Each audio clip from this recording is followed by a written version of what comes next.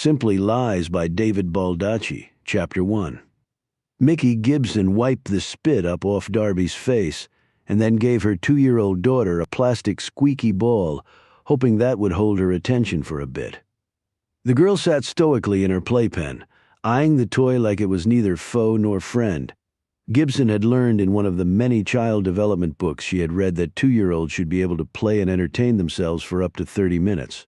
Whoever wrote that was on drugs, or else my kids have no future as adults. She was hoping for simply a 5-minute respite, just to finish her phone call. Gibson hefted her 3-year-old son, Tommy, who had been doing his best to use his mom as a jungle gym, and placed him on her thrust-out right hip. It was only 11 in the morning and she was already exhausted. She said into her headset, "Okay, Zeb, I'm back. Like I said before, the paper trail is pretty clear. There's at least 200 mil in 6 different bank accounts, 3 in Chad, 1 in Bermuda, and 2 in Zurich. Larkin must know we're closing in, so he's probably going to try to move that money ASAP, and I may not be able to track it again." Gibson listened for a few moments as she deftly dodged Tommy's attempts to grab her hair and knock off her headset. Darby threw the ball out of the playpen and hit her mother in the back before starting to wail, then tried to climb to freedom over the playpen rails. Gibson noted this and went into action. While still holding Tommy, she grabbed the ball off the floor, tossed it up in the air, and deftly caught it behind her back, one of the skills she had developed from her basketball days. Darby stopped climbing, grinned, and started clapping. "Mommy, Mommy, gee, good." Tommy was also mesmerized by this enough to stop attacking his mother's hair. "Do it again," he ordered. Gibson kept repeating this act while she said, "Right, Zeb, I understand. But the fact is I got lucky on some key clicks and ran down a couple tricky leads that paid off, but there's no guarantee that will happen again. The lawyers need to get injunctions filed and put concrete lids on those accounts before he can wire that money out to God knows where. I checked, and we can get the assets frozen because all those countries are subject to the usual global banking laws, so Larkin can't grease their skids without severe consequences to their memberships in the international financial community." Gibson paused for a moment and tossed the ball again so she could remove Tommy's index finger from her right eye. Nimbly catching the ball, she said, "Larkin's probably already regretting not burying those funds deeper, offshoring them in the Cook Islands, or laundering them beyond our reach." As she continued to try to control her gyrating son, she added, "I've also already provided the evidentiary trail to the creditor's lead bankruptcy lawyers, and they're following up too.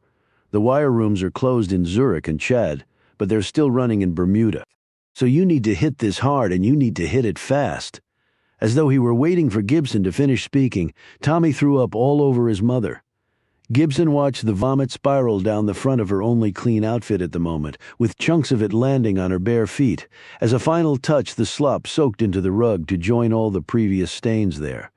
Darby started laughing and pointing. "Gee, good tea, Tommy."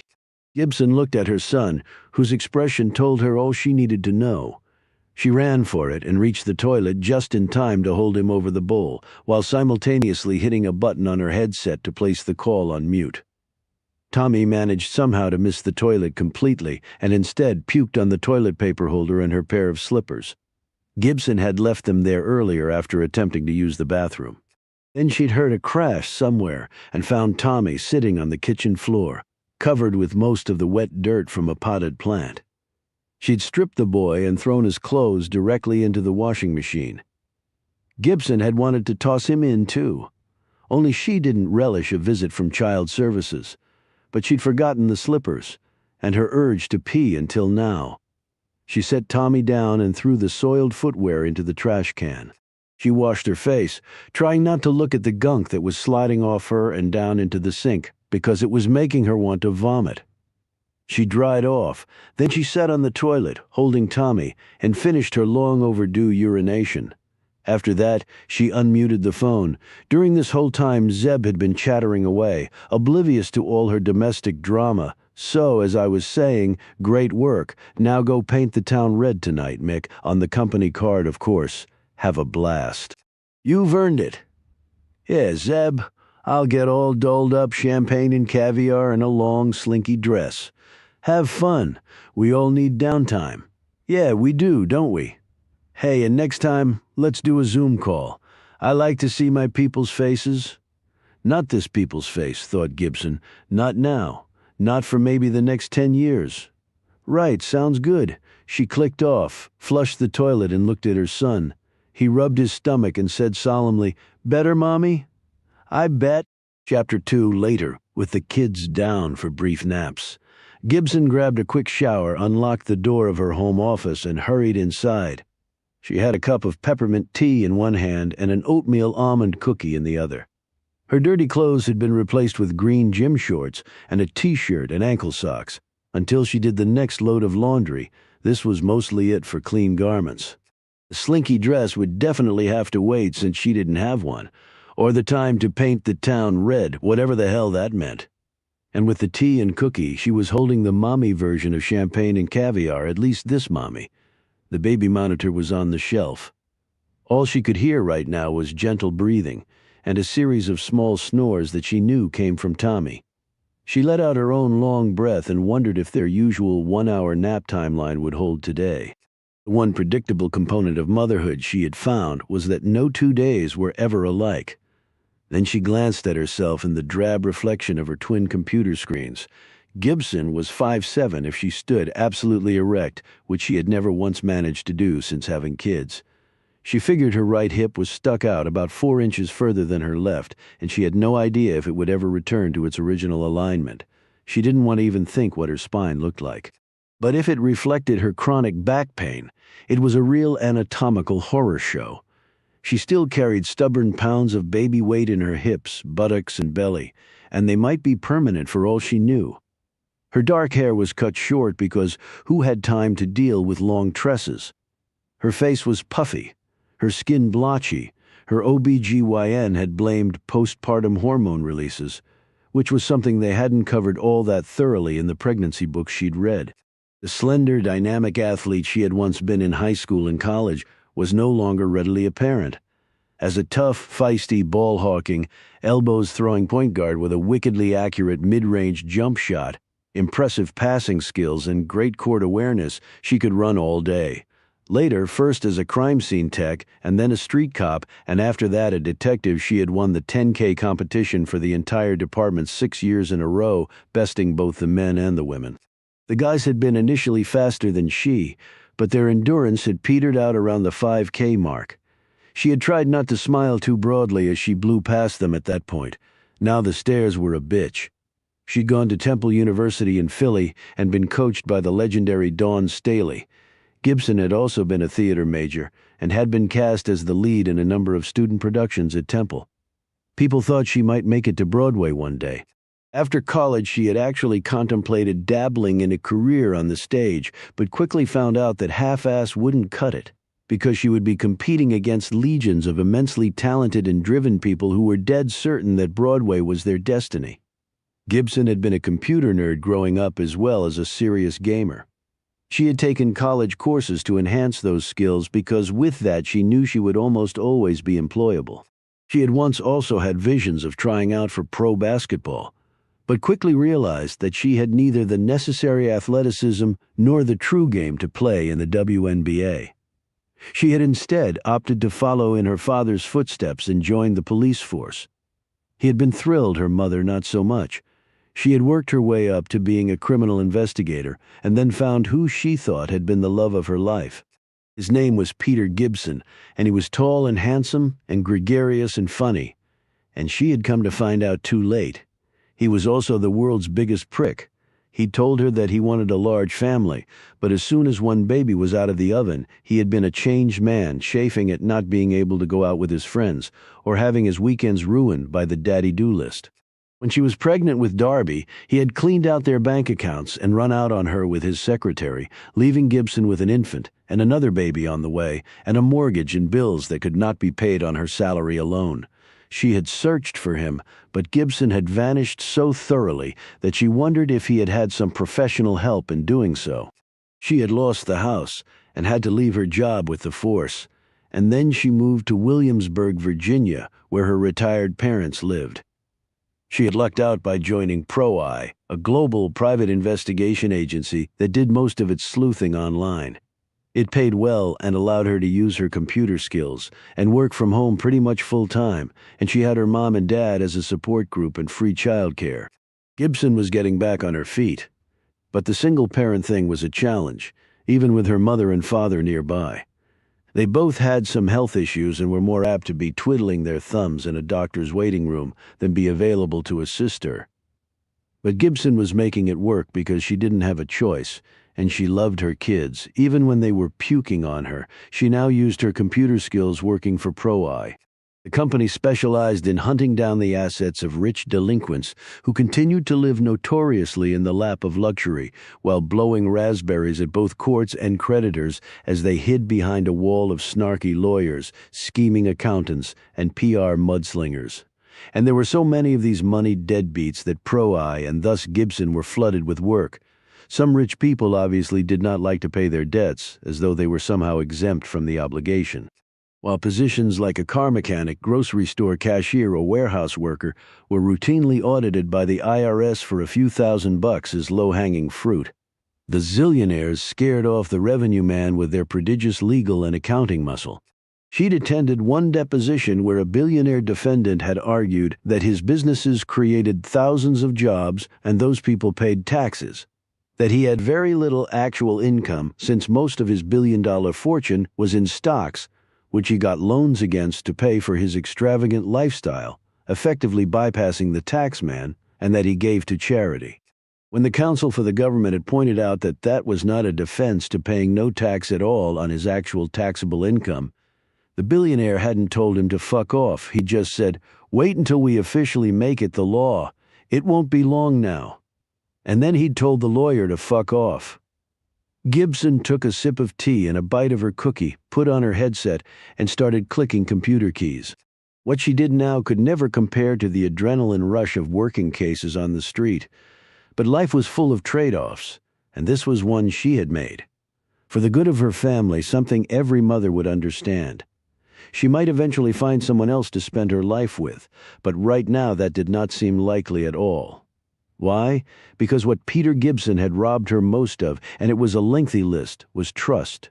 Trust in men, and even worse, trust in herself. Gibson prepared to get to work chasing down a rogue businessman who had $2 billion in assets somewhere, but unfortunately also had $4 billion in debt. Just another world-class punk fraudster in a sea of them. 20 years ago, there were fewer than 500 billionaires in the world. Now there were nearly 3,000. That was an enormous amount of wealth creation, for a very select few. Everybody else, not so much, she mused, but then her phone rang. And everything in Mickey Gibson's suburban single-mom life was about to get blown straight to hell. Chapter 3. M.S. Gibson. This is Arlene Robinson from ProEye.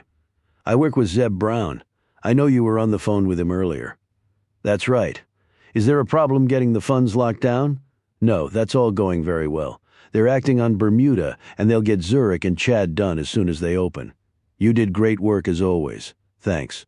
I don't believe we've spoken before, said Gibson as she bit into her cookie and took another sip of her tea. We haven't. I've been with ProEye for 18 months, but I was just transferred to Mr. Brown's division 3 weeks ago. He's always spoken highly of you. Then she chuckled. What, said Gibson? He also informed me that he told you to paint the town red tonight or something to that effect, on the company dime, of course. Yeah, he did, said an amused Gibson. I looked you up before I called. You're a single mom with 2 little kids, right? Now Gibson understood the chuckle. That's right. And just as I was telling Zeb to lock down those accounts, my son threw up on me. Well, I've got 3 under the age of 5 at home, so I can definitely relate. And I knew you weren't going to be painting anything red unless it's a room in your house. Gibson laughed, spoken like a true mom. Where are you operating from? Albany? I was told it was ProEye's headquarters about 10 years ago, before they really took off and went global. That's right, I've been with them for about 2 years. It's a good firm, and it lets people work remotely, which is very nice. Yes, it is. So what can I do for you, Ms. Robinson? Please, make it Arlene. Here's the thing, and it's a little different, but I was told to call and run it past you. Okay, said Gibson expectantly. There's an old mansion near Smithfield, Virginia, on the James River, that went into foreclosure. That's why they thought of you. Because you're in the area. Thought of me for what? They want you to go there and take an inventory of the home's contents. The file says that there's a house key under a statue of a cat near the front entrance, if you can believe that. This is a little unusual. I usually do my sleuthing on the internet. I know that's most of what Pro-Eye does, as you know. But this is what I was told, and they'd like you to go out today if possible. You can talk to Zeb if you want, but I know he's in a meeting now, and they really wanted to get you out there fast. It sounded to me like there might be a nice field bonus in there for you too. Gibson was thinking that doing a little field work would be a welcome change from staring at a computer screen for the next few hours, and bonuses were always nice. She would have to call her parents and hope they could come over. She had their calendar and she brought it up on her screen. Okay, they have no doctor appointments today. That's a miracle. I think I can make that work. What can you tell me about the property and Pro-Eye's interest? I've got the info up on my screen. The mansion was built in the 1920s by a man named Mason Rutherford. He was a robber baron who made his money in railroad, timber, and mining. He owned a mansion in Colorado, a 5-story townhouse in New York, and this place in Virginia. It's on land where a British lord built his home. It was later burned down during the Revolutionary War, she added in a joking manner, so there might be a ghost or two around. Just what I always wanted to be, a ghost hunter. Rutherford died in 1940, and his wife Laura, who was much younger than he was, lived there until 1998. She was 100 when she passed away, and the place had fallen into disrepair. Must have cost a fortune to keep up. And the current owner? Asked Gibson, who was wondering what she was going to wear on this field trip.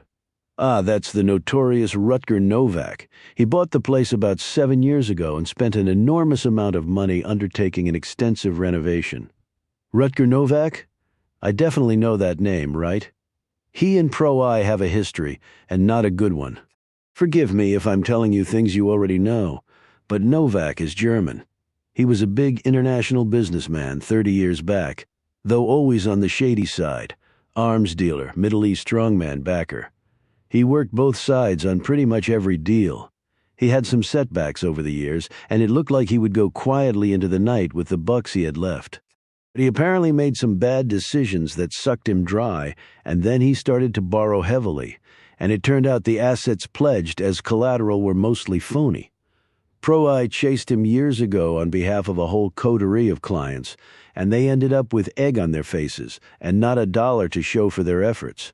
Gibson said, "That part I know very well. It was before my time, but the firm has never forgotten it. It's part of the company lore. They even tell it to you during orientation as a warning sign against complacency and not going the extra mile. Well, time apparently caught up to Novak. Everything has now gone belly up in the last couple of months. Is he around, or did he hit the road like last time? Vanished, or so the file says. He owes so much his creditors are trying to grab everything they can. This mansion is one of them. That's why they want you to go there. The firm wants to make amends for what happened last time. You said near Smithfield? Can you be more specific?"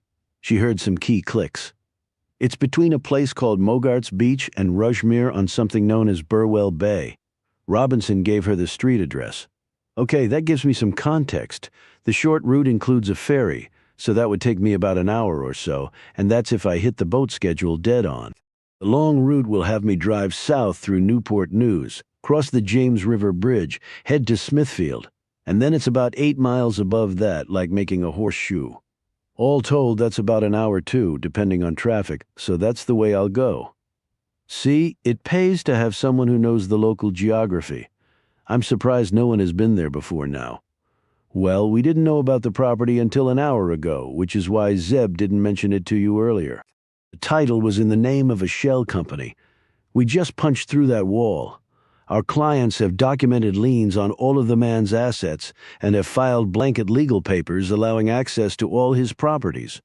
We're hoping Novak left so fast he couldn't clean the place out, because our intel is that he loved the finest things in life, and that place might be full of them. Paintings, furniture, sculptures, hell, the creditors will take oriental rugs, silverware, the contents of a wine cellar or a library, whatever. Regardless, they'll be lucky to get a nickel on the dollar. Yes, they will. Okay, I'll head out as fast as I can. And the kids? Asked Robinson. My next call will be to my parents. They're local. Thank God for local parents. Mine live on the West Coast, and I think that's by design. Chapter 4. The black pantsuit was snug around the hips and tight around the waist, with her stomach pooch drooping over it, although the white blouse hung well on her frame. But Gibson was pissed because, while the blouse was hers, she'd had to borrow the pantsuit from Dorothy Rogers, her mother. You did birth 2 kids. You don't snap right back from that. Well, it has been 2 years since Darby was born, so you're well past snapping backstage. Now she regretted the oatmeal almond cookie, and she had seen the look her mother had given her when she'd come down the stairs in her clothes. No words, just that look, that smirk. But then her mother did remark, I just bought that outfit at TJ Maxx, but then I have been working out a lot more and watching my diet. It's very important as one gets older. Although none of us is getting any younger, right, honey? But for now, just button the jacket and no one will notice how tight it is on you.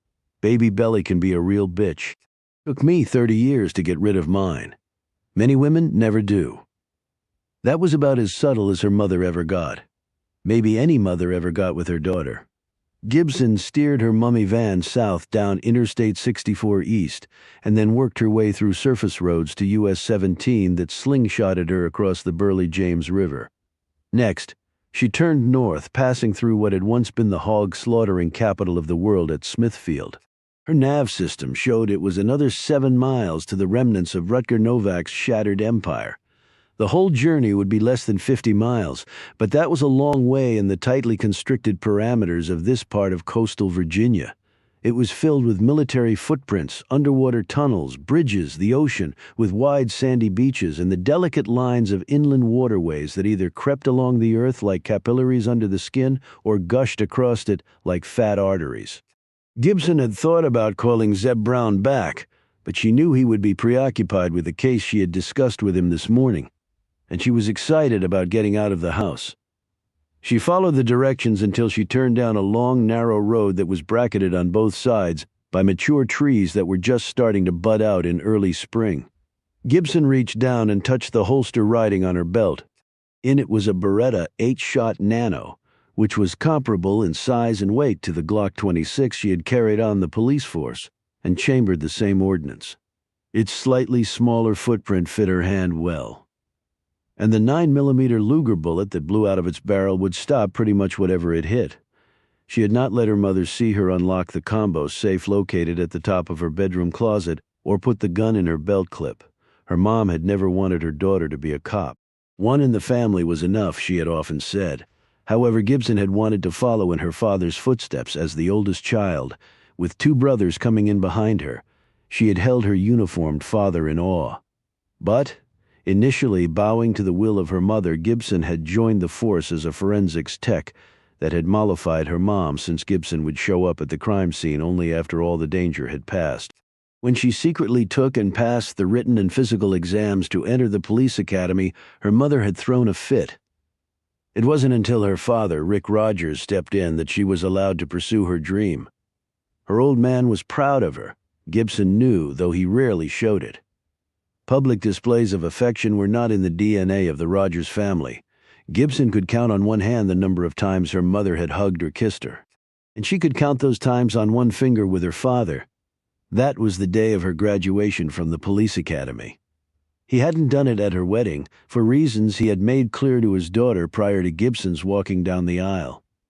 She turned off the road she was on and started down another. The property was just up ahead on the right. And maybe I'll find some British ghosts living in the old mansion.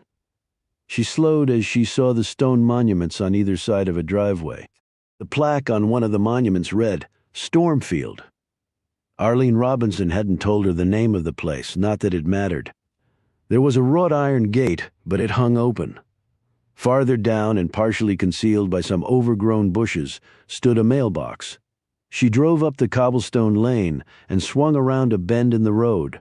Revealed was a sprawling old manor house that looked as though it hadn't changed a jot since it had been built. Rutger Novak's renovation must have all been on the interior. She could only describe the architecture as an unruly blend of baronial, feudal, and Gothic, with a bit of Versailles thrown in for no apparent reason. It sat in front of her, stained and discolored after a long residence next to the unforgiving elements of an estuary reeking of equal parts saltwater and freshwater. She parked in front and got out.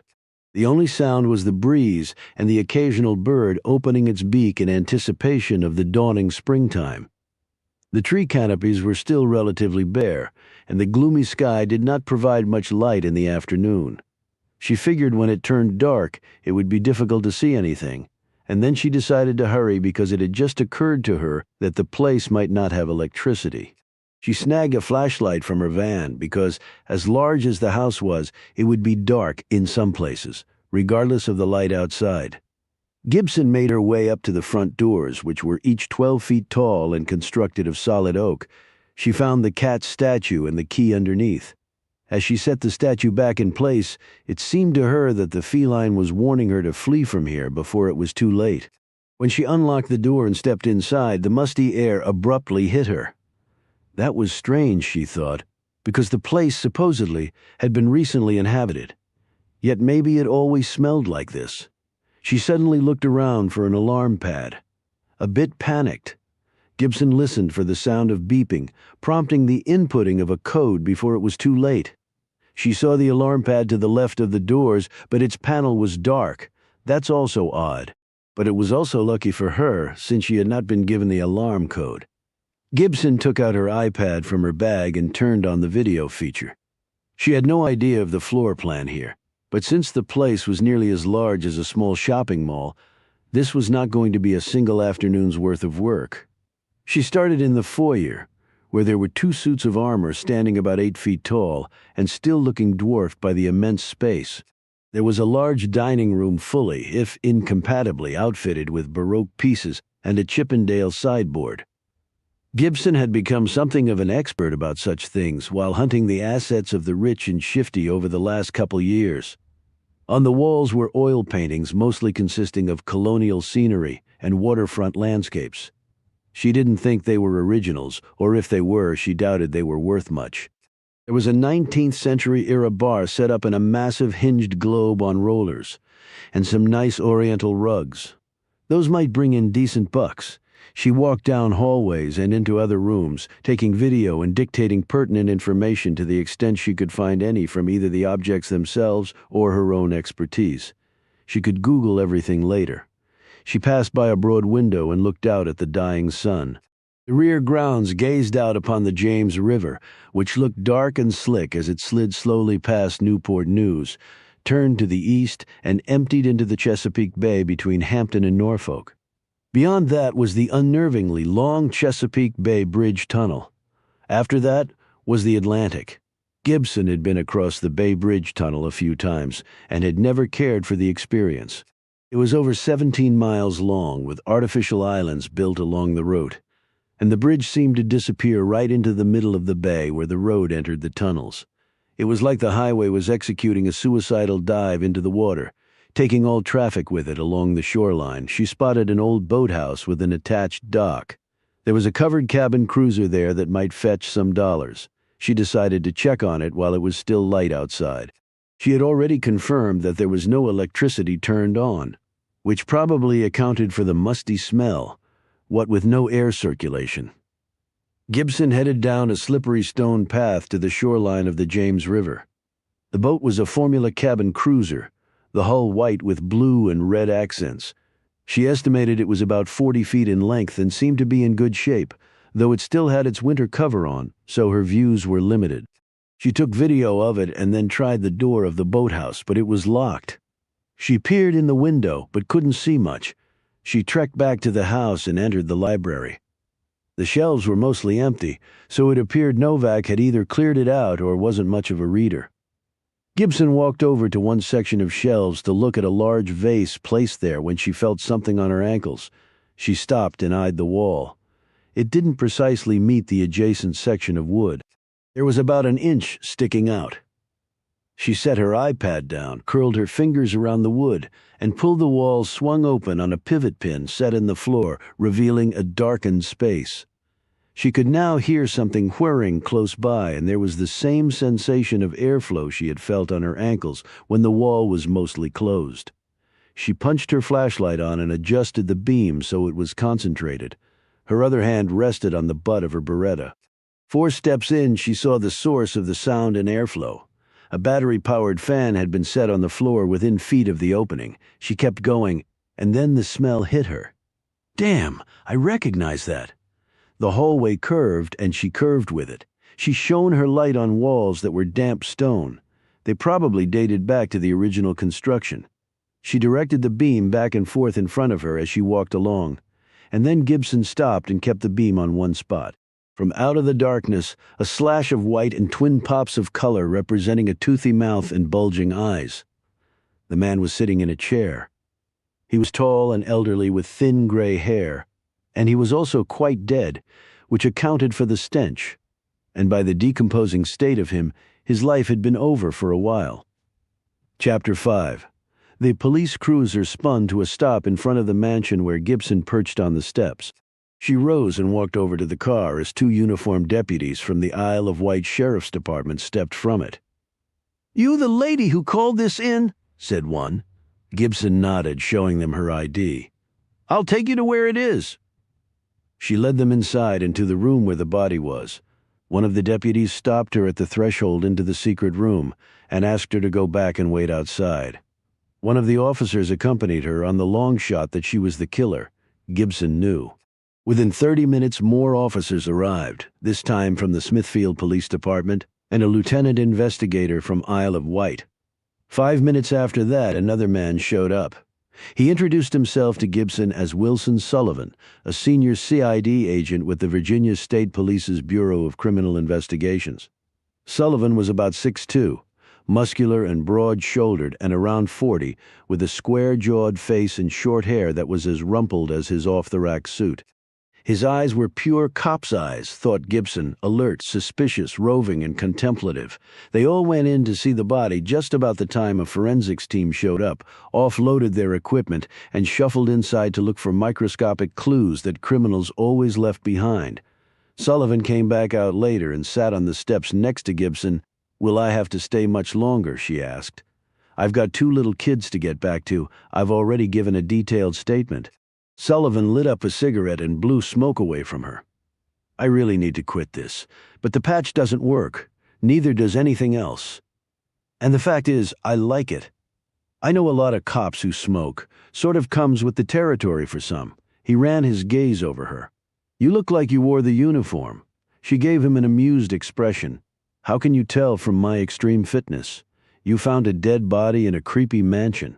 You're not hysterical or crying or otherwise upset. That means you're either the killer or you're used to seeing dead bodies.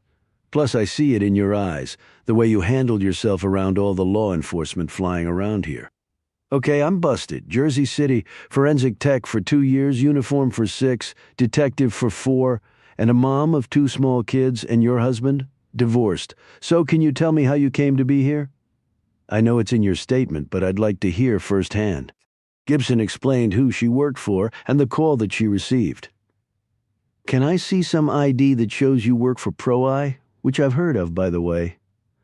Gibson pulled out both her driver's license and Pro-Eye credentials. Sullivan studied the twin cards before handing them back. "They good folks to work for?" "They are for me, and it gives me flexibility. I mostly work behind a computer at home." "But not this time," said Sullivan pointedly. He finished his smoke, pocketing the butt. "Don't want to contaminate the crime scene," he noted. "So, Rutger Novak?" "Yes." Sullivan got a look in his eyes that Gibson did not like. "I've heard of him, though not too much lately. Didn't know he was living around here. I didn't even know this place was here. I'm a relative newcomer to the area. I was told it was built by some robber baron named Mason Rutherford back in the 1920s, and that a British lord's house used to be here before it was burned down during the Revolutionary War." Sullivan gave her another look that Gibson liked even less than the first one. "What?" she asked. "I've only been in this area a couple years, too. Came up from North Carolina, but I learned pretty fast, and I've never heard of a British lord having a home here. Never heard of this Mason Rutherford either. And I checked on this Stormfield place before I headed out here. Rutger Novak never owned it." Gibson looked perplexed. I don't understand. Neither do I, retorted Sullivan, giving her a sharp look that Gibson had given many suspects in her time as a cop and detective. Shits. Sullivan took out his phone and scrolled through some screens. Stormfield wasn't built in the 1920s. It was built in 1950 by a man named Richard Turner. He was the great-grandfather of the people who lived here before the current owner. He made his money in advertising up in New York, but he was from Tidewater and returned home to build this mansion. The Turner descendants owned it until about 6 years ago. He stopped and eyed her. I don't understand any of this. I was told that Laura Rutherford lived here until she was 100 in 1998, and Sullivan turned when a uniformed officer came out and called to him. "Excuse me," said Sullivan, standing up and joining the man for a minute. They had a whispered conversation that included several glances at Gibson, who was growing more uncomfortable by the minute. She looked at her watch and was expecting a call from her mother at any moment, demanding to know where the hell she was. After the officer went back into the house, Sullivan rejoined Gibson on the steps, his features grim but otherwise unreadable. "Problem?" said Gibson. Sullivan took out his cigarette lighter and clicked the top back and forth like his personal fidget toy. "We called Pro-Eye about you. They just got back to us, and they confirmed that I worked for them. Yes, they did. I sense a butt coming, but they never asked you to come out here to do an inventory on this place. They never called you at all about Stormfield. They have no idea what it is or where it is." Gibson caught a breath and gaped. "Who did your people talk to?" "Fellow named Zeb Brown. He said he was your immediate supervisor. He is, so care to explain the discrepancy, because one of you seems to be lying, and I'd like to know which one it is," I told you. "I got a call from Arlene Robinson from the Albany office." "There is no Arlene Robinson in the Albany office.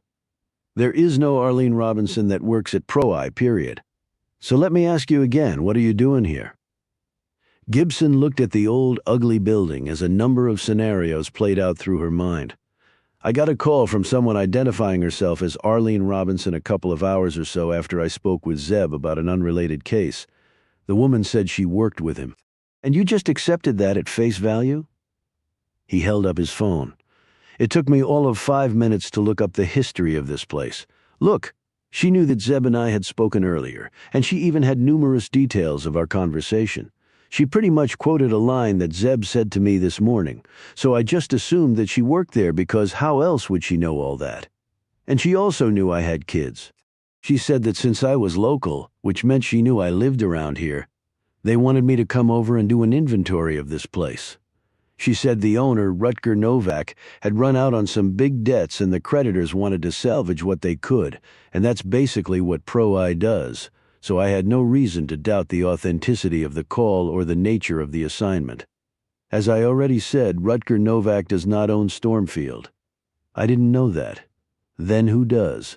The man you found in the secret room, Daniel Pottinger? Then you've identified him? Preliminarily. He had a wallet with a driver's license. Photo matched the deceased. We'll confirm that, of course. Who is he? Rich. Obviously, I've never met him. He came here and bought Stormfield from the Turners. That's all I know. How did Pottinger die?" Sullivan shook his head. "Can't get into that. We're going to need your phone records to confirm you got a call. Maybe we could trace it, if it actually happened." "I'm telling you the truth. Why else would I be here? Why would I have called the police when I found the dead body?" "I don't know, Miss Gibson. There are reasons on both sides why you would." "What do you mean, both sides?" "Those that favor you being innocent, and those that favor you being involved in the murder of Daniel Pottinger." "So he was murdered?" "I could see no wound," said Gibson. "Your driver's license says you live in Williamsburg." "Yes, with my 2 young kids, as I mentioned before, and my mother is watching them and will be expecting me back." This was a spur-of-the-moment thing, and I had to call her in to be the babysitter. I thought I was going to be spending the day chasing down assets on the internet, not finding a murdered man in a gloomy old mansion. Well, it would have been much better for you if you had stuck to being a digital detective. It's a lot more dangerous out here. "What happens now?" asked Gibson. "I'll follow you back to your house, and then we can talk some more, and I can check on some things that, hopefully, will exclude you from the suspect list." "Do you really believe I had something to do with this murder?" You were a detective once. How would you answer that? Asked Sullivan. Gibson sighed. Everyone's a suspect until it's proved conclusively that they're not. Good that you still remember that. He took her firmly by the arm. Let's go. Chapter 6 on the drive back. Gibson kept looking in the rearview mirror at Sullivan in his sedan. She was trying to gauge whether the man seriously considered her a suspect in the murder or not. His look was focused yet distant, as though he had a great many scenarios flitting through his head. He reminded Gibson of herself on a case, consuming all the facts of a crime scene, but then taking the time and distance to weave them into plausible theories that might, or might not, turn out to be supported by the facts. When they arrived at her house, Gibson introduced Sullivan to her mother, but didn't elaborate on why he was here. It's work-related, Mom. Can you hang around a bit to watch the kids? I have some things to go over with Detective Sullivan, thanks. Dorothy Rogers eyed her daughter and then glanced at the tall and attractive Sullivan and smiled. Well, I'll just leave you two alone then. Gibson had to work extra hard to keep the grown insider from coming out. He doesn't want to date me, Mom. He wants to figure out if I'm a murderer. She took Sullivan into her office and slipped out her iPhone. This is my business phone. She scrolled down the screen. Here's the number she called me from. It didn't have a name because it wasn't in my contacts or a location tag, but I usually answer because my job pretty much requires that. Sullivan punched in the number on his phone and held it to his ear. It rang and rang, but no one answered. Probably a burner or something like it, or voice-over untraceable IP bullshit. We'll try to track it, but don't hold your breath. He looked around at her office setup and the two monster screens. So this is where the investigatory magic happens. If you want to call digital drudgery that, yes it is. Gibson sat down, took off her shoes and rubbed her feet. Sorry, not used to wearing even low-heel pumps anymore. Sullivan sat down across from her. Anything else you can remember from the call? Gibson knew he could have asked her all this back at Stormfield, but he obviously wanted to see if her suburban mom story checked out or not. I'm naturally skeptical like any good ex-cop, but she played every beat perfectly. She threw in the conversation with Zeb first, which took away any doubt I might have had. Which means either your boss is in on this, or she does work there, used a fake name and phone and overheard the conversation, or she tapped Zeb's phone or mine and got the necessary intel that way. Sullivan nodded appreciatively. You're not showing any rust at all from your detective days. Really, I think I need a full lube job after what happened. She reeled me in, hook, line, and sinker. Like you, I would normally have checked out the place online, but she provided a history for it that sounded plausible, and they wanted this done really fast, or at least she said that. And she never told me the name of the place. That was probably so I wouldn't check it out and determine everything she said was bullshit. And on top of all that, she used the name Rutger Novak. Why is that significant? Asked Sullivan curiously. Long before I joined Pro-Eye, they had a battle royale with Novak. He ended up winning because he disappeared and Pro-Eye couldn't find a single asset to grab for their clients. It was a big black eye for the firm, so every employee that they hire during the orientation gets a snootful of info on Novak, as if to say, you better work hard and cover every angle. Or the big fish slips away. She must have known that about the firm and mentioned his name to me, so I would have no doubt she worked there. Mickey Gibson. It says that on your license. But isn't it short for Michelle? No, my given name isn't Michelle. It's Mickey. Okay, is there a story behind that? Gibson sighed resignedly. To say my late grandfather was a die-hard Yankees fan would be a gross understatement. He bled the navy blue pinstripes.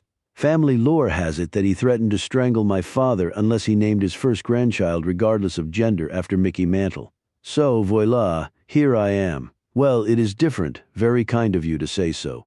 Growing up with that name, I would have used a different word to describe it. Made you tougher, I take it. Made me something. Which then leads us to the question of why you, out of the entire universe of people she could have made that call to. I thought about that all the way on the drive back. I didn't come up with much other than I work for Pro-Eye and live close to Stormfield. She obviously wanted me to go there and find that body today.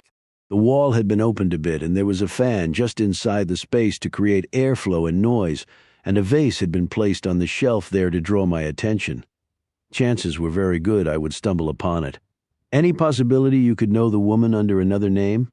I didn't recognize the voice, but she could have altered that. I don't know all that many people around here other than some other moms and dads in my neighborhood. So you think the crime scene was arranged? There's no power on in that house. Fan was battery operated. Wall left partially open. Dead body fan on. Yeah, it was staged. And then the call came to me, Sullivan said, and the techs estimated the fan had a decent charge left. So whoever turned it on was there probably today. Maybe this Arlene Robinson even called me from there. She knew where I lived, and she knew how long it would take me to get to Stormfield, because I basically told her it would be about an hour after I left my house. So the question becomes, did she kill him? How long has he been dead? It wasn't today, I can tell you that. I could see that for myself. Why would anyone want to kill Pottinger? Did he have any enemies? Early for all that, we're checking out various possibilities. I was told the place was abandoned. But if Pottinger was still living there, where's all the hired help? He couldn't have taken care of that place all by his lonesome, but it was empty when I got there, and the power was off, and the place didn't really look lived in. There was stuff that I inventoried, but it just had the feel of being abandoned. Checking into all of that. So am I off the suspect list? Not quite, but you're getting there. He rose. We'll be in touch. Look, if you need another pair of eyes on this. Not the way the Virginia State Police works, sorry. Gibson took a symbolic step back. Of course, he eyed the computers. I guess it was a big change going from the streets to this. It was, but being a parent is an even bigger change in your life. Maybe the biggest. He left Gibson there staring at the screens around which her work life now flowed. What the hell have I just stepped in? Chapter 7. Gibson put the phone down after having talked to Zeb Brown.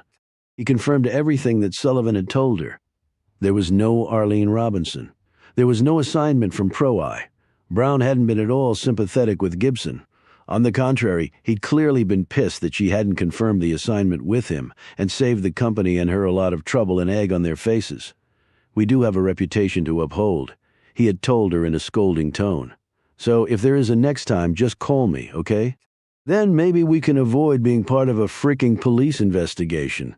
And maybe you should bag going out tonight to celebrate the Larkin matter and get your head on straight. He'd clicked off before she could reply. She slowly set the phone down. Okay, he thinks I'm either an idiot or I'm involved in a crime. And I'm not sure which is worse because I cannot lose this job. Later, she fed her kids, played with them, bathed them, and put them to bed. She still had on her mother's pantsuit.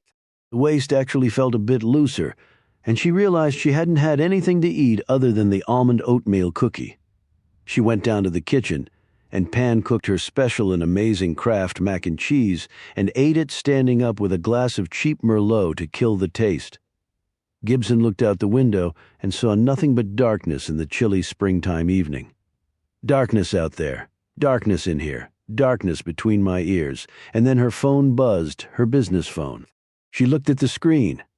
It was a text. Can you talk, AR?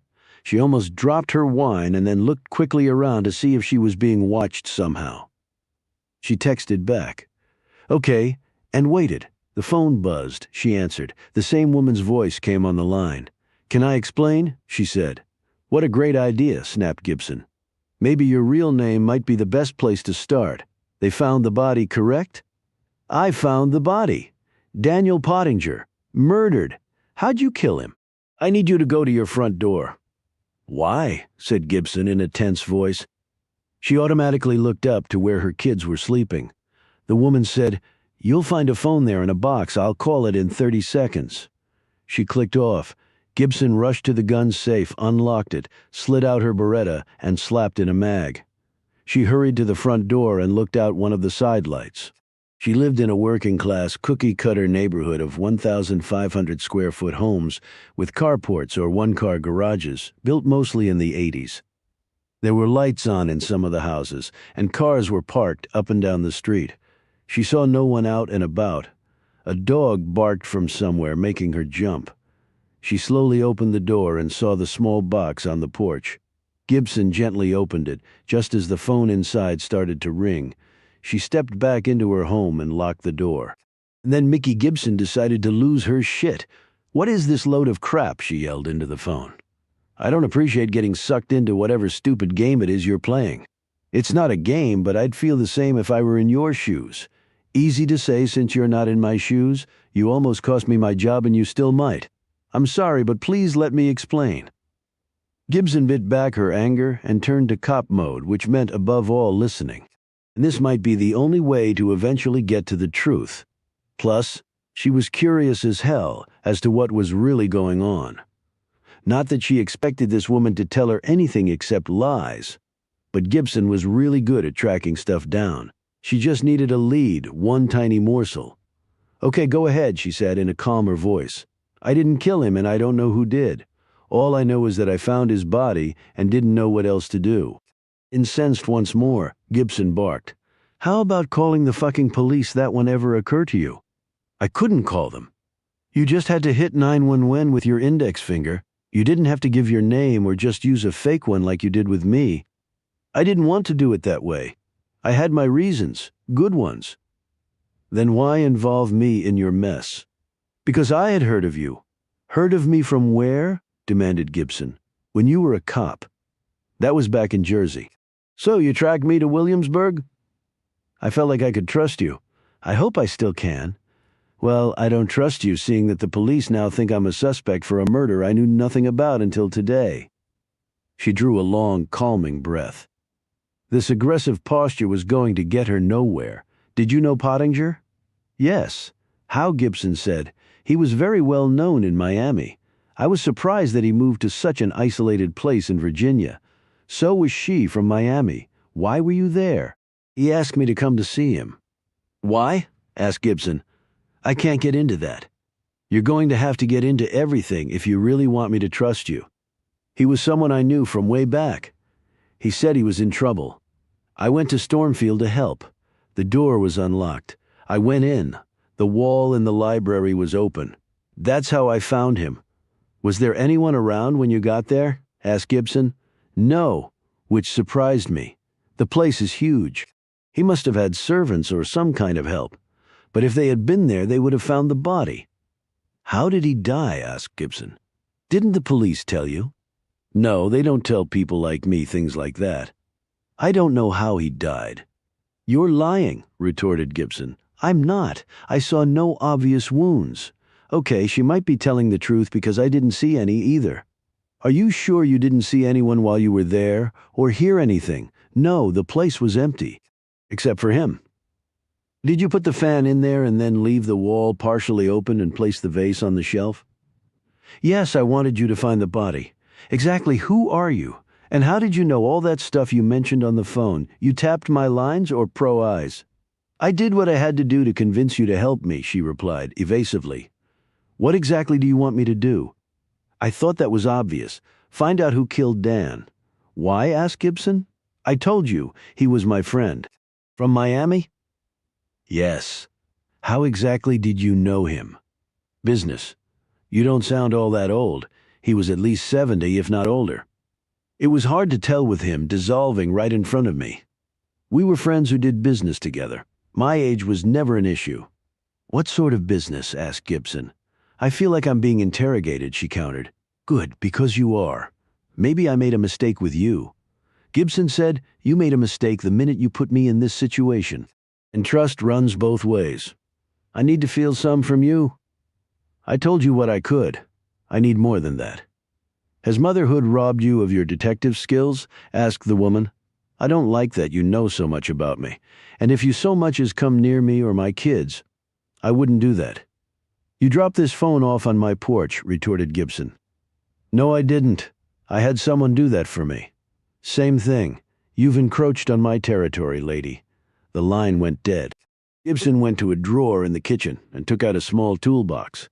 She spent 5 minutes taking the phone apart to see if it contained a listening or tracking device. It held neither. She put it back together again and checked her front door camera using her phone app. At 9:13, a hooded figure had come around one side of her house, placed the box on the front porch, and hurried off. She calculated the person's height at 5'8". and weight at maybe 120. But that was iffy because of the bulky hoodie. Could have been a tall woman or a small man. She sat down at her kitchen table and stared at the reassembled phone before looking down at the butcher block table she'd bought from Wayfair with a signing bonus from Pro-Eye. Her life as a divorced woman with 2 young children had, up until today, been predictable and safe. Her old job as a cop had been none of those things. For her kids' sake, she'd wanted to leave that old life, and she had. Then, her new life had become tedious now. Today had come along to deliver her kicking and screaming right back to her old life. She rose and made sure every window and door was secure, and then Gibson set the alarm system. She locked her gun away, grabbed the baseball bat that she'd used on the girls' softball team in high school, and slept on the floor between her 2 kids. But she didn't really sleep, because every sound in the house made her open her eyes and check for would-be murderers. This is getting downright creepy. Should I tell Wilson Sullivan about this? But if the police took over, she would be cut out of the investigation completely. And Sullivan might not believe her even if she showed him the phone and the camera footage. If someone was going to threaten her family, she wanted to be in the loop and have an opportunity to do something about it. For all those reasons, Gibson decided to keep quiet for now. She awoke with a start the next morning when she felt something on her face. She gripped the bat and was about to. Tommy was stroking her cheek. "I hungry, Mommy." She blinked up at him and looked around to see Darby staring at her from behind the side rail of her bed. "Me too, Mommy," Darby said. "Who ungree?" She rubbed her belly. Gibson eyed her watch. It was 6:30. She rose off the floor and took a moment to hold both her kids as tightly as she could. If anything happened to them. Tommy put his small hand squarely on his mother's quivering cheeks and held her gaze. "Okay, Mommy?" "Sure, honey, Mommy's okay. Everything's awesome." She changed Darby's diaper, helped Tommy do his business with the toilet, cleaned them both up and got them dressed. They filed downstairs where she made them cereal and buttered toast and poured out glasses of milk. She watched them eat every bite, while she rubbed at her tired eyes and yawned and sucked down a cup of coffee like it was a shot of tequila. She had a babysitter come 3 days a week during the day to give her a break and allow her to work uninterrupted. Thankfully, this was one of those days. The kids really liked Carol Silva. She was in her late 20s, tall and lean with thick dark hair and a toothy, perpetual smile, and she brought games and puzzles and other fun things for the kids to do. She was not really in Gibson's budget, but the woman was worth every penny, and when she arrived and took charge at 8 o'clock, Gibson ran upstairs, showered in 2 minutes, and hit her computer. No delinquent billionaires today. Today was all about the dead Dan Pottinger and the anonymous woman on the phone. Chapter 8. Daniel Pottinger had been a recluse in life, and there was little information about the man online. There were a couple of local news stories about his donating money to a youth center, and Pottinger had also given funds to a retirement home for war vets, but there were no pictures of the man. He had no social media presence and seemingly no history. The only reference to his wealth was that he had been in retail investing, whatever the hell that actually meant. Gibson did a search on Pottinger in Miami to see if he had any businesses registered there or had done any sort of commerce in the city or state. If the woman had been telling the truth, there should have been some evidence of that, but Gibson found none in the usual places. So maybe their business was in unusual places. Or maybe the absence of any real information about the man made Gibson's cop antennae tingle. So maybe she had to get off the computer and do some forensic fieldwork. And an opportunity occurred to her. She opened a drawer of her desk and removed a leather kit. Inside were items Gibson had bought with her own money when she had worked at the Jersey City Police Department. She kissed her kids, told Silva she would be back in approximately 3 hours, and drove off in her van. The ride went faster this time, since she knew where she was going. Once she drew close to Stormfield, she slowed the van. They might still be working the crime scene, she knew, but her idea could work nonetheless. She pulled off onto a side road, got out with her leather case, crossed the road, and walked about 100 feet on the shoulder before turning down the lane where Stormfield was located. She slowed her pace, looking everywhere for cop activity, but saw none. She reached the gate and saw that there was no cop car there. They must have established their perimeter closer to the mansion, perhaps around the bend. It wasn't like the locals here had the unlimited manpower that larger cities had. And thank God for that, just to make sure, she snuck through the trees until she could see the house. There was one police cruiser out front with an officer in the driver's seat. She couldn't see him clearly from this vantage point, but he appeared to be reading something on his phone. The forensics team must have finished up and gone on their merry way with Pottinger's body, and hopefully with some promising clues. She couldn't see any other cars. If Pottinger had hired help, they wouldn't be allowed in the house right now, but she imagined they would have already been questioned by Sullivan, or would be shortly.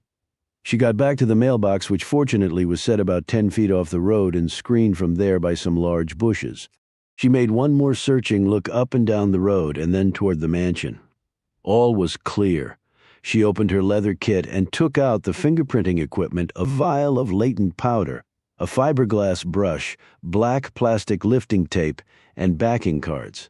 Luckily, it hadn't rained, or else she might have had to use a reactive spray to bring out the latent prints.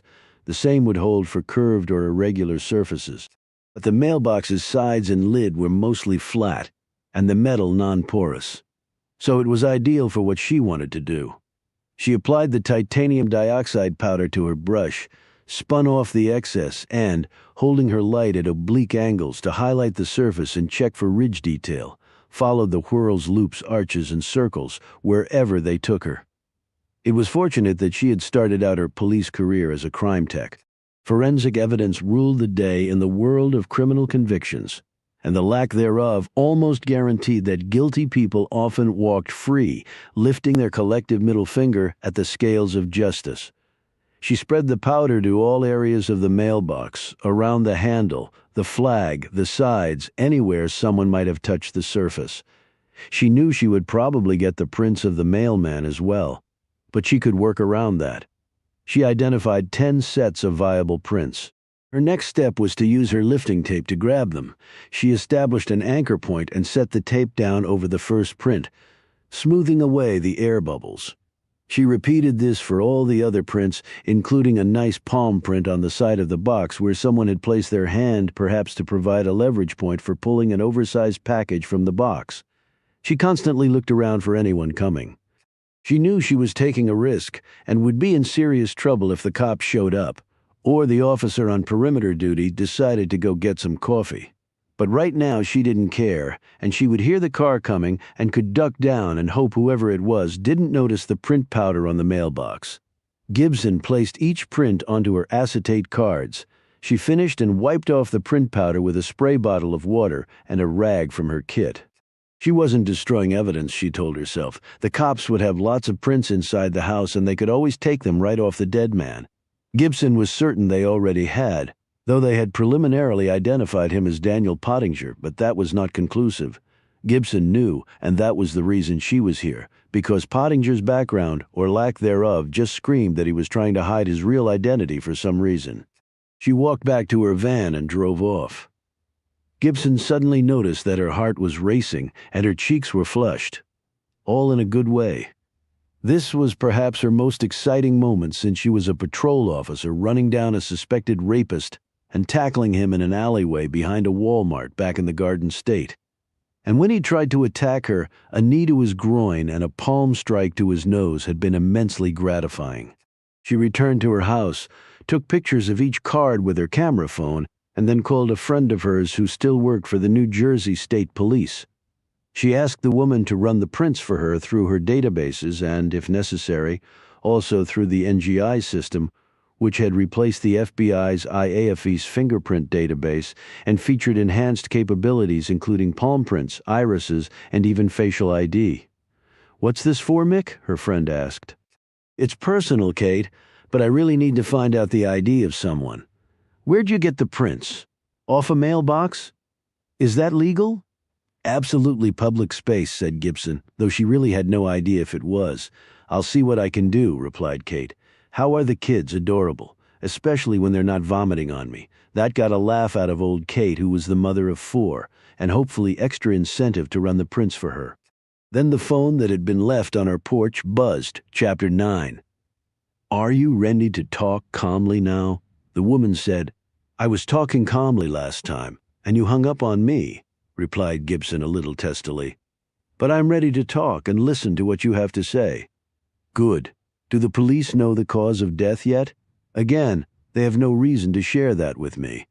In fact, I asked and they refused." "Can you ask again? Why? It could be critical. It could be instructive.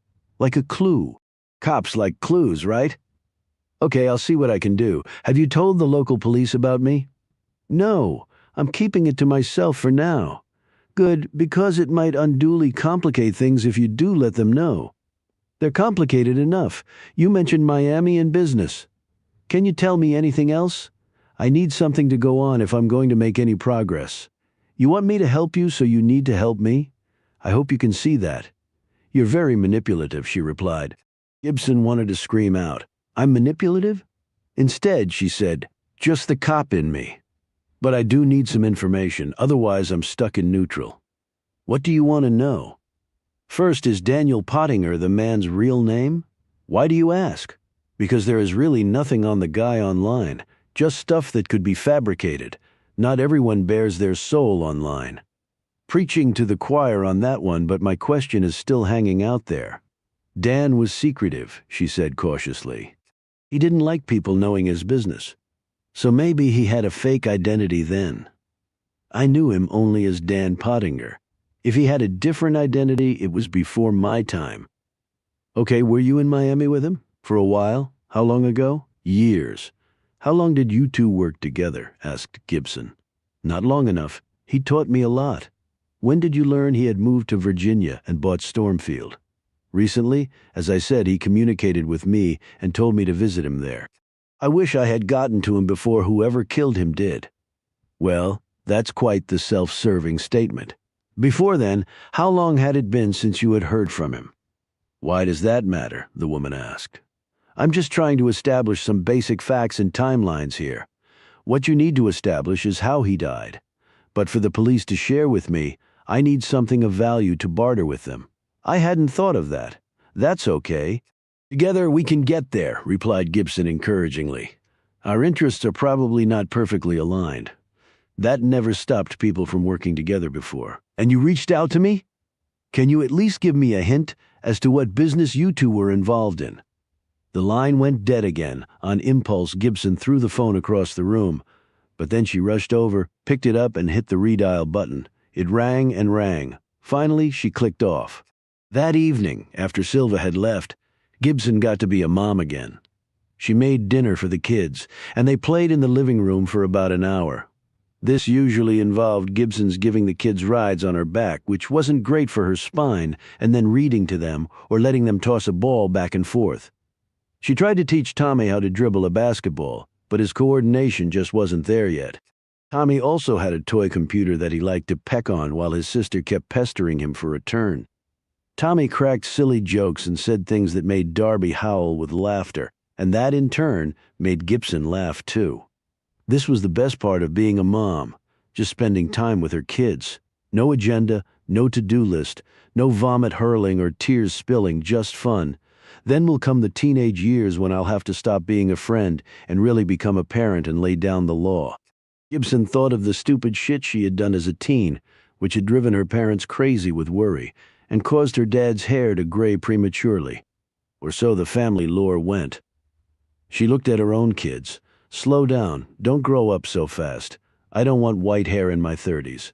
She put them to bed after reading them another story about a kindly farm animal that helped her friends get out of trouble. I could use a friend like that, thought Gibson as she closed the book and put it on the shelf. She was about to leave after turning off the light. But then Gibson lingered by the door, the moonlight from the window illuminating the sleeping forms of her kids. It was a perfect vision of peace and security in an imperfect and often violent world. The dead Daniel Pottinger in his secret little room, the mysterious lying lady on the phone. Gibson's entanglement in something she couldn't understand. She felt like a little girl again, alone and afraid of unseen dangers lurking for her. As a single woman and a cop, she had felt equipped to take on anything.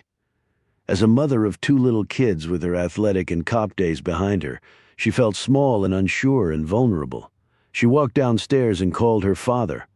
Rick Rogers answered on the second ring and said in his naturally gruff voice, "I was wondering when you were going to call, Mick." "Why?" "Your mother told me some police detective was at your house that you had business with. And before that, you had her come and babysit on the spur of the moment. What's going on?" Gibson told him about the call from Arlene Robinson, the journey to Stormfield, finding the body of Pottinger, meeting with Detective Wilson Sullivan, and then the revelation that she had been duped by the very same Arlene Robinson. "And now she's calling me on this phone that she or someone else left on my front porch. You really need to let this guy Sullivan know about those calls, honey. If I sick Sullivan on her, I might lose the only shot I have at solving this sucker. First of all, it's not your job to solve this sucker. You're not a cop anymore. And second, you've got two little kids who depend on you. So let the people with the badges and guns handle this, and you go back to your nerdy computer stuff." The way he said this last part made Gibson's face flush. Her father had been the most vocal critic of her ex-husband. He had lectured his daughter over and over that the man was a scumbag and she should never, ever consider marrying him. And I didn't listen to him. I sided with the guy who ended up breaking my heart. She knew this had hurt her father deeply, because they had always been close. She didn't know if it was because she was his first child or because their personalities were similar. Everyone had called her a chip off the old block. Growing up, she had confided in her dad far more than in her mother, telling him things that were intimate and sometimes embarrassing. And her father had taken it all in stride and never betrayed her confidences. As a cop, he had no doubt seen far worse, and he understood how imperfect the world and those inhabiting it were. And to his credit, after being proved right about her ex-husband, her father had never once said, "I told you so," though his criticisms had been delivered in more subtle ways. But in speaking with him now, she wondered if he held it against her for quitting the police force and becoming basically a computer geek looking for bounty. "I know that makes the most sense," she began, "and I hope you know I would never do anything to put my kids in danger." "Then you're going to follow my advice? I'm not going to actively investigate this case, but I want to let it play out for a bit, see where it goes. You may not like where it goes. This person sounds manipulative and slick. I worked with the fraud division for a couple of years. It made me disgusted with my fellow human beings. The ones who committed the fraud and the ones who, despite all the clear evidence to the contrary, refused to accept that they were being duped, like me and my ex," thought Gibson, who also wondered if this was another subtle dig from her father. "I know, Dad, and if it starts to go sideways, I'll go to the cops. I promise. Just to be clear, my advice is for you to go to the cops now." Okay. Hey, I got some prints that I think are Pottinger's." "Why?" "Because I don't think that's his real name. I'd like to know who he really is."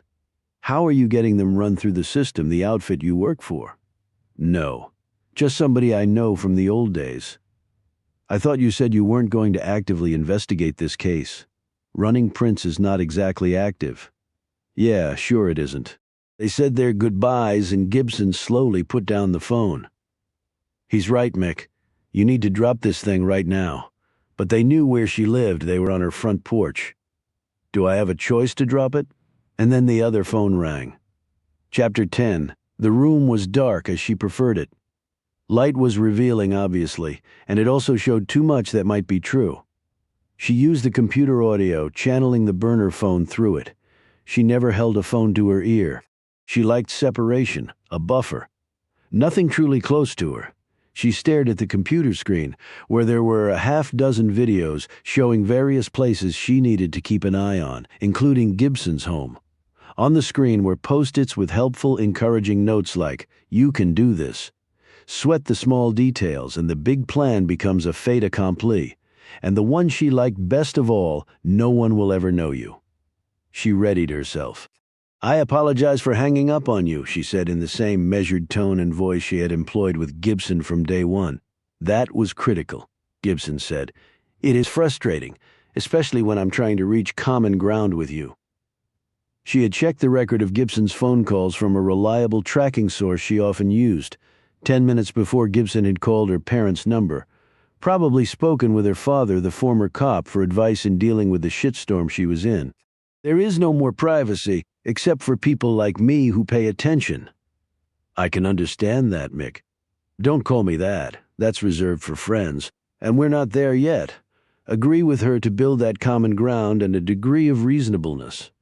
I understand, Mickey, or do you prefer Ms. Gibson? Mickey is fine. And your name? Just call me Arlene. So sticking with the fake name then? Use her own words against her. As you said, we're not there yet, Mickey. So the business you and Pottinger were involved in? The business he was involved in was not legal. The business he and I were engaged in was perfectly above board. Then why the fear of the police? I didn't say I was afraid of the police, did I? I think you did. She frowned and wrote in her spiral notebook. Check that. If I did, then I misspoke. There are others involved here, and anyone in their right minds should be afraid of them. Let's focus on Pottinger and his business for now. She looked over at the adjustable mirror next to her computer. She slipped off her dark wig and put on a blonde one. Okay, that sounds like a plan. Good, said Gibson. She worked with the strands, letting some dangle in front of her eyes, giving her a mysterious look. She picked up a tube of lipstick and applied a bright cherry red color to her lips. It was the subtle things that changed you the most. And color was near the top of that list, along with how you carried yourself, your voice, the eyes, the walk. It was a long list, really, and she was coming up with new items for it all the time. Total transformation. Why be one person your whole life when you can be anybody? What do you want to know? She asked, as she brushed out her new look and applied some highlighter to her cheekbones and jawline. She hid her face with a small light and checked her reflection in the mirror. Principally the nature of the illegality of what he did, she glanced at a post-it note. Start slow and build. Tap on, tap off, make them want it. It was more than one thing, and it's complicated after that. Very complicated. She looked at another note. Employ self-deprecation and vulnerability to encourage sympathy and subsequent bonding. In fact, I can't say that I completely understand it. If you want the truth, I feel way over my head with this. And I can't get the vision of Dan's dead body out of my mind. I haven't slept well since, Gibson said. It was disturbing, and I've had some experience with that. I've had none until now. She looked at another note. Drop deity reference for gravity and sincerity. And I hope to God I never do again, I'm sure. Thanks God, whatever you are. She took off the wig and put on an auburn one that worked better with the highlights but clashed with the lipstick. She removed the cherry red and applied a subtler shade. Her own mother would never recognize her, but then again she never had anyway, not deep down. Getting back to Pottinger's business prompted Gibson. Some of it was the usual: drugs, prostitution, sex trafficking, pornography. That's where the money is. Men and their penises make the dark world go round. You said some of it, so there's more? She read down the list from her notebook. Theft of historical artifacts from the Middle East. Trafficking in elephant tusks from Africa. Importing endangered shark fins from Japan. She paused. You want more? Sure, why not, said Gibson offhandedly. Right, wow. I wonder what's coming next from you. Okay. He was also involved in the illicit transfer of biomedical weapons out of Crimea and money laundering for terrorists based in the Sudan. Gibson growled, Why don't you throw in nuclear weapons, the plague, and fake Gucci purses for good measure? Just as expected. So you don't believe me? One guy in all those lines of criminal activity. How do you think he afforded Stormfield? And he's probably got a dozen places just like it. And you ask me to tell you what I know, and then you don't believe me. This will get us nowhere. How do you know all this? Gibson asked. When I go into business with someone, I try to find out as much as I can. If you found that out about Pottinger, why did he let you live? Easy. Because he didn't know I found out. I don't leave tracks. I did it all electronically. Just like you do with your work, Mickey. She listened to the other woman's breathing, even but slightly elevated. She's thinking of the right response, knowing there probably isn't one. She used a new eyeliner and studied the effect. Yes, much better. I can mess with anybody with this look. You still there? She prompted. Gibson said, and knowing what you did about him, you still decided to do business with him? What does that say about you? Okay, that was also totally expected, and this was not a long call so far. Her respect for Gibson slipped a notch. But then again, I'm better than you, and I'm going to prove it. That I compartmentalize well, as we all do, as you do. I don't deal with criminals. Even when you worked undercover back in Jersey City, you shacked up with some real scum there, did some questionable, borderline illegal things. I won't ask how you know about that, though I'd like to. That was part of my job, and the object was to catch the bad guys, not make money. Cocked and loaded, fire away. And you just assume that my goals are different? Are they? Maybe I just want to catch bad people like you used to do as a cop. Are you saying you're a cop? Do you have to be a cop to catch bad people? A snitch, then, or a plant working with the cops? She looked at her notebook, running down a few possibilities. Play shrink for a bit to shake things up. And how does that make you feel? What the hell does that mean? Gibson snapped. Does that make you feel more comfortable working with me, that we're on the same side? I don't know that. Not yet, but we could get there, right? It all depends. Who are you working with? Did you ever reveal that to a stranger while you were undercover? She put a check mark in one box next to a line of goals in her notebook. Okay, she's tacitly accepted that I am what I say I am. I think this situation might be a little different, don't you? She looked at the computer clock and smiled. Terrific segue, because I have another appointment. On the contrary, I think we've accomplished a lot with this call. It gives us something to build on next time. You really haven't told me anything. Of course I have, Mickey. Let me recount for you. Pottinger was a criminal on a global scale. I managed to find out about this. There are people out there who want to kill me. The same ones who probably killed Pottinger. I know you were skeptical of the breadth of his heinous actions, but I can assure you that what I gave you is not an exhaustive list by any means. Now you have some things to check out. It would help a lot if I had his real name. Praise her. I'm sure with all your talents and experience, you can discover that. I didn't involve you in this because you're second-rate, Mickey. I actually have taken some steps. Excellent. And who knows, before much more time passes, you'll let me call you Mick. And next time, don't make it so easy. People grow from challenges, and I'm no exception. She clicked off and finished her makeup. She rose and took off her robe. She was naked underneath. She wrapped a push-up bra around her bosom, slid on a thong, wriggled into a tight black dress, and completed the outfit with dark stockings and 4-inch heels. She checked her image in a full-length mirror. It was good. No, better than good. She was not beautiful. She was even better. I can sell the line with average looks and a tall, thin, small-chested frame because I exude confidence, refuse to back down, and can read a room better than anyone. And really, what else does one need to do to make it in this life? Hell, with just the right eyeliner, I can rule the world. She walked over to her desk and looked at the open spiral notebook. She closed it, revealing the cover on which she had placed a label that read Mickey Gibson and the Plan. It sat next to a half-dozen other notebooks with their own little neatly organized esoteric worlds lying therein. She wasn't full-on OCD yet, but it was probably only a matter of time. But then, with my history, what else could I expect? You build walls to keep the boogeyman away as long as you can. She grabbed a large tote bag with things already packed neatly in it and a wrap and walked out the door to go to work. Chapter 11. The cab dropped her off at the corner of a major thoroughfare in Washington, D.C.'s Georgetown neighborhood, which gleamed bright and full of possibilities. "Clarisse!" exclaimed the woman. The lady approaching her was towering and busty and hippie and dressed for success of a certain kind with men of a certain kind. Clarisse turned and smiled with her muted burgundy-tinged lips. "Hit the play button and enjoy yourself." "Angie, how long have you been waiting?" "Ages, meaning 10 minutes, girl. We have work to do." "Yes, we do. They started down M Street. There were money and powerful people in abundance here, which was the only reason the two women were trolling the area. They entered the lobby of the hotel, looking guest-worthy, but with just enough glam to cause sedate heads to turn. D.C. was not New York or even close to L.A. Somber and conservative were still the accepted fashion marks of the day here, but something different and alluring could be appreciated, and every bit of clothing worn by the two women had been carefully calibrated to elicit heightened attention, but not scrutiny.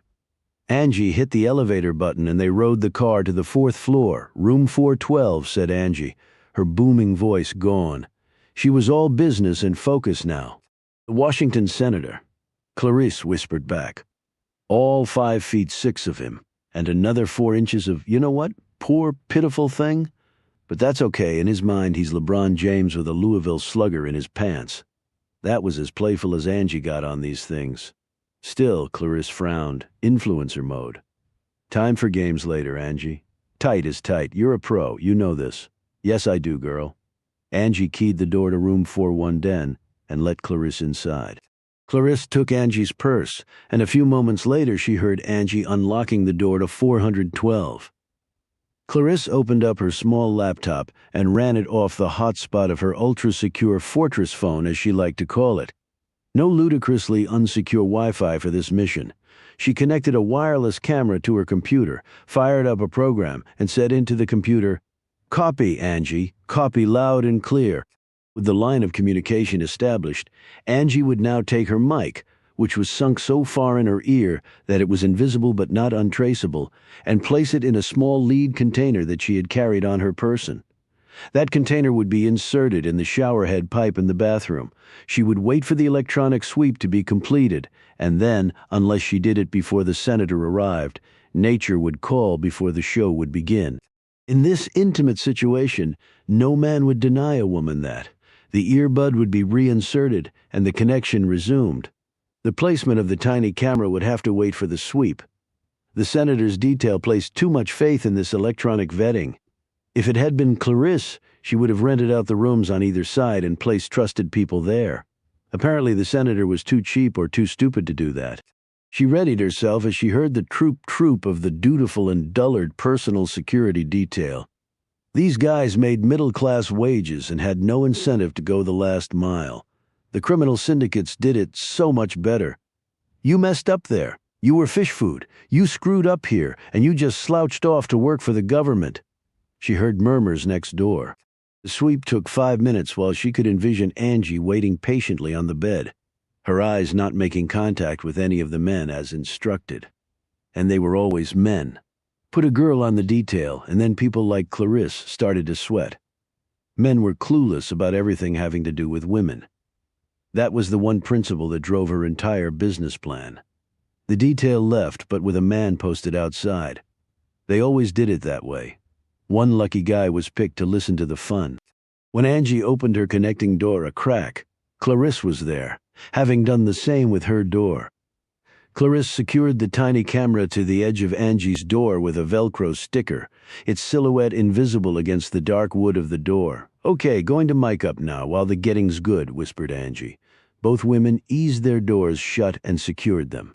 Clarisse returned to her computer and watched as Angie disappeared into the bathroom, coming out a minute later with the mic in her ear. Her glam reverberated to all 4 corners of the room in the little white nightie that she had worn under her dress. The knock on the door came a few moments later.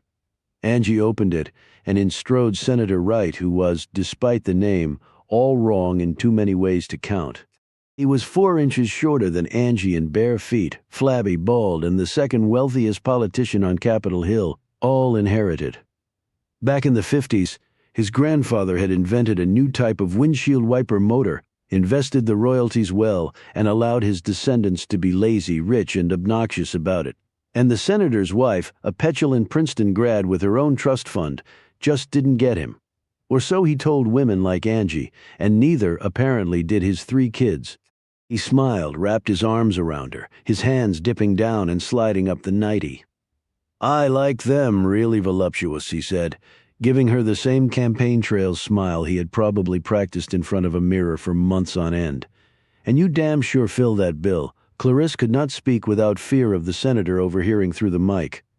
But she and Angie had devised another method to communicate. Clarisse tapped her mic twice, telling Angie to deliver the line they had practiced.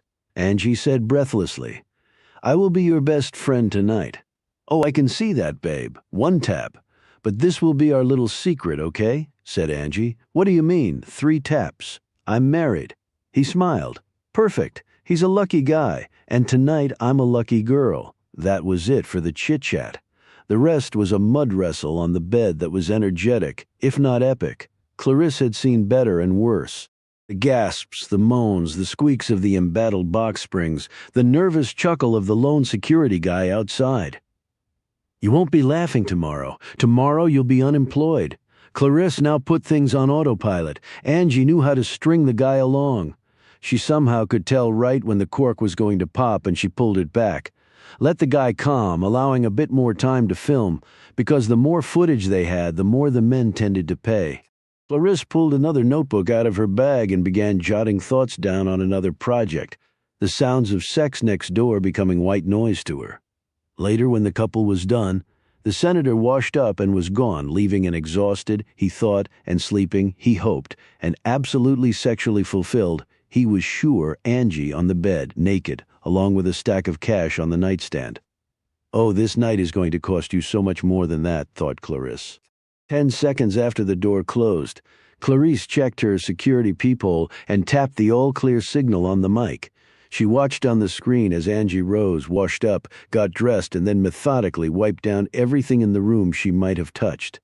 Prints she could do something about DNA. Not so much, but DNA was probably not going to come into play, particularly after the maids cleaned the room. And Angie was on no database anywhere, so DNA could go screw itself. Clarisse had worn gloves because her prints were on file. Angie then knocked on the connecting door and was let into 410. Clarisse had already put all the equipment away, and now she took the ear mic back from Angie. Angie worked away on some fasteners and a scalp adhesive patch, and finally pulled her long hair free, revealing a bald head. She put the fake tresses in her purse. She said in a resigned tone, "How come the richest cheating assholes are the shortest and the fattest with the smallest dicks? Somehow in the universe it all makes perfect sense. I'd much prefer tall, rich, handsome with a six-pack. Try the NBA, Angie. They've got plenty of free cash flow. Oh, I've worked that garden, baby. I thought so. And you don't have to blackmail those suckers. They just give you a Ferrari for a blowjob." Right before parting, Angie said, "When?" "Very soon. You know how much?" "To start, $500,000. You managed him well. I've got 25 minutes of film. The good, the better, and the really better." Angie blew her a kiss. "See you next time, baby." Her coat was reversible. She went from black to white, which looked stunning. She left her cavalier stride, now transformed to a normal gait. Clarisse watched the door for a moment. She had 6 Angies, but Angie only had 1 Clarisse. She took her auburn wig off as well, and put on a short blonde one she had in her bag. She teased the hair in the mirror, reapplied her makeup, and changed the colors of her eyeliner and lipstick. She slipped out a different outfit from her oversized bag and went from slinky dress to a women's tailored suit and black square glasses. The sky-high heels got replaced with flat and professional. With slumped, rounded shoulders, she shrunk from high-priced hooker to mousy CPA. The hotel had CCTV everywhere, and if the senator later had it pulled, he would be very confused as to the women coming out of this room. And tomorrow she and Angie would look nothing like either of the 2 women the film would reveal coming and going. She hailed a cab outside and rode it back to within 3 blocks of where she was staying. "You never took anyone all the way home." Clarisse walked in, got on the phone, and confirmed her reservation on NetJets. She slept well, rose early, walked the requisite 3 blocks, picked up her Uber and rode it to Dulles with big sunglasses covering her face. Clarisse was wheels up to Greenville, South Carolina at 8 a.m. sharp. Time to visit Mommy. Chapter 12, I Hear the Whispers. The dutiful daughter from somewhere else who comes here on private wings, because Greenville is growing but still small, and someone works at the Greenville-Spartanburg Airport, who knows somebody, and the tattle commences like 2 cans on a string line. Is Mrs. Leland's daughter a movie star under another name? A socialite with a Wall Street husband, a TikTok influencer earning major bucks, or maybe even a high-dollar whore? I might be all of those things, and more. She sat in the chair and watched the woman lying in the bed. The assisted living facility was top-notch, or so she had been told. At $6,000 a month, it had better be. Indeed, she thought. For that price, they better wipe the woman's ass and give her a daily mani-pedi and feed her with a silver spoon. None of that happened, of course. She had a roof, enough food aids to dispense her stack of pills, little pearl-like trinkets of sustained geriatric life, afternoon Scrabble, a library with actual books, an ice cream shop with an aged soda jerk, though no one here could manage to digest lactose except the staff, a 400-square-foot room, and the bed. There was a memory center for when you went fully gaga. She knew this because they had given her a tour when it seemed Mommy had reached a tipping point. That was an extra $2,000 a month because the gagas could get unruly and really did need to be wiped. There was a pool table, which was hard to navigate with a walker or rollator or shaky limbs, an outdoor courtyard with picnic tables and cushioned chairs, and an outdoor fireplace where one could sit and stare off at nothing much. She knew this was true. She had done it herself when Mommy got to be a little too much. There was a cute and cuddly therapy dog that slept all day. There were myriad clubs organized by residents, which only a handful utilized, namely the ones who organized them. Mostly people here sat and waited for visitors who never came. But I come once a month. A timer on her watch went off. She reached into the half-fridge and pulled out an Ensure, placed a straw into it, woke her mother, got her to sit up, and helped her drink down the liquid. Her mother was diabetic and had COPD from the cigs and swollen feet from the same. She was also obese from a life of crappy fat-laden food, had a tricky liver and failing kidneys, and wore a chemo wig from her last dance with the cancer in her breasts. She was 71 and looked 171. The tragic irony was her mother had once been a beautiful woman. Many men wanted her. Only one had gotten her, and that man had not been a good one. But so many of them weren't. She would probably go straight from here to hospice and bypass Gaga land. Her mother's given name was Agnes, of course it was, she thought. Her parents had given their daughter nothing, not even a decent name. Instead, they had bestowed one upon her that sounded like someone trying to hawk up phlegm. Thanks, me ma and paw. Her mother opened her one good and cataractless eye and said in the hollowed-out, gravelly voice of a camel-smoke queen, "You look too thin. Don't they feed you?" "Does who feed me, your man?" Post-it note to self. Never ask Mommy another question again. But you know you will because you can't help it. I feel like shit, said Agnes, not waiting for an answer and probably already having forgotten the question. You actually look better than last time. Can I come and live with you? We tried that, remember? You tried to stab me with a cheese knife. Putting you here was actually a pretty fair compromise in lieu of my having you arrested. I forget things, said Agnes. That's okay. I don't. Especially cheese knives to the jugular. You look rich. Are you rich? Is my little girl rich? I do just fine. That's why you can afford to live here, because of your little girl. Her mother would never remember this because her brain was full of rot, too. But it made her feel good to say it. I never thought you'd make anything of yourself, Agnes said with a yawn. You always said I was full of surprises, did I? No, I'm lying. How's your father? Dead to us. Over 20 years we covered this before. She pantomimed the shotgun to the mouth, pulled the invisible trigger, and jerked her head back, although her mother wasn't even looking. That was okay because the pantomime had been bullshit. I forget things, said her mother, promptly forgetting it, but then surprising her daughter by saying, Did he treat you nice? Did he love you? Clarissa's fingernail rubbed the arm of the chair she was sitting in. She rubbed it so hard part of it broke off and fell to the floor. She looked down at the fuchsia-colored piece of herself resting on the cheap stained carpet and said, How have your bowel movements been lately? Firmer? Her mother sucked down the last of the Ensure and handed the empty to her daughter, who promptly disposed of it. Why do you keep coming here? Asked Agnes, licking her cracked lips, caused by oxygen deprivation, caused by the COPD, caused by the camels. You hate me, and I know it. I'm your daughter, and I'm paying for this place. So I like to make sure you're getting my money's worth. Do I have other children? Not that you ever mentioned, she lied. What is your name again? Lucretia, the older woman sniggered. That is one funny-ass name, says Agnes, the lips curled back. I don't like you much, you little bitch. Yes, you made that quite clear over the years. Not so much the words, but the actions, or more accurately, inactions. You must love me too, though. To pay for this shit, to come here and give me the chocolate milk and ask about my bowel movements? It's called Ensure, and I will bury you nice, or do you prefer cremation? Just burn me to ash and be done. I'm almost there now. And sprinkled where? Who gives a shit? I will see you next time." But her mother had fallen asleep. That often happened when your body could barely breathe. As she looked down at the wrecked woman, she had to fight back the urge to put a pillow over her face and be done with her, and that part of her life. "You're right, I do hate you, and you earned that. But it also wasn't all your fault either. Part of me feels sorry for you. But only part. But you have nothing, and I now have a lot. So here we are." Sometimes life didn't just suck. It made no sense at all. Because people often make no sense later, as the plane shed altitude on its way to land, she looked at her Mickey Gibson phone.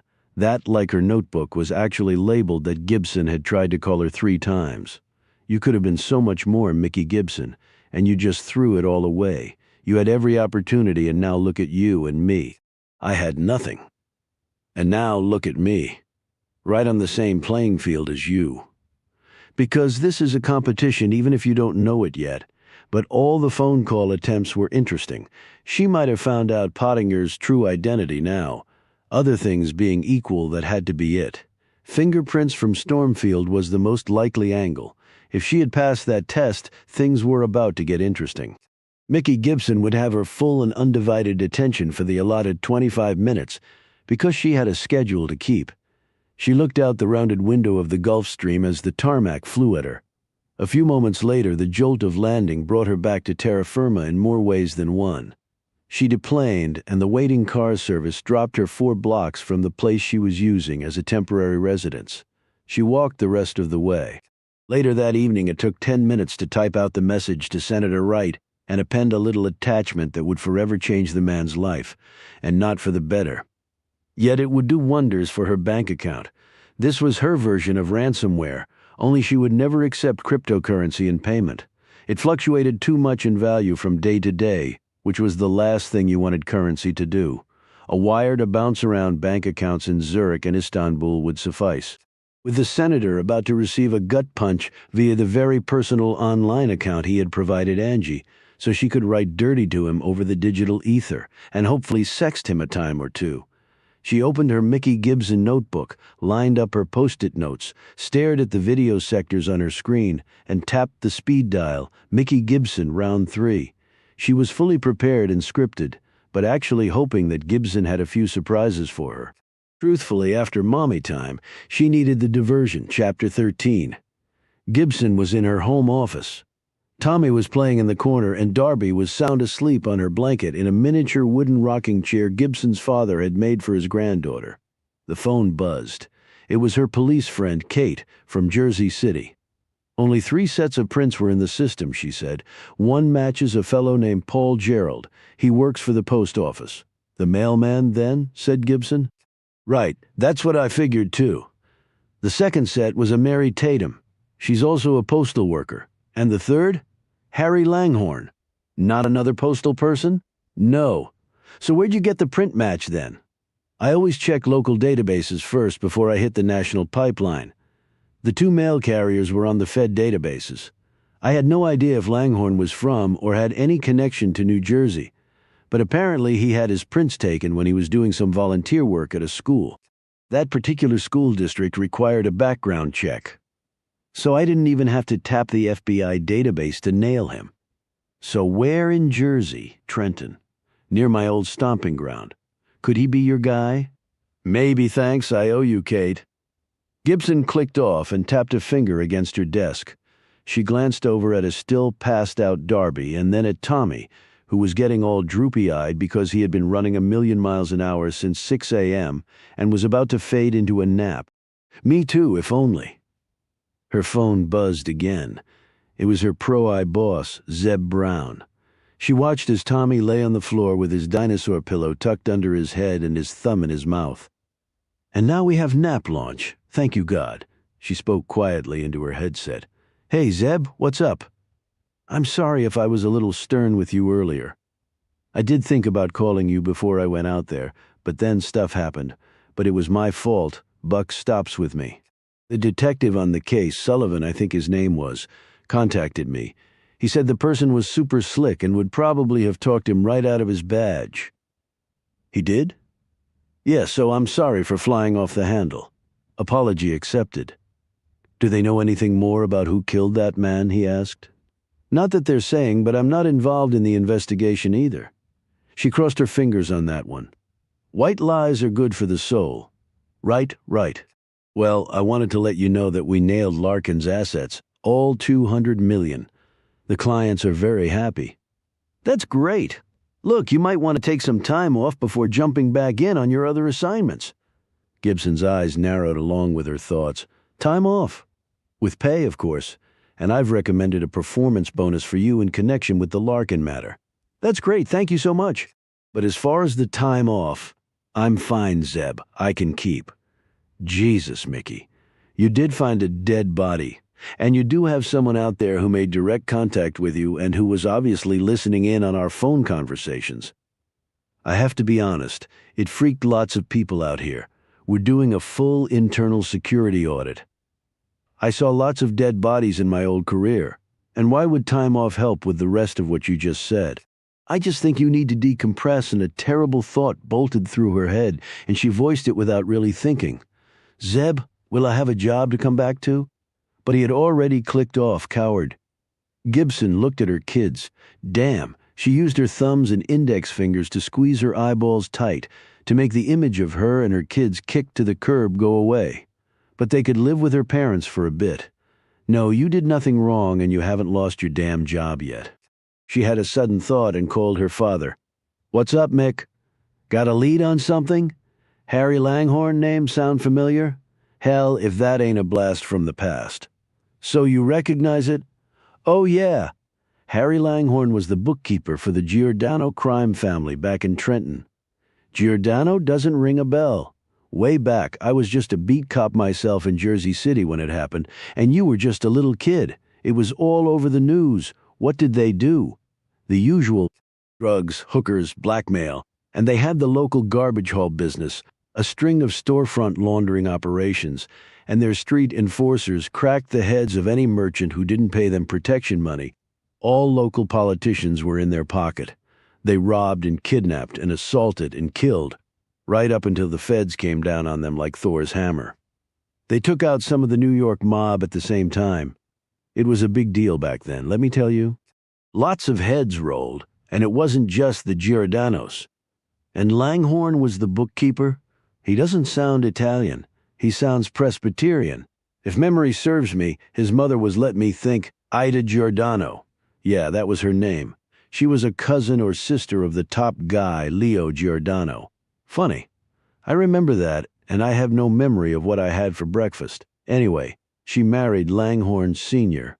I'm not sure if he knew what he was getting into, but their son Harry apparently did.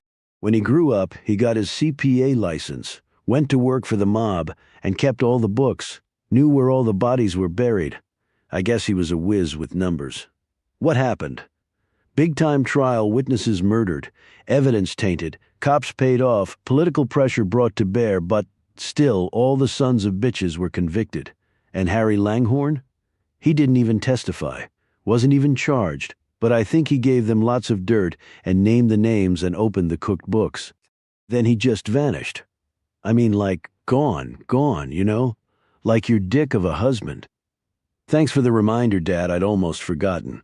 So what about all the money generated by the Giordano family? Funny thing, you never heard much about that. I bet we were talking big bucks. They had a ton of real estate and other hard assets that the feds confiscated.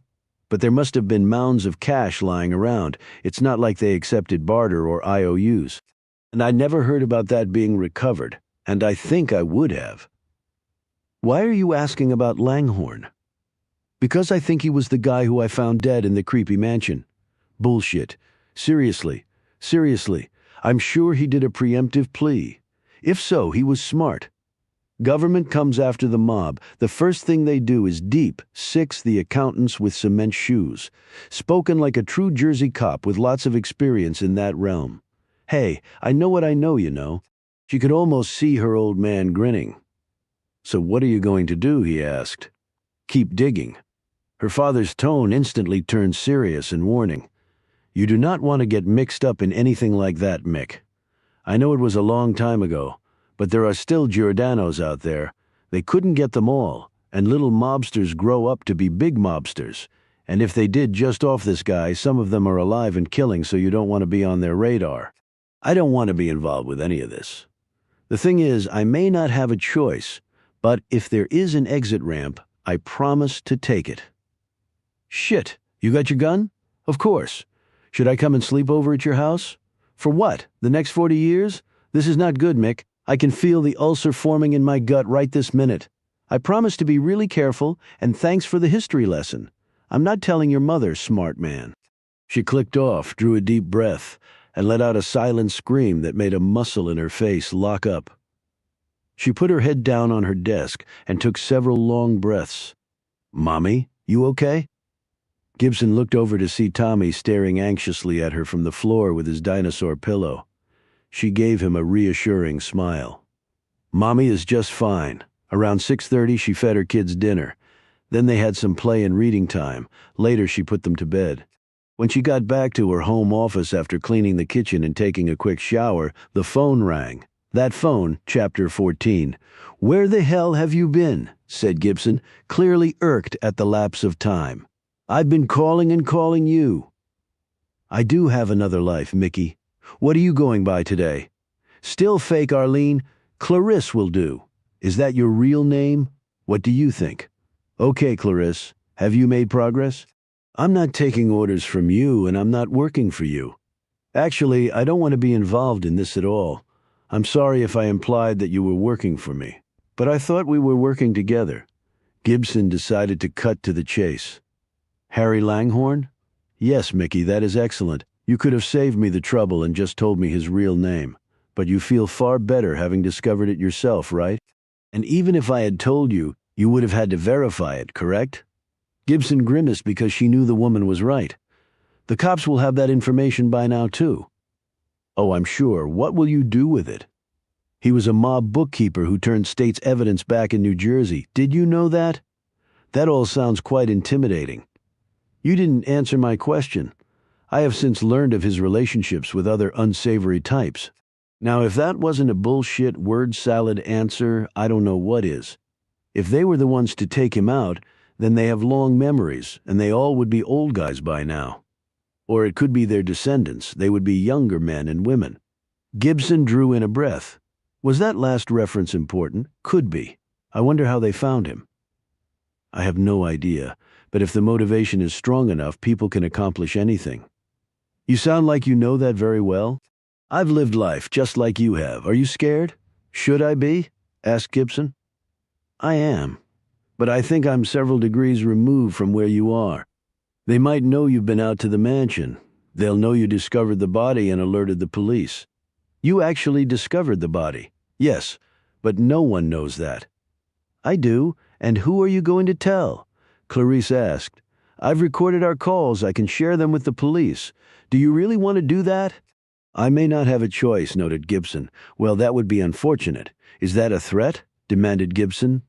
"No, Mickey. It's just me thinking out loud. What did your father say?" "How do you know I talked to my father?" "I just assumed you had. He was a cop in Jersey right around the time that Langhorne turned on the mob. So you know all that?" "I told you I had educated myself. So what did he say?" "He gave me some useful info and told me to keep the hell away from all of this." "Okay, so what will you do now?" "I'm not sure I'm going to do anything. The police are handling this, and it could be dangerous." "You were a cop. Danger was part of the job." "I hope you haven't forgotten that." Gibson thought she could detect a bit of resentment in Clarisse's tone and wondered where that might be coming from. "I didn't have 2 little kids back then. But you want to be part of that investigation, surely?" "Why?" said Gibson. "Because sitting behind a computer looking for assets to seize has gotten boring and you miss your old life." "Nice guess." "I never guess, and I don't deduce either. I gather evidence, develop theories, and draw conclusions like Sherlock Holmes. I hate that Conan Doyle got deduction and induction mixed up, don't you?" "Never really thought about it." Gibson rubbed her temples. She could feel one helluva migraine coming on. "And you were a good cop and detective, right?" "I'd like to think so. But then you switched careers. Threw all that away." "I didn't throw anything away," Gibson snapped. "I had kids, and I'm a single mom. Not that I have to justify anything to you about my life decisions. Okay, fine. How is Pro-I treating you? I hear they're good to work for. Things are fine, said Gibson in a calmer tone. Do not let her wind you up, because that is clearly what she wants. Really? She said incredulously. The way she said it, Gibson was sure she knew all about her call with Zeb Brown. One or both of our phone lines have been breached. Yes, really. So you are backing off this? What exactly do you want me to do? Asked Gibson. Can I be frank?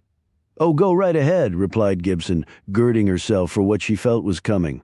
Aside from any personal connection I have in this matter, I thought it would give you something interesting to do.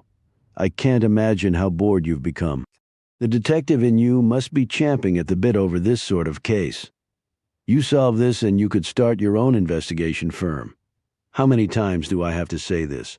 I have little kids. I'm not going to be some sort of modern-day gumshoe trying to build an empire from scratch. One can buy excellent daycare if one has enough money that goes for children and parents. And when your kids are old enough to go to pre-K, which is right around the corner, what then? How will you spend your days? Sleeping, thought Gibson, but she said, My days are plenty full, thank you very much. And why pick me in the first place? I know what you said before, but I didn't believe it.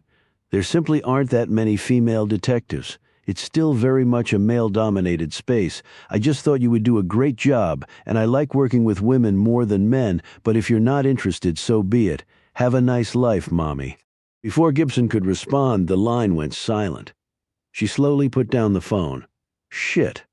What a manipulative piece of crap. And yet she still got to me. She really did. But the woman had said something important, without it seeming important at all, and maybe Gibson had her first real clue. But you can't go there, Mick. You just told that woman 3 times that you have little kids, and you promised your dad. And if something happened to them because of your decision to pursue this? She sat back and closed her eyes. God help me. Chapter 15. The next morning, Gibson pulled the card out she had been given and punched in the number. She had made up her mind. She didn't believe she could just walk away from this case, regardless of the peril it might bring her and her kids, for the simple reason that Clarice knew she was involved, and there was no telling what that woman was actually up to or what she really wanted. She could have killed Langhorne for all Gibson knew. And the woman might have a beef with Gibson somehow, which had led her to seek out Gibson in the first place. She knows where I live. She knows about my kids. She knows everything about me, apparently. She is probably dangerous as hell. So if I have to be stuck in this nightmare, I need some reinforcements. Some official reinforcements. The voice answered 2 beats later. Sullivan, it's Mickey Gibson. Ms. Gibson, what can I do for you? Please, just make it Mickey. I wanted to thank you for calling my boss and putting in a good word for me. Well, it was an unusual situation, and I'm not sure how I would have handled it. Sullivan knew nothing of the conversations she'd had with the woman who had initially called herself Arlene Robinson, or Gibson's trip back to Stormfield to get the prints off the mailbox, or her now knowing Pottinger's true identity. And while part of her wanted to tell Sullivan some or all of this, her gut was not inclined to do so. And she almost always listened to her gut. Here it was pretty easy because Sullivan could charge her with obstruction of and interfering with a police investigation, and she did not care to find out what the view was like from the other side of the bars. So how's the case going? It's going, he said carefully. It occurred to me that Pottinger might not be the man's real name, she began. Really? Why is that, I wonder? I Googled him and really found nothing.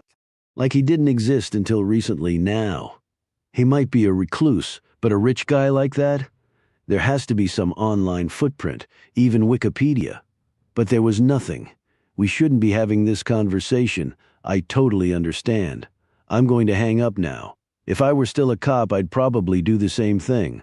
Probably. My father was a beat cop his whole career, but he did some investigating too. It's not like they have detectives for every little thing. Anyway, he always taught me that you use whatever resources and assets you have at hand to solve a case. He did he?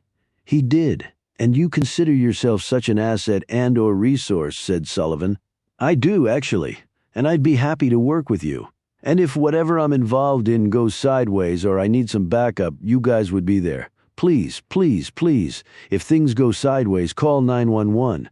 Look, I see no reason why we can't share resources. We might solve this thing faster. I have plenty of resources at my disposal, and if you ever need more, I'm here, she said. Right, thanks? He clicked off and she put the phone down. Her heart was beating fast and she wasn't quite sure why. Yes, you are. You tried to guilt-shame a cop into having your back. Your father would shit a brick, especially considering that you're technically still a suspect in Pottinger's murder. But it was worth a shot to possibly get some coverage for yourself and the kids. Now what do you do? Sit here as an open target waiting for the axe to fall, or do something, anything? That, she knew, was a choice in theory only. Even though she had already done a search, she went online and put in the name Daniel Pottinger once more. But now her search was taking her to the dark web. As it often did with her work for Pro-Eye, some debtors she chased were also criminals, and even the legit ones often used shady devices to hide their money. You sleep with scum, if only digitally, to find other scum. She dialed up some sites she had used before, trying to dig up dirt on Daniel Pottinger, the tusk trafficking, drug-dealing, biomedical horse trading, Sudan terrorist money laundering douchebag. Nothing. Okay, that'll take some more time and we'll have to wait. Let's try some low-hanging fruit. She Googled Harry Langhorne. A great many articles from decades ago came up on her screen. She read through them, but they didn't tell her much more than her father already had. She did gaze at a grainy photo of Langhorne from the late 1980s. He had a thin face, high cheekbones, long wavy hair, and glasses that made his eyes frog-like.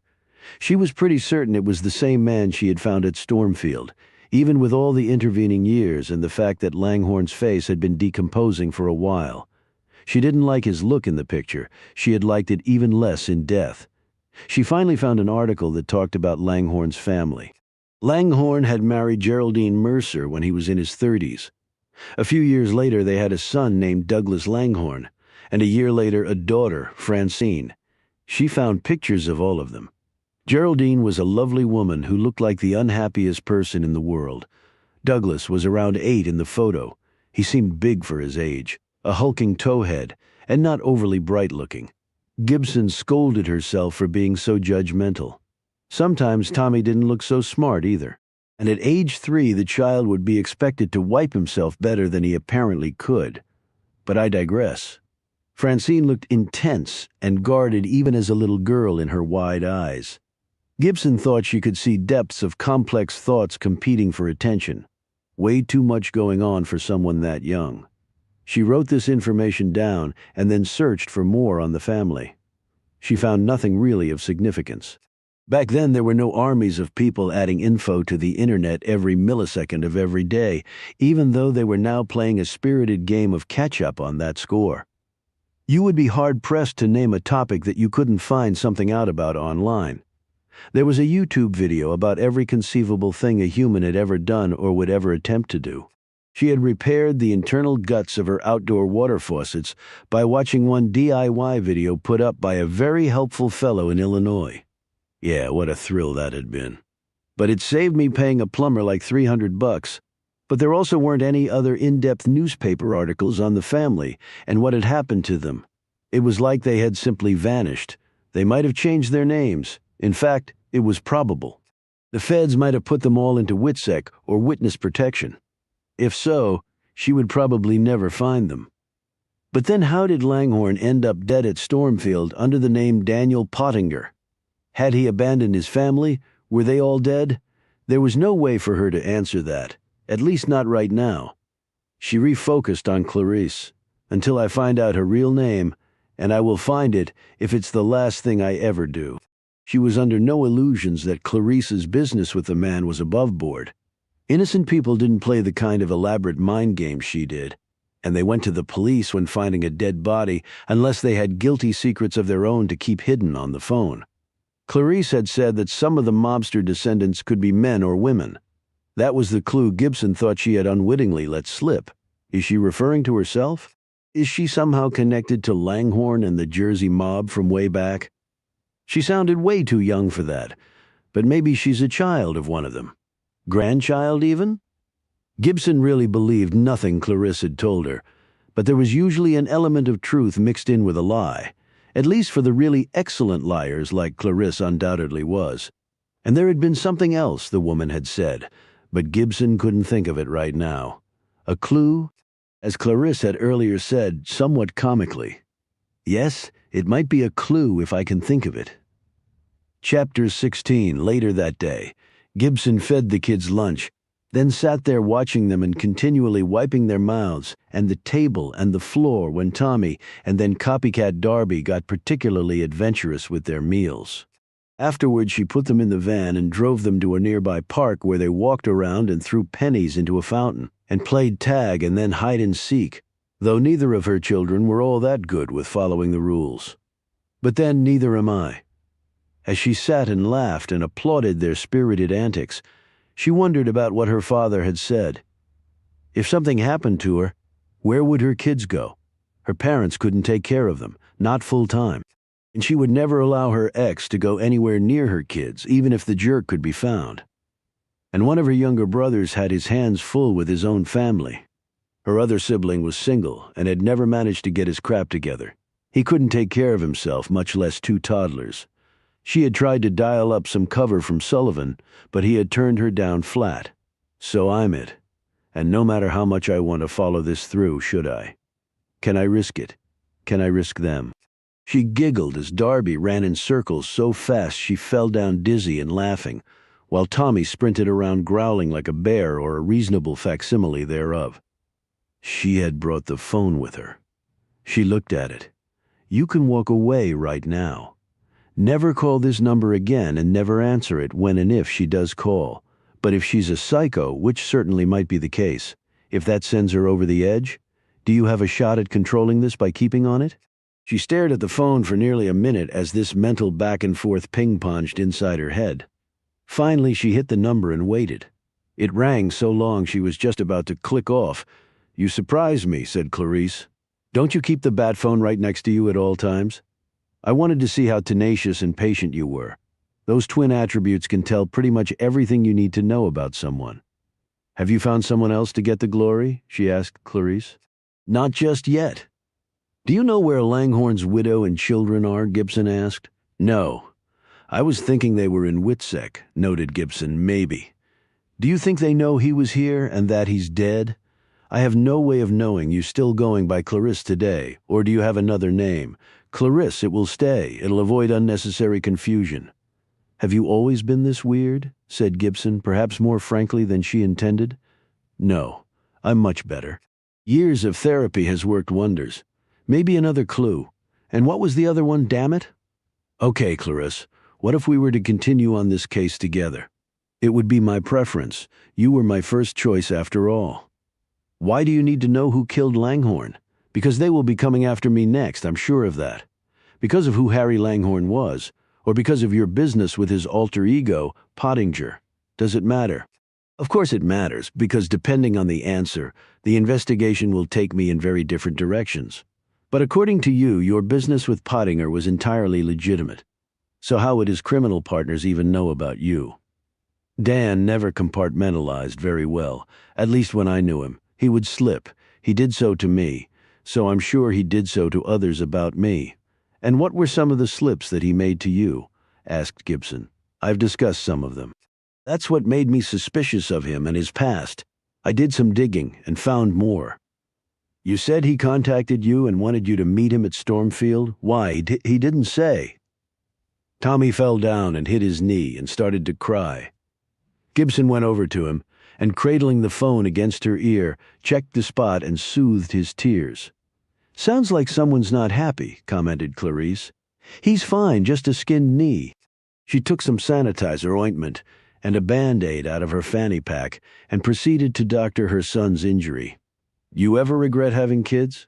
Gibson tensed. Why do you ask? Because I want to know. I take it you never had kids? Never found the time. If you wait around for the perfect time or situation, you'll be waiting forever. And no, I don't regret having them. They're the best thing I ever did. But I guess all mothers say that. Not all mothers, said Clarisse. Yet another clue, thought Gibson. She said, Come on. Why do you think he wanted to meet? You must have an inkling. Clarissa replied, Well, considering he was murdered before I got there, I would imagine he wanted to see me because he was fearful for his life. Finished. Gibson slid Tommy's pants leg down and tousled his hair. And what could you do about that? Not sure, but then again, maybe he didn't have many friends left. Were you surprised to hear from him? No, because people are unpredictable, Gibson thought. That may be the only completely true thing she's said to me. Clarisse said, So what are you going to do? I'm not sure. In fact, I'm not sure I'm going to do anything. I thought you were in. Gibson looked down at Tommy and then glanced at her daughter, who was making grass angels. Her father's warning came back to her. I've got other priorities, more important things in my life, so you might have to find another Patsy after all. Well, that is very unfortunate, but you're a smart girl, so you surely realize you're already knee-deep into this. That's your opinion. And there's something else, said Clarice. What? I sense we are running out of time. Running out of time for what? Asked Gibson sharply. Until the next person dies, of course. The line appropriately went dead. Chapter 17. Why the hell should I tell you anything else? Barked Rick Rogers in a clearly annoyed tone on the phone with his daughter the following morning. Since you clearly didn't take my advice, Gibson said, look, don't get pissed at me, but I have to work this thing a little longer. And I'm not saying I won't go to the cops. In fact, I tried to, but it didn't work out. What happened? It doesn't matter. I went in for cover and got none. What are you angling for here, Mick? I've told you all I know about Langhorne. But you might know someone from the old days who knows more, countered Gibson. He let out a long sigh, and she waited patiently. Experience had taught Gibson that her father almost always reached the right conclusion when it came to him, meaning the conclusion she wanted. She just had to give him time, space, and the understanding that it was ultimately his decision and not hers. I actually might know a guy. He was a detective in Newark, but he worked on the case because it crossed all sorts of jurisdictional lines. He and I talked shop about it over the years. Is he retired? Oh, yeah. He was older than me. Let me make some calls and I'll get back to you. Thanks, Dad. I really appreciate this. Yeah. I shouldn't be doing this, you know. You're just trying to help out your little girl. Right. My little girl who has Daddy wrapped right around her little finger. You need to stop listening to Mom. You try that, and I wish you luck. You'll need it. He clicked off and she headed to her office. The kids were with Silva. With the situation the way it was, she had arranged with the woman to come over every day for the next week, and luckily Silva's schedule allowed for that. As soon as she got to her office, her phone buzzed. It was Wilson Sullivan. You busy? He asked. I'm never too busy to help you, Detective Sullivan, she replied brightly. You know, you're very good at that. At what? She said innocently. Exactly. Anyway, we have some developments. Can you meet me at Stormfield? Or do you have kids' stuff to do? I have a babysitter today. I can be there in about an hour and a half. What developments? I'll fill you in when you get here. Gibson thought, did I just get my official cover? She quickly changed into jeans, a white blouse, and a dark jacket, checked in with Silva, hugged her kids, and drove off in the van. When she arrived at Stormfield, Sullivan was standing out front. Nearby, a trooper was sitting in a marked car. She walked up to Sullivan and he said, Let's go inside. As they entered the home, she suddenly had a weird feeling that this might be a setup. Did someone see me dusting the mailbox for prints and rat me out? Am I about to be arrested for obstruction of justice, tampering with evidence, or for just being stupid? He led her to where the body had been discovered. What I'm about to tell you goes no further, okay? He said. She made a show of locking her lips and throwing away the key. He pointed to the chair where Pottinger had been found. The fan had been taken away and everything was coated in fingerprint powder.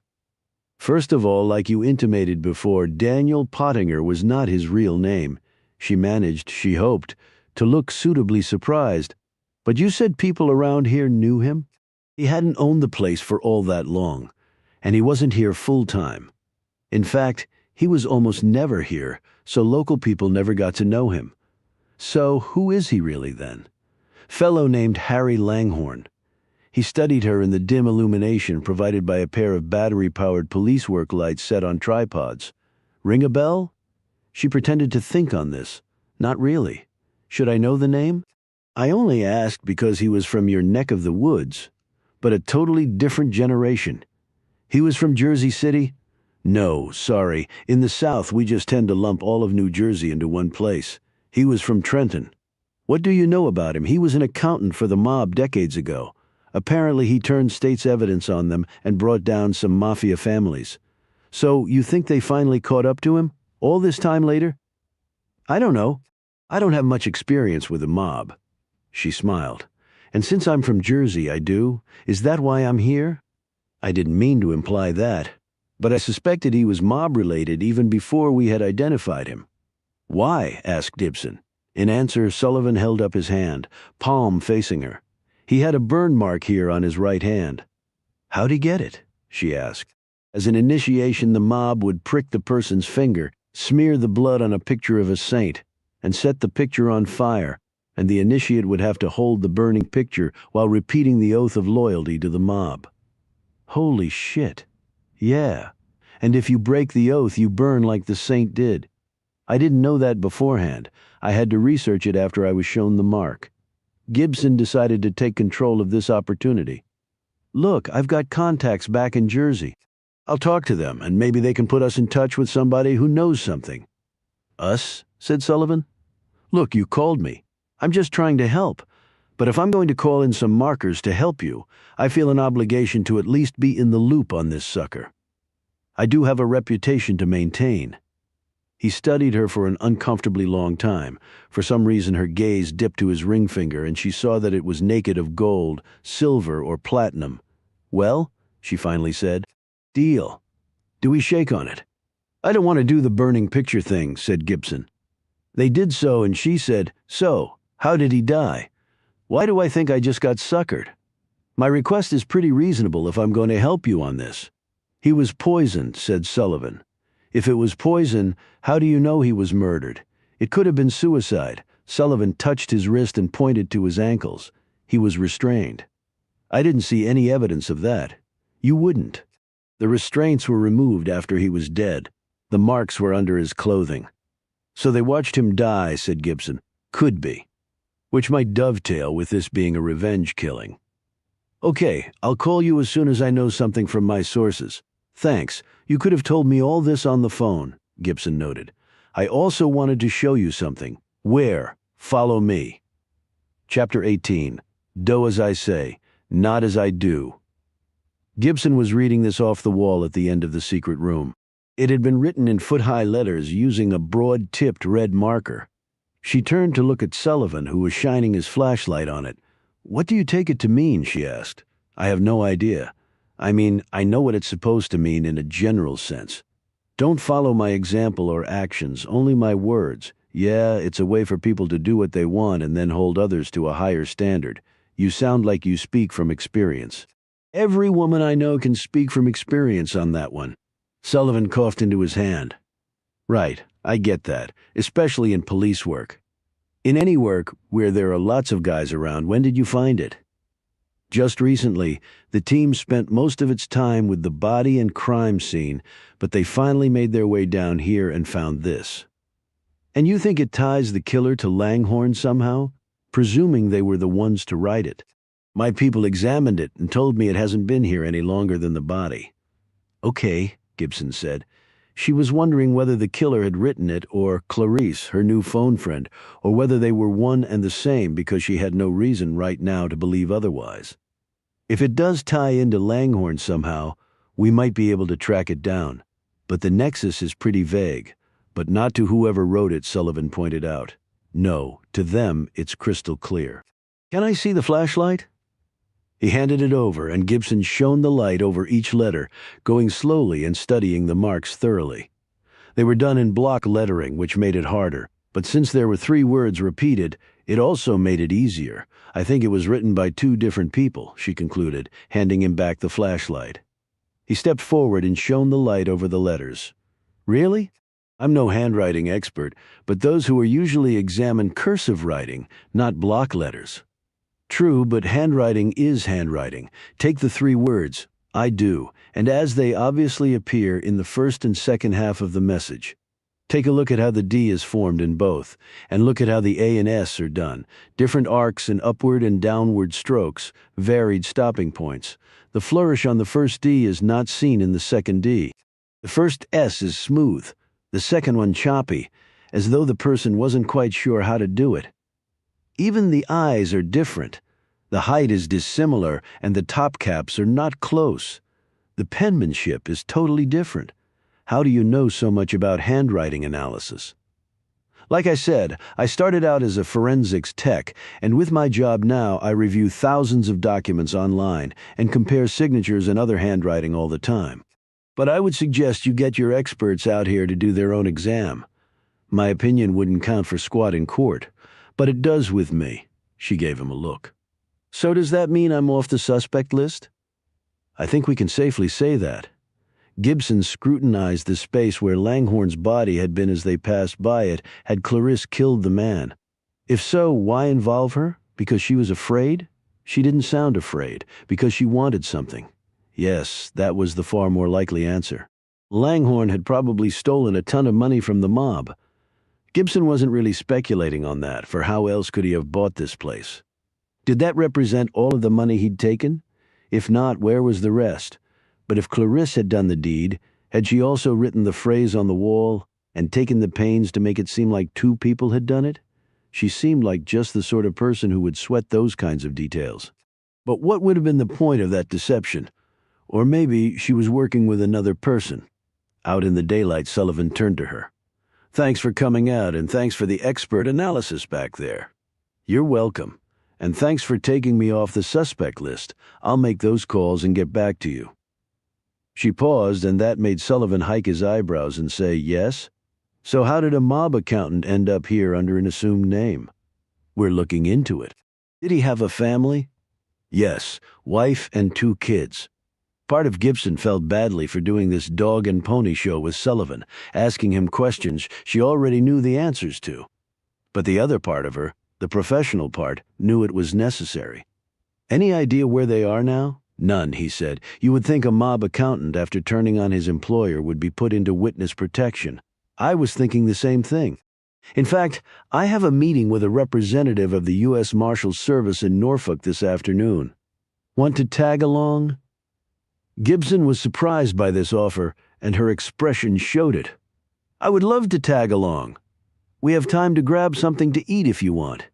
In for a dime, Detective Sullivan. Just make it Will, Mickey. I'll follow you over.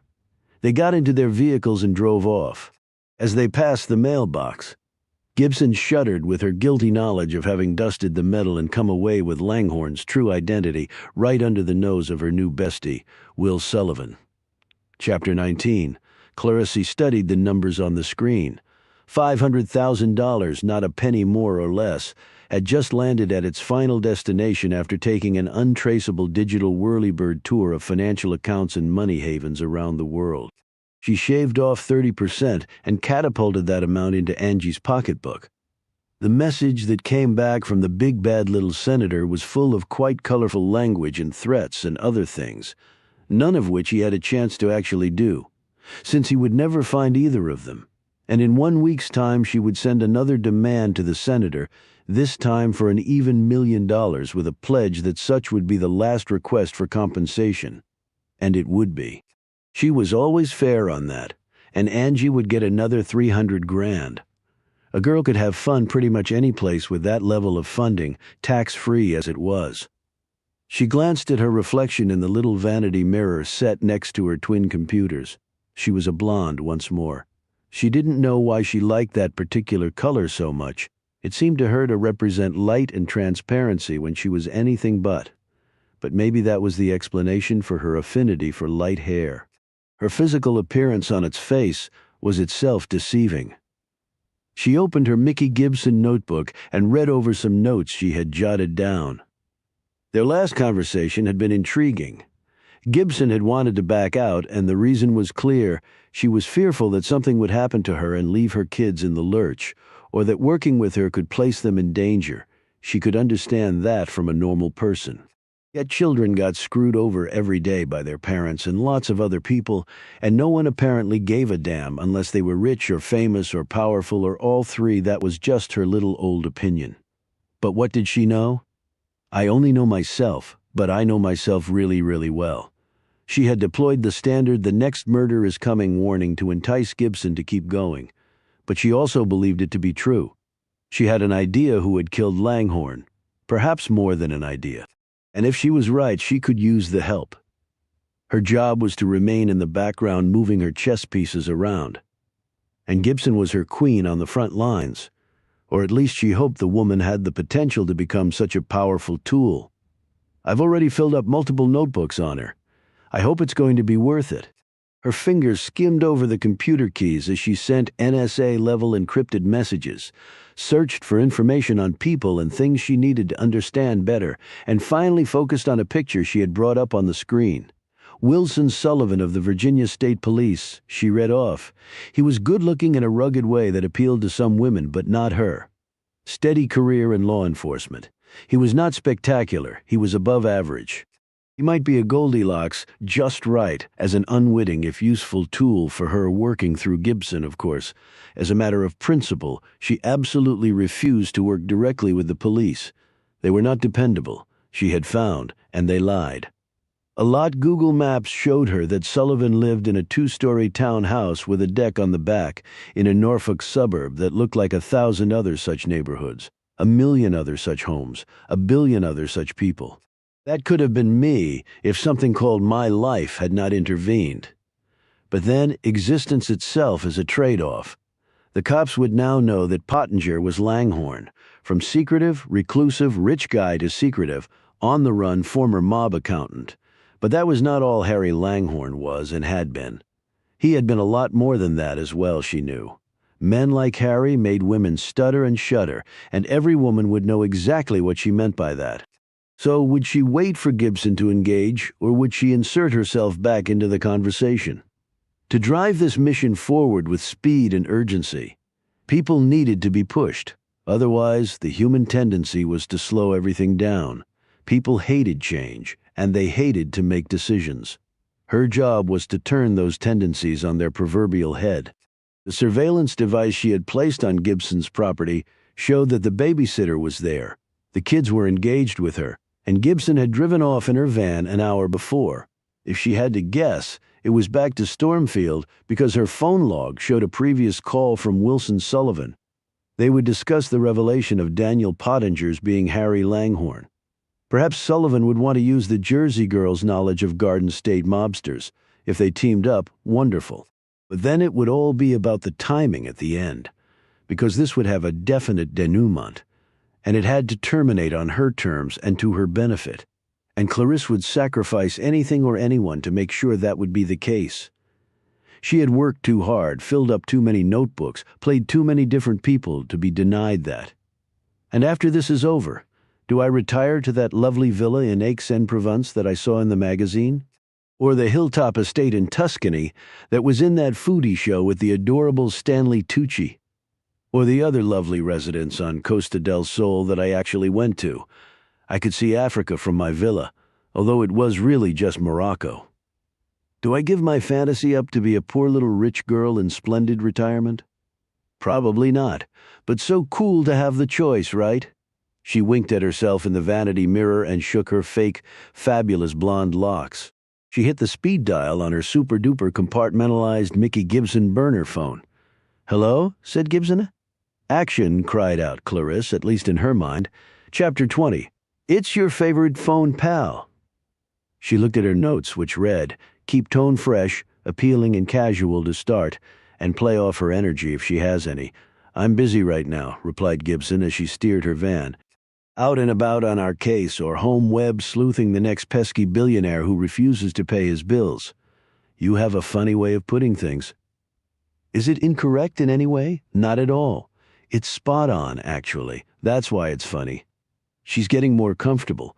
Clarisse wrote in meticulous penmanship in her notebook. "Work that for a bit before dropping the hammer. I thought our last conversation ended badly, so I wanted to reach out." "Ended badly?" "You mentioned the next murder and then hung up on me." She flipped back 2 pages in her notebook. Spin this positive before it flips negative. Stakes are high. Impress that. Do not end conversation. That will be on her. I also mentioned that you were out there, the public face as it were, knee-deep in it. That makes you vulnerable, meaning you made me vulnerable. There was no getting around that, Mickey. It was always going to come to that. The only question was the timing. So what exactly do I get out of all this? I thought I made that clear before. You solve this? You're a girl who calls her own shots, unless you want to work for Pro-Eye until you drop dead from boredom. And if so, we can do a full stop here because half-ass won't cut it. I think you can already see that, can't you? But I also do not want to die prematurely. You want to see your kids grow up? We talked about that before. But you still want me to see this through, and maybe not see my kids grow up. Clarisse brought up pictures of Tommy and Darby on her screen. They were absolute cuties, innocent, still forming in every way. They were clueless about how much shit life had in store for them. And that was if they had a normal life, whatever the hell that was. I don't like going over old ground. Did you find out how the man died? Poison, and he was restrained. So they watched him die? Apparently, yes. Okay, now can we talk tactics and strategy? I thought that was up to me. I can help you get there faster. And what do you get out of this? Page 1 of the Mickey Gibson notebook. I might get to live a little longer, Mickey. I might get to see my kids grow up. You said you didn't have children, but I still could pour on guilt, because why not? Anything wrong with that? Nothing at all, replied Gibson. Just be prepared not to sleep or eat a decent meal for about 11 years. And I hope you enjoy the commingled smell of Cheerios and banana puke. It's quite unforgettable. Clarisse turned to page 24. Tactics and strategy, shall we? Okay, the man I knew as Daniel Pottinger, businessman with his fingers in lots of pies, both legal and illegal, has now been revealed as Harry Langhorne, an accountant for the New Jersey mob of yesteryear. I know you know this, she said, because she could sense Gibson was about to interject. But it doesn't hurt to lay out everything precisely and in order. Now, whoever killed him did so for specific reasons. And I don't think it was related to his mob activity. Why not? The mobsters who went to prison for the crimes Langhorne provided information on are either still in prison or dead, without exception. Not all of them went to prison. The ones who did not go to prison are also dead, either from old age, ill health, via police shootouts, or at the hands of their fellow gangsters. As an interesting factoid, did you know the life expectancy of a mobster on the East Coast from 1950 to 1990 was 49 years? Where the hell did you get that statistic? I put together a database and ran the numbers myself. It was 46 years on the West Coast and in Nevada during that same time period. Now that Lake Mead is drying up, they're finding lots of mob murder victims from long ago. If not the mob, then who? It could be the business he did later on. The ones you were involved in? I was all legit, as I told you before. But he wasn't. Which is what put me in the crosshairs. Which I also told you before. She glanced at her notebook. Don't you write this stuff down. I do write it down. But that doesn't mean I believe it, unless I can corroborate it by other means that to me are unimpeachable. Are there really any unimpeachable sources anymore? I'm not being facetious. I really want to know. I suppose you want me to think you're an unimpeachable source? That was a nice touch, Mickey. I could almost feel the tip of your foil against my chest. Look, all I can do is provide information to you. You in turn have to evaluate its veracity and arrive at your own conclusions. Now you sound like lawyers I ran into in the courtroom when I was a cop. Maybe I am a lawyer, or was, or would like to be. But getting back on topic, I can provide you a list of known associates of Daniel Pottinger. You can run them down. Are these his legal or illegal associates? These people are dangerous, Mickey, extremely so, and one of them is in your area. You might want to start with that person, but tread cautiously. If you have names, why don't you take them to the cops? I could tell you exactly why, but it would take too long. Now, do you want me to text you the list or not? Knock yourself out. I hope you realize that I was not bullshitting you about them being dangerous. Why are you worried about me? You don't even know me. In some ways, I know you better than you know yourself. I worry about you for one reason. What, my kids? She added skeptically. No, I don't have time to train someone new for this job. You'll have the names in 60 seconds. Buena suerte. Chapter 21. You okay? Asked Sullivan. They were sitting in a cafe on the outskirts of downtown Norfolk. Gibson was staring into her iced tea like it was a drowning pool, and all who she cared about were trapped in it with her. What? No, I'm fine. Just thinking some things through. What she was thinking through was the short list of names she had gotten from Clarisse. Daniel Pottinger had not been messing around if the names of his business associates were actually on the up and up. She had heard of 3 of the 4 names. Pretty much everyone in law enforcement had. One was from Mexico, one from Russia, one from China. That was the one she hadn't heard of and couldn't pronounce his name. The last name was all American, and he was the one living in the area, and he scared the crap out of her. All these guys were way out of her league. Yeah, I used to be a cop, but now I drive a Chrysler minivan. My daughter spit all of her scrambled eggs back onto her plate this morning just because she found out she could and thought it was the funniest thing ever. I'm not Gal Gadot as Wonder Woman. Not in real life. Not in the movies. Not even in my dreams unless I'm drunk. These guys eat feds for breakfast. They throw prosecutors off buildings in a dozen countries. I would be roadkill to them, plain and simple. No challenge, no sweat at all. The American was Nathan Trask, a real piece of work with the shadiest of connections, and neither the feds nor the states nor anyone else in the world could lay a glove on him. To the ignorant public, he was a legit businessman if they even knew who he was, which they probably didn't. To the cop world, he was a criminal heavyweight that they were itching to indict, but just could never seem to get there. Evidence disappeared. Police and prosecutors were compromised or bribed. Witnesses missed their time on the stand because they were no longer living. And unless you could prove Trask was behind it, the judge just ended up screaming at the prosecutors for not being able to keep their witnesses breathing, while Trask's high-priced lawyers tried hard not to laugh their asses off. How are your kids doing? Fine, just being kids. They're at an age that wallops the crap out of you physically, and it's also the time that as a parent you would never want to miss. Their mess-ups now are easy to clean up. Not so when they're teenagers and then young adults. Sullivan looked at her strangely. You have teenage children too, must have started young.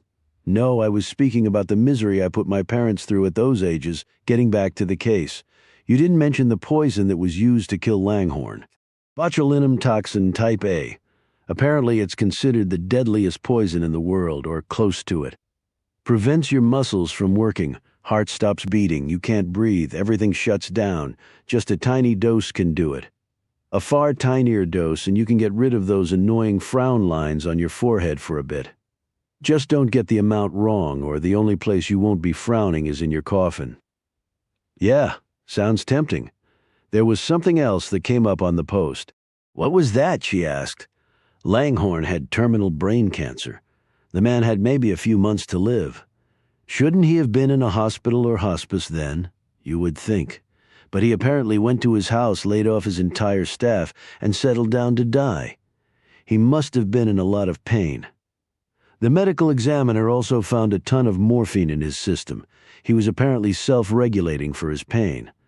I think you might be off about one thing. He cocked his head at her. What do you mean? It was like he went to Stormfield, fired the staff, and waited not to die, but for someone to come and kill him. That's an extraordinary theory. It's an extraordinary case, at least so far. She glanced down at his hand. I don't see a wedding band, but I know lots of cops who don't wear them on the job. Okay, where did that come from? Mick Sullivan rubbed that spot on his finger. I was engaged once, didn't work out.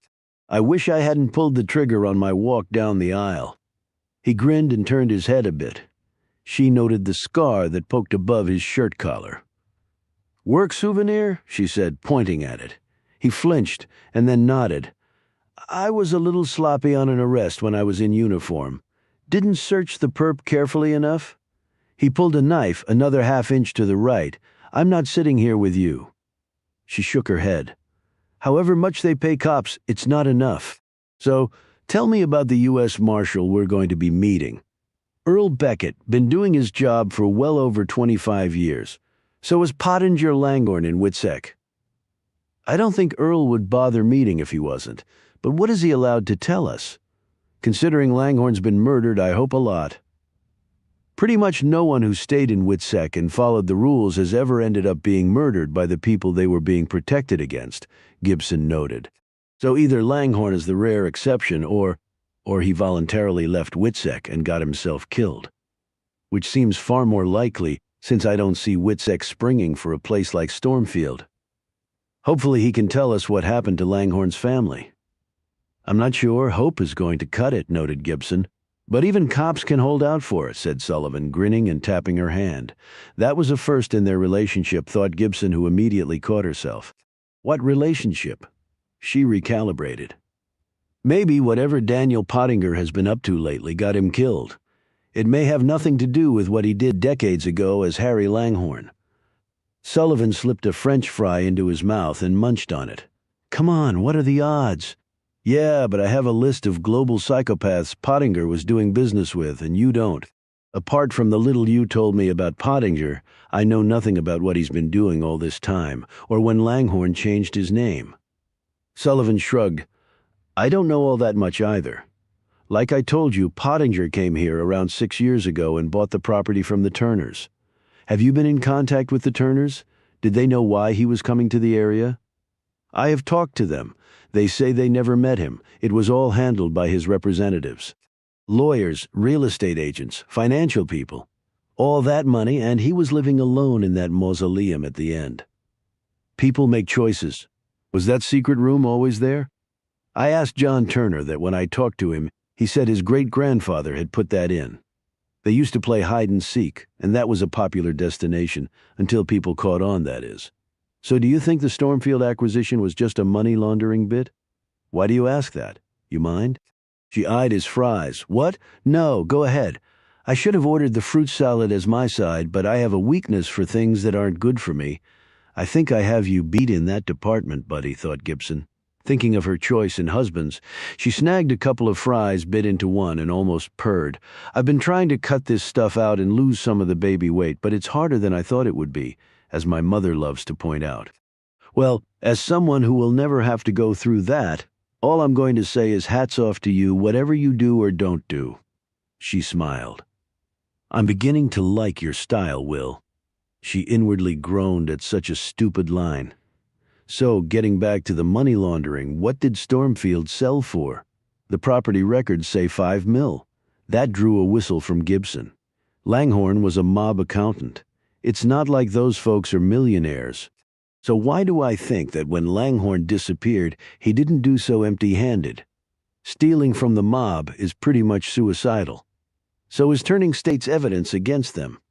Langhorne had already crossed that Rubicon. So why not go for the brass ring in the process? So you think the money laundering angle is legit, he asked. Look, I spend all my time now looking for assets just like that. Dirty money means it goes through multiple washing machines and comes out smelling like it was filled with nothing except healthy doses of Febreze. If he was smart enough to hoodwink the mob and take their money, I think he was smart enough to keep moving it around in an elaborate shell game. And it's not like the feds would have known about him stealing any money. If they had, they would have confiscated it, at least in an ideal world. But maybe the world wasn't ideal back then. Hell, and you think it is now? Retorted Sullivan with a chuckle, but it was clear he was intrigued by her theory. But your point is valid. So the guy had the mansion and probably other assets. And if he managed to invest it all somehow over the years, I would imagine those assets have grown exponentially. I do know that he paid cash for Stormfield, and they would have checked that the funds came from legit sources. After 30-plus years, you can make anything look legit, replied Gibson. Even mob money. You know, your experience in ferreting out assets might come in handy for our investigation. Now, I like how that sounds. What sounds our investigation? She checked her watch, and it's time to go add to it. Chapter 22. Earl Beckett looked like a U.S. Marshal, thought Gibson, tall, lean, ramrod straight. Weathered good looks, wavy salt and pepper hair. A grim smile coupled with flinty eyes and a crushing handshake.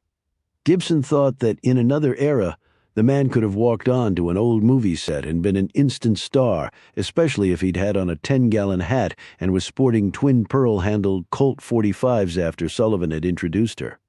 Beckett led them to his office in the Federal Building in Norfolk and sat down across from them. He had a manila folder in front of him. Had to get this sucker overnighted. It was in the record morgue, in yonder parts, he smiled. Yonder parts are what folks expect to hear from a U.S. Marshal, or maybe I'm just getting old. Works for me, said Sullivan. Beckett opened the folder and got down to business. Harry E. Langhorne, a name right out of the past. Yeah, and he's in our morgue, said Sullivan. So you told me over the phone. Then he was in Witsec, asked Sullivan. Beckett slid a finger over his top lip. You confirmed the dead guy is Langhorne? Yes. We checked and rechecked. And the FBI sent us a notification as well. Right. All Witsecs are on their database. And if any law enforcement agency sends a print ID request that ends up being a Witsec, the Bureau gets pinged. They usually let us know, too. They may have, but I'm not necessarily in the loop on that. Gibson inwardly cringed. Thank God my cop friend Kate didn't have to access a Fed database, but got Langhorne's print off a local one. Beckett said, Okay, yeah. He was under our protection starting around the time of the mob trials. With his family? Asked Gibson. That's right, his wife, Geraldine, and the 2 kids. Beckett took a few moments to read over the file. They were initially relocated to Eugene, Oregon, about as far away as you can get from New Jersey, then to Butte, Montana, and finally to Albuquerque, New Mexico, where they spent a number of years. Why so many moves? Asked Gibson. Not unusual at all. Might have been they suspected someone had found out where they were. Or there was a problem of some kind with the current location. We always err on the side of caution. What's the process for a Witsec family? Asked Gibson. We determine how many members will be entering the program, adults, children. Then they're all given a psych evaluation. Why a psych eval? Asked Gibson. The transition is not an easy one, noted Beckett. So we need to know what mental state they're all in. You don't enter Witsec because your life is a bed of roses, quite the opposite. The program will support them for 6 months financially after that. They need to get a job now. We do cater to certain requests if feasible. Like what? She asked. Well, I can tell you that we've paid for breast implants, facelifts, and boxing lessons, but that's atypical. Okay, said Gibson, slowly. The jobs these folks get are usually not going to be high-paying. They have no work or credit history. Early on, the Marshals Service reached out to the business community and got commitments from over 1,000 national businesses to provide jobs to Witsec members. In the past, we've also placed protectees in certain government jobs. Doesn't that jeopardize their safety? Asked Sullivan. We have protocols to prevent that, but I can't get into them with you. Langhorne was working at a local car dealership in Albuquerque until about 20 years ago. As a salesman? Asked Sullivan. No, as a vehicle detailer. Guy liked the details, apparently. A long fall from mob accountant to cleaning cars, remarked Gibson. What happened? Asked Sullivan. Langhorne vanished. Gibson and Sullivan exchanged glances. She said, vanished, alone, or with his family? Alone after all those years? Maybe he didn't appreciate the lifestyle or the working-class life that came with it, or the family he had. Damn, said Gibson. I always thought the guy was odd. Wait, you knew him? Exclaimed Gibson. Beckett nodded. That's why I agreed to meet. See, I was in Albuquerque at the tail end of Langhorne's time there. Did several years with him and his family and some other families out there in Witsec. Don't tell anybody, but we sometimes clump them together in the same neighborhoods to conserve manpower. None of the families knew the others were in Witsec, of course. He eyed Gibson. Will told me you were a cop for a while and now work for Pro-I. Said I could trust you. You can? What names did they go by back then? They're no longer in Witsec, so I guess it won't hurt to tell you. He glanced at the file again. Harry and Geraldine Parker. The kids went by Fran and Doug, but those are their actual first names, Gibson pointed out. Way we do it at Witsec, theory is people will not be able to get the memory of their true given name out of their brain. Someone calls out Harry and Harry turns, but if the first names are the same, so what? Last names are different, of course. Do you change their appearances? Asked Gibson, especially if their faces had been in the media? On a case-by-case basis, we do what we need to do to keep them safe, said Beckett. And that's really all I can say. So he just left his family, said Sullivan. You're sure nothing happened to him? We're sure. I think he'd been prepping it for quite a while. This was in hindsight, of course, and he might have had a stash of money to help him on his way. What makes you say that? Asked Sullivan. Rumors. Scuttlebutt? Maybe in addition to ratting out the mob, he might have raided their piggy bank too, said Gibson. Beckett shrugged. The man had helped take down a bunch of really bad guys. You're not going to jump the dude's bones over money at that point? And if they made him out to be dishonest that way, maybe it would have hurt the prosecution. You give a good defense attorney an opening, well, look out, right? Said Gibson. Well, the man he became, Daniel Pottinger, paid $5 million in cash for an old estate near Smithfield. Damn, was all Beckett said to that. You said he vanished. How so? Asked Sullivan. Went to his job one day and never came home. We checked everything, talked to everybody. He went out for lunch. The folks at the dealership said, and then called in that he was feeling ill, so they didn't expect him back. That was the last they saw or heard of him. We checked the buses, trains, airports, car rentals, nothing.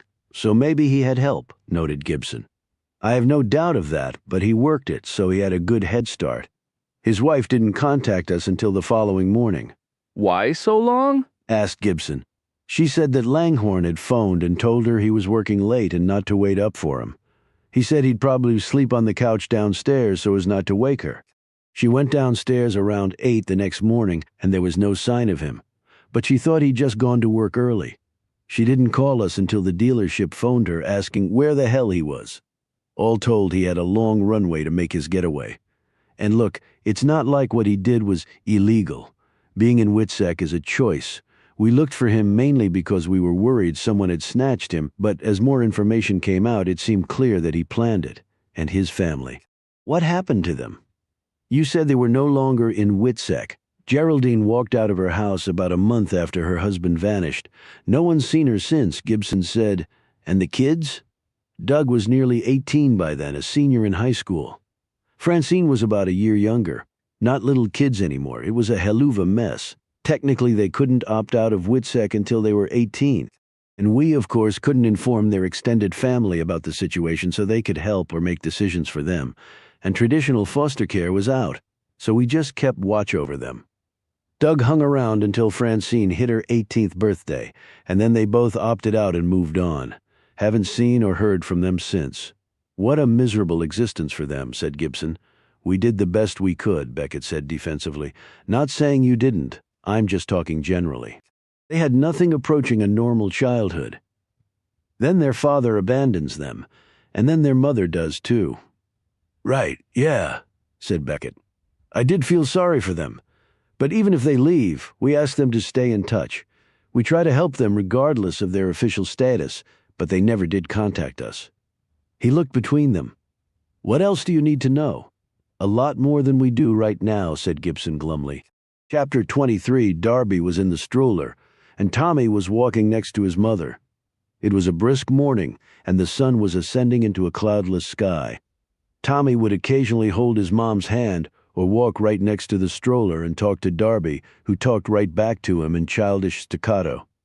Gibson was half watching them and half watching everything else around them. She had plenty of reasons to be paranoid.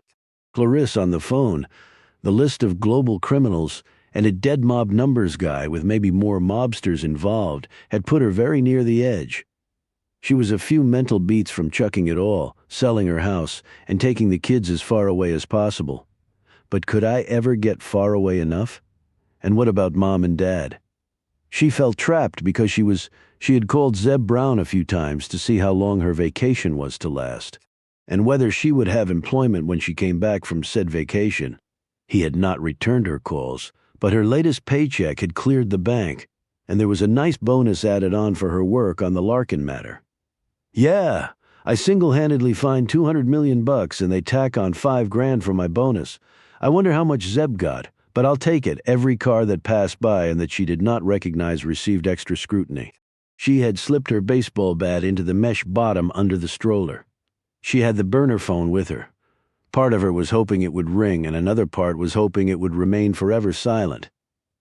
Tommy chased a squirrel while Darby begged to get out of the stroller and do the same. Gibson obliged, and she watched her kids pointing and doing inch-high jumps off the ground as the squirrel peered curiously down at them from 10 feet up a tree. Tommy looked at Gibson and said, "Mommy, squirrel, yep, but it's squirrel, squarrel, fast, huh?" "Viewy fast," agreed her son.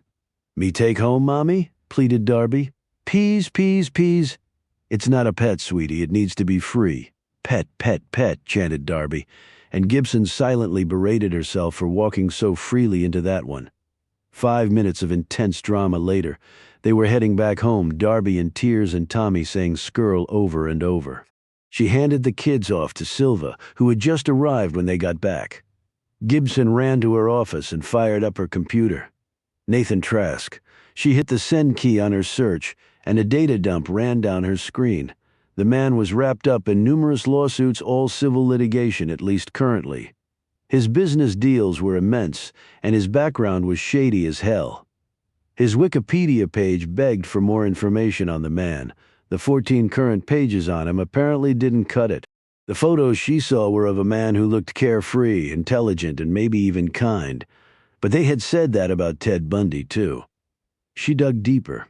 He had homes all over the world, but his principal residence at present was in Virginia Beach, a 30,000-square-foot behemoth he'd built right on the ocean with its own helipad. His superyacht was kept at a nearby deepwater marina. His Dassault Falcon tri-engine jet was hangared at a corporate jet park.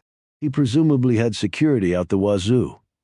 She had about as much chance of getting in to see the man as she did the president. And even if I managed it, what would I say? "Excuse me, Mr. Gazillionaire, did you kill Daniel Pottinger by any chance? Or pay to have someone do it?" "Yeah, if I want to be dumped in a grave no one will ever find." She slumped in front of her computer, a weapon she had used in her time at Pro-Eye to slay mighty beasts. But this situation was different, far different. What the hell does Clarisse expect me to do with this list anyway? She looked up the other men. They all were rich and looked arrogant and cruel, and were probably criminal in myriad ways. But from the sources she could find that seemed legit, none of them were anywhere near here when Pottinger had bought it. Sure, they could have hired someone to do it, but she didn't think so. Pottinger had died from poisoning. That was not what hitmen did. They shot you usually. Anyone could poison someone and watch while they croaked. It took something altogether different to pull the trigger on someone and see their head explode right in front of you. But why would a guy like Trask go to Stormfield and inject Pottinger with this botulism stuff? Did he stiff the man on poached elephant tusks or stolen biomedical crap? Not that I really believed any of that from Clarisse. She's a liar, plain and simple. But there were elements of truth in what she said. Normally, one could tell if someone was lying by the number of words they used in response to questioning. People telling the truth used far more words because they were unafraid of being trapped in a lie. Those lying used far fewer words. They consolidated them as a cautionary measure because they were wary of being jammed into an inconsistency. They were making it all up, and that always allowed for a mistake to creep in if they hadn't practiced enough.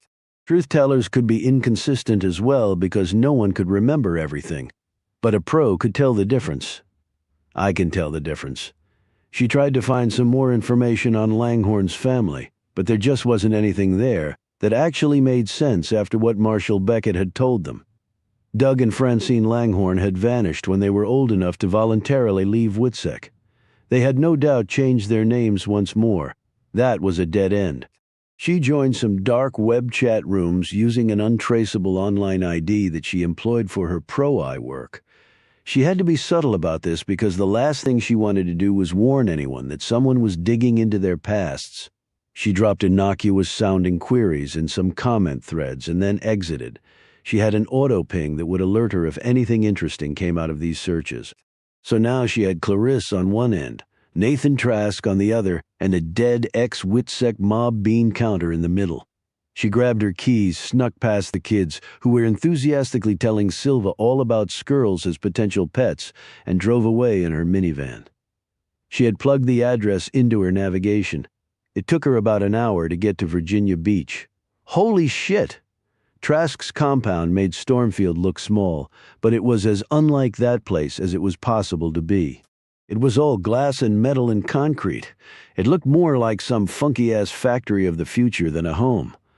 There was a big gate that looked like the one at the White House. There were men in suits by the gate. As she watched, one of them climbed into a golf cart trimmed in what looked to be some sort of gold leaf and raced off toward the house. A few moments later, a chopper came into view, tracking over the ocean below. As she continued to look up, it came to a hover over the rear of the mansion and slowly lowered like a descending elevator car until it passed from her sight line. The king had apparently arrived back at his castle. She drove off and later stopped for a cup of coffee. As she was sitting in her van, snuggled in her coat, and drinking her Starbucks, a gentle, chilly rain began to fall. The next moment, the phone rang. She looked down at it, not really wanting to answer it, but still, damn. Chapter 24. The good folks in Greenville, South Carolina, had called late last night. Her mother had taken a turn for the worse. Clarice wasn't unduly concerned, since the woman took a turn for the worse at regular intervals. "I'll be there as soon as I can," she had said. "Tell her to hang on until I arrive." She clicked off the line. That had stopped the woman on the other end of the call in her tracks, she felt sure. Clarice could imagine the silent gasp, the brow wrinkled in outrage at a daughter's callousness. "Oh, honey, if you only knew. And it's complicated. You can care about someone and still hate them at the same time. At least I can." With that last thought, she picked up her Mickey Gibson phone and made the call. Clarice had just downloaded an app on her computer that would analyze a person's speech pattern and spew out findings on a variety of emotional measures, including anxiety and fear, which Clarice knew all too well. "Hello," said Gibson. Clarice eyed the screen to see if this simple greeting had caused any alarms to go off. "Nothing yet. You got the list. Have you checked it twice? If you're trying to be funny. I thought it would work well for a mom with 2 little kids." "Christmas is a long way off," noted Gibson. "Not for me, not if things go according to plan." "So what have you learned?" Clarice asked. "Nothing that I'm sure you couldn't have learned already. But I did go by Trask's house. It's a fortress. I'm not sure what you expect I can do about it." "I wasn't suggesting a frontal assault if that's what you're implying." "You're a stealth girl, remember?" added Clarice. "I've been online. There's a ton of stuff on the guy, but so what?" "Have you checked his assets?" said Clarice. "Why is he a deadbeat? And I need to find something to grab before he can hide it. His net worth puts him at number 89 on the Forbes list." "He's not on the Forbes list. I did check that," said Gibson. "That's only because they don't put suspected criminals on there, since their wealth can't be verified using traditional measures. That's why you won't see Putin on there. But for some odd reason, they do list a number of his oligarchs. I simply estimated his net worth and placed him within the Forbes list rankings. Again, so what?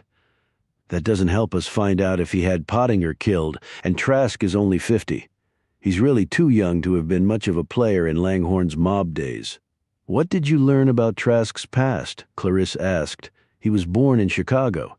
He seemed to have a normal upbringing. Hell, his father was Sam Trask, an FBI special agent of some note. But then again, maybe that's a variation of the preacher's kid's gone wild theme.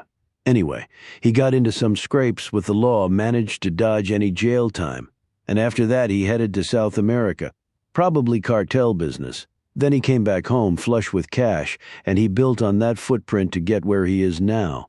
He owns a lot of businesses and properties laundering fronts," said Clarice. "Probably. He doesn't tweet or post or say anything publicly. He just makes money and lives in a grand style." But there were a lot of gaps in the story.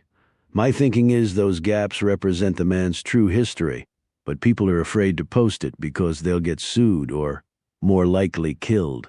"I'm impressed, Mickey. You've covered a lot of ground and your analysis is perfectly acceptable." She studied the screen and finally had a hit. The analysis of Gibson's speech pattern showed stress and doubt and conflict.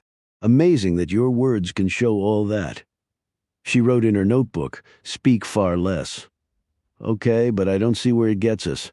Remember that I only threw out that list as possibly being connected to Langhorne's death.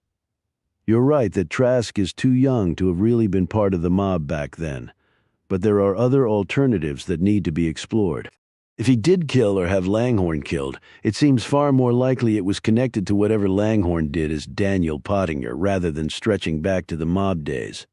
Maybe he screwed Trask over some deal and the guy decided to punish him for it. Okay, let the big one drop and see what it does to little old Mickey Gibson. How is that reconciled with the phrase, "do as I say, not as I do"? She listened to the woman's breathing and waited for the words to come and be analyzed. If you knew about that, why not tell me? She looked at the stress meter. Oh yes, straight up pissed off, angry at me on that one. I assumed you knew if you were in the room. And obviously you did, yeah, but only recently. You were in the room with the body, she repeated. I didn't search the whole thing. I found the body, got out of there and called the cops. They wouldn't let me back in there. It was a crime scene, still angry but mellowing. But now you do know, so someone told you or showed you. Does it matter? I suppose only to you. What does that mean? Exclaimed Gibson. I don't know. What does it mean to you? I'm not playing the patient to your shrink, okay? Clarisse said. My take is that either Trask did it or paid someone to do it because Pottinger screwed him over fairly recently, as you suggested. The writing on the wall might be mumbo-jumbo, or it might have some meaning between Trask and Pottinger. Or Trask is not involved, and someone else killed Pottinger for recent dealings. Or, Gibson said, this does date back to Langhorne screwing the mob over. Oh, Mickey, you missed an obvious one, babe. But that's for me to know, and you hopefully never to find out. Gibson continued, if the latter, then I can start digging into the mob from back then. She paused. Langhorne might have escaped with a shitload of mob money. The mob, at least the one today, may have discovered that and wanted it back. Oh, how right you are, at least partially. The question becomes, did they find it? Is that what you want to? The mob treasure? She analyzed the screen and saw that Gibson had been remarkably calm when uttering these lines. Clarisse automatically wrote some thoughts in her notebook. Her anxiety goes down when she believes she's right about something. I could lie and say it never crossed my mind, but what would be the point? Besides, don't girls multitask really well? I'm glad you can see it that way, muttered Gibson. Are you? It brings me no particular joy. Her other phone silently buzzed. She looked at the screen. It was Greenville. What now? Frowning, she said, I'll have to get back to you, only in her hurry. Her finger didn't hit the right button. She answered the call.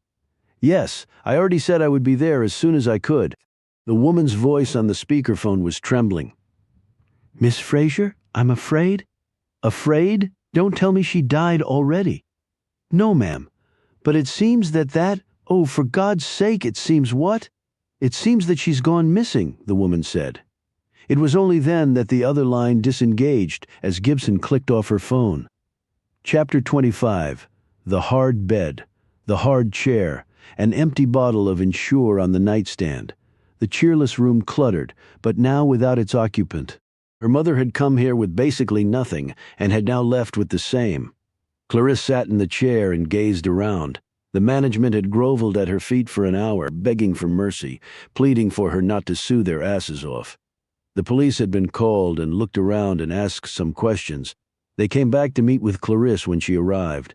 They told her that her mother might have simply wandered off.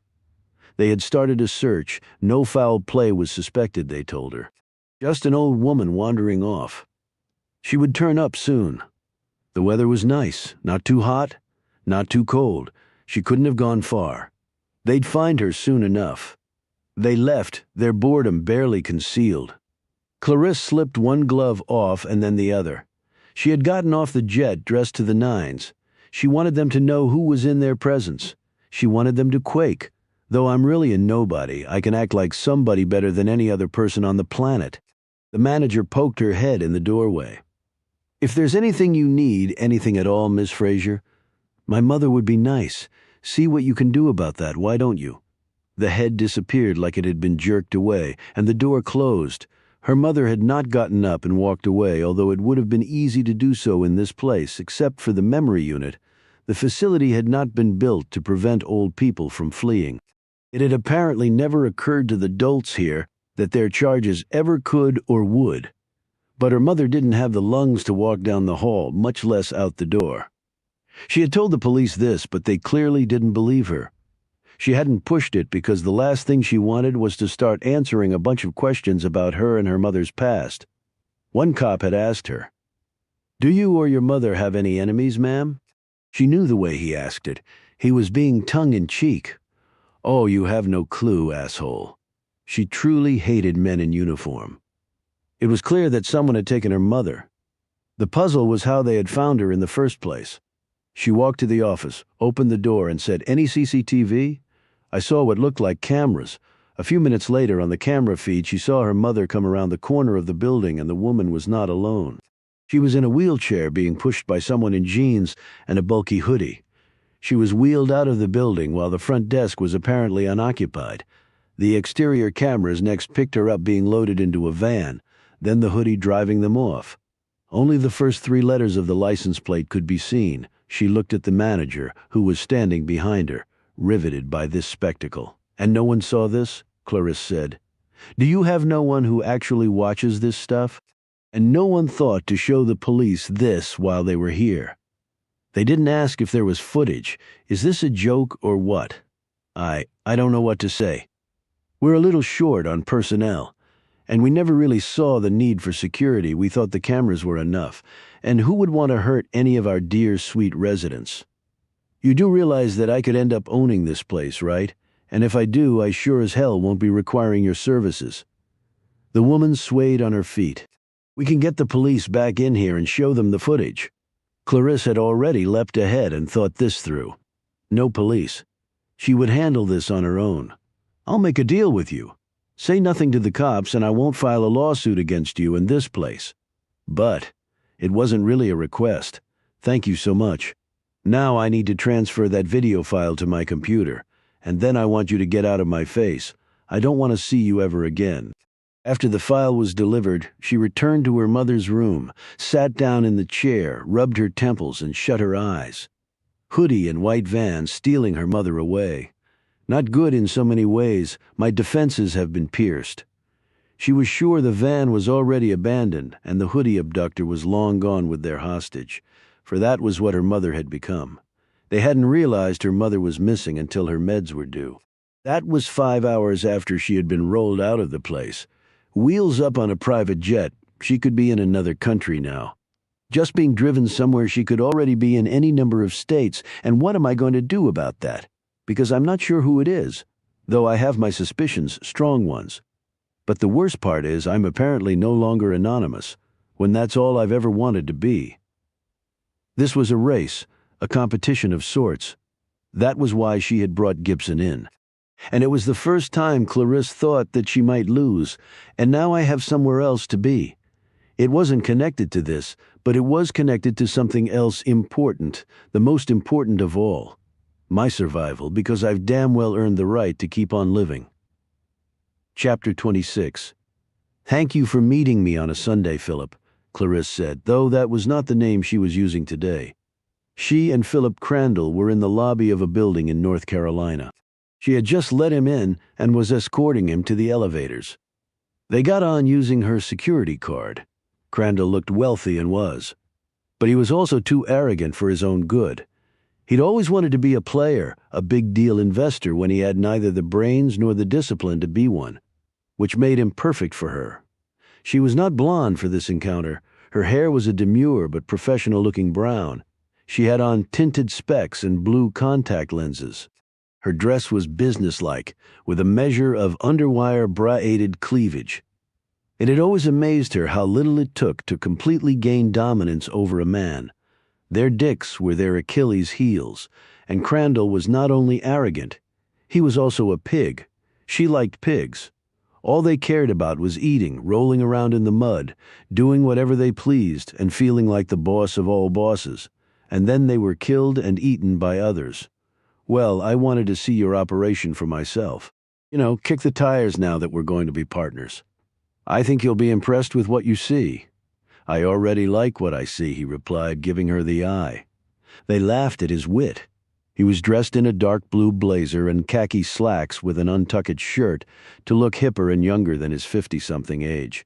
A pocket square completed the package. She could tell he was so impressed with himself. just like he had looked when he'd climbed out of the Aston Martin two-door after he'd pulled up in front of the building. "Wow, you don't see many Aston Martins around here," she said, smiling adoringly from the other side of the elevator car. He smiled right back. "One thing you'll learn about me, I don't like to have the same toys as all the other guys." She applauded him with her eyes. "I like your style." He ran his gaze over her again, his intentions as clear as the elevator buttons. "And I like yours." He was married, but unhappily he had told her. Which meant, of course, that he wanted to screw her. She had let him think that was a real possibility, because that's just what you did with a guy you were trying to screw, but in a completely different way. He had told her over drinks that he read people really well and trusted his instincts. "That's how I made my fortune." "Brilliant," she had said. She was actually referring to Crandall's father, Richard, who had made a fortune in real estate. This Crandall had taken a $250 million inheritance and over 20 years managed to lose $50 million of it by investing in stupid deals that never rose above the scam level. If he just put his inheritance in the stock market back then, he'd probably be a billionaire by now. They got to the 5th floor and she led him down the hall to a double office door with a sign proclaiming it to be the home of Laser Focus, Inc. She opened the door with her keycard and led him inside. The lobby was spacious. The firm's name on a much larger sign was behind the receptionist's desk. "Nothing fancy, but we're not into that. All our money goes into product and people, and the branding push will come next. Of course, no one is in today. I've been to your website. Very impressive." "Thanks. It's a very different world than the one I had at IBM." "Yes, IBM. A great company, but maybe a little bit of a dinosaur now," he said. "Wow, you are so up to date on everything," she said. "We're lucky to have you as an early investor." I keep my nose to the ground. His gaze drifted over her legs. "Look, maybe we can have dinner and drinks later. I can do it on Wednesday if that works. I'm off on a business trip to Montreal early tomorrow. We're trying to go full bore in Canada right now." "I'd like that. I know a place." "I knew you would. In fact, we can celebrate your investment in Laser Focus. But I have to warn you, I'm not much of a drinker." "Then I'll order a case of red for our table." They both laughed. "Now to business." She led him into a conference room where she had set up a slide deck on a laptop. "We've already been over pretty much all of this, but I wanted you to see it again in a more comprehensive way." They sat down inches apart. He touched her arm. "I appreciate the private showing. Stranger danger, stranger danger. And let's appreciate that this is strictly business, as I owe my partners a fiduciary duty." She touched his hand. "But there's always Wednesday." "Here's to always Wednesday, and then we'll bring you in for a full meet and greet. The rest of the team are dying to get to know you." "I really enjoyed meeting your partners, Joe and Bill. Rock solid, both of them." "Yes, they are." She went over the plans for Laser Focus, which she had written on her laptop, cobbling together bits and pieces from other such plans she had gained access to. It all had a professional appearance because she was really good at Excel and Photoshop, and what she didn't know she could always find out. She actually thought the business concept wasn't bad, but she wasn't going to be the one to see if it would work or not. All she needed to do was get the $2 million wire transferred tomorrow. "Love the name, by the way. Laser Focus," said Crandall. "I wish I could claim credit for it, but it was that before I came here. However, I wouldn't leave a VP slot at IBM for nothing. You remember our main concept of pop-ups, of course? But leveraging them in a totally unique way.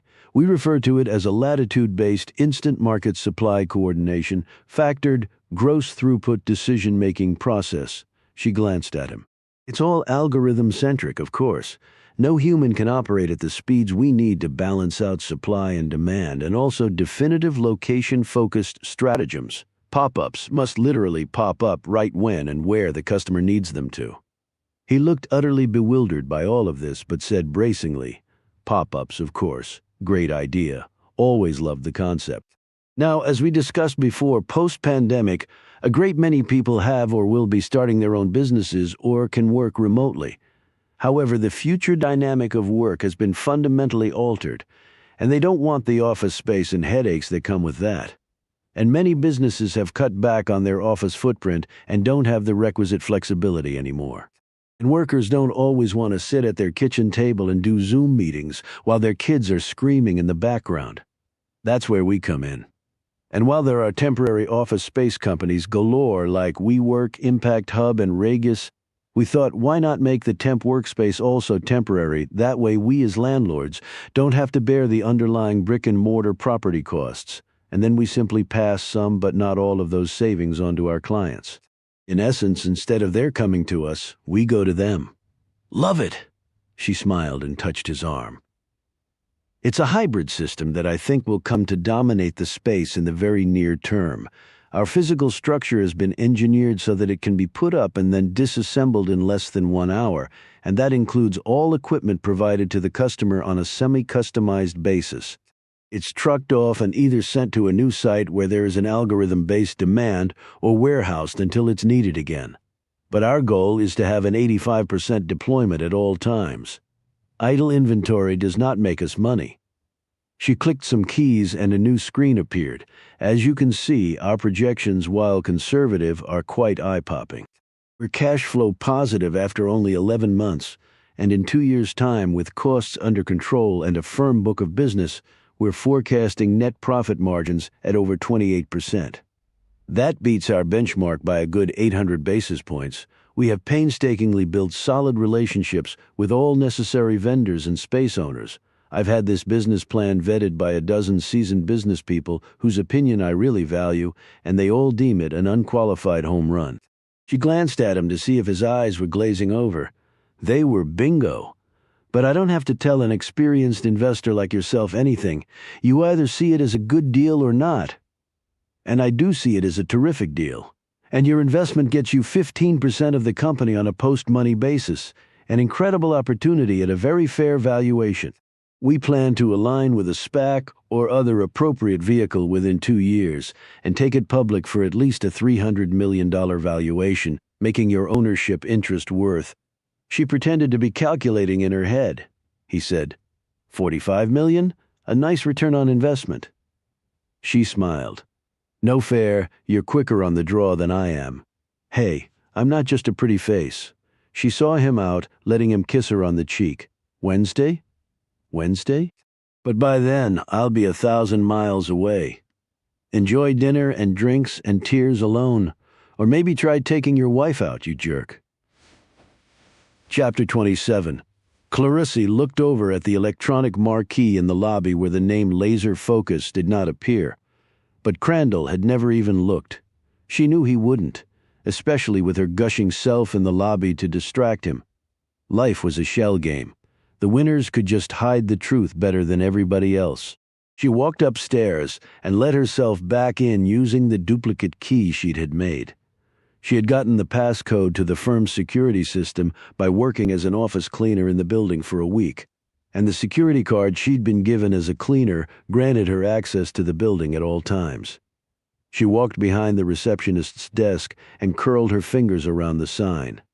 There, the magnetized backing on the styrofoam sign pulled free from the metal letters bolted into the wall. Revealed was the name of the company that really called this place home, Creative Engineering. A well-respected company with lots of projects worldwide. She had come in earlier today and made sure nothing that said Creative Engineering was visible anywhere. She had led Crandall right to the conference room and then right out the front door. She felt like a stage director. Enter and exit only when and where I say to it was a role she enjoyed. She had learned that all the personnel from this office had been redeployed to Austin, Texas, for a special 4-week project, which was why she had chosen this space for her office. She broke her sign into 2 pieces and stuffed it into a large trash bag, then slipped her laptop into her briefcase. She next wiped her prints from every surface she had touched. She closed the door behind her and took the sign off the wall next to the exterior door. Underneath was once more revealed the name Creative Engineering, but not as creative as me, I'd wager. She added the small sign to the trash bag and left the building.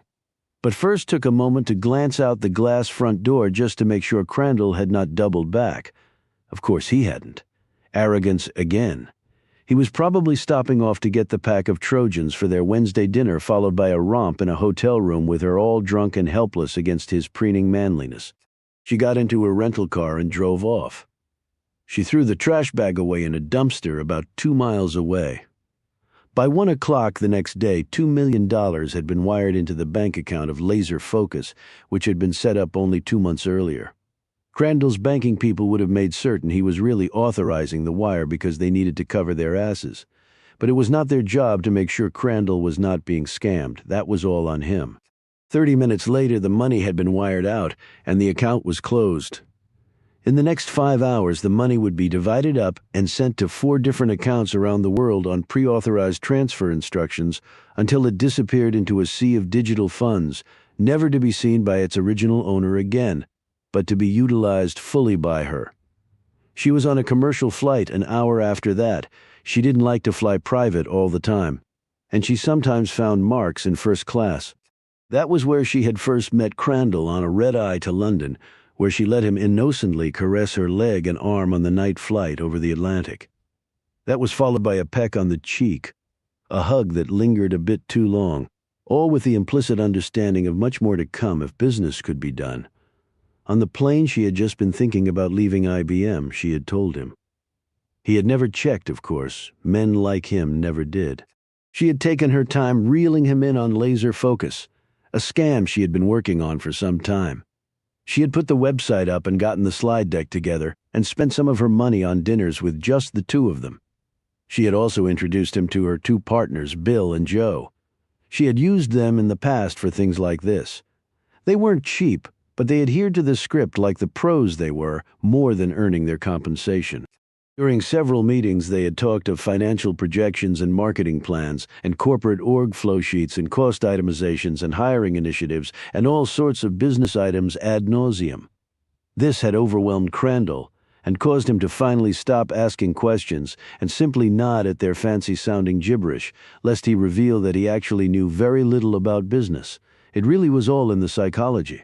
If you knew what made your mark tick, you knew everything you needed to know, and playing to the mark's ego was usually golden. When she had learned while sitting next to Crandall in first class that his wealth had been inherited, her interest had been piqued. Those who inherited wealth either let the professionals handle the business matters, while they simply enjoyed the benefits of being born into the right family, or else they went the route that Crandall did, convincing themselves that they had somehow earned every dollar and had the business acumen to earn even more. Well, Philip Crandall would have to content himself with the many millions he still had left. And knowing his ego, he might not even report being ripped off because that would make public the fact that he was an idiot.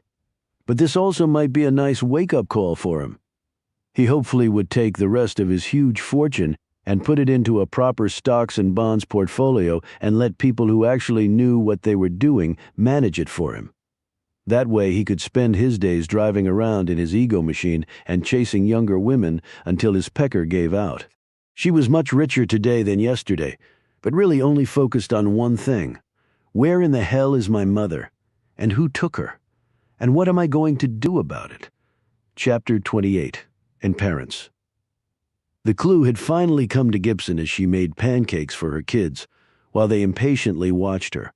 Clarisse had said, "One can buy excellent day care if one has enough money. That goes for children and parents." And days later she had taken a call, presumably unaware that Gibson could still hear. It seemed like a woman had gone missing.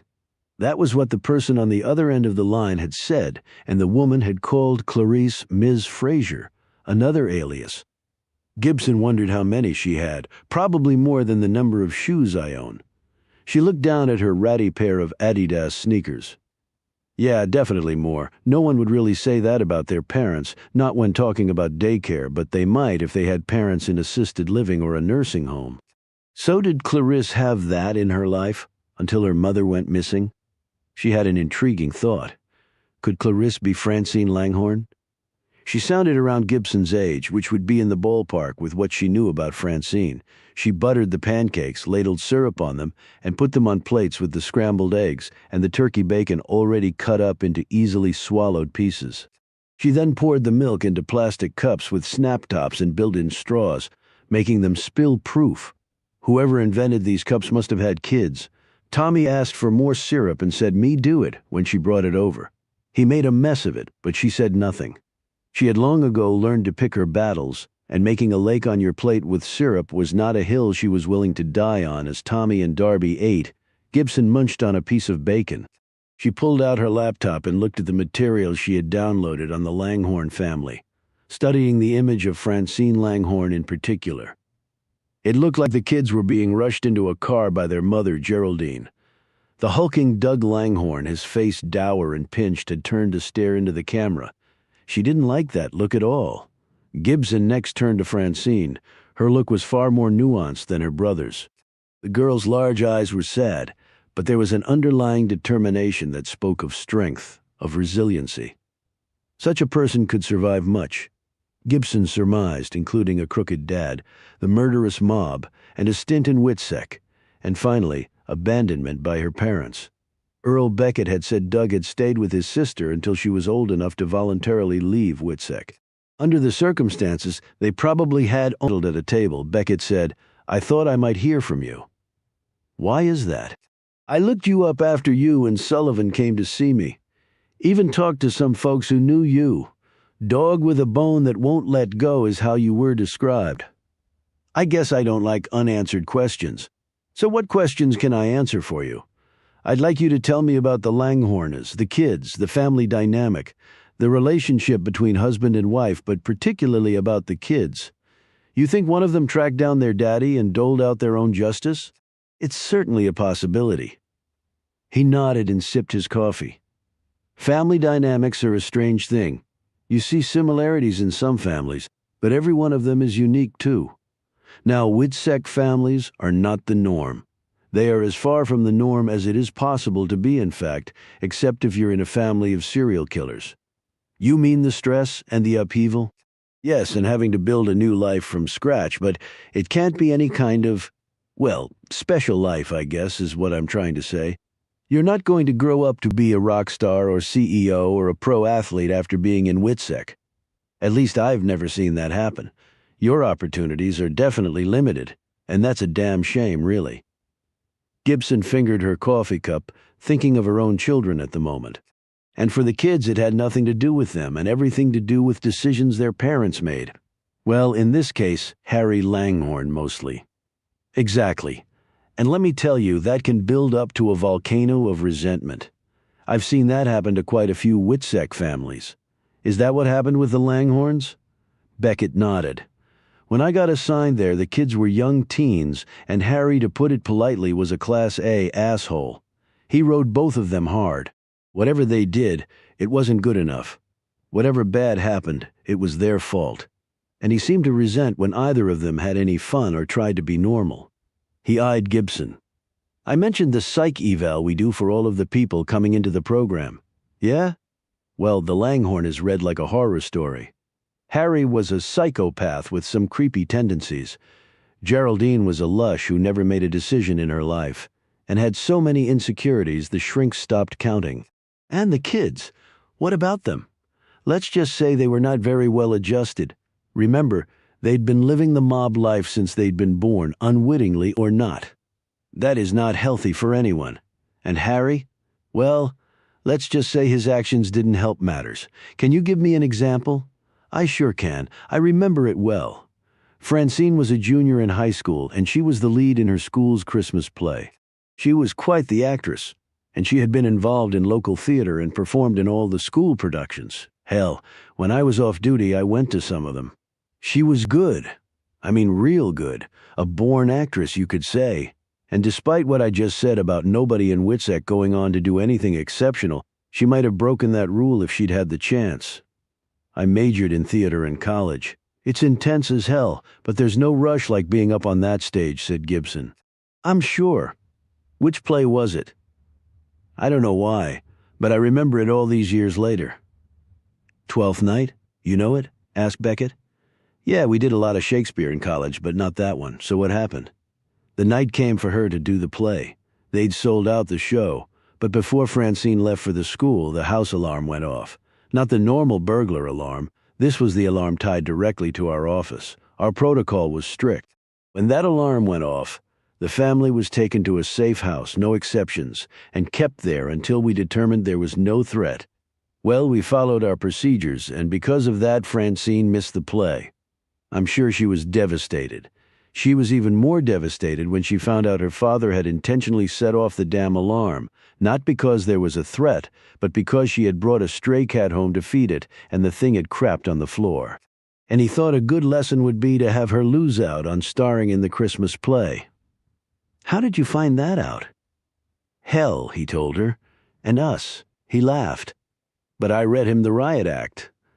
I told him if he pulled something like that again, I would rip his hand off.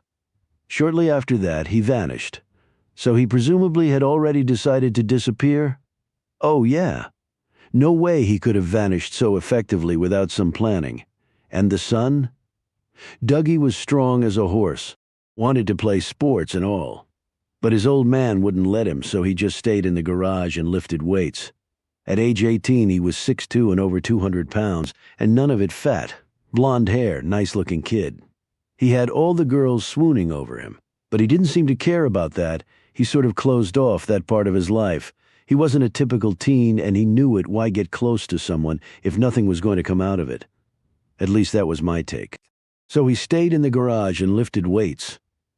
How about Geraldine? What was her role in the dynamic? She did what her husband told her to do. Didn't stand up for the kids? Not that I ever saw. The kids pretty much raised themselves. I'm not saying Geraldine was a bad person, but her life basically fell apart after the family got moved into Witsec. She didn't cope well, but she apparently liked the mob money that Harry was paid. They had a good lifestyle back in Jersey, but he was no millionaire, at least not back then. Strictly upper middle class. Did she work outside the house while in Witsec? Yep, like I said, that's a rule. Got to get a job, and it's not just about the money. We don't want people sitting at home moping. Only bad things come out of that. So she was a maid for a while at a motel chain, and she also worked at a bowling alley, then at a Walmart. There were other jobs, all menial stuff. But after the mob business, it was like every bit of energy and ambition left her. I didn't get all that just from my time with them. Other marshals filled out the story for me, and the kids resented their mothers not taking their sides, not being there for them. He eyed her. You got kids? Yes, very little ones, and we were all kids once. Well, then you probably know the answer to that. Gibson let out a long, subdued breath. Yeah, I guess I do, she thought. How did the kids get along? Francine could get Dougie to do whatever she wanted. She just had that way about her. Now, I might have given you the wrong impression before about Dougie staying in the garage and lifting weights. The boy was not stupid. He was a brooder, but intelligent. His grades weren't the best, but not because of ability. He just seemed bored, but he loved his sister, would do whatever she told him to do. I think that's why he waited around for her before heading out. Well, a good actress can be very manipulative, said Gibson. The conjured image of Clarice and the image of the young Francine Langhorne from the photo appeared in her mind's eye. She mentally blended one into the other and got a real mess in return. Yes, they can, and she was. Manipulative enough to have him kill their mother? I mean, you said she vanished, but do you really know that for sure? We never found a body, and the kids disclaimed all knowledge of her disappearance. Would someone have seen anything if they did do her harm? Another Witsec family with kids, name of Enders, lived near them. The Langhorns would socialize with them. The fathers got along. I mean, really well. It was like Harry had found a kindred spirit in Darren Enders. We talked to them, but they weren't home the night she vanished. Geraldine's kids reported her missing the next morning. Part of me thinks she went to join her husband. We never found a trace, but, like her husband, she had a good head start. One last thing. Sure. Can you find samples of Francine's and Dougie's handwriting? Handwriting? Asked Beckett. Yeah. You have something you think they both wrote out? Do as I say, not as I do, she thought. Not right now, but I might stumble on something in the future. You're talking a long time ago. I'm not expecting miracles, just asking you to make some phone calls to see if something turns up. Okay, I'll see what I can do, replied Beckett. Thanks, and thanks for all the info. You really think his kids found Harry Langhorne and killed him? It's certainly possible, and I might be working with one of the killers, thought Gibson. Chapter 29. On the drive home, Gibson mulled over things. If Clarisse was Francine, she could have found and killed her father at Stormfield. Whether her brother Doug was around and part of it, Gibson didn't know. But then, why involve me? If she did kill him, then she basically engaged me to find her. Since that made no sense, Gibson had to conclude she had it all wrong, or was missing something vital that would make her initial speculation right. Later, she turned into her driveway and sat there for a bit.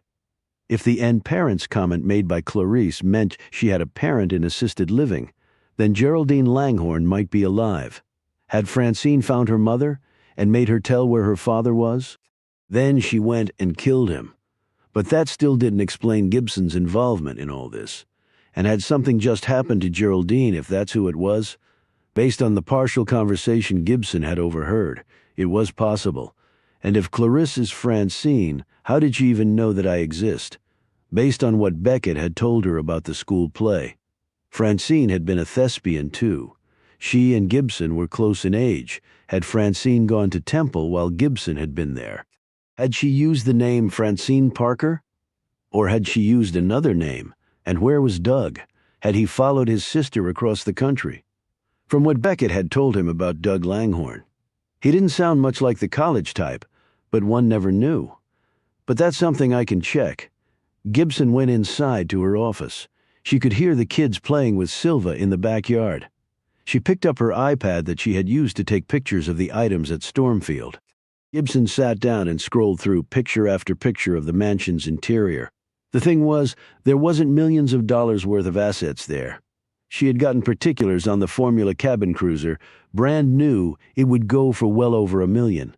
But this model was 4 years old, so it would be worth far less. And if the millions were the ones Langhorne had already spent on purchasing Stormfield and the boat, he couldn't imagine how Clarice intended to get her hands on those proceeds. She would have to prove that she was Harry Langhorne's daughter, and if she had killed her father, that would not exactly be smart. Plus, even if the place was sold and millions resulted from that sale, it could be argued by the government that the monies Langhorne had used to buy the place were stolen from a criminal organization. In that case, she might not realize a penny, and while Harry Langhorne might well have been a Class A asshole, as Marshall Beckett had said, that didn't give anyone the right to murder him. Yet how many times have you dreamed about killing your ex? Her small attic had an access door in the middle of the upstairs hall. She pulled on the cord and a set of stairs dropped down. She clambered up and turned on the light. There was no room to stand, so she stepped across the loose plywood boards set over the ceiling joists until she reached the pile of cardboard boxes. She opened one and pulled out her yearbooks from Temple. She went over all 4 of them. There was no Francine or Doug Parker, not that she had expected to find those names. Next, she went through all the photos of the students. The problem was, the only pictures she had of Francine and Doug Langhorne were from when they were children. As they were leaving the cafe, she had asked Beckett if he had any photos of them as teenagers. But he had told her no. As a routine, he said they did not take pictures of their protectees in case they fell into the wrong hands. That meant Gibson really had no idea what Francine or Doug looked like now. She stopped at one page in her junior yearbook which showed Mickey Rogers on stage in the role of Eliza Doolittle from My Fair Lady. She smiled and ran her fingers over the images. The Cockney accent had been really hard for the Jersey girl to master, but she had worked her butt off to nail it. The camera angle showed the audience and also some of the crew in the wings. She heard her kids screaming and playing in the backyard. She took the yearbook with her, left the attic, and walked over to a window where she could see Tommy and Darby running in circles using their arms as plane wings, while Silva clapped and danced around them. She glanced down at her far younger self on the page as she beamed out at the audience. I thought I was going to be the next great thing on Broadway, even though my pipes weren't the best, and my acting chops, though decent, were not exactly Tony Award level. Now I'm approaching 40, divorced with 2 little kids, and I'm embroiled in something I can't even begin to understand. But whoever said life was predictable? She put the yearbook down and hurried outside to be with her kids. Chapter 30. Clarisse had managed to troce the van that had been used to abduct her mother. It had been rented. The identity used to lease it had been stolen. She found that out on her own. The rental company could do nothing to help her.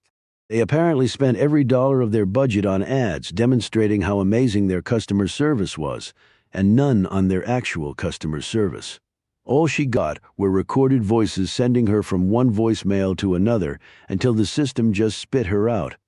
Clarisse looked at her computer screen. The vehicle had been picked up in Asheville, North Carolina, driven to Greenville, South Carolina, used for a felony abduction of one Agnes Leland and then abandoned somewhere in between. No leads, no clues, no nothing. The interesting thing now, how would communication to her occur? True to her habit, she had started a new notebook. On its cover, she had written "Refouverie of Mommy." Short and to the point, but with a lot of work ahead and not much to go on. She hacked into what she needed to hack into and watched Hoodie rent the van in Asheville, which was only about an hour or so across the state line from Greenville. The world was all connected now. What that actually meant was that there was no more privacy ever. She zoomed in on the figure, but the person's face was never pointed toward the camera. Using an app, she calculated the height of the person at over 6 feet, but that included shoes. The clothes were bulky, so an educated guess on the weight and build was likely to be well off. The ID used to rent the car was in the name of Darrell Oxblood of the Plains, Virginia. The DMV records in Virginia showed there was a Darrell Oxblood of the Plains, Virginia. The credit card used was also in Oxblood's name. She sat back and thought about this. Do I go to the Plains, Virginia? Or do I wait for them to contact me, or maybe they already have? And there would be only one way to do it. She used a burner phone to call the facility in Greenville. The manager said in a cowed voice, "You're not going to have me fired, are you? I really need this job. How good are the firewalls on your computer network?" "I don't know anything about firewalls, but we have a guy. He's a cousin of someone who works here, and he gave us a good deal too." She hung up on the woman and checked the email she had given the facility in case of emergency. She had provided a phone number too, which they had called when her mother went missing, but she felt sure the first contact would not be by phone, if ever. And there it was, sitting in her email spam folder. Hello and surprise. Took a while, but like you, I don't give up easy. The old bitch is well and full of shit as always. We'll need to talk about things. I'll let you know when. Get cranked and buckle up because we're taking this ride to a whole other level. It's going to be a wild one, hon. Take it to another level, will you? Well, that can cut both ways. But how did they find Mommy? And then me? She let the possible scenarios flow through her mind. The background cover was solid. Agnes was gaga, so she wasn't telling anybody anything. Greenville, out of all places. So how? The answer didn't please her, but it was inevitable. They didn't track Mommy to me. They tracked me to Mommy. She went back over the last 6 months of her activity to see where the penetration might have come from. She consulted her notebooks and computer files in Frankfort, Kentucky, a scam run on a horse breeder who thought himself a demigod of sorts. It was only a $250,000 operation, plus a racehorse that she'd later sold for a tidy sum. There had been no glitches. The dickless senator with Angie again. Nothing there. She hadn't appeared on the scene until the very end. Philip Crandall. Now that had been more involved. She had been invested in that one both digitally and in person. She flipped through her notebooks and then checked her schedule of appearances on the computer. She pulled up footage of the places where she had been seen on camera, but always in disguise. A disguise no one could see through, especially after all this time. She flipped through screen after screen, the airport, the restaurants, the meeting places, her conferring with her 2 conspirators, Bill and Joe. There was nothing that looked out of the ordinary, no one paying her the least bit of attention, the building housing the fake laser focus. It had nothing to do with creative engineering, the office space that she had used to dupe Philip Crandall. But creative wasn't the only business in the building.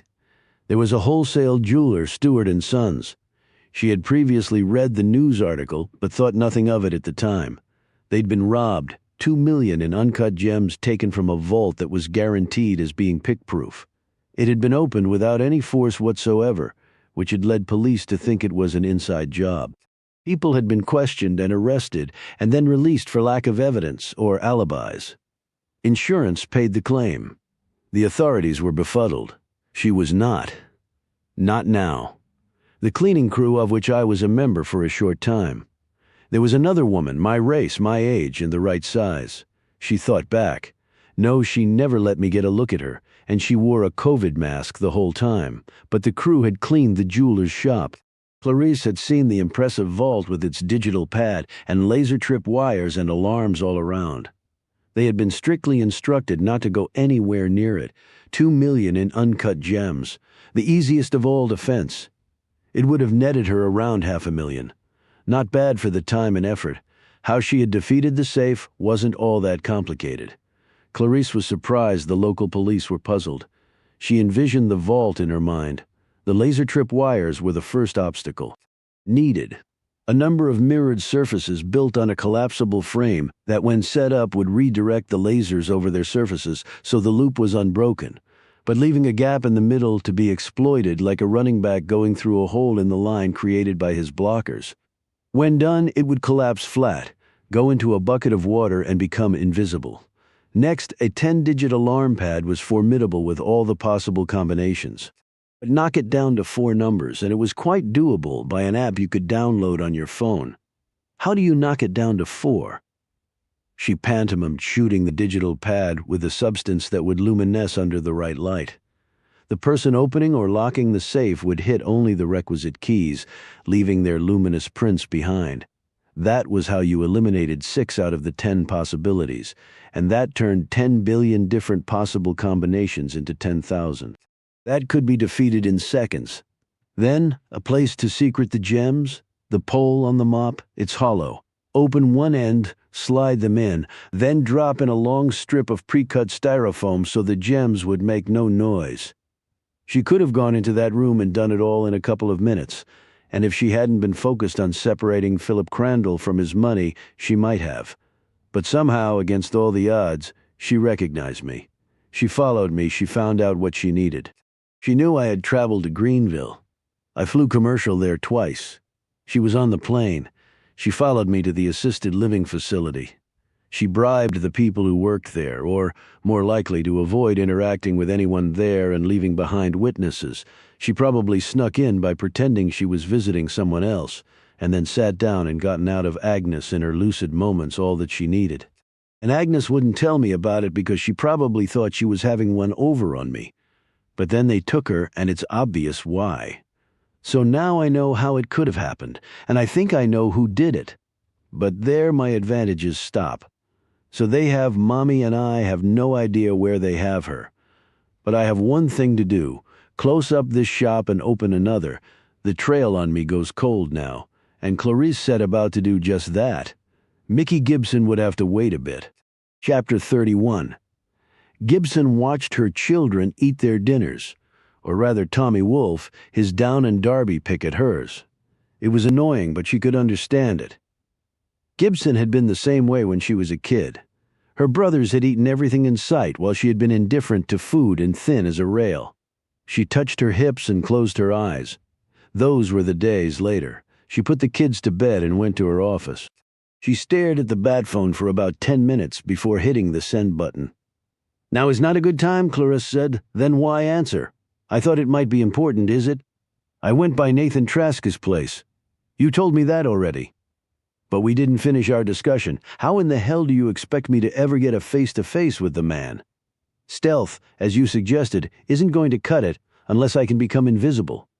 I didn't think it was my job to do your job." "I don't remember being hired by you to do a job," Gibson snapped. "Or did my paycheck go astray? You're in this knee-deep." "No, make that ass deep. If Trask is involved in Langhorne's death, he knows all about you already. You sound flustered." "Maybe I am, and maybe I don't need to be your self-starter, Mickey. I thought you could motivate yourself. You're a smart girl, act like it. Maybe we should meet on a Zoom." "Why? I like to know who I'm dealing with." "You already know who you're dealing with, me.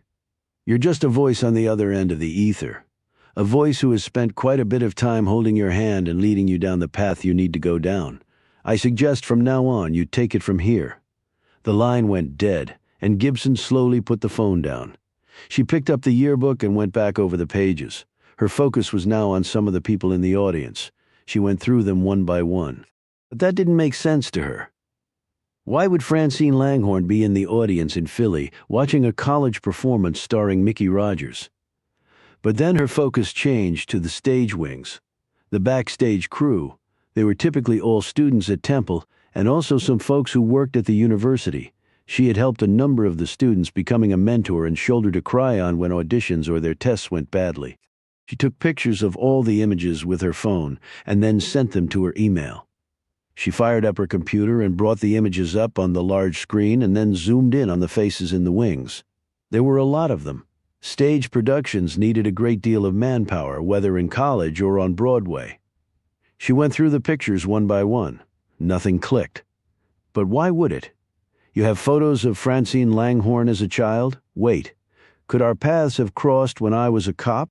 She knew I had been on the force in Jersey City. Did I arrest her at some point? I met a lot of people back then, and she obviously knew I worked at Pro-I, but I really haven't met anyone in person at Pro-I.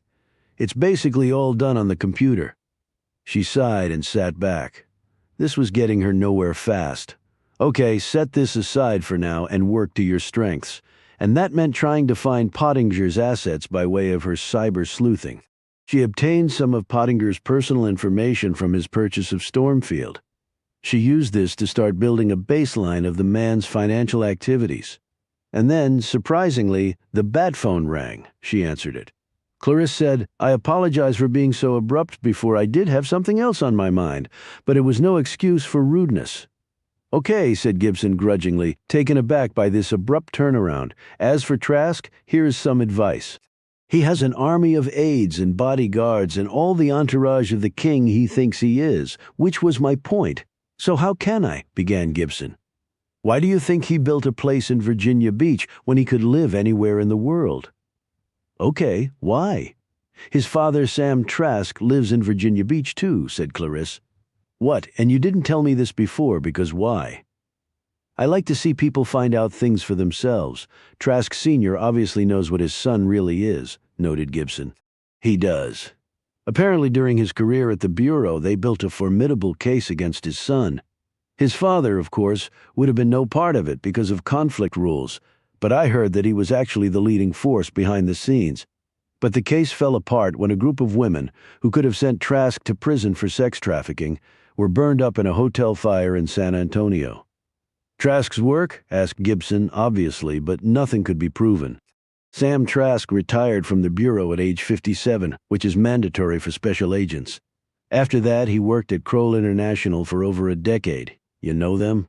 Gibson said, "Of course, one of the biggest and best-known private security and investigation firms in the world. They're a competitor of Pro-I. He did specialized work for them, using his breadth of knowledge and Rolodex acquired at the Bureau. His cases took him all over the world, and there was overlap with the sort of crimes his son was engaged in. So you mean the father was still trying to take down his son?" "It's almost biblical, isn't it?" remarked Clarisse. "Sam Trask is now 80 years old, retired, widowed, and has lived for 5 years at the Feathers, an assisted living center in Virginia Beach. He has some health issues, but word is the man still has his mental faculties." "And his son built that monstrosity after his father moved there?" said Gibson. "Sort of like, look at me. I have this awesome place and you're the one imprisoned at an assisted living facility." "If I were Sam, I'd up and move somewhere else. Make his son shell out the bucks to build another place," Clarisse said. "I'm not sure Sam Trask would give him the satisfaction of knowing that his son is still getting in his father's head. Does Nathan ever visit him?" "His father obviously wants nothing to do with him. So he has refrained from trying. So maybe there's your in." "What do you mean?" asked Gibson. "Sam Trask knows more about his son than maybe anyone alive. If that's so, why hasn't the son taken out the father? He would be the prime suspect if that happened, and that would turn the FBI's attention to him again. His father can't really hurt him now. So why make that sort of trouble for himself?" "So you want me to go and talk to the father?" asked Gibson. "Do you have a better idea?" "Apparently not, because you called me initially complaining you had no shot at nailing Nathan Trask." "Whoa, nailing him?" "Okay, getting information about him," amended Clarisse.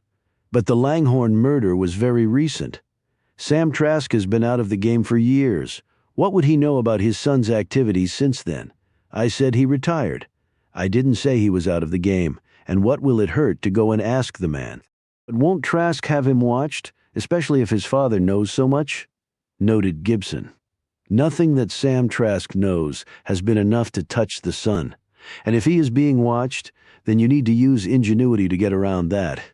"You make it sound so easy," retorted Gibson. "I didn't involve you in this because it was easy. I brought you in because you're good. I'm a former cop. I can't flit around conning people and doing illegal things." "Really? Then how did you find out that Daniel Pottinger was really Harry Langhorne? I would imagine you did some conning and flitting and illegal shit to score that info. Okay, I walked right into that one. What do you think Sam Trask can tell me? Isn't that the whole point of asking? Okay, I'm done hand-holding. Oh, and one more thing." "Yeah," said Gibson. "A much younger Sam Trask was on the FBI task force that took down the mob bosses Harry Langhorne was working with. But I'm sure you already knew that, right?" And with that Parthian shot, the line went dead again. And Gibson didn't think Clarisse would be calling back a second time. And maybe she's right. I'm half-assing this because I keep oscillating between whether I really want to be involved or not. She went online and looked up the Feathers. It was quite an upscale place, about a dozen rungs above any place Gibson would be able to afford when her time came to retire. The resident list wasn't available, of course. She looked over the facility schematic. It had a memory wing for dementia patients, a library, a game room, a hair salon, an outdoor courtyard in the very center, fireplaces, a dining room, and other community spaces. She was surprised when her bat phone dinged. Not a call, but definitely a communication. She opened the email and saw a picture of a distinguished-looking elderly man. Written under it was, "Sam Trask. Good hunting." She studied the picture and then thought how best to do this. And when she had struck on a plan, Gibson had to admit that a bit of the excitement lost from her earlier professional life was starting to seep back into her. And it wasn't just her time as a cop, but also her stint as a college thespian. She checked on the kids and woke Tommy from a devilish nightmare and held him until he fell back asleep. She had had night terrors as a child and understood quite clearly how bad they could be. Gibson went to her room, set her alarm, and pulled the covers over herself, thinking of what she had once been and perhaps what she still could be. Chapter 32. With the kids bathed and fed and Silva in charge, Gibson set out for the Feathers the following morning. She had on an outfit that she had last worn about 2 years ago. She had delivered Darby about 3 weeks before and had still been carrying some of her pregnancy weight. She refused to borrow any more clothes from her mother. She drove past the Feathers twice, each time looking for anyone surveilling the place. She didn't believe that Nathan Trask was keeping his father under eyeballs 24/7, but the man had enough resources to justify Gibson's going through the pains of checking. Nothing looked amiss to her, so she drove into the parking lot and went inside with a little gift bag and small bouquet of flowers she had purchased as part of her cover. There was a sign-in sheet, so she signed in an undecipherable scribble. She took her temperature with the device sitting next to the sign-in ledger and saw that it was normal. A woman at the front desk on the telephone nodded at Gibson, who smiled back and held up the gift bag and flowers. The woman mouthed the words, "Very nice." Another lady in blue scrubs walked by, pushing a basket of soiled laundry. She nodded at Gibson and moved on. Gibson turned left and walked down the corridor, passing the library and community spaces. The nurse's station on this hall was unoccupied. Retirement places had a hard time keeping workers because of low pay, she knew, and less than ideal circumstances. Working with the elderly, who were often in pain, depressed, and sometimes not in their right minds, would challenge anyone. Plus, even the upscale facilities operated on a shoestring, and to make a profit, they had to keep the employee head count down as much as possible. None of that was good as far as patient care went, but it was quite good for Gibson's efforts today. Each resident room had a nameplate on it. She passed by 12 rooms without finding Trask's. She eyed a resident slowly making his way down the hall on a rollator. She asked him if he knew what room Sam Trask was in. He just looked back at her blankly, gummed his lips, and kept going. She turned the corner and ran into another employee. "Can I help you?" she asked. The woman's features an intriguing mix of friendliness and suspicion. "I was looking for Mrs. Edison's room," Gibson glibly asked, using the name she had seen on one of the rooms she had passed. She didn't want to ask for Trask's room in case the son had plants here. She's an old friend of my mother's. She held up the gift bag and flowers. I thought this might brighten up her day. I'm sure it will. Kate loves flowers, but you passed it. It's back around the corner. Third door on the right. Gibson smiled. Thank you. I guess I really do have to get those eyeglasses. The woman chuckled and went through a door marked employees only. Gibson kept going and turned the corner. She met an elderly woman pushing herself along in a wheelchair and whistling a tune that Gibson did not recognize. The woman stopped and looked at Gibson. Are you lost? She said. I think I might be. It's my first visit here to see my great-uncle. His name? Sam Trask, room 223 upstairs. Thank you so much. Gibson found the stairs, headed up, and 10 seconds later was knocking on Trask's door. She noted the sign next to the door that warned of oxygen being used inside.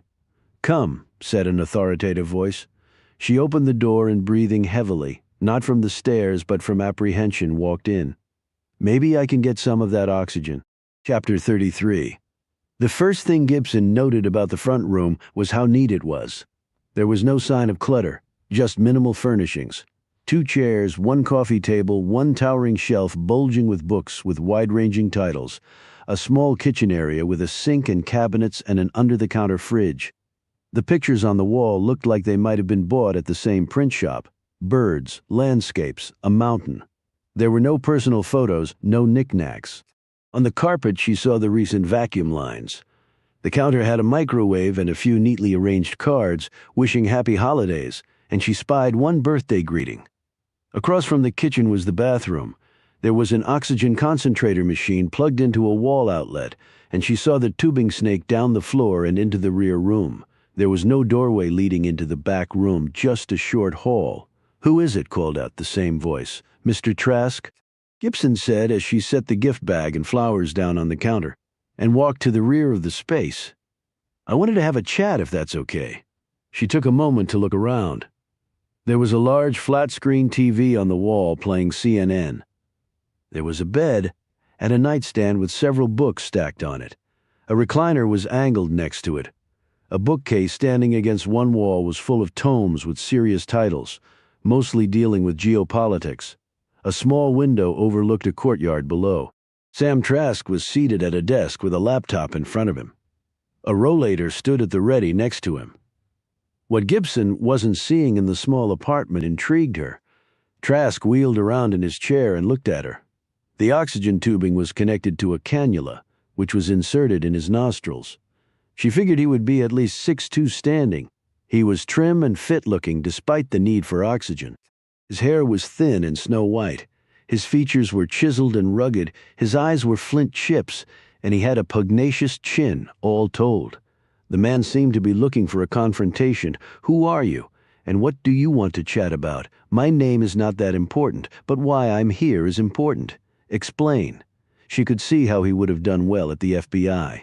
He was confident but curious, direct, but there was a subtlety to it. Have you ever heard of a man named Harry Langhorne? Mob accountant. He turned state's evidence and helped to take down several New York and New Jersey crime families, including the Giordanos.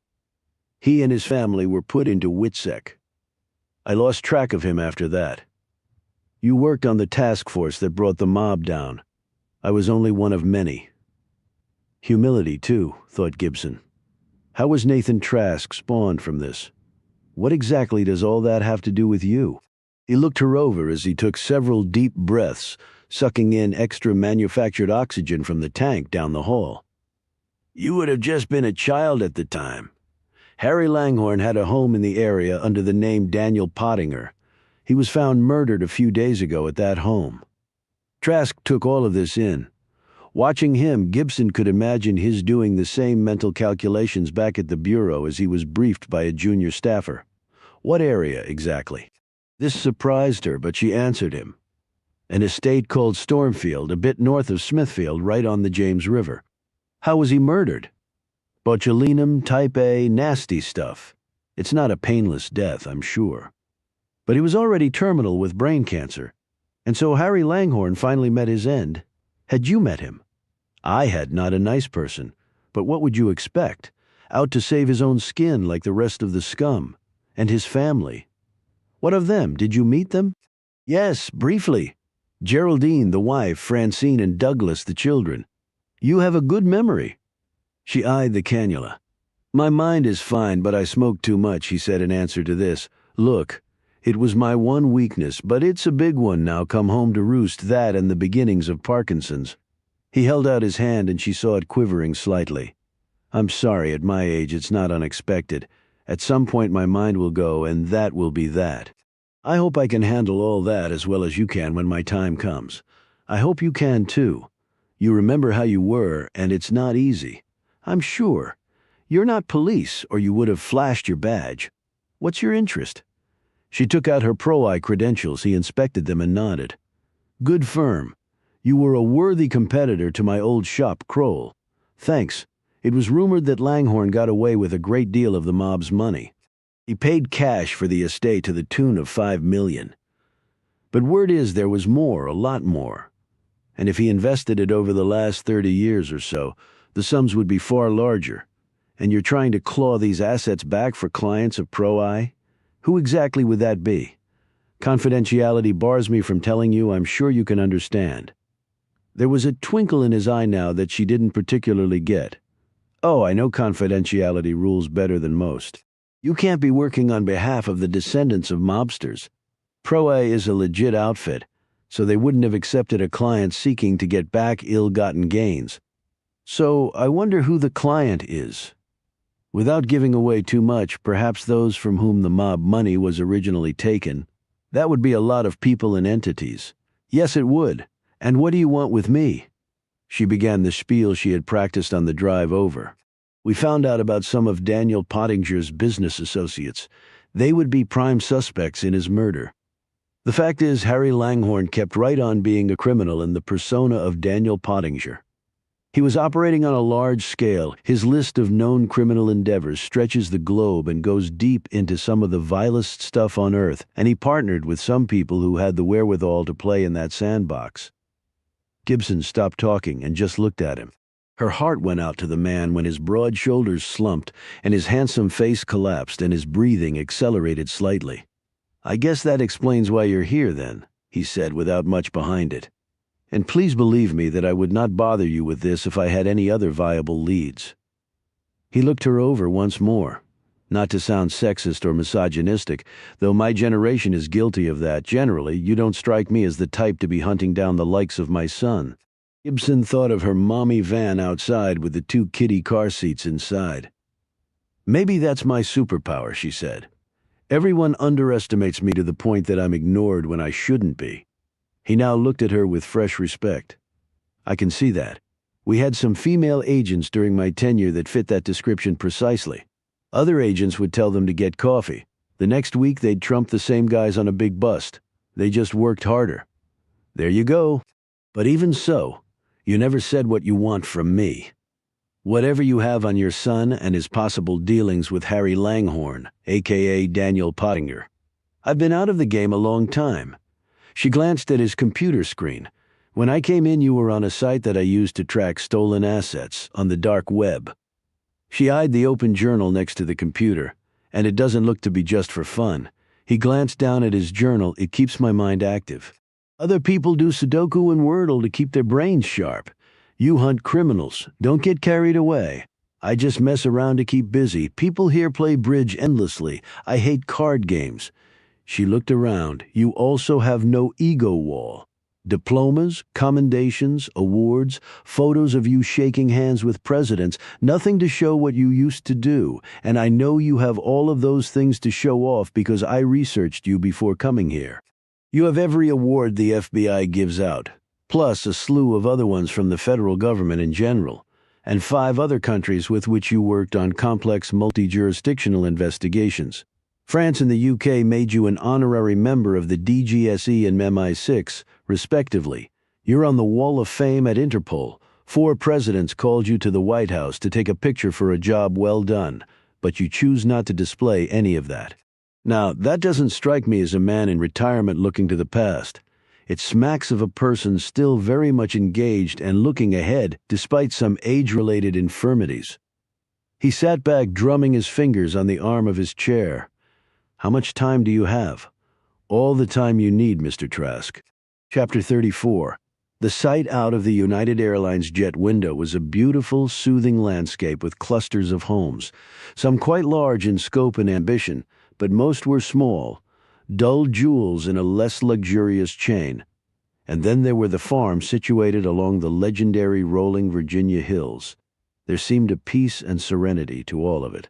Clarice imagined real estate companies would use a drone to film it all, and then put these images in their brochures to sell a dream that was only just a dream. She turned away because the sight, and not the turbulence they were encountering, was making her sick to her stomach. Dulles International Airport loomed in front of them, and the jet touched down and finally slowed. She retrieved her suitcase from baggage claim, confident in her new identity pack. Driver's license, passport, and credit cards. She even had global entry based on an interview that had never happened, but a computer only spit out what was put into it. All professionally done and paid for easy, if you knew where to get such things. She rented a car, a neat little white convertible, and headed out. She had researched the plains. It was rural and equal parts poor and chic, but not too many inhabitants. She would be noticed. She did not want to be noticed, at least not right now, but she had no choice.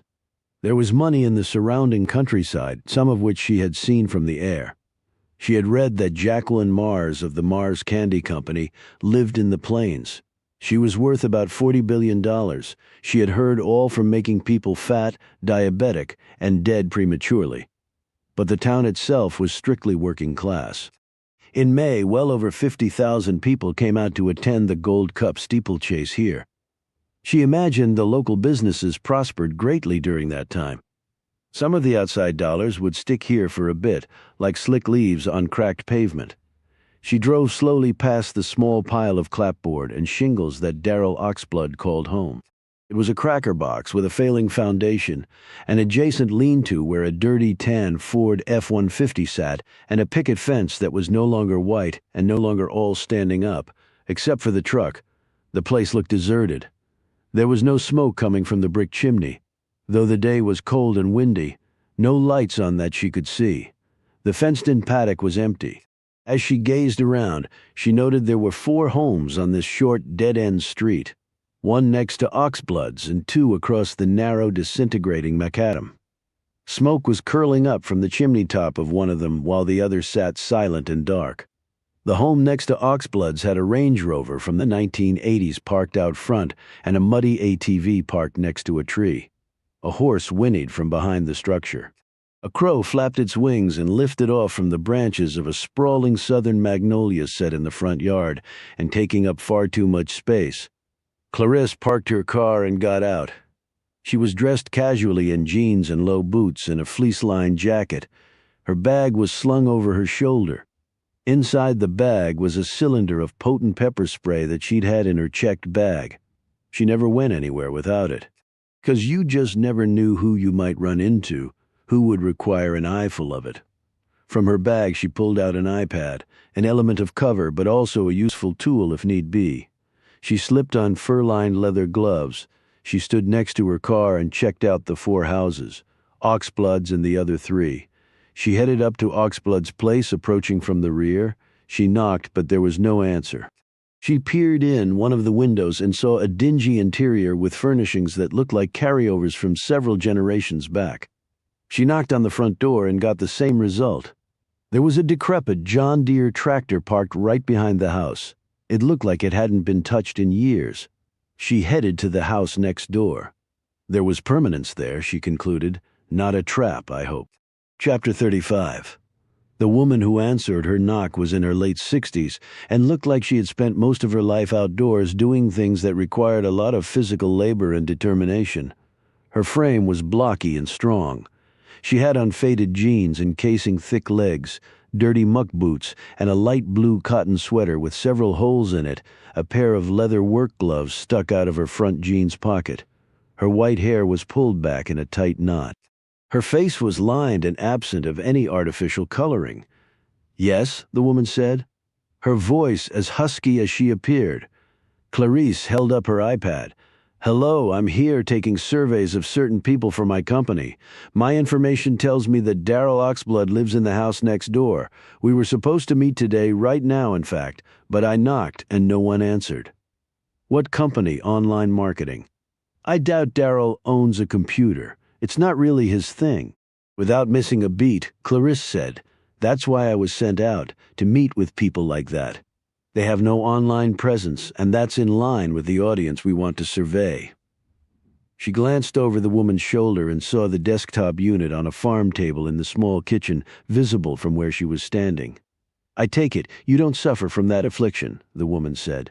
"I suffer from an affliction. It's called having to spend too much damn time on my computer. Whatever happened to a phone call or meeting someone for real?" "I sympathize. I've been trying to get my own screen time down from a ridiculously high level, but Mr. Oxblood doesn't indulge, which is why we so wanted to talk to him." The woman now looked over her shoulder at Oxblood's place. "His truck is there, which means he should be too. It's the only vehicle he has. And he lives alone?"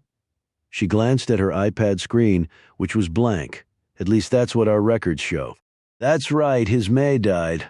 Oh, 4 years ago. Daryl's never been much of an outside guy, if you know what I mean. He would have never left the house if his mother hadn't made him go out and get a job. Just sit in his room and do God knows what." "What exactly does he do?" "He's actually good with anything mechanical, and there's a lot of stuff around here, farm equipment mostly, that constantly needs fixing. I saw the John Deere tractor in his backyard. It looks like it needs a lot of work." The woman smiled. "I guess it's do as I say, not as I do with old Daryl. He makes all our stuff run good and doesn't lift a finger for his own." Clarice had frozen for a moment on the woman's first words, the same tagline in the secret room where Harry Langhorne had died. If he's an introvert, he might not want to open the door to a stranger. "You said you had an appointment with him?" the woman asked. "Yes, but he doesn't know what I look like. I called out and said who I was and why I was here, but no one responded. Now that is strange. Maybe if you—" The woman stepped out and Clarice followed her over to Oxblood's. The woman knocked hard on the door. "Daryl, it's Barbara. You okay? There's a lady here you have an appointment with, Daryl." No sound came from within. Barbara looked at her. "Okay, now I'm getting a little worried. What should we do?" "I think we're justified in going in and seeing if he's okay. Maybe we should call the police. Hell, the county sheriff's department's the law around here, and they got a lot of ground to cover. So by the time they showed up, we could have taken Daryl to the hospital if he's fallen and hurt himself." "Okay, but how do we get in?" Barbara scooted back to her house and came back waving a key. "He has one for my place if something happens to me too. Way it is out here, I'm sure." Barbara unlocked the door, and they walked into a house that was filled with junk and clutter. He really let the place go after his May died. He makes decent money, but Daryl has never been much of a housekeeper. Hell, neither am I. I'm sure, Clarice said, her gaze roaming around the small space. "Maybe upstairs?" They were 10 steps up, and on the 5th one, Clarice reached into her bag and gripped the pepper spray. On the 9th step, her hearing was as concentrated as was possible. When they reached the 2nd floor, Barbara turned right. "He's usually up here reading comic books and such," his ma used to complain. "And his father? Never knew him. He died before they moved here." "How long have the Oxbloods lived here?" "Nearly 20 years. I'm born and bred." Barbara knocked on the door and got no answer. "Daryl, if you're in there, say something or we're coming in." She looked back at Clarice and shrugged. "He's overweight and has diabetes, and he's not good about taking his insulin. He's not that old, around 40, but maybe a heart attack. One way to find out." Barbara gripped the doorknob as Clarice got ready to deploy her pepper spray. She didn't expect to find her adversary inside, but stranger things had happened to her. The door opened and Barbara stepped through. "Oh my God," she cried out. Clarice pushed past her and looked at the bed. Dried, congealed blood was everywhere, and the assailant long gone. She made a sweep of the room and then stepped closer to the corpse on the bed, avoiding the spots of blood on the wooden planks. "Is this Daryl?" she asked. Barbara hung back by the door. Yes, all that blood. What the hell happened? Did he have some sort of accident? She looked at the cut that ran from one earlobe to the other. I think you should call the sheriff's department. And tell them what? That a man has been murdered.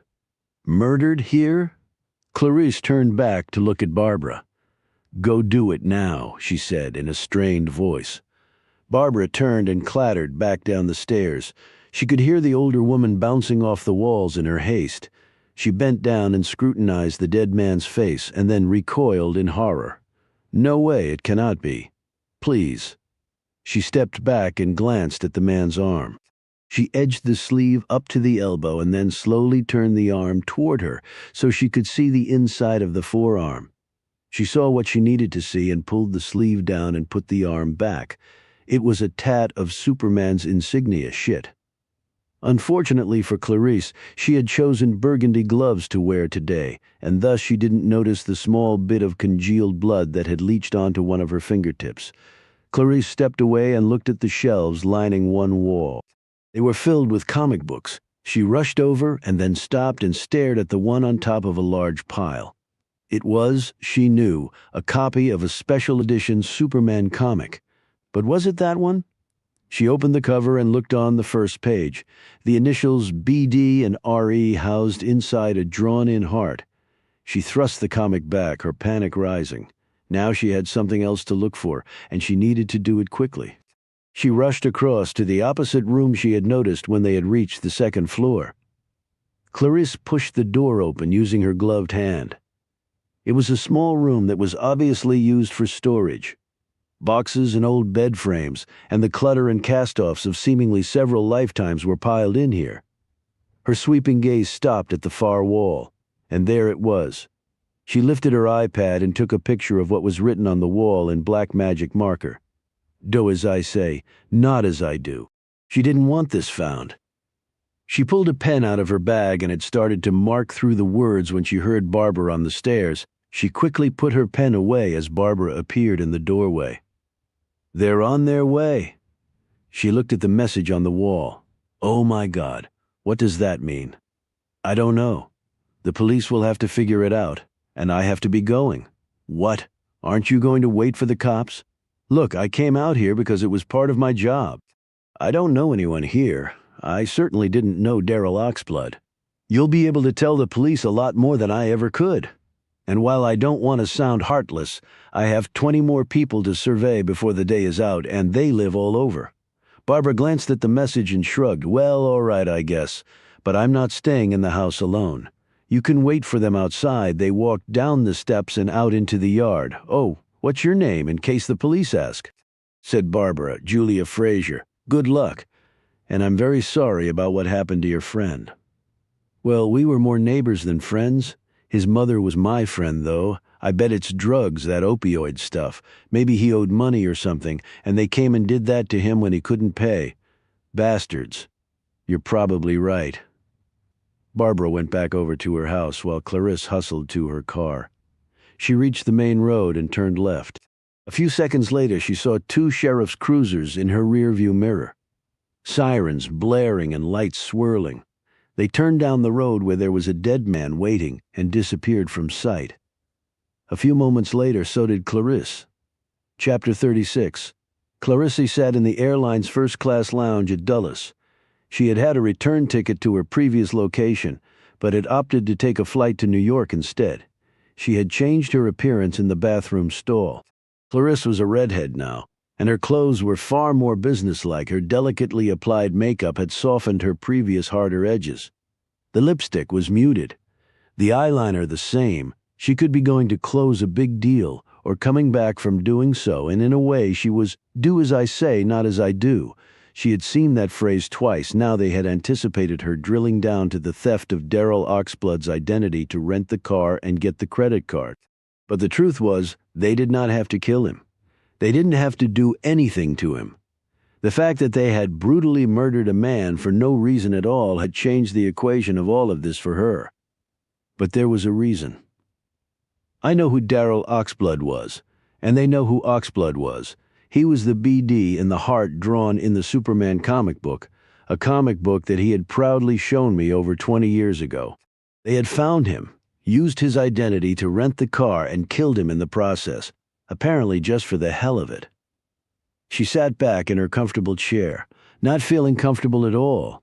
She sipped on flavored seltzer water and munched on a sesame seed cracker topped with Gruyere cheese. She gazed around the room where well-to-do people lounged while waiting for their flights. So many marks, so little time. But that would have to wait. And truth be known, her heart was no longer in it. At least not right now. They had killed before, she knew that. Daniel Pottinger, a.k.a. Harry Langhorne. They had used a nasty poison and watched him croak. But there had been a good reason for killing him, at least to her mind. But Darrell Oxblood, not so much. Which means things have changed, and so have they. She boarded the flight to New York and an hour later looked down upon the delicate spires of the city right before they landed at LaGuardia. She deplaned and took a cab to her hotel. She had made her reservation online from the airline lounge at Dulles. During the drive, she scoured her phone for news of the very recent murder in rural Virginia, but found nothing yet. It might take a while out there, she assumed. She got to her hotel, a chic boutique in Soho that charged more than it should, but she liked it because no one looked you in the eye except for the front desk people, and they only did so once. It was an organization that understood privacy and boundaries, and right now she was feeling exposed and thus welcomed both. She took a hot shower, then lay wrapped in a luxurious towel on her immensely comfortable four-poster bed staring at the ceiling, which was done in a quiet gray silk damask. In the very center was a three-bulb chandelier that looked so modern that it counterintuitively seemed rooted in a distant past. 3 bulbs, 3 players in this little drama, if I don't count Mickey Gibson, but I probably should. She's more than a pawn. She's at a rook or knight level now, and maturing fast, hopefully. Because when I beat her, I want to beat her at the woman's absolute best. She dressed in jeans and a t-shirt, ordered room service, and sat down to eat 30 minutes later. She had indulged with some steak and potatoes and a glass of Cabernet, when she usually didn't eat meat or many carbs, and she kept her alcoholic intake to a minimum, mostly because of the example of Mommy. And she had never put a cigarette in her mouth or voluntarily done drugs for the very same reason. Mommy was a poster child for the consequences of shitty life choices. After her meal was done, she slid out her computer, set her notebook next to that, pulled out her burner phone, and placed it on the other side of the computer. Then Clarice drew a long breath while complicated thoughts flooded her mind. Focus. This is no way to play for real and for keeps. We're not kids, not now. She flushed her brain, took a sip of the red wine, and hit the number. I assume the kids are in bed, she said when the other person answered. Gibson said, They are, for now. What do you have to report? I spoke with Sam Trask. Did you now? Congratulations. You can keep the snark to yourself, Clarice. I'm not in the mood. What did he tell you? Basically that his son is capable of all the things I told him were going on with Pottinger Langhorne. Let's just call him Harry for simplicity and consistency, interjected Clarice. All right, said Gibson. Nathan Trask is involved in all sorts of illegal things, but the cops can't prove them. He's had people killed, including maybe Harry, but again, there's no proof of that. And why would he write, do as I say, not as I do on the wall of the room where he was found? Did you ask Trask about that? Did you want me to? I wanted you to go with your gut. So, what did your gut tell you to do? My gut told me not to ask him because I don't think Nathan Trask was involved in Harry's death. Based solely on your gut? Not solely. No. What then? I did some research on Trask. Even though they couldn't make anything stick, he was clearly old school when it came to snuffing out people he wanted. Snuffed out, 2 shots to the head, but Langhorne was killed by poisoning botulinum type A, which takes a while and is incredibly painful. Things could happen in the interim, all of them bad for Trask. Maybe he wanted him to feel the pain. 2 headshots wouldn't do that, maybe. But Harry was already terminal with brain cancer for which he was on morphine. Really? Said a stunned Clarice. Yes. The post on his body revealed that, and the writing on the wall? It was done by 2 people, so how does that make sense in the context of Nathan Trask? There's no way he personally offed Harry. He would never have been near the place. So why would he have his execution team write that? How do you know 2 people wrote the message? Among other things, I used to analyze handwriting for a living when I was a forensics tech, and I do it today working for ProEye. Did you tell the cops that? So what if I did? So you're ruling Trask out just like that? I think Trask was busy work for me for some reason, said Gibson, meaning I gave you an assignment that I knew was pointless? I don't know, did you? She's gaining confidence, which is good and bad. Clarisse said, I don't really see the point of that, do you? How did you leave it with Sam Trask? He gave me a secure email to communicate with him. He said he wouldn't be surprised if his son had paid off people at the Feathers to keep watch over him. What does Sam hope to achieve? He's still working, as you alluded to. I don't mean for a company. I mean he's working the case against his son by himself. He showed me some of the research and leads he'd run down, all from his little retirement room. He even hired a cab to drive him by his son's fortress in Virginia Beach. He wanted to see it for himself. As added incentive to nail this guy. Did he ask you to help him?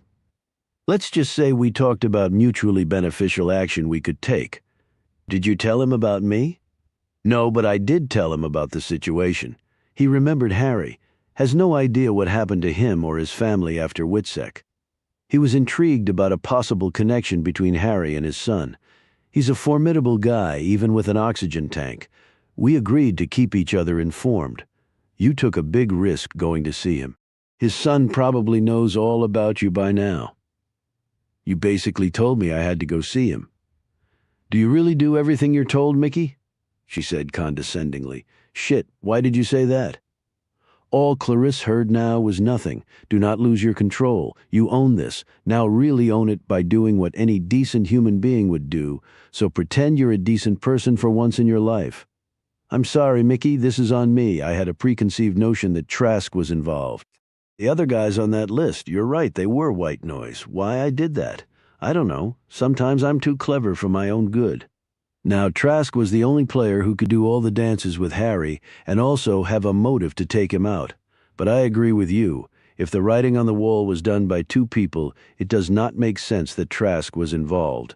And the poison instead of the bullets? Same thing, okay? So again, I'm sorry if I was pulling your chain a bit. I really do want to get through this intact, and want the same for you. You're rambling, and rambling is always weak, so shut up. She caught herself breathing fast. Clarisse put herself on mute as she waited for Gibson to answer. Come on, just say something so I can spin it. Only Mickey Gibson didn't answer. She ended the call. Chapter 37. Gibson pocketed her phone and walked out of her home office. She headed to her kids' room, where she opened the door and peered in. Dead asleep, both of them. No, don't use that phrase ever. Not with them. She used her phone to take a picture of the pair that she would no doubt look at when she was an elderly woman and wanted to relive the good old days. Gibson went downstairs and made herself a cup of tea. She drank it while staring out the picture window at her scraggly front yard. She'd planned to redo the flower beds and fill up some pots with colorful plants for the porch. Yeah, until she came into my life. Do I do everything someone tells me to do? You don't know a fucking thing about me, even though you think you know everything. The picture window seemed a nice viewpoint to run the frames of her life, past, present, and whatever future was hanging out there for her, bleak or shiny, and my kids' future, because they are the biggest factor in all of this. And then she saw the darkness out there that seemed more than just what it was supposed to be. There was a solid shape to it. She ducked out of sight and then came back over to the window and peered out. Just across the street, behind a parked car, there was someone there, someone staring at her house. She looked down when her phone buzzed. Her father had just texted her with a name and phone number. Art Collin is going to call you right now. Answer it, Dad. She looked back up and gasped. Whoever had been there was now gone. She rushed to the door and opened it, leapt out onto the porch and gazed up and down the street. Breathing heavily, she shut and locked the door. That was not my imagination. Someone was there. A few seconds later, her phone buzzed again. She saw on the screen that it was the phone number her father had just texted her. Hello, Mr. Collin. Just make it Art, said a loud, gruff voice. Knew your old man from way back, says you're interested in Harry Langhorne. When Rick Rogers needs a favor, I step up. He's a good guy. So here I am. Well, Art doesn't waste any time. As if in answer to her thoughts, he said, I gotta make this snappy. I live in Florida. Got plans, cards, cocktails, and then me and my lady friend are going out to have a little fun. Gibson checked her watch and saw that it was nearly 9 o'clock. And he had cards, cocktails, and a lady friend still to come. He obviously stayed up way past her bedtime. This blew her whole image of Florida retirees eating the Blue Plate special for dinner at 5 p.m. and going Betty by at 8. Okay, I'll try to make it snappy. How did you know about Langhorne? I was a detective in Newark. I worked the case, slime balls all around. Langhorne may be the slimiest of all, but he walked. The others got iron bars and strip searches till kingdom come. Did you know Langhorne? I was actually the one who turned him to our side. Gibson tensed. You did? How? With my natural grace and charm, can't you tell, seriously? My old man was a bean counter, too. I knew how those guys ticked, so I started watching Harry, taking pictures, recording phone calls, the works. Oh, I had warrants for everything. I'm not getting tripped up over that penny ante shit. It wasn't easy, but we finally got the goods on him. Then we had him tied up in a neat little basket, and he would be going up the river for a long time. And he probably wouldn't make it back down if he wouldn't agree to come over to our side. They eat dorks like Harry for breakfast, lunch, and dinner inside prison. So I met up with him one fine morning, showed him my hand, and gave him a choice, and he decided to save his own ass. What a shock. But he was never arrested or charged, and he didn't testify at the trials. That was part of the deal. He pointed us to where all the goods were, got us the docs, signed, sealed, and delivered. He was one detail-oriented prick. He even had this substitution cipher or code, or whatever you want to call it, for the accounting books he kept. Without him, we never could have figured out what was really going on. Based on that, we got a bunch of the low-hanging fruit dead to rights, and they all turned on the higher-ups, just like those scared little shits always do. It was their testimony, along with all the docs, that put the nails in the coffins. And 3 of those suckers ended up dead for their troubles. But it was Harry who put it all in motion. He didn't want to appear in court and say one word under oath because there would have been 20 hits out on the guy before he got down off the stand. But regardless of that, the mob had to figure out that he had crossed them. Otherwise, he would have been indicted, too, or called as a witness. Oh, they did. That was why all the man wanted to do was disappear. With his family, you mean. Colin chortled. If Harry Langhorne could have figured out a way, he would have left his wife and 2 kiddies high and dry. But he couldn't, so he didn't. Heard they went into Witsec. Harry Langhorne was found murdered recently at an old estate in Virginia. He was using the alias Daniel Pottinger. So, your father told me, well, it's not like he didn't deserve it. What goes around comes around, and shit stinks forever, especially shit like him. Sure, he was the bean counter, but he knew what was going on. Where all the bodies were buried, and I mean literally. He was like Robert Duvall playing the consigliere in The Godfather. Only Duvall's character had some principles. Harry Langhorne had zip. Now that don't sit well with me, but you got to take your shots where you can, and Harry was my one shot at taking the kingpins down. So you let scum go to get bigger and more dangerous scum. Any theories on who might have killed him? The guys he helped put away are either dead or still in prison with long gray beards. Their children? Suggested Gibson. Could be. But my experience is that the stuff you see in the mob movies about family loyalty is mostly horseshit. The young bulls probably were thrilled to see their fathers go down. Now they were the capos, and they all had their own problems rebuilding the family empires. I don't see them going out on a limb avenging anybody. Too much trouble and risk. Now that's very interesting, and it does make sense. So the question becomes, who did benefit from Harry going down all these years later? Asked Gibson. Was Geraldine with him when he got deep-sixed? No. Harry walked away from Witsec about 2 decades ago. His wife disappeared shortly thereafter, but we don't know if they hooked up later by plan or whether she disappeared on her own or whether someone popped her. Colin interjected, which I think is more likely. I always had the distinct feeling Harry hated his wife, and she didn't make it easy to love her. I had limited interaction with Geraldine, but back then she was always drunk and or doped up. I understand that Langhorne might have made off with a mountain of mob money. That was definitely a rumor. You didn't run that down? asked Gibson. Wasn't my job. My job was to nail and then turn Harry to get the big boys, which I did. The place where he was killed, he paid $5 million in cash for it. Colin whistled. So the rumor just went to fact. He did take the cash. I'm thinking there's a lot more than $5 million lying around after all this time. Any idea where it could be? No, but I think people are looking for it, replied Gibson. Like Clarisse. And what happened to the kids? Colin asked. As soon as Francine hit 18, they both voluntarily left Witsec. They were only little kids when I knew them, but they were an odd pair even then. One of the Witsec marshals told me that Doug was totally hamstrung by his father, never allowed to play any sports, and he sat in the garage lifting weights and brooding. And the girl, said Colin, had her own run-ins with her father, maybe even more bitter and lasting. The marshal said that Doug basically took orders from his sister. Okay, that makes sense. What do you mean it makes sense? Said Gibson. As I mentioned, even back then they were an odd pair. I didn't get to really know them all that well. They were kids, and my business was with Harry. Now, I'm no shrink, but my opinion is that whole household was royally screwed up. Harry was the king and taskmaster, and he relished that role. Geraldine drank and popped pills, and when it came to Harry, she had a spine like jelly. The kids were silent and staring and maybe thinking, shit, I don't even want to contemplate. You ever see that flick? Children of the Corn? It's based on a Stephen King story. No. Hell, it probably came out before you were born anyway. It was this perverted religious cult of kids from the cornfields who murdered all the adults to ensure a good harvest. Bloody and sadistic as hell, at least by the standards back then.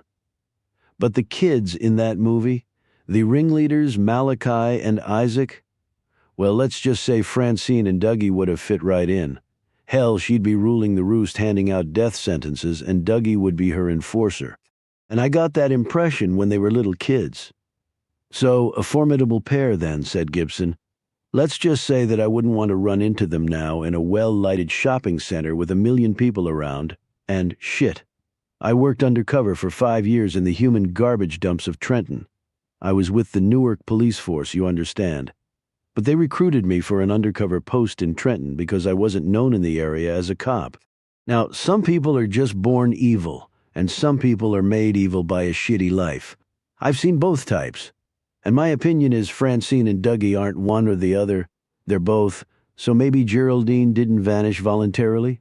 Maybe not. And you think the kids finally caught up with the old man, said Colin. I'm thinking that's likelier than not. One more thing? Yeah, said Gibson. I know I just laid out my thoughts on the kids, born evil, right? But there was something else, and I might walk back the born evil spiel I just gave you. I could never prove anything, but I got the definite cop gut feeling. About what? Said Gibson. Harry Langhorne was one sick son of a bitch. He was the furthest thing from a mild-mannered accountant as you could get. What are you trying to say? Despite her sullen nature, Francine was a real cute girl. Can you just spit it out, Art? I saw how Harry was around the girl. Let's just say he acted in ways toward Francine that no father should ever act around his daughter. Wait, are you saying he sexually abused her? I have no proof, but if you want a veteran cop's take, yeah, that's what I'm saying. Jesus, some maggots like them that age, and no telling what sort of shit he did to his son. So maybe they weren't born evil. Maybe Harry made them that way. Gibson's thoughts went to her own kids. If anyone ever so much as, so is your job to track them down? Asked Colin. Gibson refocused. It might come to that. Well, let me give you a piece of advice, okay? Shoot first and don't ask questions later. Now I gotta go, my lady friend is giving me the evil eye. Good luck. Yeah, thanks, Art. I really appreciate the info, she said, as her heart settled into her feet. She clicked off, drank her tea, and looked out the picture window again, people watching the place. Francine and Doug Langhorne, apparently sociopaths on another level, but Francine and Doug perhaps abused by their father in horrific ways. That would shatter any level of trust a person could have. It could make you into something less than human. Am I already in the well-lighted shopping mall with twin monsters? Gibson saw one terrifying scenario after another march across the breadth of that picture window. She finally looked up to the room where her kids were sleeping peacefully, oblivious to all the danger their mother might have exposed them to. She closed her eyes as the panic rose in her. What the hell have I done? Chapter 38, after a mostly sleepless night. Gibson woke early, got the kids up and fed, and then called her dad. She had decided that she could either assume the fetal position and wait for bad things to happen to her and her family, or she could use her skills and her brains and her work ethic to get ahead of the tidal wave she felt coming at her. And Silva had called the night before. She had taken ill and would not be coming over. "Yeah, Dad, if you and Mom could watch the kids for a few hours, that would be great." "Sure we can, honey. But where are you going?" "Just to run some errands. You haven't gotten any better at lying to me since you were 15 and said someone snuck that gin into your water bottle and those joints into your backpack." Okay, I'm just running down a few leads." "Harry Langhorne leads. What else? My buddy Art any help?" "Oh yeah, he was. Thanks for setting that up. He's apparently doing okay." "Sounds like he's doing very okay. Hey Dad, what do you know about a guy named Nathan Trask?" He didn't answer for such a long time she thought the connection had ended. "Please, God, don't tell me you're getting mixed up with that guy." "No, I'm not, I swear. But what can you tell me about him?" "He's scum, richer than God and twice as evil as the devil. And smarter than Einstein, because not even the feds have ever managed to lay an indictment on him. He's got this fortress down in Virginia Beach." "Oh really, didn't know that," she lied. "Hopefully better this time. How does he figure in things?" "I was told that Langhorne might have had dealings with him, but I think that was just bullshit." "Well, don't you go poking around that guy, Mick. You will not be coming back." Amazing how a scum like that gets to walk around free while some poor sap cracks the skull of his friend in a drunken argument and gets 20 years in prison. This is America. Poor and stupid go to prison while money walks. We'll be over around 11:30 if that works. Your mother's getting her hair degrade at 9. Degrade? I hope to God you've never used that term in front of her. She could imagine her father's shit-eating grin over the phone connection. "I'm still alive and kicking, ain't I?"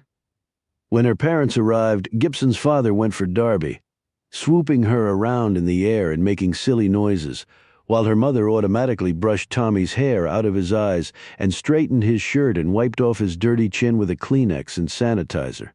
Mars versus Venus, thought Gibson. Her father finally set Darby down and looked at his daughter, while she stared resolutely back at him. Rick Rogers was built like a tank, and as a cop he had the rep of being firm but fair.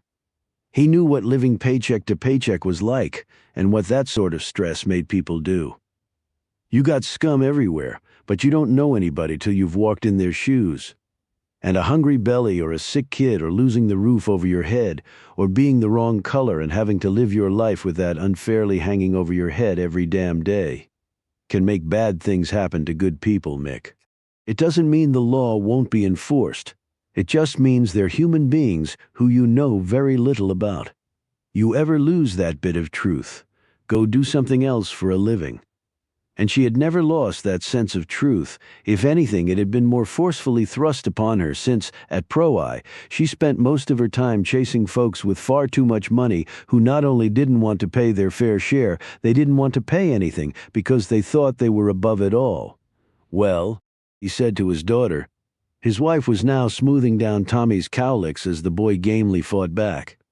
"Well, what? You know what? You want to go somewhere and talk about this?" "No, but when I get back, we can talk if you want." "How about I go with you wherever it is you're going?" She looked at his waistband that was hidden by his jacket and arched her eyebrows. "I'm not packing," he said in a low voice, casting an anxious glance at his wife. She was now trying to corral Tommy, who was clearly done with her attempts to clean up his appearance. "Then what good are you?" she replied. "You really are a piece of work," her father said, but he tacked on a grin. "I'll be back in a few hours. Call if you need help, okay?" he said, no longer grinning. "You're first on my speed dial, Dad. Always have been, always will be." His smile came back with extra force. She snagged her keys, hugged her kids, and drove off in her mommy van. Chapter 39. Stormfield looked as dreary and intimidating as ever. Gibson pulled to a stop and got out. No police presence at all. A storm was coming in off the bay. The temperature was already starting to drop, and she tugged her jacket closer around her. Unlike her father, she was packing the Beretta riding snugly in her belt clip holster. She bypassed the house for now and headed to the dock. She didn't know if the cops had searched down here, but she assumed they hadn't. She walked out onto the dock and ventured to the stern of the boat. She climbed on the rear take deck pad and managed to duck under the cover and slide in on her belly through the walkway into the boat. It was dark enough under the cover and the cloudy skies that she had to pull a flashlight out and sweep it around in order to see. It smelled musty and her nostrils crinkled. She sat on her haunches next to the telescopic poles, holding up the heavy winter cover, and looked around. She didn't know what she was looking for, but that was usually the case when she started on a search. There were lots of compartments on the boat in which to secrete things, some obvious, others not. She had looked at the plans for dozens of yachts that debtors had tried to hide from their creditors. New names, new flag registrations, new paint colors, but you couldn't really change the superstructure of the thing that was like a fingerprint. She made a careful search from bow to stern. The luxurious interior had pretty much every bell and whistle formula offered. Gibson didn't care about that. She focused on the fact that she had found exactly one thing of interest. It was a note inked on the bottom of a fender in the forward storage hatch. "Look harder. It's worth it." Okay, that was something. She thought more about Harry Langhorne. The guy, by all accounts, was an asshole. A bully, spiteful, vindictive, manipulative, and cruel, and maybe a pedophile on top. And he was also terminally ill with brain cancer. She could imagine him seeing this as a game, his last chance to screw with the world. Gibson crawled back out to find that it was now raining. She hustled through the storm to the front door of the house to find it locked, and the key no longer under the cat statue. She pulled out her pick kit and defeated this obstacle quickly. As she went inside, a crack of thunder made her jump. She took out her iPad and went through all the photos and videos she had taken before. Paintings, sculptures, some furniture, and rugs. She had logged all that inventory and gone online to get prices for them. She figured it was nowhere near enough to constitute the man's stolen mob treasure. She might have thought that he had sunk all his money into Stormfield. After all, $5 million would have been big money back in the 90s. But she didn't think that was it. The note confirmed this. "Look harder. It's worth it." So if his killers were Francine and Doug, had their father told them anything? If the treasure was in some bank account or safe deposit box or other financial hiding place, Gibson might have a shot at tracking it down. It was what she did for a living after all. But Langhorne's note showed that he was well aware that people were looking for something he had, and he was egging them on, daring them to find it, seeing if they were smarter than he was. Am I smarter than he was? She drifted through room after room looking for anything that might be a clue or lead to a clue. She needed to know more about Langhorne and even more about his time as Daniel Pottinger. The first she could possibly get from Earl Beckett. The latter she might have to get from Clarice, if I ever call her back, and right now I'm not sure I want to. She didn't like being shit on, not that anyone did. But she liked it even less from a person who was clearly enjoying pulling Gibson's strings. And what is the woman's beef with me anyway? It's not just standard manipulation technique. Something else is going on, something personal. She heard the noise a second later, and her hand flew to her gun. She aimed the Beretta in front of her and walked toward the sound. She wanted to meet the intruder on her terms. Gibson rounded the corner and slipped down the dark hall. The sounds were coming closer, and her finger edged to the trigger. "Shit!" she exclaimed.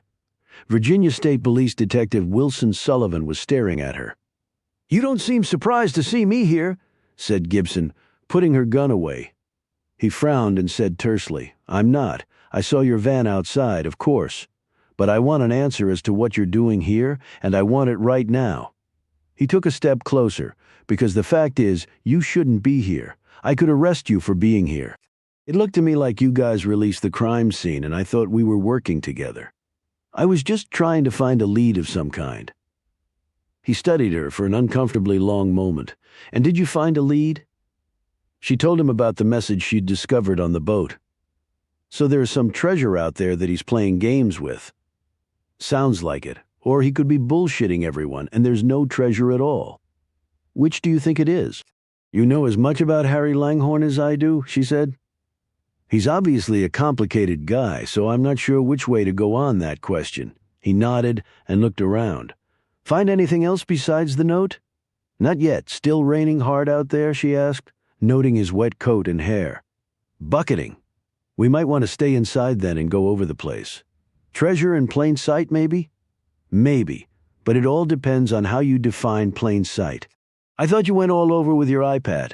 I couldn't hit every room. That would have taken days. Have your people searched the whole place? Yes, but they weren't looking for treasure. Any leads on the murder? He shook his head. I have a feeling this one is going to take a while. Who's watching the kids? Your mother again? Both parents? Shall we go room by room, he asked. She smiled and said yes. Inside, though, she was frowning. 90 minutes later, the rain had finally subsided, and so had their search without result.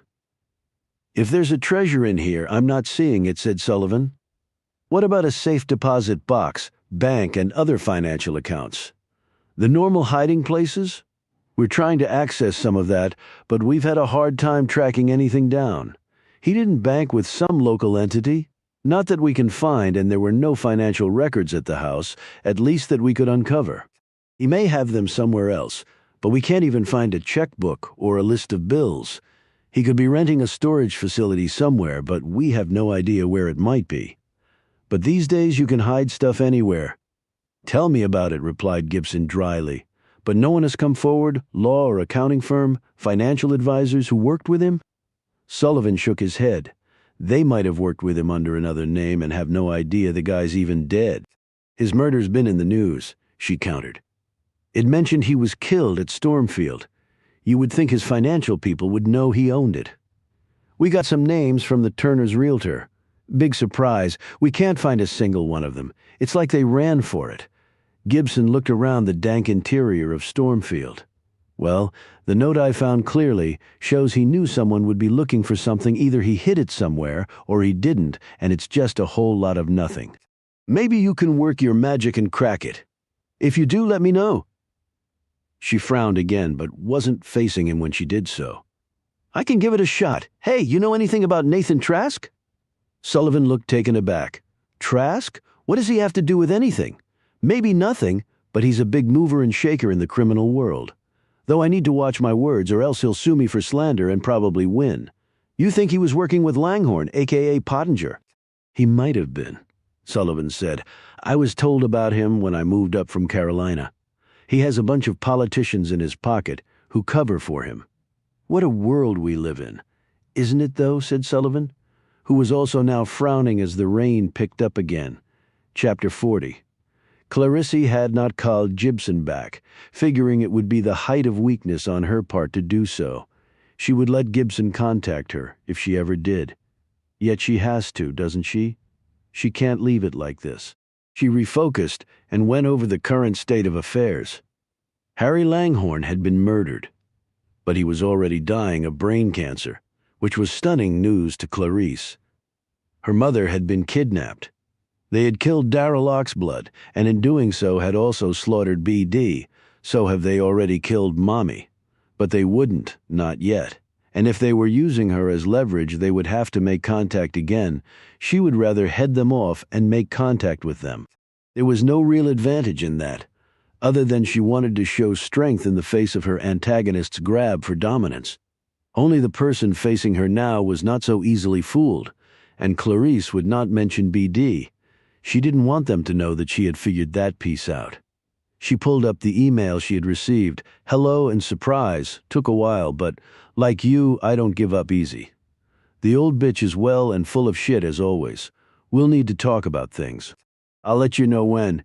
Get cranked and buckle up because we're taking this ride to a whole other level. It's going to be a wild one, hun. She opened another notebook on it. Clarisse had affixed a label that read Old Scores to Settle. She had already written a great deal in it, memories that might prove useful factoids to float around in her mind. Strategies and tactics. She read through it, added a few things, and sat down to compose her reply. Hello, right back at you. Clever girl on the jewel heist.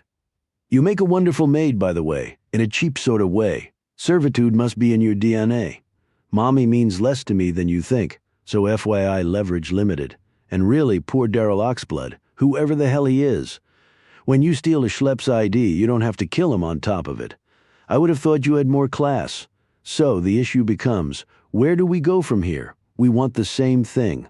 I take it payment in lieu of services is how I see it. Maybe you see more.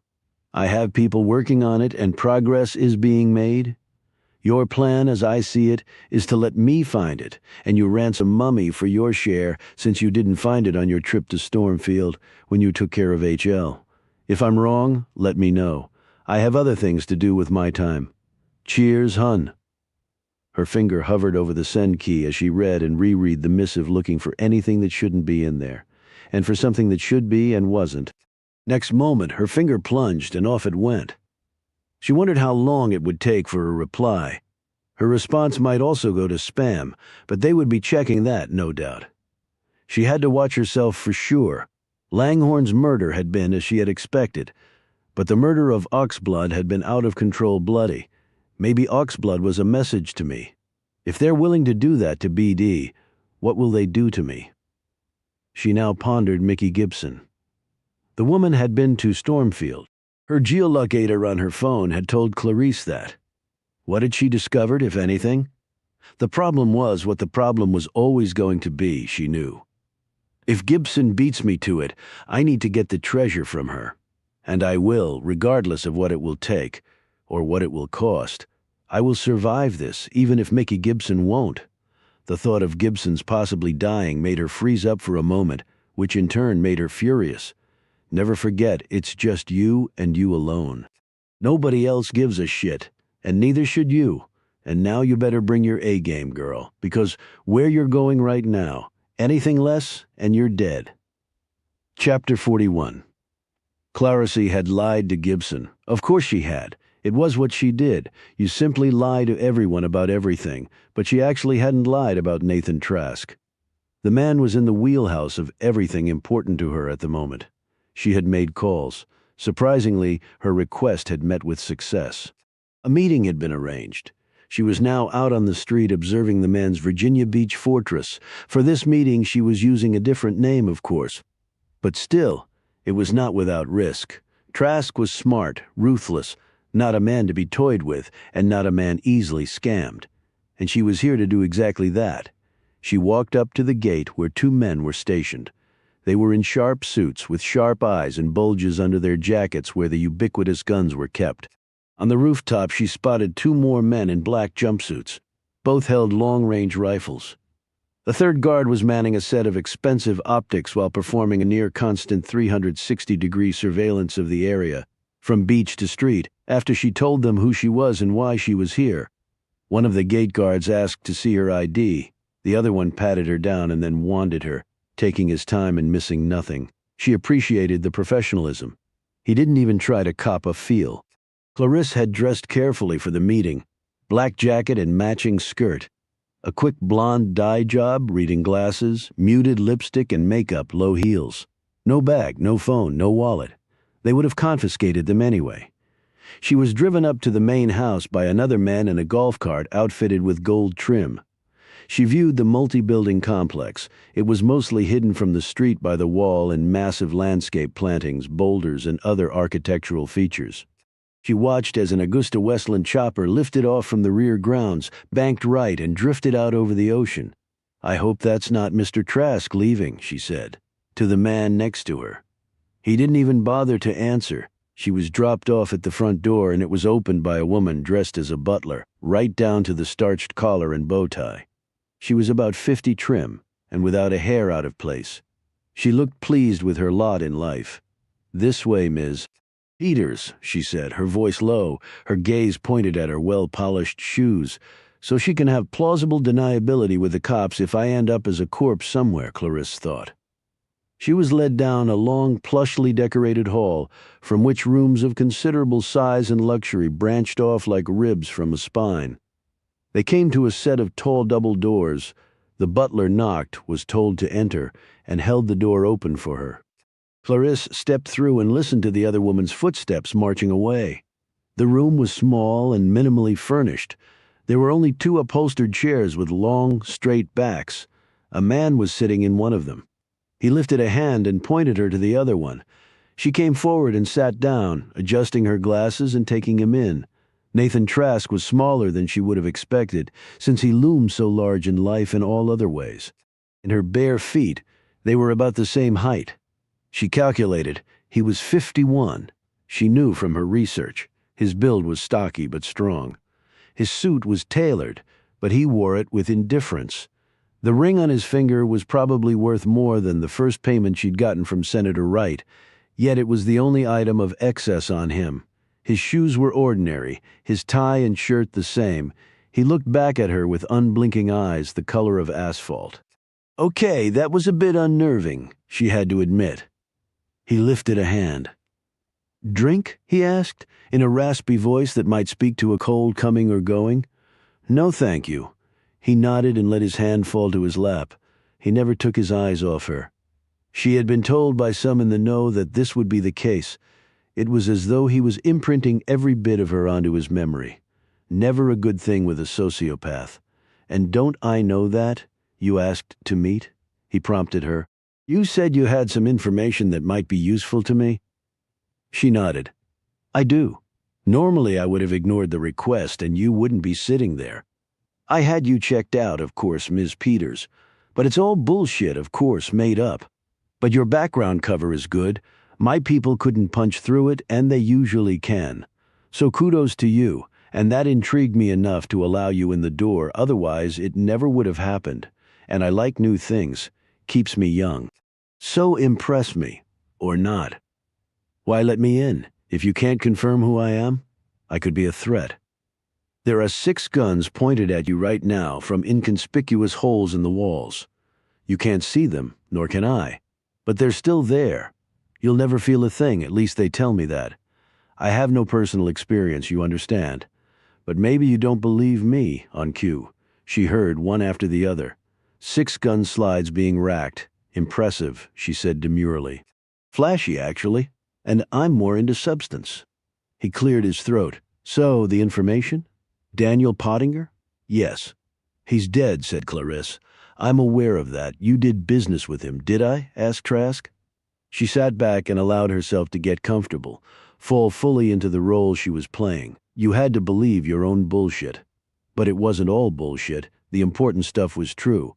For purposes of this discussion, let's assume you did. Of course, I have no way of holding you to that. He inclined his head a notch in a show of agreeing to these terms. For now. He was murdered with arguably the world's deadliest poison, but he was already dying from brain cancer. And how do you know this? Are you working with the police? If I were working with the police, I would have to identify myself to you as such, and I don't think you would have agreed to meet me. Undercover? She shook her head. I don't have the stomach for it. And the pay is far too low to support my lifestyle. Clarisse thought she saw the trace of a smile play across his lips. Had he been thinking about his FBI father just now? I found out from someone who was working with the police. And why would they tell you? I can be very persuasive. I'm listening. A mysterious message was also left near the body, and a note was hidden in Pottinger's boat that might be meaningful to you. She had not told Gibson that she had previously found the note on the boat fender, but she didn't know that Gibson had also found it, although Clarisse expected her to at some point.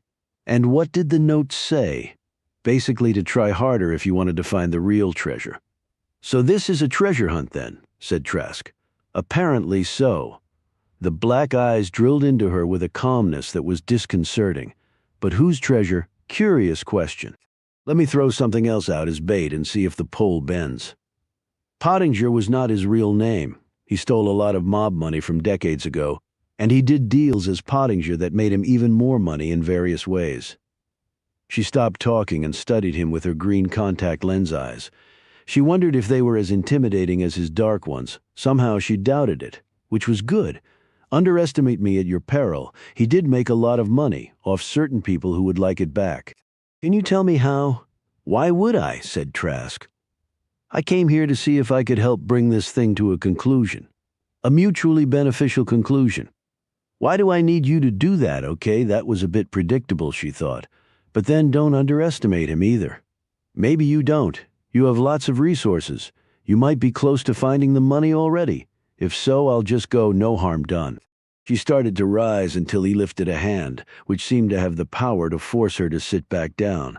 He paid $5 million for Stormfield. Did you know he was living there? He gave another slight incline of the head. That money will be going to the government. The funds used to purchase the estate are mob-connected. At least the government will see it that way. But if you knew he was nearby, why didn't you? Why do you think I came here and built this place, Miss Peters? Enemies, closer. Was it worth it for the geographical proximity? Not just him. She nodded slowly. Your father is also nearby. As to Pottinger, he also made certain people a lot of money. He had talents for both making it and then hiding it from the government. It created in him a certain value, at least to some people. So he was a good partner to these people. Apparently so, until he turned into a bad one. But again, if that happened, and he was right here, just because someone has a home doesn't mean they're in it. As a matter of fact, he was hardly ever there. I took pains to know that. And so we had really no opportunities to chat about matters. But after his mob racket, I suppose he got in the habit of biting the hand that fed him. Well, he finally came back here, if only to die. Ideas on that? Asked Trask. Several. But we need to conclude some business first. He spread his hands. I'm listening, in the way of a finder's fee. How much? 15%. 5? 12.5? 5? 10? 5? It's a big number. You won't know how to spend it all. Or maybe live long enough to. You had me right up until that point. It sort of dilutes the incentive. Then let me fire it back up. If you can pull this off, I have no reason to wish you ill will. Your ideas? I have several.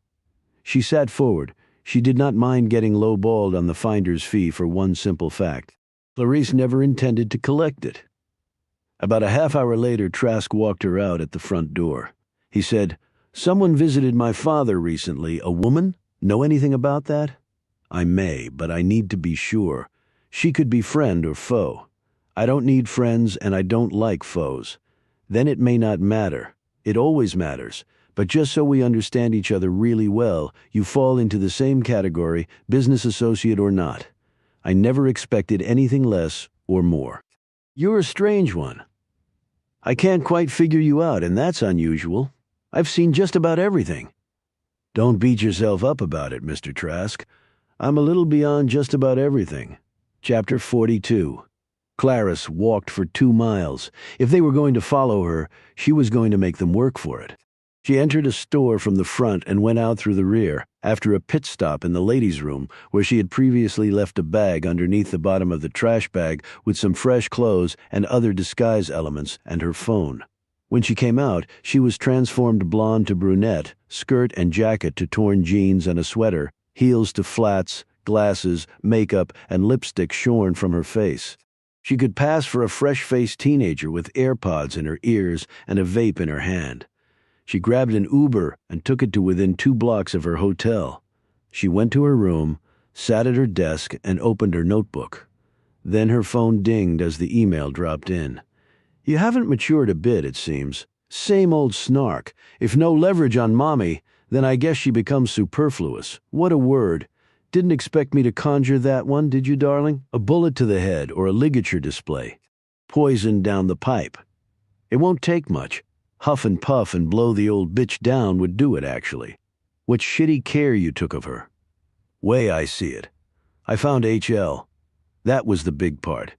Your part. Finish the job. Then we divvy. And don't take your time. I'm tired of mops and little diamonds where the fence screws you over after you do all the planning and take all the risk. A faraway beach beckons. I want to get there. But I want to get there in unassailable style. Wow, another SAT word. But I see you've been keeping busy too. Poor Mr. Schmuck. How much did you take him for in the offices of creative engineering? Saw him giving your ass a rub-down. Hope you enjoyed it. You always were poor at relationships. Have you even had sex yet, whirly girl? I mean, not against your will, of course. Not sure you're capable, but I could be wrong. Let me know on Mommy. She eats a lot and she snores in her gas. Well, it's a problem. Tick-tock, tick. Cheers, hon. Her bluff on Mommy had been called, it seems. So what to do? What to do? She consulted the appropriate notebook, even as her mind lingered on the "had she had sex" part. That had been a low blow, and she knew the bitch had meant every word of it. "I could say the exact same about you, baby cakes. Isn't that what they called you, young? And just meant to be eaten up, with no other purpose in life, but no reason to antagonize, not yet anyway." And she had not even mentioned her comments on Oxblood's murder. She would give it a bit. No need to rush a reply. She had obviously taken her time in answering, plus I have other things to do. She turned to another notebook and flipped through some pages, making notes and crossing out other ones. What would I do without these? They allow me to make sense of my world, to put things in precise logical steps to achieve a precise logical outcome. And they also prevent me from losing my damn mind. Clarisse had told herself she was not going to do what she was just about to do. But things had changed, and when things changed, your plans must as well. She looked at her computer screen and hit the key. A few seconds later, Mickey Gibson answered. "I wasn't sure you would pick up," said Clarisse. "I almost didn't. Things weren't left well, I know. But I have information pertinent to you, okay? Just like that? No rehashing of what went down before." "Do either of us have time to play it that way?" asked Gibson. "Okay, unload H-bomb and see what happens. Nathan Trask knows you visited his father." She thought she could hear Gibson's breathing accelerate, but only slightly. The woman really did have stainless steel balls. Clarisse had to give her that. "How do you know that?" "He told me personally." "You mean you got in to see him?" "How?" asked Gibson. "The only way I could. I had information that was relevant to him." "Relevant information such as?" "Treasure," replied Clarisse. "You'll need to flesh that out." "Harry Langhorne left a lot of mob money behind. We've gone over this." "So why does Trask care about that? Was he involved with Langhorne in that laundry list of crimes you told me about before?" "Maybe not all of them, but enough. He also told me he built his fortress in Virginia Beach because Langhorne, or Pottinger, to him was nearby." "And you believe that," said Gibson. "Doesn't matter.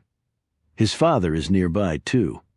That could be the real reason, or it could be both. The point is, he was connected to Pottinger at some point, and in some way. So he doesn't know who Pottinger really was. I didn't tell him, but I did reveal that he had taken a great deal of mob money from decades ago. Some of it he used to buy Stormfield, but the rest, it has to be somewhere. And I think that Pottinger ripped off Trask as well. At least he strongly intimated that was the case. So the treasure might even be larger than we think," Gibson said. "If Pottinger had ripped off Trask, how come Trask didn't take care of him? He was right next door and had been for years. The man should have been dead a long time ago." I asked him that, and his response? Something to the tune of just because he owned the place didn't mean he actually lived there. "Well, he was killed there." "Did Trask do that?" asked Gibson. "We covered this before, too. The poison the strange message left, not his M.O., and do you think he'd confess the deed to me? Did Trask have any idea how much money he got ripped off for, or how? I'm sure he does, to the penny, and again, he didn't exactly admit to being ripped off at all. But it was meaningful enough for him to agree to see me, and it's not just money with those guys, it's reputation. If they can get taken, it's a sign of weakness. In that business, you don't want the other sharks to see your blood in the water." "Trust me, I know that," said Gibson. "Did you find any clues to a treasure at Stormfield?" she asked. "I found a note in the man's boat. It basically acknowledged that he was aware people would be looking for something and suggested they try harder. Okay, her giving that up without a fight does surprise me." "Do the police know about this note?" "They do," replied Gibson, and I don't think their priority is finding money, it's finding a killer. Perhaps to find the killer, you have to locate the treasure," noted Clarisse. "I can't tell them how to do their job." "But you can suggest things," said Clarisse. "Maybe, but if the police find the killer and the treasure, where does that leave you?" asked Gibson. "It will make me stop looking over my shoulder." "Bullshit. You want the money?" "I doubt you're worried about your personal security. I wasn't until Mommy went missing." "We can agree to disagree on that, so what will you do next?" "I've got some leads, I'll run them down." "Will you be working with Wilson Sullivan on this?" asked Clarisse. I won't bother to ask how you know about all that, but yes, I will, at least on some of it. And what will you be doing? Don't worry, my plate is full. Did Nathan Trask know who I was? Gibson wanted to know. Not that he said just that you visited, but he could easily find out your identity. He must keep eyes on his father, of course, said Clarice. So you did walk me right into a trap. Look, Mickey, I want you to survive this. Actually, I don't care, thought Clarice. You had your shot, Mickey Rogers. Gibson, you had everything, and you pissed it all away. Gibson barked. You don't care about me, which is why you let me put a bullseye on my back with Trask. In case you forgot, I went to visit the man directly. He knows about me, too. I didn't use my real name, but with his resources, he could find me as well. I don't know for sure that you did visit him. He has a female butler. 2 guards at the front gate who wanted me.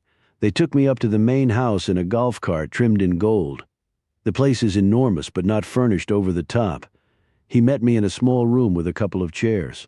He's around 5'8" fit build, early 50s, and has the darkest pair of eyes I've ever seen. I can hold my own with most people in pretty much any situation. But I have to confess, he intimidated me by saying almost nothing. I'll be in touch, said Gibson. The line disconnected. Clarice looked down at her Mickey Gibson notebook, but she had nothing right now. She wanted to write in it. She stared at the muted reflection in her computer screen. There might be 2 or 3 people in that reflection, she thought, depending on the day and the need, and whatever else was swirling around inside her head. She wanted to punish Gibson for not living up to her potential. Why Clarice should care about that was complicated, but essentially it came down to the haves and the have-nots. Gibson had had it all. Clarice had had nothing. When you have it all, it was your duty to capitalize on it. Otherwise, you were disrespecting everyone, including people like Clarice. Nothing like a little pressure, Mick, she conceded, if only to herself. Some days she wondered why she was so obsessed with a woman, but she had an obsessive personality. Every shrink she'd ever been to, and they had been legion, had diagnosed that about her. She could have saved them the time and herself the money because she had already self-diagnosed. It hadn't been hard. In her more rational moments, she had seen that Gibson owed her life's choices to no one other than herself. And she couldn't have foreseen marrying a louse and having 2 kids to raise on her own. And she was making the best of it that she could. But another side of Clarice refused to yield any ground on the subject. I'm giving her the chance to do something extraordinary. All she has to do is succeed and then survive. And maybe a part of me deep down actually wants her to. Chapter 43. Gibson let out a long breath. It seemed like every call with the woman made her blood pressure rise and her nerves fray, and with Nathan Trask now aware of her, she had good reason to be anxious. Yet the visit with his father had been illuminating, so there was that. Plus he was a nice old guy, and Gibson was glad to have met him. He reminded her of her dad, and he might be of use on this case, a lot of use in fact. She wasn't entirely convinced that Clarice had actually been to see Trask, despite the details, which included the golf cart Gibson had seen on her reconnoiter of the place. But for some reason, she thought the woman was probably telling the truth. She must have some chutzpah to go into the lion's den with that guy, or a death wish. She sat back and mulled over things. Langhorne was dead, murdered. A treasure might or might not be out there to be found. Clarice might or might not be Francine Langhorne. She had no idea where Doug Langhorne might be if he was still alive. Nathan Trask might be involved with all this somehow. And she was informally helping Wilson Sullivan in his investigation, but not getting very far with it. And there was something about Sullivan that was bothering her. She felt fairly sure that if Clarice was Francine, she just wanted the treasure. But had she killed her father attempting to locate it? But what didn't make sense, as she had thought before, was why involve her? Why not just keep looking for it, with no one the wiser? And why leave the weird message on the wall? She could maybe understand the choice of poison. Francine might have told her father, "Tell me where the money is, and I'll give you the antidote." That sort of thing, though she wasn't sure there even was one for botulinum. But a man who had swindled the mob, then brought them down and lived to tell about it, did not seem gullible enough to buy that sort of line. And he was dying anyway. What did it matter to him? I've got to find out who Clarice really is. If she's not Francine, then what's her interest in all this? Without knowing that I'm spinning in circles. The kids were down for short naps, so she went on her computer and read the news stories so far about the murder of Daniel Pottinger. Withheld from them was the message on the wall, written presumably by two people, which might mean Francine and her brother were working together. The police had also not released the fact of Pottinger's real identity. That was definitely an item to hold back, though she was sure they had told other law enforcement agencies. She knew her father and Art Collin would know to keep that on the QT. Gibson didn't necessarily believe that some old mob guy or their son or daughter had found Langhorne and taken him out. But stranger things had happened if so. Looking into Langhorne's history was a no-brainer from an investigative point of view. Indeed, it would have been gross negligence not to do as I say, not as I do. She had looked it up. It apparently had originated in the book of Matthew. Jesus was speaking to the multitudes and his disciples, and he told them that the scribes and the Pharisees sit in Moses' seat. After that, it got a bit muddled, but the message was, apparently, watch them but don't follow what they actually do, because what they say and what they do are two different and probably diametrically opposed things. She had heard that growing up from her father. He'd been a rabble-rouser as a kid, always getting in trouble. "But don't you do that, Mick?" he would tell her over and over.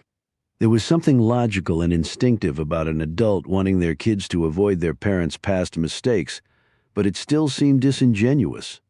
"Yeah, Dad, you weren't mature enough to avoid all that crap, but you expect me to just because you say so. Easier said than done, and you probably had the same lecture from your parents, so there." She stared at the words on the screen again. They were important to the killer or killers. But were they something every cop looked for in trying to solve a crime? Were they an M.O.? In her job at Pro-I, she had access to databases that most people did not, since Pro-I sometimes worked hand-in-glove with law enforcement.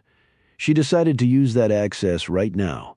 She entered the database and filled in her request. "Do as I say, not as I do." Has that phrase turned up in any homicide over the last 2 months? If nothing came back, she could always modify the request. She didn't have to modify it, though, not the least little bit. A police bulletin from the Fauquier County Sheriff's Office showed up on her computer screen.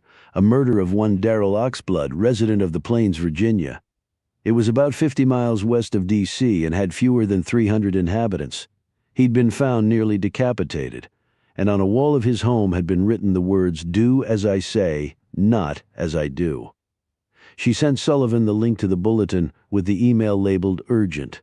She drummed her fingers on her desk and read through the rest of the bulletin while she awaited his reply. 2 minutes later, her phone rang. It was Sullivan. "Shit," he said. "Yeah, I know, but is it or isn't it? One way to find out. We go to the Plains, Virginia." "We? You found it? Can you come with me today?" "Let me check with my parents." "Great, Mick. You sound like a preteen who wants to go to the movies with a boy. I'll wait to hear from you." Chapter 44.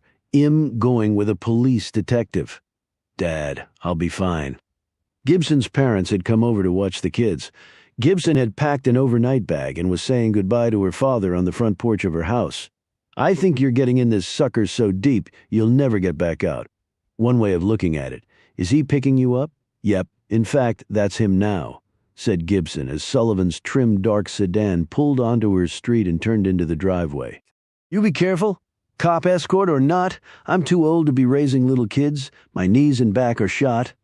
She hugged him, surprising her father, and said, "I'll call with my status. You got your Beretta?" "Of course." She got into the car with Sullivan, who flicked a hand in greeting at Gibson's father. Rogers merely nodded back, his hands stuffed in his pants pockets as he stared down the police detective. "Still looks like a cop," noted Sullivan, intimidating. "My dad will look like a cop until he takes his last breath." They headed north and rode Interstate 64 to 95. At Fredericksburg, they branched northwest onto Route 17. A little under 3 hours after starting their trip, they were rolling into the little hamlet of the Plains. "Don't think they see many murders here," noted Sullivan as they cruised along. "I would hope not." "Did you make a call?" "Yeah. Someone from the sheriff's office will meet us at Oxblood's place." "What do we know about him?" "Not much. He was around 40, lived with his mother until she died. Then he kept living in her house. Did equipment repair work locally, kept to himself? They from the plains? Don't know, but I'm going to ask. When they pulled into Oxblood's drive, they didn't see a sheriff's car, but a woman did come out from the house next to Oxblood's. She was dressed in jeans and a flannel shirt. She looked weathered and tough. They got out and introduced themselves and told her why they were there. She eyed Sullivan's police credentials and nodded. I'm Barbara Cole, as you can see. I live next door. You knew Darrell? Yes, and his mother, when she was alive. Sullivan took out his notebook. And her name was? Cindy Oxblood? How long has she been dead? Asked Gibson. Oh, 4 years now. Time flies. How'd she die? Asked Gibson. Car accident on the road coming in here? Don't know how it happened. Critter might have run in front of her. She went off the road and the truck flipped. She wasn't wearing a seatbelt, unfortunately. Not sure she would have survived anyway. Cab was crushed from the impact. Do you know where they moved from? Asked Gibson while Sullivan wrote all of this down. Cole screwed up her features. I think I recall her saying the West Coast, Oregon. Yeah, Oregon. She ever mention her husband, any other kids? No, and I'm not one to pry. I don't like talking about my ex either. Just makes me feel stupid all over again. Gibson smiled at the woman's frankness. I feel your pain, she said, drawing a glance from Sullivan. And you found Darrell? Asked Sullivan. Me and the other gal. What other gal? Said Gibson sharply. She was here taking a survey and had an appointment with Darrell. She knocked on his door, but he didn't answer. She came to my house and we went over there together. That's when we found Darrell. She shivered. Still have nightmares about it. Been keeping my door locked and my gun under my pillow ever since. I'm sure. Can you describe the woman? Cole did so, and Sullivan wrote it all down while Gibson listened intently. There was no mention of the woman in the police report, said Sullivan. Yeah, she had other appointments to get to and didn't want to get involved. She lit out of here before the cops showed up, so I didn't see any need to mention her. Can you tell us anything else about her? What, she said, the car she was driving. Think the car was a rental. Looked like one that you get at the airport. She was thin and tall and pretty and real put together, if you know what I mean. Nice clothes, carried herself real well. Did Darrell seem like the type who would make that sort of an appointment? Asked Sullivan. He would if they paid him or gave him free stuff. What was she taking a survey on? Asked Gibson. She said with people who didn't have an online presence or some such. The company she worked for was sort of researching those types, I guess, to figure out how to sell them stuff another way. I think every day about chucking the whole internet and going back to the way it was, but I never seemed to get there. Did she act suspicious at all? Nervous? No, nothing like that. She just seemed like she was out here doing her job. Look, she didn't have nothing to do with what happened to Darrell.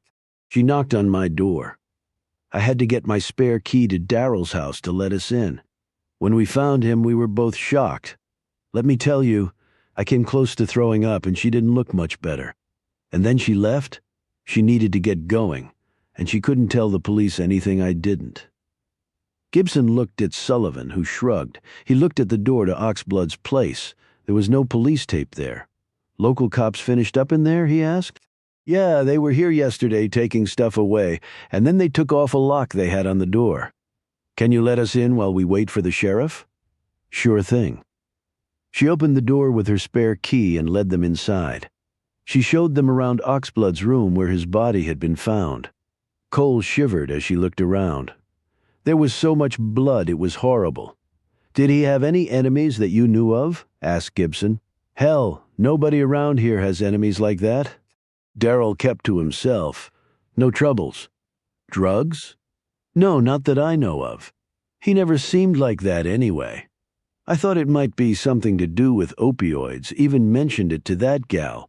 But when I thought about it later, I just didn't think that was possible. What was his mother like? Sort of like Darrell. Cindy kept to herself. I probably knew her best, being right next door, but she didn't go to church or join any of the local organizations. Did she work? No. Cindy didn't really go anywhere. When they first moved here, she mentioned something about a settlement her husband had gotten from an accident. But her husband didn't come here with them? No, she said, he had died. Why move here all the way from Oregon? Asked Gibson. She said she had lived in Virginia once and really liked it. How was Darryl when he was younger? Asked Sullivan. He drank some, drove his car too fast, got into some minor scrapes here and there with some buddies. But then he sort of pulled back into a shell, I guess you'd say. Didn't go out. Sat home with his ma, got a job at the vehicle repair place in town. Was a good mechanic. He worked on some of my stuff, fixed it right up. They heard a car pulling into the driveway, and Sullivan glanced out the window. It's the sheriff. I'll go out to meet him and then bring him in. When he ducked out, Gibson turned to Cole. Where was the writing on the wall found in here? She led Gibson to the other room, and they stood looking at the words. Did the other woman come in here too? Oh yes, in fact, she was in here before I was. I found her here after I called the police. She had the presence of mind to look around after finding a dead body, thought Gibson. Gibson's gaze roamed over the words until she came to where Clarice had tried to obscure the writing. What happened there? She said, pointing. I don't know. Guess the folks who wrote it did that. Did the woman give you her name? I think Detective Sullivan forgot to ask. Yes, she did. I asked for that in case the police would want to know, even though I ended up not mentioning her. It was let me think. Yes, Julia Frazier. That's what she said. Frazier, the same name used by the lady on the phone talking to Clarice. It seems that she's gone missing. That's what was said, Clarissa's mother, perhaps. Chapter 45, the deputy sheriff was named Billy Dawson. He was tall with broad shoulders and around 45. Dawson said, Fauquier County is pretty big but very rural and safe. Now you have some areas that aren't as safe as others, but most of what we see here are property crimes. He looked at the blood on the walls of Oxblood's bedroom. Not this, I'm sure, said Sullivan. What can you tell us about Oxblood? So you had a murder down in your neck of the woods that had similar elements. The writing on the wall principally, yes. Dawson led them into that room. Heard the phrase 1,000,000 times. But you don't see it written on the walls of homicide scenes? So you think it's the same killer? Trying to piece that together. So, Oxblood. I knew Darryl. He worked on my truck and a couple of my ATVs, and some of my brother's stuff, too. He kept to himself. His mother was the same. Just nice, quiet people. Did you know anything about them before they came here? No. How long had he been dead? Asked Gibson. A few days, the M.E. said. Gibson looked at Cole. You didn't get suspicious when he didn't leave the house? I was gone for nearly a week, visiting family over in West Virginia. And like Billy said, Darryl kept to himself.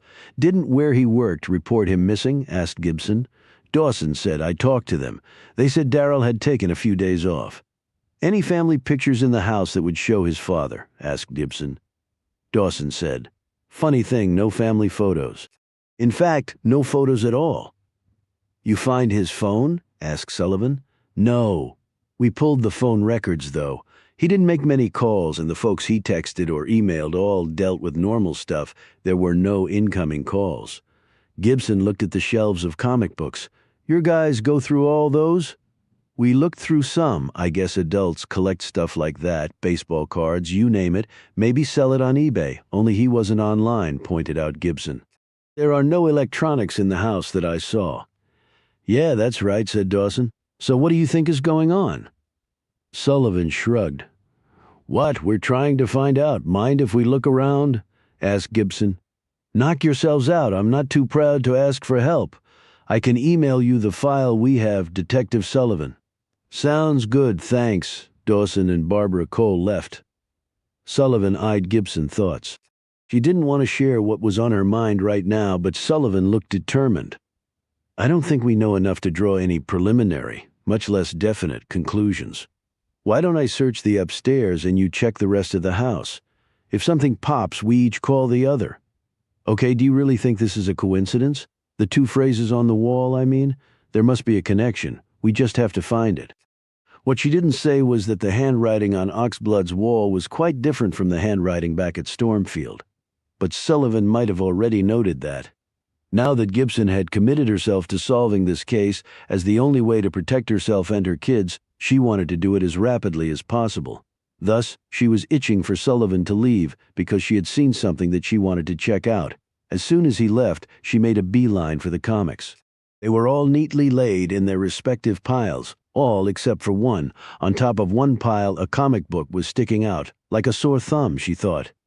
She didn't know if the cops had done it or someone else. Like Miss Fraser? She put on latex gloves and picked it up. She opened it and stopped. Was that blood on the inside of the cover? She looked closer. It seemed like blood. Had Oxblood's killer taken the time to pick up this particular comic book? Then she noted the initials in the heart shape next to the drop of blood, BD and R. She had brought an evidence pouch with her and slipped the comic book into it, then folded it over and put it into her bag.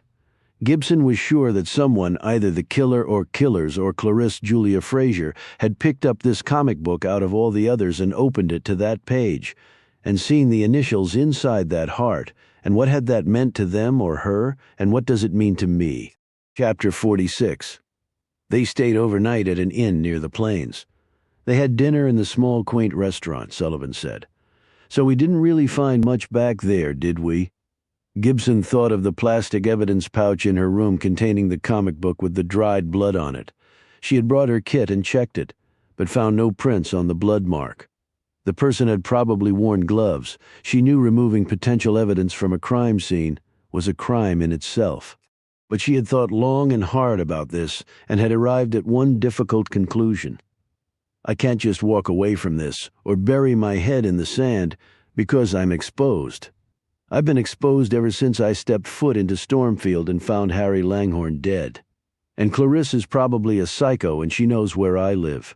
And after I visited his father, Nathan Trask can easily find out who I am. Or hell, Clarisse might decide to rat me out to the man if she already hasn't. The only way to protect myself and my family is to get to the truth as fast as possible. And the only way I can do that is to become a detective again and hope I'm still good enough to solve this mess, she said. Maybe it's staring us in the face? Sullivan dipped a chunk of bread in the olive oil and bit into it. Meaning? No family photos? No online presence? Came from Oregon all the way here? Father dead? Mother had some money and didn't work? They kept to themselves? Wait a minute. Are you thinking, what? Witzek? Asked Sullivan. Aren't you? Maybe I am. I'll have his prints run through the national databases and see what pops. I'm surprised the local cops hadn't already done that. I guess to them he's Darryl Oxblood, end of story. I guess, replied Gibson. So do we have a whole bunch of ex-Witzeks on the run causing mayhem or getting killed? At least maybe the children of Harry Langhorne, she replied. Well, Oxblood wasn't Francine, obviously. And he does not fit the description for Doug Langhorne, who Beckett said was around 6'2". I saw the file on Oxblood. He was only 5'8". No disguise can subtract 6 inches, right? Agreed Gibson. What do you think of this gal Julia Fraser? Wrong place, wrong time probably. Didn't figure walking into a murder, and didn't want to hang around to get more involved in it, answered Gibson. Liar, liar, pants on fire. I suppose you're right. They finished their dinners and left the restaurant to get some fresh air on the broad front porch. Nice of you to let me in on the investigation. I know it's not the norm. I'm getting some heat for it, admitted Sullivan. Don't cause yourself career trouble, Will. You can cut me loose any time. I thought you wanted to be in the loop.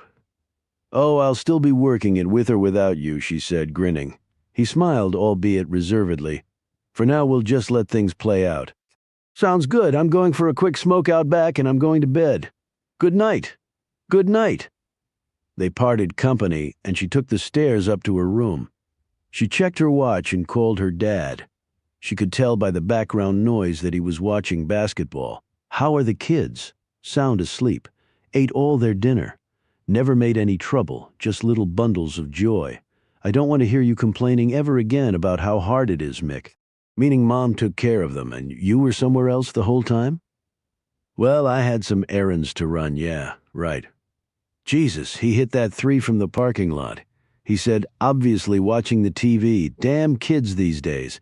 NBA's recruiting out of pre-K. Jump a mile in the air and dunk like it's nothing. It's not all about dunking, said Gibson. I couldn't dunk. That's because you're too short and you're a girl. Girls can dunk, Dad. Hell, I know. I just didn't want you to think I was getting soft. How'd it go today? She told him about what she had found and what she had done, and she thought her father was going to come through the phone and punch her. You did what? He exclaimed. You took evidence? Do you know that's a felony? Of course you do. What the hell are you thinking, Mick? I'm playing it safe, Dad, for now anyway. I need to know where things stand. I'll tell you where they stand. You don't do what you just did. Now, either go give it to the cop or put it back where you got it and let them figure it out. Are those my only two choices? Do you need a third? Because I told you before, I'm not raising your kids while you're in prison for the next 8 to 10 years. You going to rat on me? I know you pushed the envelope back in Jersey City, Mick, but this is not a game. Let me tell you my motives, and then we can talk. I don't think you're going to change my mind. She told him about going to see Nathan Trask's father, and Trask knows someone visited his father, and he can find out it's me, if he really wants to. This did not mollify her father in the least. It only made him more irate.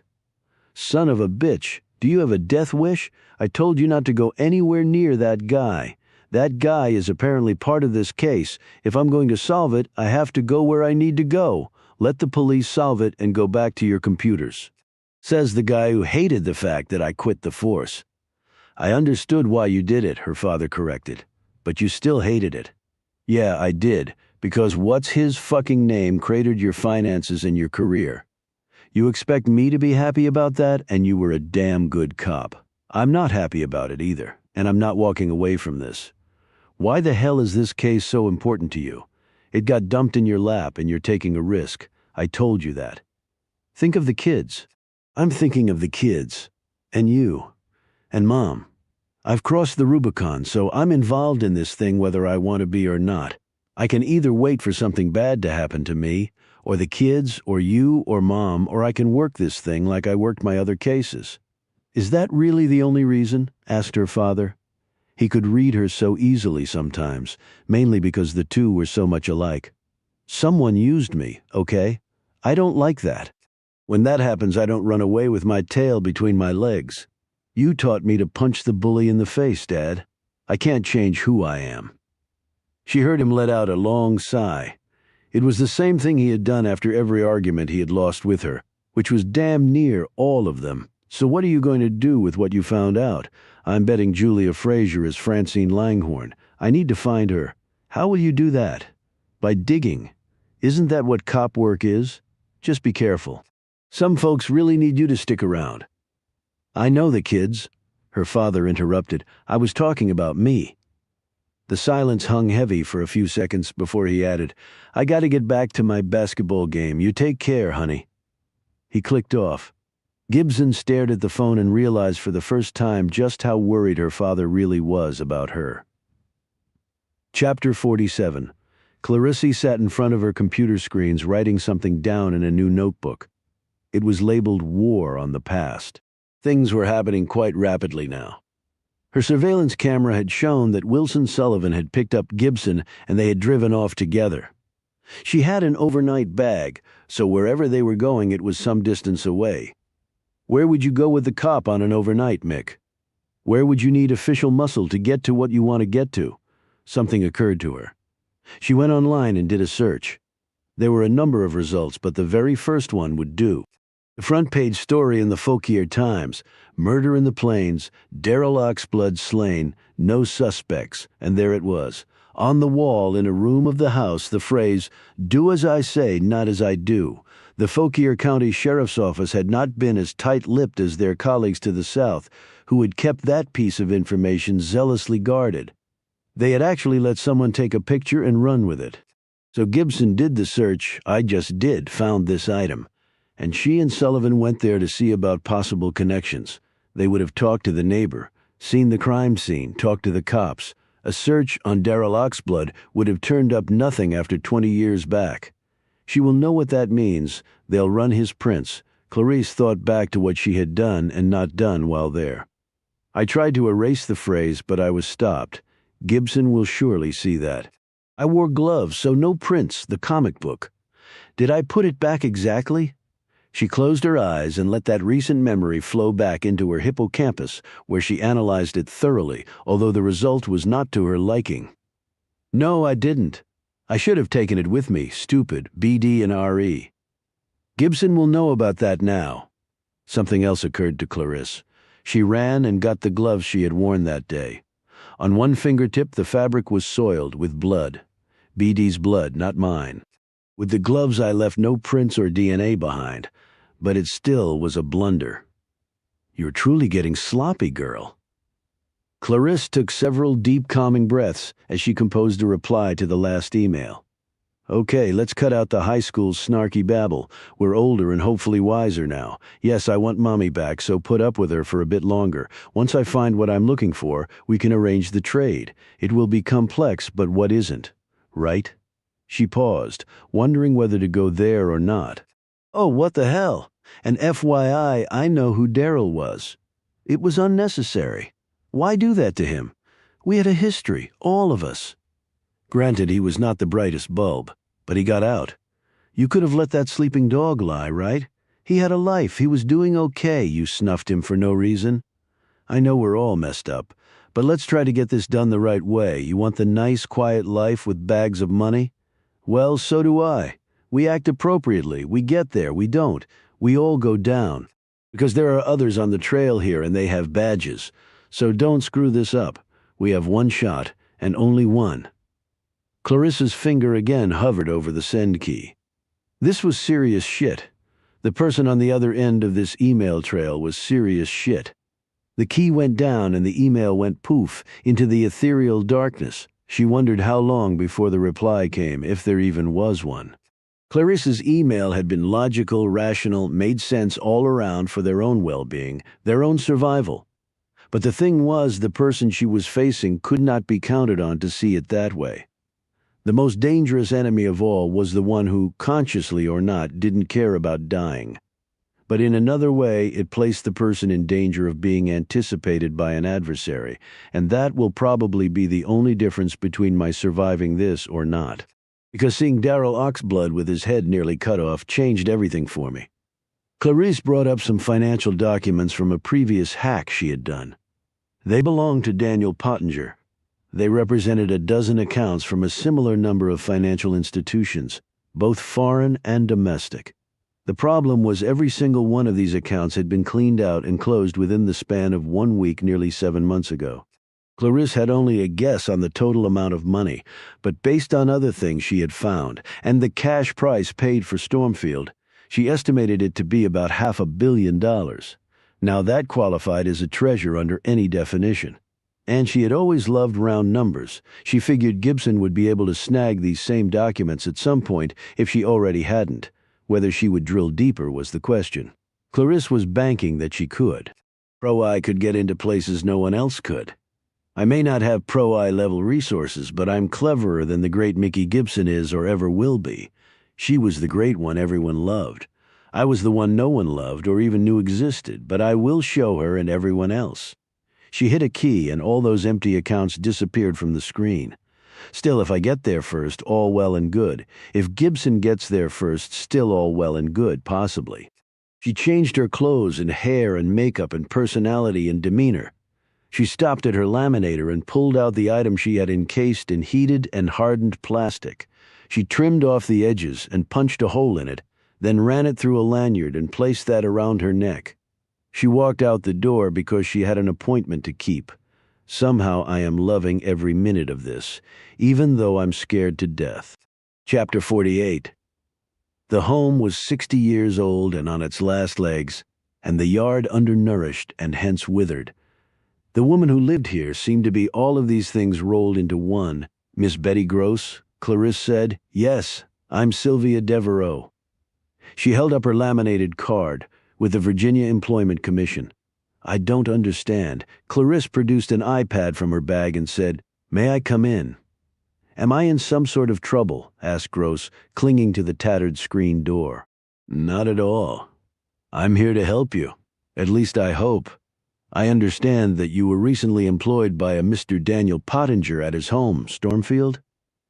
That's right. I was his housekeeper, but he let me go. He let everybody go. I know, that's why I'm here, to see if I can help. May I come in? She asked again. Gross stepped back. I hope you can help me too. I haven't found another housekeeper job yet, and the money is running low. I quite understand. She was led into a small room off the kitchen. The place was decorated with what seemed to be spare parts from lots of different homes and decades. Clarice assumed the woman had accumulated all this over the years and kept using it, since new items never came in to replace what was clearly worn out. Now, exactly, when did Mr. Pottinger let you go? It was 3 weeks ago yesterday. And the reason given, he didn't give no reason, just told me and the others to get out. My goodness. How rude. That's what I thought. And he owed me wages a week's worth. Never seen a dime, and that big house he lived in, I know he had the money. Now he's dead. Doubt I'll be getting anything. She paused.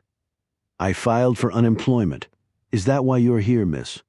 It's one of the reasons, yes, said Clarice, keying some items in on her iPad. How many staff did he have?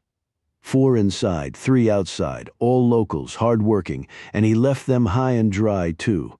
Seems like the more money someone has, the less they care. Yes, it does, doesn't it? So he owed you a week's worth of wages. How much was that? I got $10 an hour times 45 hours for the week. So $450 then.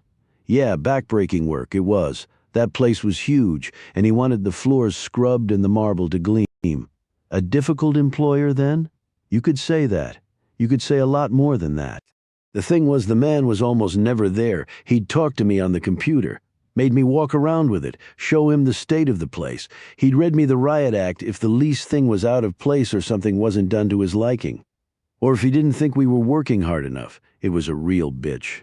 And you mean to say he was almost never at Stormfield? I could count the times he was there on one hand with fingers left over.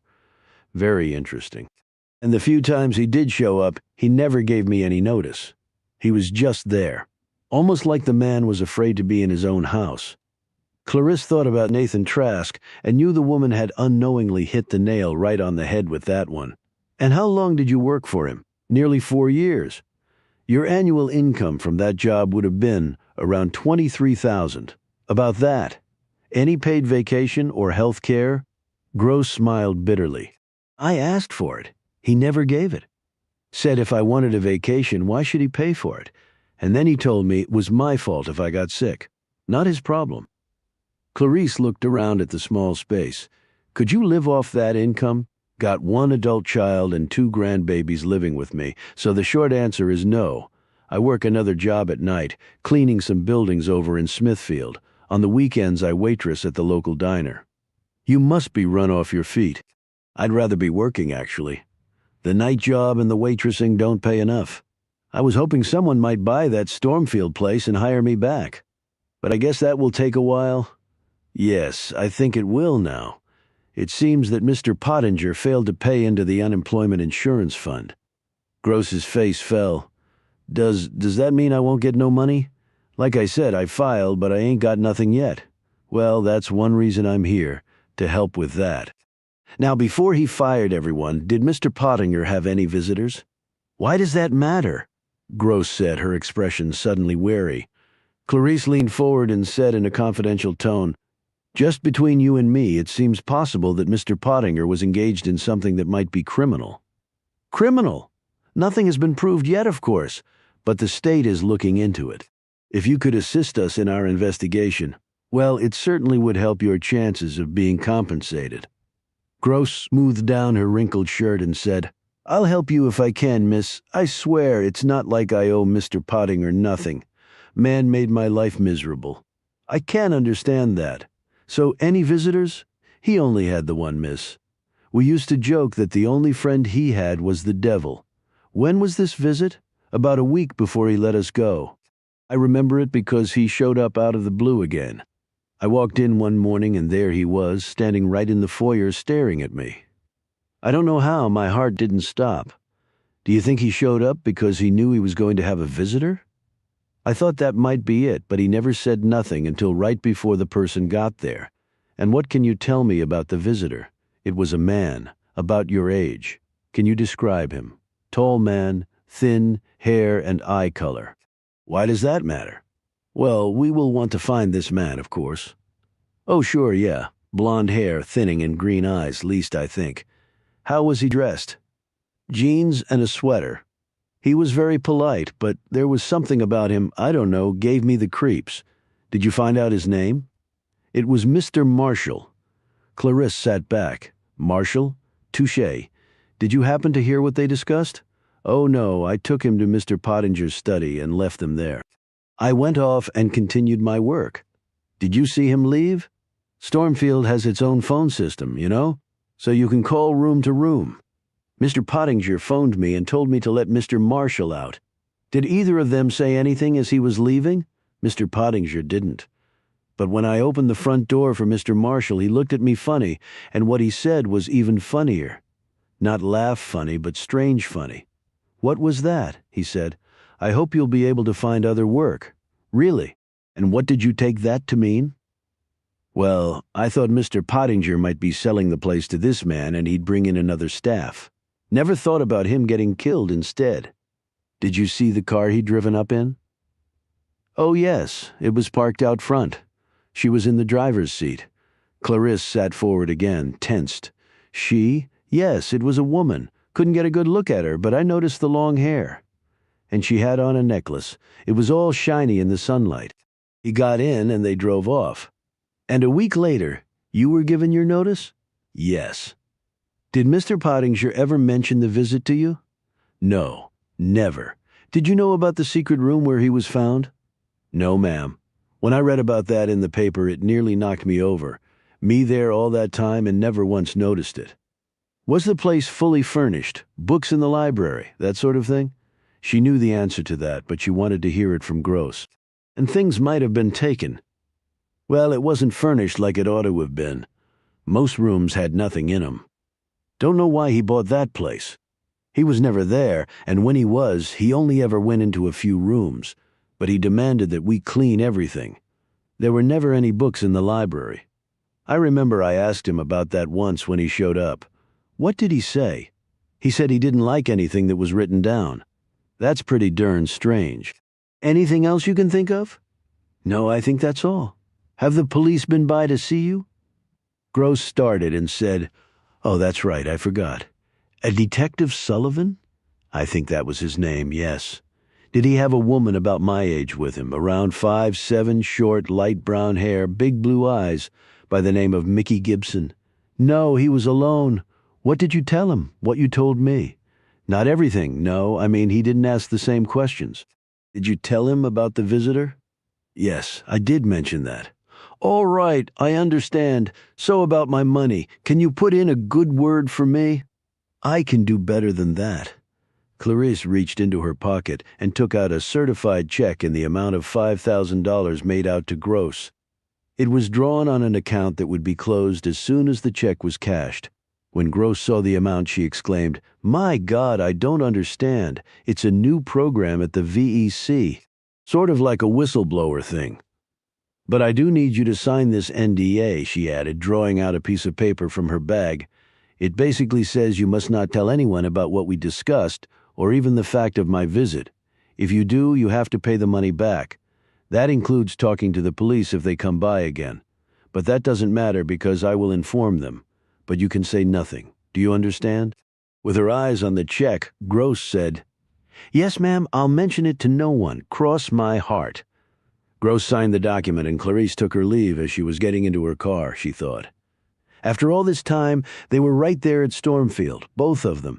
What an exhilarating and terrifying thing to contemplate. Chapter 49. The next day, Clarisse made the call. Long time. No here, answered Gibson. Been busy, as I'm sure you have. I've been making some inquiries, as I said. And, heard of the Plains, Virginia? Gibson asked. Tell me. And Gibson did. Darrell Oxblood's being murdered. The phrase on the wall. But she didn't mention that someone had tried to rub it off. She didn't talk about Julia Fraser. She said nothing of a comic book with initials inside a heart. What do you take that to mean? Clarisse asked. The murders are connected, or else it's a copycat. But I don't see it that way. So who was Darrell Oxblood, really? Cops are running his prints right now, replied Gibson. Okay, then they'll know. The noose is tightening, and not in a good way for me. So that's why I was picked by you, so you can piggyback on Pro-I resources. It's a good reason, don't you think? Replied Clarisse. Francine and Douglas Langhorne. What about them? Asked Clarisse. Know where they are? I think we covered this already. I don't. When the fingerprint results on oxblood come back, that will provide quite a few leads. Good shit, I know it will. Geraldine Langhorne? Asked Gibson again, no clue, before my time. I dealt with Pottinger, not aka Langhorne. You like comic books? She felt an anxiety attack coming on. Excuse me. Comic books, Superman, Batman? Said Gibson. We don't have time to waste. Gibson stared up at her computer screen where she had her own voice analysis program running. She used it when she was interviewing people on the phone in her search for assets. The indicators on the screen were often truer than the words spoken, and after she had preliminarily concluded that Julia Fraser and Clarisse were probably one and the same, she had decided to deploy the analyzer to help gauge whether this conclusion was right or not by asking Clarisse some unsettling questions, and Clarisse's stress indicators had just spiked. Clarisse, who was running a similar program on her computer, watched in dismay as she saw the arrow shoot north on her answer. Okay, said Gibson, just checking. Clarisse looked at her Gibson notebook and decided to fire off her own salvo. Are you worried that your father will do something stupid and endanger you and the kids? What in the hell are you talking about? Now, Clarisse watched the screen in satisfaction as Gibson's own stress level spiked. I know you told him about visiting Sam Trask because you're both former cops and have a tight bond.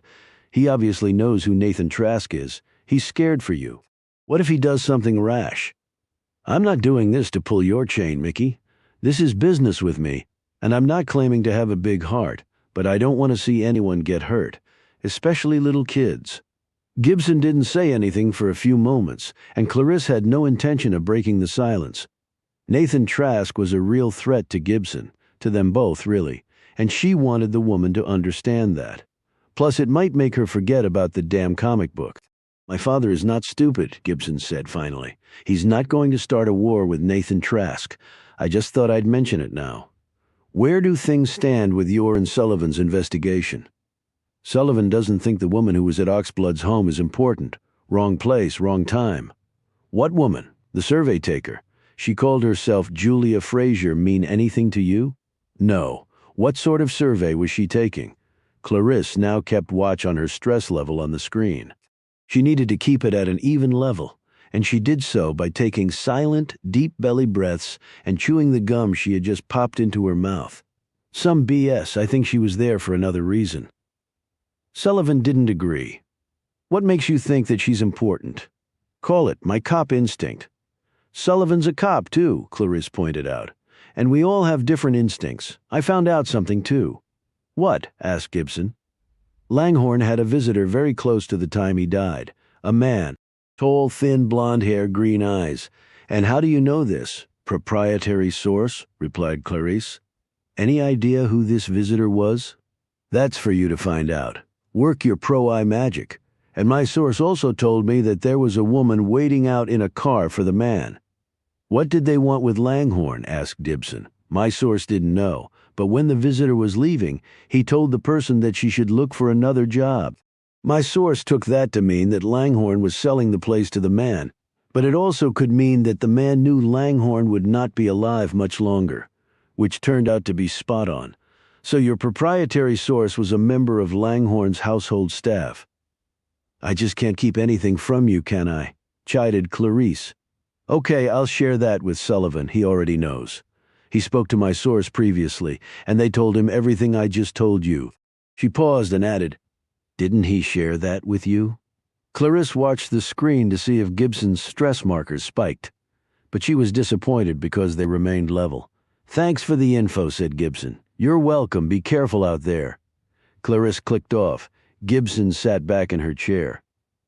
The stress levels told her that she had struck gold with the reference to the comic book, and Julia Fraser and Clarisse were almost certainly one and the same. Now that she had a fingerhold, she could perhaps track her down. She was not unduly put out by Sullivan's withholding information from her because she was doing the same to him, and he was official police, and she was not. But it raised some interesting questions. A tall man visiting Pottinger, and a woman in the car, Doug and Francine Langhorne. But if so, who the hell is Clarisse? Chapter 50. It was the next day, and the kids were with Silva downstairs. Gibson had her cup of tea and oatmeal almond cookie. She hurried to her office, ceremoniously cracked her knuckles in front of her computer screens, and got to work. While Zeb Brown had been the one to suggest that she take time off, she knew this hiatus would have to come to an end at some point, which lent urgency to her mission, and she could not step away from this case until it was solved.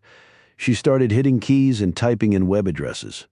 There were myriad ways to hide money, and just as many ways to look for it. It was a game of cat and mouse, played out every second of every day across the world. And it wasn't just about rich debtors trying to hide their fortunes from creditors, but also law enforcement trying to pierce the walls hiding money that dictators had stolen from their national treasuries, as well as secret organizations funneling dark money into a hot commodity that was now being termed weaponized capital. It was a way for the rich's assets to be deployed not in buying one more superyacht or luxurious private jet, but in silencing critics, buying off politicians, and making sure they won their elections by hook or crook, and destroying legitimate business competition and making an already uneven playing field tilt even more unfairly in their favor. Gibson used an asset locator search to build a list of everything ever recorded in Pottinger's name in a public records database. This also included any entity in which Pottinger had any connection whatsoever, whether as an officer, director, investor, or other affiliation. She should have done this before, but hindsight was 20/20. Within an hour, and using Pro-Eye software and access to internet platforms unavailable to the trolling public, she had compiled a list of 44 companies, myriad investment platforms, alliances, and bank accounts. They were located all over the world. But they all had one thing in common. They had been closed down within the last 6 months or so, and all assets transferred out. She knew he had to pay bills from somewhere, including the salaries of the staff he had at the estate. She performed search after search and kept running into dead ends. These accounts had also been terminated, and any funds in them were gone. As she sipped her tea, Gibson continued the arduous task of following the money. It was not as easy as depicted on TV, where the computer screen would show arrows bouncing off satellites and dipping into bank accounts until the current location was identified seconds later. Yeah, right. She next did a LexisNexis search of plaintiffs' and defendants' names to see if Pottinger had been involved in any lawsuits. There were a dozen, all settled with no financial amounts disclosed, but it still provided her with some useful information which she wrote down. She did a search of Stormfield and found the real estate transaction she had noted before. Cash deal coming from an account that had since been closed. But it was drawn on Deutsche Bank. Okay, that was a red flag, Gibson thought. The German financial institution just couldn't seem to get out of its own way when it came to unscrupulous associations. She tried to trace any funds left over from the purchase but lost the digital trail somewhere around the Caribbean. Gibson next checked his credit history but found nothing much there. Not so odd if the man paid cash for everything. She went on LinkedIn and ran a search on both him and the companies that she had previously uncovered. Unfortunately, there was nothing helpful. She went on another site to see if any liens had been filed against Pottinger, any of his companies, or any other property he and his entities might own. There were none. So the guy never tried to stiff anyone. Good former mafia bean counter that he was. She pulled out her iPad and went through the inventory of the house she had collected on her first visit there. There had been 2 suits of armor. She had gotten serial numbers off them both. She had next tracked them to an antiquities dealer in London. She checked her watch. It would be evening now in England. She sent off an email to the business. Gibson posed as a motivated potential buyer. She knew from past experience this would get her a far quicker reply. She went through the rest of the inventory. Wherever she could run down where any piece had been purchased from, she emailed the source and left a message. And then there was the Formula Cabin cruiser. She learned that Pottinger had purchased it new from a dealer in Yorktown. However, when she checked the website, Gibson found that the company had gone out of business. Undeterred by this, she decided to try a different tack. It was the mundane, if esoteric, world of the registered agents. A corporation was legally required to have a registered agent physically in the state for service of process and other issues. There were really no exceptions to this rule. However, it wasn't an arduous requirement. You just needed a human being second company with a P.O. box or street address. Gibson knew that around $40 trillion worth of dark and criminal money was floating around the world, entirely hidden from everyone, including governments. Over $1 trillion of this money was sitting just in South Dakota, Wyoming, Delaware, and Nevada. She was pretty sure Nathan Trask would have huge amounts of his illicit fortune socked away in such schemes that were totally legal, even if they were funded with illicit money. On one case, she had tracked down a woman who was a registered agent in Wyoming. The records showed that the lady had a portfolio of roughly 8,000 companies for which she was the registered agent. The woman had no idea who was behind any of them. Gibson wasn't speculating about that. She had found a video deposition taken of the woman that had been posted to a database to which Gibson, with her Pro-I credentials, had access. In the deposition, the elderly lady had said, "It's none of my concern who's behind them. I just do what the law says I need to do, and that's it. Lot better than living just off my Social Security, and thing is, I apparently live in a fraud-happy state. If the law says it's okay, then it's okay by me."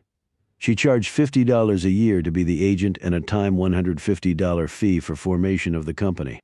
She made about $40,000 a year serving as a registered agent, which, along with her Social Security, allowed her to live quite comfortably in retirement. "I've got all my kids and grandkids doing it too," she had volunteered. "Best job in the world because you basically don't have to do nothing except maintain the records and file what's needed, and you get paid like clockwork. And if they don't pay, I just cut 'em off. Wish I'd known about it when I was younger." Gibson learned that the lawsuit in which the woman had been deposed had emanated from her unknowingly having been the agent for two billionaire Russian oligarchs and a cartel boss from Venezuela. The latter, upon his arrest, had said he had never even heard of Wyoming until one of his associates had seen an ad that the woman had placed on LinkedIn looking for new clients. When informed of her clients' infamous identities during the deposition, the elderly woman seemed to be proud that she was representing such wealthy, if criminal, people. "Little old me? Who would have thunk it?" she said. "Yeah, lady, who would have thunk it?" Gibson seized on one filing in Colorado that Pottinger had done under a DBA, or doing business as he had left one thread of his real identity attached to it. That was probably the mistake of a county clerk or junior attorney somewhere along the paper trail. That happened a lot and was one of Gibson's prime methods for breaking through the elaborate shields the rich and/or criminal threw up to protect their assets. She then followed that to what turned out to be 4 layers of corporate shields that she had to break through one after another, until she finally struck, hopefully, gold.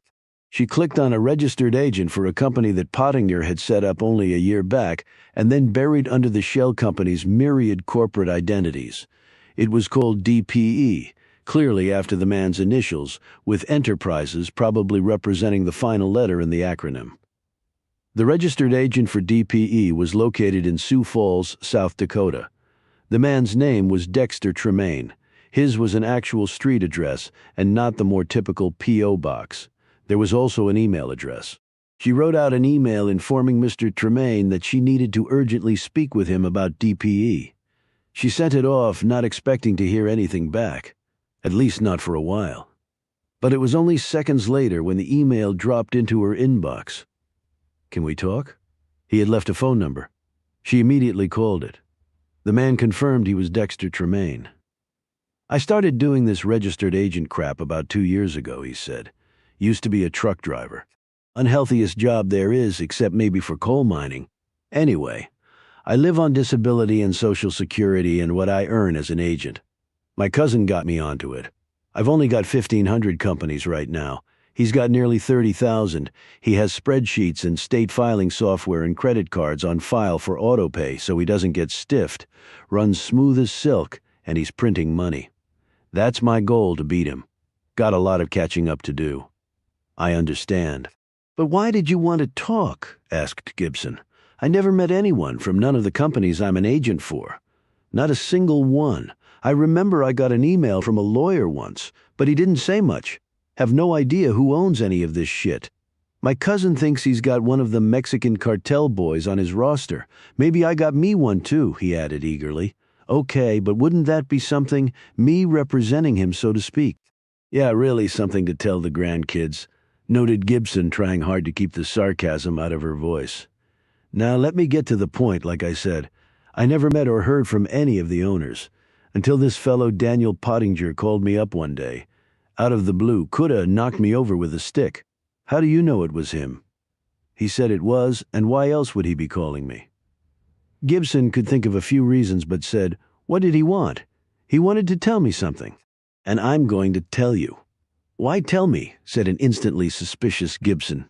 He's dead, right? I saw that on the news. Pottinger was killed in, was it West Virginia? Close enough, but he's dead, yes. Someone killed him. Well, he said, if anyone contacted me after he was dead, I was to tell them what he told me to tell them. Gibson sat up straighter and took up a pen. And what was that exactly? He told me to tell the person, now you see it, but then you don't. Seemed kinda stupid to me, but there you go. Did he say anything else? Yeah, as a matter of fact, he did. What? He said, then tell him to take away the 8. Take away the 8. That's right, the 8. Those were his exact words. He had me write them down. What's the 8? And take it away from what? I don't know what to tell you, ma'am. That's what he said. Anything else? Yup, then he said for whoever to use the leftovers for Sesame Street. The leftovers for Sesame Street? Those were his exact words. God's honest truth. Is that it? Yep. Ain't that enough? He added, with a chuckle. Gibson thanked him and clicked off. What in the hell? Chapter 51. Gibson sat there for a bit after ending the call. Langhorne seemed to really be having fun with all of this from the grave crap. The man's first cryptic message had been, look harder, it's worth it. And now this. She had a sudden thought. Had he written the phrase, do as I say, not as I do, on the wall of the room where he died? Perhaps writing with one hand and then the other to make it look like two people had done it. No, that probably couldn't be. The same phrase had shown up at Oxblood's home after Langhorne was dead. Gibson looked at the words again that she had written in her notebook. Now you see it, but then you don't. It felt off to her somehow. She looked it up online. The common phrase actually was now you see it, now you don't, although she found other references that had it as now you see them, now you don't. But the origin seemed clear. It referred to a magician's trickery and sleight of hand. You wanted to hide something, so you did something interesting with one hand to get the audience's attention, while you secreted what you really wanted to hide with the other hand while people weren't looking. And then what did it mean to take away the 8? What 8? And from what was it supposed to be taken away? And then Sesame Street with the leftovers, trickery and deceit and hiding shit. Langhorne had definitely chosen the right phrase to use, but then her spine stiffened. This is what you do for a living. And you got to Tremaine and he told you what Langhorne wanted him to tell. That was more than you knew 5 minutes ago, which is why Clarice picked you in the first place. What Gibson still didn't get was that if she got there first, Clarice wouldn't see a penny. So why bring her on if Clarice could just find the stuff on her own? There was another thing.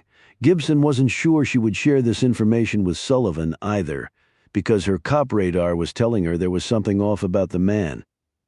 So what is your goal here, Mick? She looked around the modest room in the modest home she lived in. 2 kids, no husband. Her working life would be a nonstop grind until the kids were grown and off to college or wherever their lives were going to take them. But what if you found the treasure? College funds taken care of, helping her parents, another house in a nicer neighborhood, not having to juggle a million things at the same time. Having a life, all of that could be accomplished with. Gibson stared into the screen at her reflection, suddenly unsure of who she was seeing there. You're getting into dangerous territory, lady.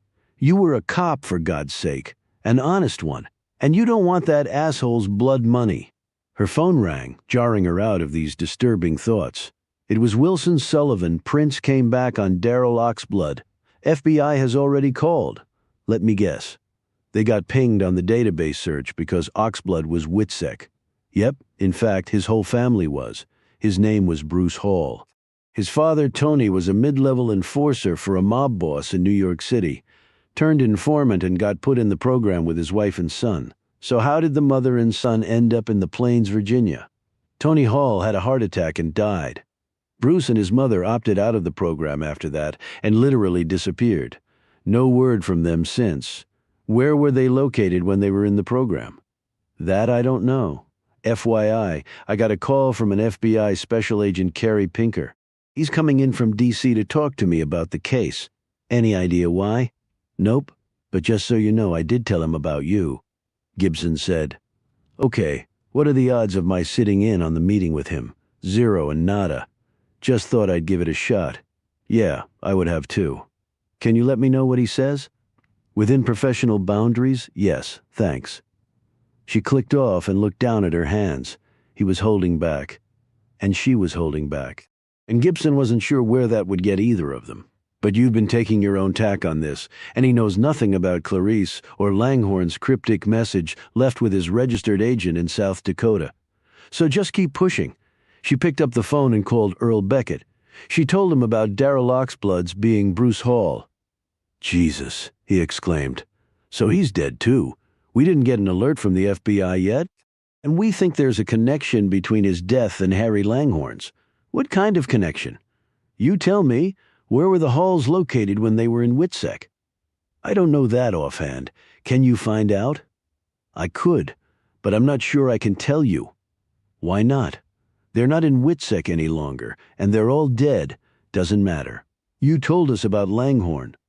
I told you when you were with Detective Sullivan, but on your own you're just a civilian. And as a rule, the Marshal Service doesn't talk about Witsec without serious justification. 2 people's being murdered seems like justification enough for me. And all I want to know are 2 things. Was Bruce Hall his Witsec name or his real name? And where were they located when they were in the program? That's it. I'll see what I can do, said Beckett. And were you able to find handwriting samples for Francine and Doug Langhorne? But Beckett had already hung up. She sat back and fiddled with her pen. Okay, he's clearly not getting back to me. So who had the motive to kill Bruce Hall? Clarice. But why, if she and Julia Fraser were one and the same, would she go back to the scene of the crime? She had tried to erase the phrase on the wall, for sure, and she had looked at the comic book that Gibson now had. She was probably regretting that she hadn't simply taken it. But according to the neighbor Barbara Cole, Fraser had seemed shocked by the discovery of the body, and she had told Cole to call the police before hightailing it out of town. If not her, then maybe Francine, if Clarice wasn't her, and or Doug Langhorne had killed Hall. They could have also killed their father. Although Clarice hadn't said so, it might have been Doug visiting Langhorne shortly before he was killed, with Francine waiting for him in the car. She thought it too improbable that former Witsec members would just run into each other. But why kill Hall? Was he looking for the treasure too? Did he know something? And Doug and Francine had tracked him down and silenced him after getting that information, or was there another reason? Chapter 52. 2 a.m. and sleep would not come for Gibson.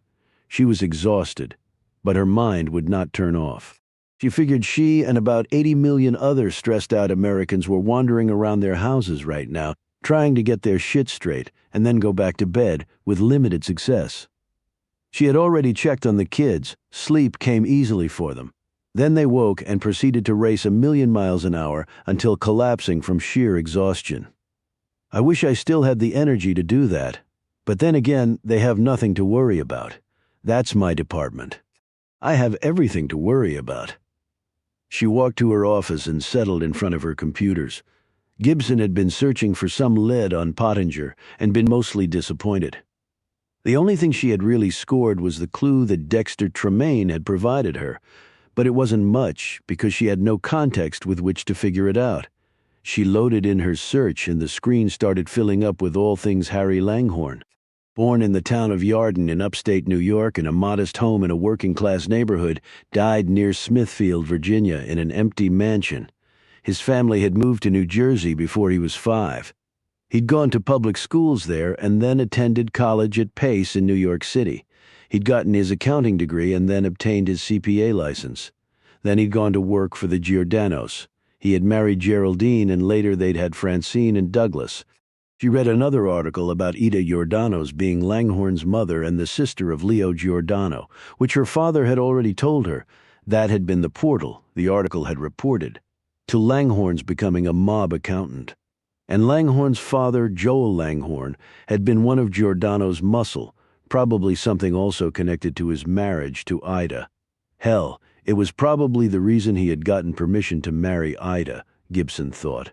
The mob was not known to encourage outsiders coming into the fold.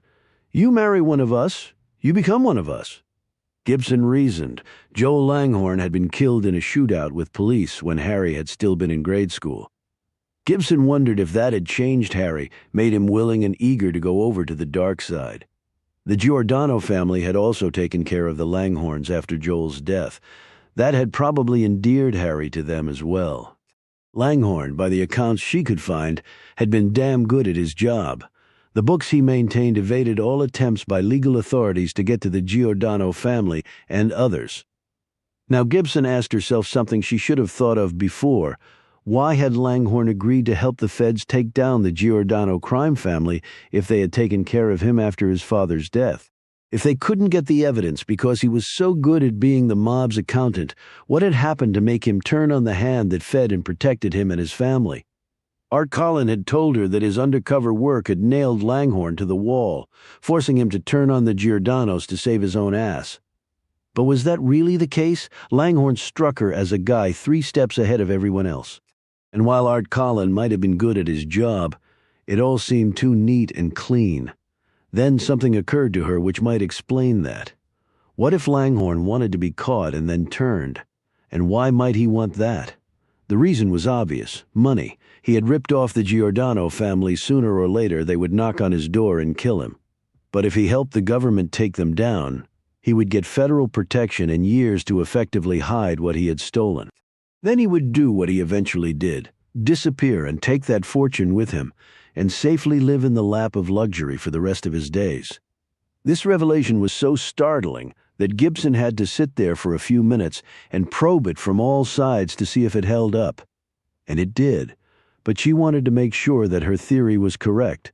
But to find the treasure, she needed to know even more about Langhorne. Gibson searched article after article from back then until one buried deep in the pages of the Newark Star-Ledger fully captured her attention. She read it twice and then sat back. Shit, really? Why had no one mentioned this to me before? Why hadn't Beckett? And then the answer came to her. That was part of the deal. Langhorne brought the mob down and his own dirty laundry, and this story was explicit about what that dirty laundry might be, would be forgiven. And that was probably the other reason he had turned on the Giordanos.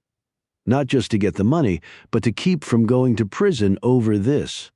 I guess they did things differently back then. Or maybe they still do today, but nobody ever hears about it. She searched for any other articles that spoke to this same subject matter, but found zip. That was curious in and of itself, she thought. Then the reason occurred to her: the feds had put the lid on this. If it had been widely published, the mob's lawyers could possibly have used that in their client's defense. She emailed the article to Art Collin. Gibson wanted his take on what this reporter had alleged. She also Googled the reporter who had written the article, Samantha Kember. Well, Gibson wouldn't be speaking with Kember. She'd died of cancer 15 years back. Hopefully Art Collin would have some information for her. Gibson also left an email with Jan Roberts, a reporter now with the Star-Ledger whom she had come to know during her time as a detective back in Jersey City, when Roberts worked for the local paper there. She went back to her earlier searches on Langhorne's upbringing. Joel Langhorne sounded like your typical street enforcer: brutal, sadistic, hard-drinking, and loyal only to the capos above him. His wife, Ida Giordano, seemed to have been totally all in with her mob family. She had nearly gone to prison when her son had turned rat. She doubted that it made the woman love him more. She had died 20 years ago in a state-run nursing home. Langhorne had had no brothers and sisters. He was it for the Langhorne line, except for Doug Langhorne. She looked at what she knew about Langhorne's wife, Geraldine. She had been born in the South, but her family had moved to New York when she was in her early teens. She had met Langhorne there, and they had married. Now her husband was dead, and no one knew where Geraldine was. Probably dead, too. Gibson closed her eyes and slumped in her chair. She had waffled back and forth over this case from the start. Do I work it? Do I run from it? Now she was doubting herself again. This shit is so complicated. It'll take you the rest of your life to figure it out, and even that probably wouldn't be long enough. Here you are dreaming about impossible wealth dropping into your lap. Hello, it is not going to happen. So why don't you just leave this to the cops and now the FBI? And then you can go back to being a computer nerd for pro-eye. Nothing dangerous, just nice, steady work. She ceremoniously turned off her computer and then hurried downstairs. Gibson had remembered she had forgotten to set the house alarm. She walked over to the panel to do so, and that was the last thing Gibson remembered. Chapter 53. Gibson came to slowly, and then with a jerk of her head she was fully awake and looking wildly around, but seeing only darkness. She blinked when a light hit her in the eyes. She tried to shield her face, but her hands wouldn't move. They were bound to the chair she was sitting in, so were her legs, her heart thumping in her ears. She tugged against her bindings and said, "Who are you? Where am I? What are you doing?" It sounded lame, like lines from a bad movie. But what else was she supposed to say? The light dipped, so it was no longer in her eyes. "Miss Gibson, I have some questions for you," said a voice from the dark. "Answer them and you go free. Don't answer them and things get complicated." Now that really does sound like a shitty movie script. But it's not, it's real. Look, I don't have to answer. Your kids are in your house all alone right now. They probably wake up pretty early. You want to be there when they do or not? This statement drained all the fight out of her. "What do you want to know?" she said. "Sam Trask? What about him? Why did you go to meet him?" Now she knew who had snatched her. "And we know enough that if you try to lie, well, again, it gets complicated. I suppose your parents can take care of your children, though." "Okay." The man was not beating around the bush. "I was given Nathan Trask's name to check out, and I thought I might start with his father. Is Nathan Trask the voice, or is it one of his cronies? Am I important enough to get the big fish in person?" "By whom were you given that name to check out?" "Someone I've only met online. I don't know who they are." "That's hard to believe. I know that, trust me. I wish I knew more." "Why check Trask out?" "Because he was connected to Daniel Pottinger," the person said. "Daniel Pottinger, a.k.a. Harry Langhorne. Yes. And the point of this search," Gibson thought quickly, "give him the truth because he probably already knows." Langhorne was a mob accountant turned rat from decades ago. He might have stolen enormous amounts of cash from the mob. There are people trying to find that money, and I got roped into this. If I'd had a choice, I wouldn't be involved. Have you found the money? No. We have done a deep dive on you, Ms. Gibson. Ex-cop, ex-detective, now a pro-eye sleuth, an expert in tracking down large hidden assets. I'd say whoever roped you in knew exactly what they were doing. I'm thinking the same thing. We might have a dog in this hunt. It might be that the money that is part of this search did not all come from Langhorne's mob bosses. Okay, so if you find it, those amounts should come our way. With a finder's fee to you, of course. This got Gibson's attention. How much of a fee? 5% is standard. Do we have a deal? Do I have a choice? People always have choices. From behind Gibson, a garrote was slipped around her neck and pulled uncomfortably tight. A panicked Gibson gagged and coughed out, "Deal. We have ways of checking to make sure you hold up your end of the bargain." The garrote was pulled tight one more time before being removed. "Now what?" said Gibson hoarsely. "Now you get back to work. For your new partner. Oh, and if you tell anyone, we'll know that too. So you talk then. It won't just be you who suffers the consequences. Son, daughter, mother, father, and 2 younger brothers. The Rogers-Gibson family wiped out. And we might just hunt down your ex-husband and do him too." Well, Peter Gibson biting it wouldn't be so bad, thought Gibson in her anesthetic, garbled, garrote-choked mind. But just so you know, patience is not a virtue. So pursue this like you're looking at your last 60 seconds on Earth, and trophies only go to winners. Losers go into the ground. Before Gibson could respond, a hand pressed something against her face, and once more it was lights out. Chapter 54. She awoke with a jolt and saw the first shimmers of daylight coming in the window of the front room. Gibson scrambled to her feet, raced up the stairs, and threw open the door to her kids' bedroom. They were there and still sleeping peacefully, her chest heaving and her heart racing. Gibson felt like she might throw up. She closed the door and sat on the floor in the hall, trying to calm her nerves and her stomach. She was not doing well with either. She put her face in her hands and quietly wept, finally leaning back against the wall to steady herself. A minute later, she took one long, calming breath and sat up straight, wiping the tears off her face. She rose, trekked to the bathroom, and took a quick shower.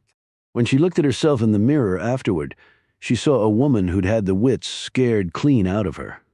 She looked at her watch. It was after 6 a.m. Her day was just about to start, and all she wanted to do was crawl into bed. Do I go to the cops? What good will that do? I have proof of nothing. Do I tell my dad? No, God, no. He'd go off half-cocked and get himself killed. She made a pot of coffee, and then she heard the kids stirring. Gibson hurried upstairs and hugged them tightly. She got them dressed and downstairs for breakfast, hovering over them as they ate to such an extent that Tommy started giving her worried looks. He was quick to pick up on her moods. Gibson had found. She attempted a smile as she slid another pancake onto his plate and let him pour the syrup, using both hands on the bottle. "Good, Mommy," said Tommy. She didn't know if he was talking about his syrup pouring skills or her emotional state. "Good, sweetie," she replied, tousling his thick, sandy hair. "Really good." She spent the morning with them, then let Silva take over. Gibson rushed to her office and picked up the phone. She hit redeal, and it rang and rang. "Where are you, Clarisse? Where the hell are you?" She put the phone down and sat in her chair, staring at her twin dark screens. She had emailed Zeb Brown about her job status. He'd assured her that she still had a position there. Proai was very pleased with her work, and the assets she'd found on the Larkin matter were so colossal that her taking time off was not a big deal. "Take as much time as you need," Brown had told her. Gibson didn't know if that was true or bullshit, but at least she now had an email trail if it came to a lawsuit. Virginia was a right-to-work state, but still she wasn't going down without a fight. She fired up one of her computers and started going over what she had found on Harry Langhorne the previous night. She even used Google Maps to look at his boyhood home in Yarden, New York. 199 Button Road was the address. It seemed that someone was living there now. An old car was in the driveway. There were early spring flowers in the beds around the house. The front porch had a rocking chair. She noted the few other modest homes on the street. They all looked like people lived in them, too. Gibson now turned once more to the disturbing article she had found on Langhorne. Then she looked more closely at the date. She saw that the story had come out after Langhorne and his family had disappeared into the world of Witsec. Some girls in Langhorne's neighborhood in Trenton had come forward and accused him of molestation, of enticing them to take their clothes off while he took their pictures, of sexually abusing them, of even having sex with them. However, each time Langhorne had convinced the girls not to tell anyone. He had used gifts and glibness and then threats to keep them quiet, the girls had reported. Apparently their willingness to come forward now had been enhanced by the disappearance of the Langhorne family. Old Harry couldn't threaten or bribe them anymore. What the hell had the U.S. Marshals done with those revelations? Nothing, apparently. The government had made a deal with the devil, it appeared. But couldn't they have prosecuted the man, regardless of his Witsec status? She supposed it was a legal gray area, though morally it shouldn't have been. Gibson also knew that many folks in Witsec were criminals themselves. If the government started prosecuting them for previous crimes after they had been accepted into the program, it would effectively kill any incentive these folks would have to risk life and limb to come forward and rat out their fellow criminals higher up the food chain. The next moment, she heard a noise outside. She rushed over to the window overlooking the front of the house. A sedan with federal plates had just pulled into her driveway, and the man who got out of it screamed federal law enforcement all the way down to his slightly scuffed black wingtips. He buttoned his jacket, which enhanced the hump where his gun lay in its shoulder holster. He seemed so tightly wound that she thought she could see some wires sticking out of him. He looked around, clearly unimpressed with Gibson's humble domicile, and then the man headed to the front door. Gibson stepped back from the window. Oh, hell. Chapter 55. FBI Special Agent Carrie Pinker, said the man after Gibson answered his knock. He took out his cred pack and held it in front of her for a couple of beats too long, at least to her mind. Intimidation, conflagration, she said to herself. She had experienced this as a cop and detective, and it washed right off her back. But this guy was a Fed, and she was now a private citizen, so she clearly didn't have the luxury of underestimating him. "Please come in." She ushered Pinker into the front room and motioned to the couch, to the one area that wasn't stained from her kids' antics. Tommy and Darby were in the backyard with Silva, which was good. She didn't think she wanted them to be around for any of what Pinker would be saying, even if they couldn't understand it. They sat down across from each other. Pinker looked around. "I hear you're a single mom." "That's right. I work from home. The kids are in the backyard with their babysitter, and you used to be a cop. First forensic tech, then uniform, then detective, all in New Jersey." "Yes, Jersey City, and your father was a beat cop." "That's right, and now you're currently employed by Pro-Eye as an asset finder." "That's pretty much my whole story." She smiled disarmingly. He appeared to ignore this gesture. "And you find yourself in the middle of this mess with Harry Langhorne and another former Witsec murder in the Plains, Virginia?" "That's correct. I'm surprised that the Virginia State Police are allowing you to work with them on the investigation. But maybe they do things differently down here. It's informal. Detective Sullivan knew I had some skills that might help, but it's not like I've been given any special confidences. In fact, he told me he was going to meet with you, but that I was not allowed in the meeting. I'm surprised you came to see me. You haven't even met with him yet, have you?" "Not yet. But let me explain that all right," Gibson said pleasantly. "I'm here to find out what you haven't told Detective Sullivan. What are the things you've done that have crossed the line? And I want to know what your motivation is to do all those things." He looked around. Could it be money? He settled his gaze back on her. Gibson took a moment to process all of this. Her earlier daydreaming of riches and then agreeing under duress to find Trask's money for a 5% cut came roaring back, increasing her sense of guilt. "Are you accusing me of something?" she asked. He just stared at her for a moment, like she had many a perp in an interrogation room. "I'm here to get to the truth, Miss Gibson, nothing more, nothing less." "That's exactly what I'm trying to do. You went out to that mansion and found Langhorne's body. You claim that a person called you and conned you into doing so. Why you out of all the people in the universe, I don't know. But for argument's sake, let's say that's true. Why are you still involved if you were brought into this under some sort of scam or subterfuge? Why have you not just walked away from the whole thing? You have children, you have a job, so what the hell are you still doing messing around with this case? Do my inquiries seem unreasonable?" This burned Gibson's butt more than anything, because his inquiries weren't unreasonable. She'd be asking the same questions if she were him. And right at that moment she decided to tell him the truth, or at least some of it.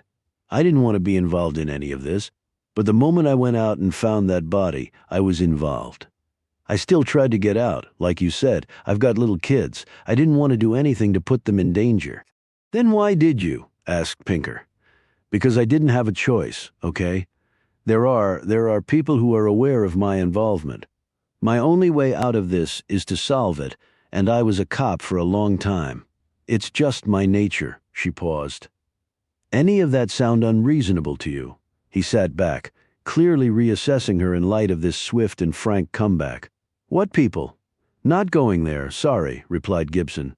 "Okay, I'll accept that for now. Have you made any progress? A little Pottinger is Langhorne. Langhorne probably stole a fortune from the mob. Someone is looking for that money, and I think that's why they got me involved. At Pro-Eye, that's what I do for a living.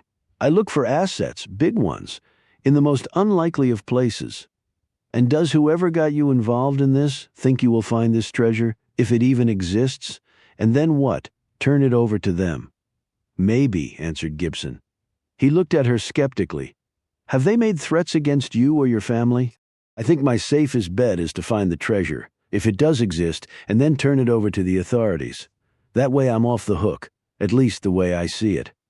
"You didn't answer my question. Have you been threatened?" "That's all I'm going to say on the matter," replied Gibson, which is an answer in itself. "So, do you have any firm leads?" "Yes, and I've shared them with Detective Sullivan, except for all the ones I didn't tell him." "Sorry about that one, Will." "So what do you plan to do going forward?" asked Pinker. "I'm planning to do some online searches into Langhorne's assets. I'm sure the police are doing that as well." "And is the Bureau?" asked Gibson. I can't tell you that. Why is the Bureau involved, anyway? I can't tell you that either, but I'm sure you know that WITSEC is a federal program. They were no longer in WITSEC, countered Gibson. Doesn't matter, they're dead, someone killed them, we have to figure that out. Next, they might start killing people who are still in the program. I see your point, said Gibson, so I'm less concerned about this treasure than I am about finding the killer or killers. I'm sure you know all about the Langhorns. Geraldine disappeared shortly after her husband and may or may not be dead. Their children, Francine and Douglas, left the program when they came of age. No one knows where they are. You think they might have found their father and, exacted revenge for his walking out on them? Gibson said, from what I've learned about Harry Langhorne, his kids were probably thrilled when he left. But I can't say they didn't kill him. Not for sure. I take it you've been talking to Earl Beckett with the U.S. Marshals Service. Sullivan and I met with him. Yes, he actually was the handler for the Langhorns at their last stop. But you still think they might be good for his murder? Get back at the old man for being such a tyrant, asked Pinker. People have killed for less. Yes, they have. And Darrell Oxblood? I understand his real name was Bruce Hall, noted Gibson. You understand incorrectly. Bruce Hall was his WITSEC name. His actual name was Bruce Dixon. Bruce Dixon, BD, the initials in the comic book? Gibson tried not to show her excitement. Okay, thanks for that clarification. She loved it when know-it-alls like Pinker just couldn't resist showing their superior knowledge. But she bet the man would later regret telling her that. She said, it seems the same person who killed Langhorne, killed Oxblood. Same phrase on the wall, can't be a coincidence. Not that I believe in those anyway. But why kill him? Asked Pinker. Beckett wouldn't tell me anything about him, Pinker said. The Dixons were neighbors of the Langhorns in New Mexico. Bruce and Francine were friends, close friends by all accounts. Thank you again. And that one really is important. She wondered why he was telling her this when Beckett hadn't even told her the Dixons knew the Langhornes. Gibson noted, Beckett said they sometimes consolidated WITSEC families for budget and manpower purposes, but they weren't supposed to tell anyone their real identities. And you think kids or adults always follow the rules? Asked Pinker. My kids don't, and they're just toddlers. I can only imagine what teenagers can get up to. No, I take that back. I remember my teenage years, so the sky's the limit. Pinker nodded, looking thoughtful. It might have seemed cool for them, like being in some elite club that only they knew about. So, Harry Langhorne is dead, and Francine Langhorne's WITSEC friend from decades ago is dead, too. What do you think is going on? Is it connected to the treasure? If I knew, I'd tell you, Agent Pinker. Why don't I believe that? Chapter 56. Clarice sat in front of her twin computer screens, staring down at assorted burner phones and notebooks conspicuously labeled for each project she had going. Gibson knows about Julia Frazier's being in the Plains, Virginia. She knows about the comic book and the initials. She saw the phrase on the wall. She opened a notebook labeled simply, The Past. She turned to one page and stared down at the initials she had written there. BD and E. She had once been sentimental, sometimes even caring. She could no longer be that way. Part of her was okay with that, and part of her, a constantly diminishing part, wasn't. She rubbed her fingers across the letters B and D. He had been one of them. They had taken an oath, like the Mafia. You never turned on one of your own. Obviously, the years had dulled that solemn promise for some of them. She looked at her Gibson burner phone. What was the woman doing right now? Tracking Julia Frazier's rental from Dulles to the Plains and back. Had Barbara Cole been able to give enough of a description of Frazier, she wasn't really worried about that. Clarice knew exactly the outfit and wig and makeup she had worn at the Plains. She would never look anything like that again, having already excised the items from her inventory. And Gibson couldn't know that Frazier and she were the same person. The name, driver's license, and credit card she had used at the rental car company were first-rate, with several walls of defense separating her and her alter ego. The problem was that Gibson was a trained investigator with pro-eye level resources, and going forward those same resources might be used against me. She went online and performed an extreme electronic scrub down to obliterate any pathway for Gibson to connect the dots on Julia Frazier. Finished with that, She left her place and drove nearly 3 hours to an apartment she had been renting for several months. Inside the apartment, she put on another wig, teased it into a dull, lifeless bowl shape, and wiped all the makeup off her face. She then put on a pair of jeans and a sweatshirt and flat canvas shoes. She grabbed a small duffel bag and headed out. She drove the rental car to her destination and parked in the back lot of a building after swiping her ID, which hung on a lanyard against the reader port at the gate. She got into the rear door of the building using the same ID card with the name April Nettles on it. She had her bag opened and examined. "You over COVID, Nettles?" said the uniformed guard at the security checkpoint. She was in her 40s and did not look happy to be where she was. "Yeah, it was a bitch the third time around. You're lucky they kept your slot open. You want me to come here and infect everybody? And who else would want to do this crap? You guys outsourced all this. No benefits, shitty hours, lousy soul-sucking work, and crummy pay. I wonder how long the line is to sign up. Ha! Hey, it's the American way. Screw the little people, and I include myself in that group." Clarisse crossed the hall to a locker room where there was a fresh set of work scrubs that she put on.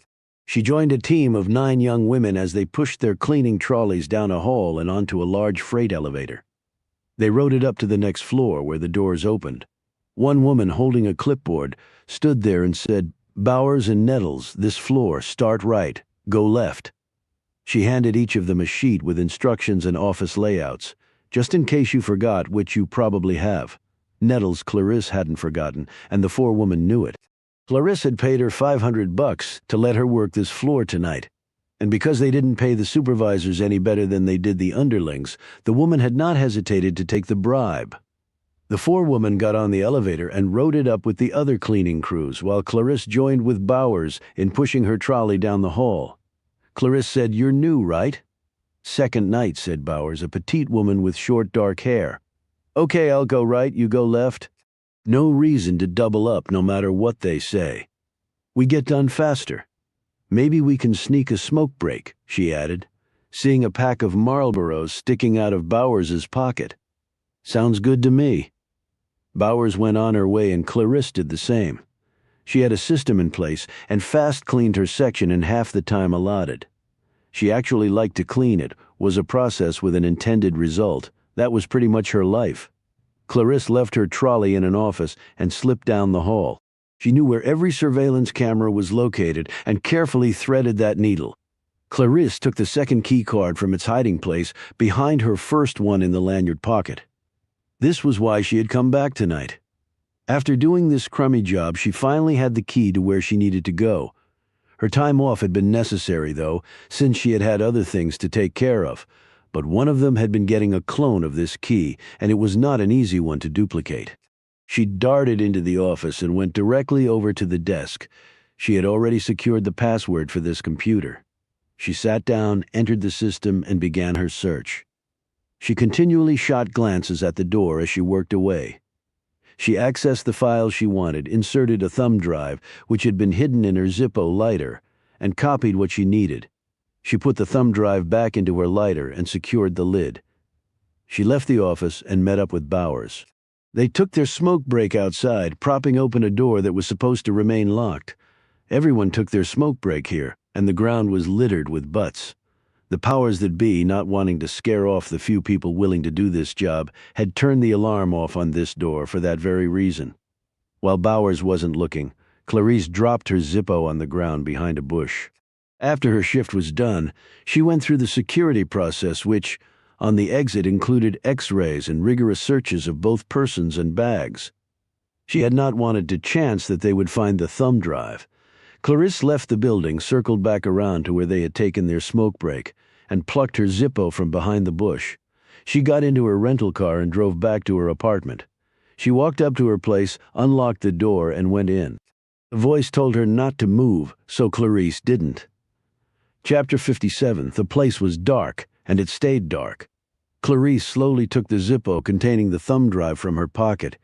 She put it inside her jeans and then slipped it into her underwear, and finally secreted it inside herself. It hurt, but it might not hurt as much as what was about to come. "Who are you? What are you doing in here?" She observed movement to her right, a shadow only slightly darker than the dark. "Up close and personal time," said the voice, "and you know the who." The shadow did not move. It didn't have to. Clarisse indeed knew who it was. "Mind telling me how you did it?" The shadow moved closer. "Yes, I do mind. I don't want you to reverse engineer. You were always damn good at that, better than me." "What do you want?" asked Clarisse. "Obvious, right?" "Not to me. I thought we had done the communication thing and knew where we stood. Really, I'm disappointed. You were always quick on the uptake. You live by your wits? You falling down on the job now?" "We had an arrangement, did we not?" said Clarisse. "Maybe you thought we had one. You going rogue." "I was born rogue. I thought we all were." Clarisse shook her head. "No, not born made. You know that?" "Maybe. BD?" she asked. "What about him? Why?" asked Clarisse. "Why not? You broke the rule on that one," said Clarisse. "I make my own rules now, have for years." "Still, you didn't have to do it. You just needed his ID for the van to take my mother." "There are things you never knew. Things I protected you from. He was sweet, he was kind. He didn't deserve that. He loved comic books. He loved lots of things, not just comic books." "You're lying," snapped Clarisse. "Just you saying it doesn't make it so, baby cakes." The person came into the feeble light filtering in from outside, but she still remained largely a shadow. Then she took one more step forward and could be seen fairly clearly. The woman had changed. Greatly. "You don't look good," said Clarisse. "You, on the other hand, look amazing, good enough to eat, baby cakes, even with the dopey wig and plebeian clothes." "Plebeian? Have I educated myself over the years or what?" "Baby cakes was your nickname, not mine," retorted Clarisse. "It would have been yours but for me," she said quietly, moving still closer. Clarisse looked for a weapon on her person, even as her hands slipped inside her pocket. "Something I was always grateful for," she said, her fingers closing around the cylinder of pepper spray in her pocket. "Well, then start appreciating me again. We were all each other had for a long time, and from what I've seen, that hasn't changed. Tell me if I'm wrong. Are you married? Do you have kids? A significant other?" She smiled. "I know you've got nobody. I had Mommy, but you have her now." "Mommy is just fine, never better. She's costing me a mint in insure, though. But it'll take more than that to keep her alive. She, like me, doesn't look so good. She's had a rough life. She just sat there and stared at that rough life consuming all of us. Same as my bitch of a mother." "I told you what I was going to do," said Clarisse. "So I don't know why you're here, and I don't know how you found me here. You think you're the only one checking out the feds? I was on the day cleaning shift for a month and scoping out the night shift when the time came. What a treasure trove of shit that was, and then I found you. I thought you'd picked up my trail on the cleaning crew at the Creative Engineering building in North Carolina. I did, but I picked you up back there too. Wasn't hard. What was it? What gave me away? Okay, I'll tell you. It was the swagger, change the hair, face clothes, body, but you can't change the way you walk. At least not to me." "But really? How could you be sure?" "I'll tell you," she purred. "No one else on the cleaning crew went to pick up a Zippo from behind a bush off the smoking exit." "Great minds," said Clarisse, her fingers gripping the pepper spray. "So did you find what you were looking for?" "Maybe. Does it matter to you?" "It all matters to me, baby cakes. Where's the stash you found? In a safe place." She grabbed Clarisse's crotch. "Down there, right? Same old hiding place." "You need a new location, baby cakes." She let go. Clarisse drew a quick breath. Deflect and counterattack. "Do as I say. Why use that?" It was his mantra. "Did you forget?" "I can't forget any of that." "There you go, then. Seemed fitting, after all." "Where is Dougie?" asked Clarisse. "No idea. You're lying. He was always loyal to you, did anything you wanted. If you don't want to believe me, don't. By the way, you're going to pull that thing you're holding in your pocket and try and hurt me with it." "Go on and try. It might be fun. I was certainly thinking about it." "Well, think about this instead." Clarisse felt the tip of the knife bite into her neck. She felt the drop of blood freed from her body. It meandered down her long neck like a skier on fluffy snow. "Is that the knife you used to kill Bruce? No, you're special. This one is even sharper. You kill me, no treasure. Maybe I have enough money. Nobody has enough money. She made one more small nick, her hand wielding the blade like a surgeon. Tomorrow is promised to no one, but I'm promising it to you, baby cakes. And then she was gone. Clarisse locked the door, hurried to the bathroom, and checked her wounds. They were precise cuts, as close together as snake fangs, or a vampire's mark, and all done in the dark, impressive. She cleaned them, bandaged them, and then threw up. Chapter 58. Gibson was staring at her computer screen the next day when the phone rang. "That phone? Hello? Mickey?" said Clarisse. "Are you all right? You sound shaky." "So do you." Gibson hesitated and then just decided to tell her. "I had a visitor the other night." She went on to tell Clarisse about her being kidnapped and interrogated. Clarisse said nothing for a few moments. "Nathan Trask? You're sure?" "I don't know if he was there personally, but it was definitely him behind it. And don't tell me you're sorry, because I won't believe it. He wants the money that Langhorne stole from him. He's more concerned with the loss of face than the money. I made a deal with him to recover it. I would get a piece of the action." "What?" "Oh, come on, don't act all surprised. I'm not doing this for the fun of it." Gibson said, "Well, I made the same deal with him. I had no choice if I wanted to walk out of there alive. Winner takes all." "You make it sound like some sort of competition." "Maybe it is." "And why do you sound off?" asked Gibson. "I had a visitor too." "Who?" "Trask's goons too," said Gibson. "No, not Trask. Who then? And what did they want?" "They want the treasure too, Mickey. And maybe more than that." "Meaning what exactly?" "Something that has to remain between me and them. If we're open with each other, it might improve our chances of survival." "I'm actually regretting involving you," conceded Clarisse. "Why exactly did you involve me?" "You could probably find the treasure without my help." "It's complicated. Only if you make it so. I make everything complicated. It's how I'm wired. I've never heard you be this candid. That visit must have really shaken you. I don't like it when people can find me." "Do you?" Clarisse snapped. "I'm not in hiding." "Well, I am." With this stunning admission, Gibson sensed vulnerability in the woman, for perhaps the first time, and she wasn't quite sure how to play it. She decided to attack the kidnapping by Trask's people had lent a sense of urgency that was undeniable. "Julia Fraser? Who?" Clarisse said offhandedly. A few seconds before, Gibson had connected the phone to her computer's dongle and fired up her voice analyzer. She now watched on the screen as the arrow stayed rock steady. She wondered what her next questions would do to the woman.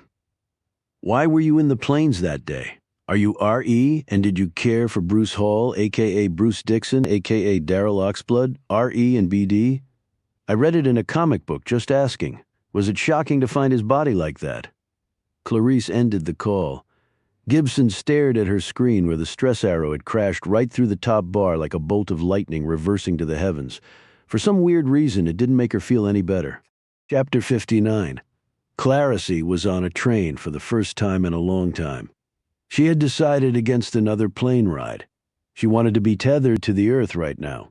She could not jump out at 35,000 feet, but she could leave a train with relative ease. She had packed everything from her rental into 2 bags and Ubered to the train station. Just to be safe, she had gone into the women's room, changed her appearance in a stall, and exited the bathroom with 1 small duffel. She boarded the train and headed north. She stared out the window into the deepening darkness. As the train picked up speed and the ride became gently swaying, she closed her eyes and tried to process what had happened. There were 2 major events, neither one of them good for her. She tracked me down. All my precautions, all my work, and she still managed to do it. She touched the wound on her neck. Would she have cut it all the way? Look what she did to Bruce. She pressed her fingers against the coolness of the window. Next up were Gibson's stunning revelations. She knows I was Julia Fraser in the plains, and she's figured out the connection to Bruce Dixon. I've got 2 of them breathing down my neck, literally. Then her spine firmed. "Come on, you've got this. They haven't beaten you yet." She took out her laptop and inserted the thumb drive in the dongle. She brought up the files and quickly sorted through them. The one she was looking at now was, in a nutshell, all the U.S. Marshals Service had on the Langhorne family. She knew most of it, but not all. She saw pictures of Harry Langhorne when he had been the mob accountant. Tall, somewhat nice-looking, but the arrogance in those eyes, the evil lurking inside what most would assume was a mild-mannered dollars and cents counter. She went through the man's history from cradle to, now, the grave. The file had dutifully been updated to include the murder technically, of Harry Langhorne, a.k.a. Daniel Pottinger, but that hadn't ruined the marshal's perfect record, since Langhorne had left Witsec long before he was killed. She glanced away when the pictures of the Langhorne family came up. The mother, the son, the daughter. She knew enough about all of them. The images were suddenly coming to her again, as they once did on a daily, sometimes hourly basis. She had managed that anxiety for a long time, years in fact. She had done so through her concentration on grifting and in her piles of notebooks compartmentalizing her very existence. Clarisse looked around, but all the other passengers within her sightline were asleep. You suffer in silence. You remember that. Seen but not heard. Used but never a word uttered. Things done to you. Never a protest, but there had been crying. She couldn't help that. They actually liked the tears. They longed for the tears to be shed. It made them happy, and even more sadistic. She refocused on the computer screen and the information there. The man had his treasure, and she meant to have it now that he was dead. It would not make up for anything. She just wanted it because Clarisse knew the dead man would not want her to have it. That was enough motivation. More than enough. Dig deeper. She opened the treasure notebook and started writing in a precise hand everything that she knew to that point. She figured if she looked at it all comprehensively, she might see something connect to something else. The treasure must be at Stormfield, she concluded after about a half hour. The note was left on the boat. The place had many nooks and crannies to hide things within, and the grounds were immense. Do I go there and start searching? How much time will I have? Who gets the property? What was in the man's last will and testament, if he even had one? Why am I just thinking of all this now? Clarisse got off at the next stop. Chapter 60. Stormfield rose from the darkness. Like a nightmare from the subconscious, its facade was shrouded in the fog that had settled in during the night, along with a steady rain. Clarisse had driven her rental car to within a quarter-mile of the place and then walked the rest of the way in the wet with only an umbrella to shield her. She didn't want to be doing this, but what was the alternative, really? Her flashlight beam stabbed the dark, and she arced it around before moving to the front steps. The door was locked, and the key was no longer under the cat statue. She had found that on her first visit here, but she had tools sufficient to defeat it. The door creaked as she opened it, causing the woman to grit her teeth. Clarisse closed the door and shone the light in front of her. She had been here once before, stumbling upon the man's body in that secret room. He hadn't summoned her, as she had told Gibson. She had never worked with Daniel Pottinger in Miami, but after years of searching she had discovered that Pottinger and Langhorne were one and the same, but he was already dead. She knew who had killed him. The message on the wall told her that, "Do as I say, not as I do." That had been Langhorne's mocking, sadistic mantra. He could do anything he wanted to anyone, but he demanded complete obedience from all those under his power. She stood there and let this memory take a hold of her for a few moments. Her goal in finding him had been twofold. First, to find the location of the treasure, a fact that he had let slip long ago, and second, to kill him for his past crimes against humanity, against me. She started on the east side of the building and slowly made her way west. Then she trekked upstairs to find the only bedroom that was furnished. This was where Langhorne had slept, presumably. She looked through the meager items for a possible additional clue, but came up empty. She headed downstairs and worked her way from room to room, finally entering the last room on the lowest level, which appeared to be a wine cellar. There were wooden crates etched with the names of vineyards from France, Italy, and Spain. There were a few cracked bottles in the shelving along the walls. But if he was never here, why have a wine cellar? And the whole thing appeared to her to be, what was the word, staged? She sat on one of the old crates and peered around. The smell of the nearby water was particularly strong, as though the river had somehow encroached on Stormfield's foundation. Harry Langhorne was the king of mind games. He would turn your own brain against you. But he had also been cagey. intuitively a survivalist, and he had to be because the people who had wished him harm were very good at killing. So where would a vindictive, cagey asshole hide his ill-gotten money? She looked at the floor under her feet. Was it just under here? Crates of gold bars, trunks of dazzling jewels, paper currency? But all that would take up a lot of space, and in this climate unprotected paper would quickly rot. How was she to get to it? Jackhammer up the floor and concrete foundation beneath it. Dig deeper, that had been his admonishment from the grave. Well, this was the lowest spot in all of Stormfield. If one were to dig deeper, it would be here. Yet that somehow seemed too ordinary, too anticlimactic. The man had had ample time to come up with a more inventive location for his plunder. So would he anticipate that I would come down here to this very spot, to dig while he laughed, hopefully from hell? Or had his message been literal, only in another sense? She rose as an idea occurred to her. He had left behind one message. Perhaps he had left another. Clarice started searching through the crates, but then another thought struck her. It would make sense after all. In a classic manner, at least. There were only 5 bottles down here. 4 were empty and cracked. 1 was intact but empty of any wine. Well, that was intriguing in and of itself. Why have a corked bottle with nothing in it? Or was there something inside? She used a rusty wine opener lying on one of the crates to uncork the bottle. Nothing. Shit, she muttered. Was she just wrong about all of this? Was it just a wine cellar, only with no wine? But the one constant in Clarissa's life was attention to detail. Her hundreds of notebooks compiled over the years would attest to that. So she examined the cork closely in case something was embedded in it.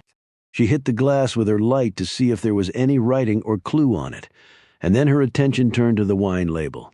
It was not entirely affixed to the glass. One edge was curled up. She slowly and carefully removed it. The folded-up slip of paper secreted behind it fell out. A message outside a bottle. How quaint, Harry. However, the message was anything but quaint. This is the 21st century. Act like it, you idiot. She stared at the paper for a few moments before slipping it into her pocket. 21st century. Okay, that could mean a number of different things. Some apparent, others not. She had just started pondering a few of the more obvious ones when she heard a noise from above.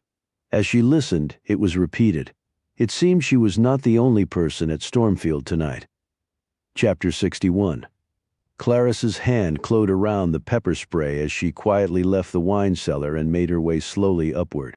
She didn't want to be trapped in the bowels of the place with no way out. She felt her breath quicken as she reached the main level and cautiously peered around. Clarice didn't dare use her flashlight. She listened for additional sounds, but the quiet remained unbroken. Did they hear me? Are they waiting for me to show myself? Who could it be, she wondered? The ones who had come here and killed Langhorne? She shuddered at encountering her again. Was it the police? But why would they come in the middle of the night? Was it Nathan Trask's men looking for the treasure too? And if they found her here, that would likely be the end of me. She kept moving forward, growing ever closer to the front door. What she would give to be back in her safe quarters, surrounded by her notebooks with their comforting details. She heard another noise. It sounded like one person. Then it all depended on who that one person was. She put the message she had found in the bottle into her mouth, chewed it up, and swallowed the gummy remains. If the person found her, they would not find what she had. Next, the assertive steps she had heard up to now turned to stealth. Maybe she had left wet footprints in the entrance hall. Or had they noticed her car parked along the road? She screamed when the hand clenched her shoulder. She looked up into the face of the tall, strongly built man. What are you doing here? Who are you? The pepper spray hit him right in the face, causing him to drop his flashlight, clutch his face, and stagger backward. He slammed into the wall. God damn it, he cried out in pain. She ran down the passage and hurtled through the open doorway, her gloved hand reaching in her pocket for her car keys. She passed the sedan parked in front and ran flat out away from Stormfield and reached her car. She drove pell-mell to the main road, turned left, and gunned the motor. When she got to a highway, Clarice finally slowed down. She drove to the car rental place where she dropped off the vehicle and left the keys in the overnight box. She had recognized the man Clarice had just pepper-sprayed, Wilson Sullivan. It was 3 in the morning, and she wasn't quite sure what to do. Then something occurred to her, something that for her was truly outlandish. Clarice made the call, desperate to hear the other woman's voice for some reason. She was breathing so fast her body temperature had cooled, making her teeth chatter. "Hello?" the voice said sleepily. "Mickey, it's me. I know it's you, since it's the phone you left me. Do you have any idea what time it is? Can I come to see you right now? Something's happened." Gibson said nothing for several long and, to Clarice, disquieting moments. "Mickey? I'm here. You want to come and see me?" "Yes. What happened? I was at Stormfield tonight." "Why?" "I was looking for the treasure." "Did you find anything?" Can't we do this in person? What else happened?" "Someone else showed up while I was there. He grabbed me." "Who grabbed you, Wilson Sullivan?" Gibson did not say anything for several seconds. "Then did you speak to him?" "No." "Did he identify himself to you?" "No, but I knew it was him." "How do you even know what he looks like?" "It's in my best interests to know as much as possible about things that could affect me. It was him. He grabbed me and got a face full of pepper spray for his troubles." "You pepper sprayed a cop?" "He didn't announce himself as a cop, and I pepper sprayed him before I realized who it was. And what was he doing at Stormfield in the middle of the night? It's a crime scene. He was by himself. And haven't they long since released the property as a crime scene? And what was so important that he showed up at this time of night? Where are you?" "I can be there in 20 minutes in Mickey. Yes, I can't tell you everything. Maybe not much at all. Can you at least tell me your real name?" "I've developed the habit of not trusting anyone." "Then why are you coming to see me?" "Because of all the people I know, you're by far the closest to the person I believe I can trust." "Your sudden change of heart is perplexing. I would say the same if the positions were reversed. I'm not doing anything illegal to help you." "I wouldn't ask it. Do you prefer tea or coffee or something stronger?" "Coffee will be fine. See you in 20?" Chapter 62. Gibson stared at her front door, and then her gaze shifted to the upstairs where her kids were sleeping. Part of her couldn't believe she was inviting a stranger. No, not exactly a stranger, but perhaps a psychopath, into her home in the middle of the night, the only thing standing between this visitor and her kids, me. Should I call the police and have them waiting to arrest her? But for what exactly? And Gibson figured the woman would be savvy enough to thoroughly check out the neighborhood for signs of police before exposing herself. She fingered her pistol in her waistband. Whatever happened tonight, she was not going down without a fight. Hell, she was not going down at all. Gibson went to the window and peered out. She had turned no light on in the house, so her presence at the window would not be visible to anyone on the street watching her place. She flinched when the figure came into sight. She was walking.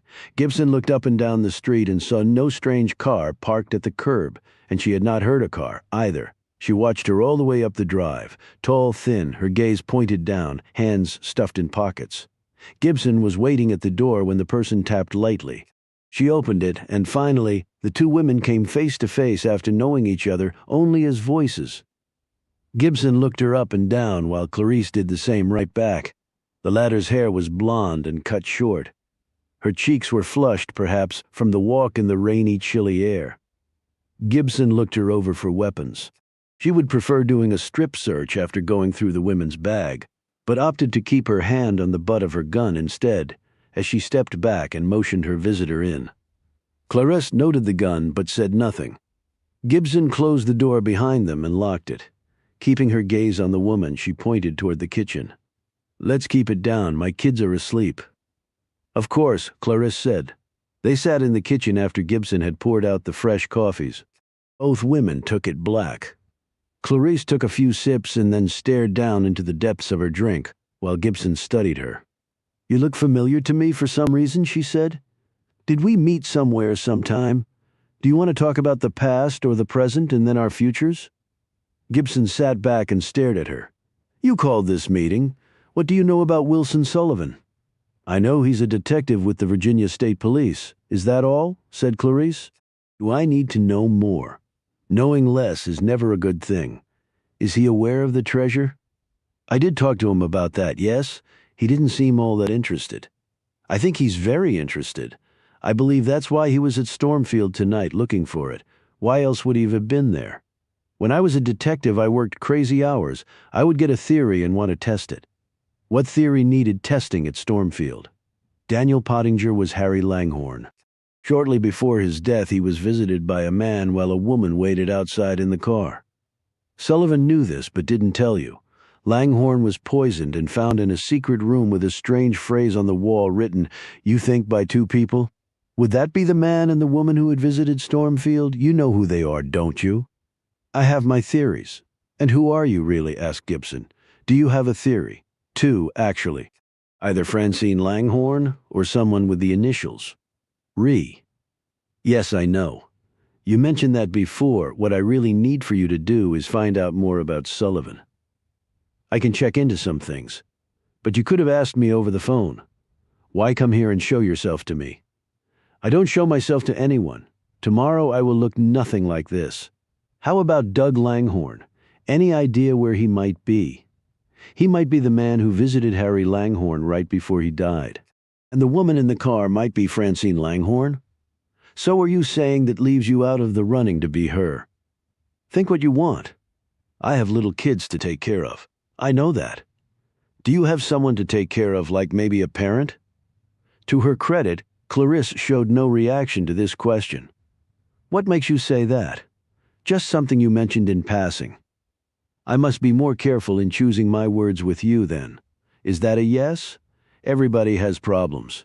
You had to take a call when we were talking one time. I think you believed you had disconnected our call, but you hadn't. I noted the tone of your voice. It was like mine when I got a call that my dad had been taken to the hospital with chest pains, trying not to panic, but barely keeping it together. You love your parents, right? Of course. Well, that's where you and I differ. Gibson said, "All right, so all you want out of this is the treasure, is that it? Just money?" "Sometimes money is more than money," replied Clarisse. "What then?" "Debts must be paid, Mickey. Otherwise there are consequences. You were rattled tonight by Sullivan. That's why you're here. I have found that in life strategic alliances are the only way to achieve certain goals. You are one of those alliances, an involuntary one. Break this case and you can name your own ticket, unless you want to spend the rest of your life hiding behind a computer. Isn't that what you do? Obviously not, or else I would not have been at Stormfield tonight, where I indeed did find a clue. Gibson looked intrigued. Where and what was it? In the old wine cellar. It was behind the label of an old bottle. Get it. Message outside a bottle. It said that we're in the 21st century now, so act like it, and then it called the finder an idiot.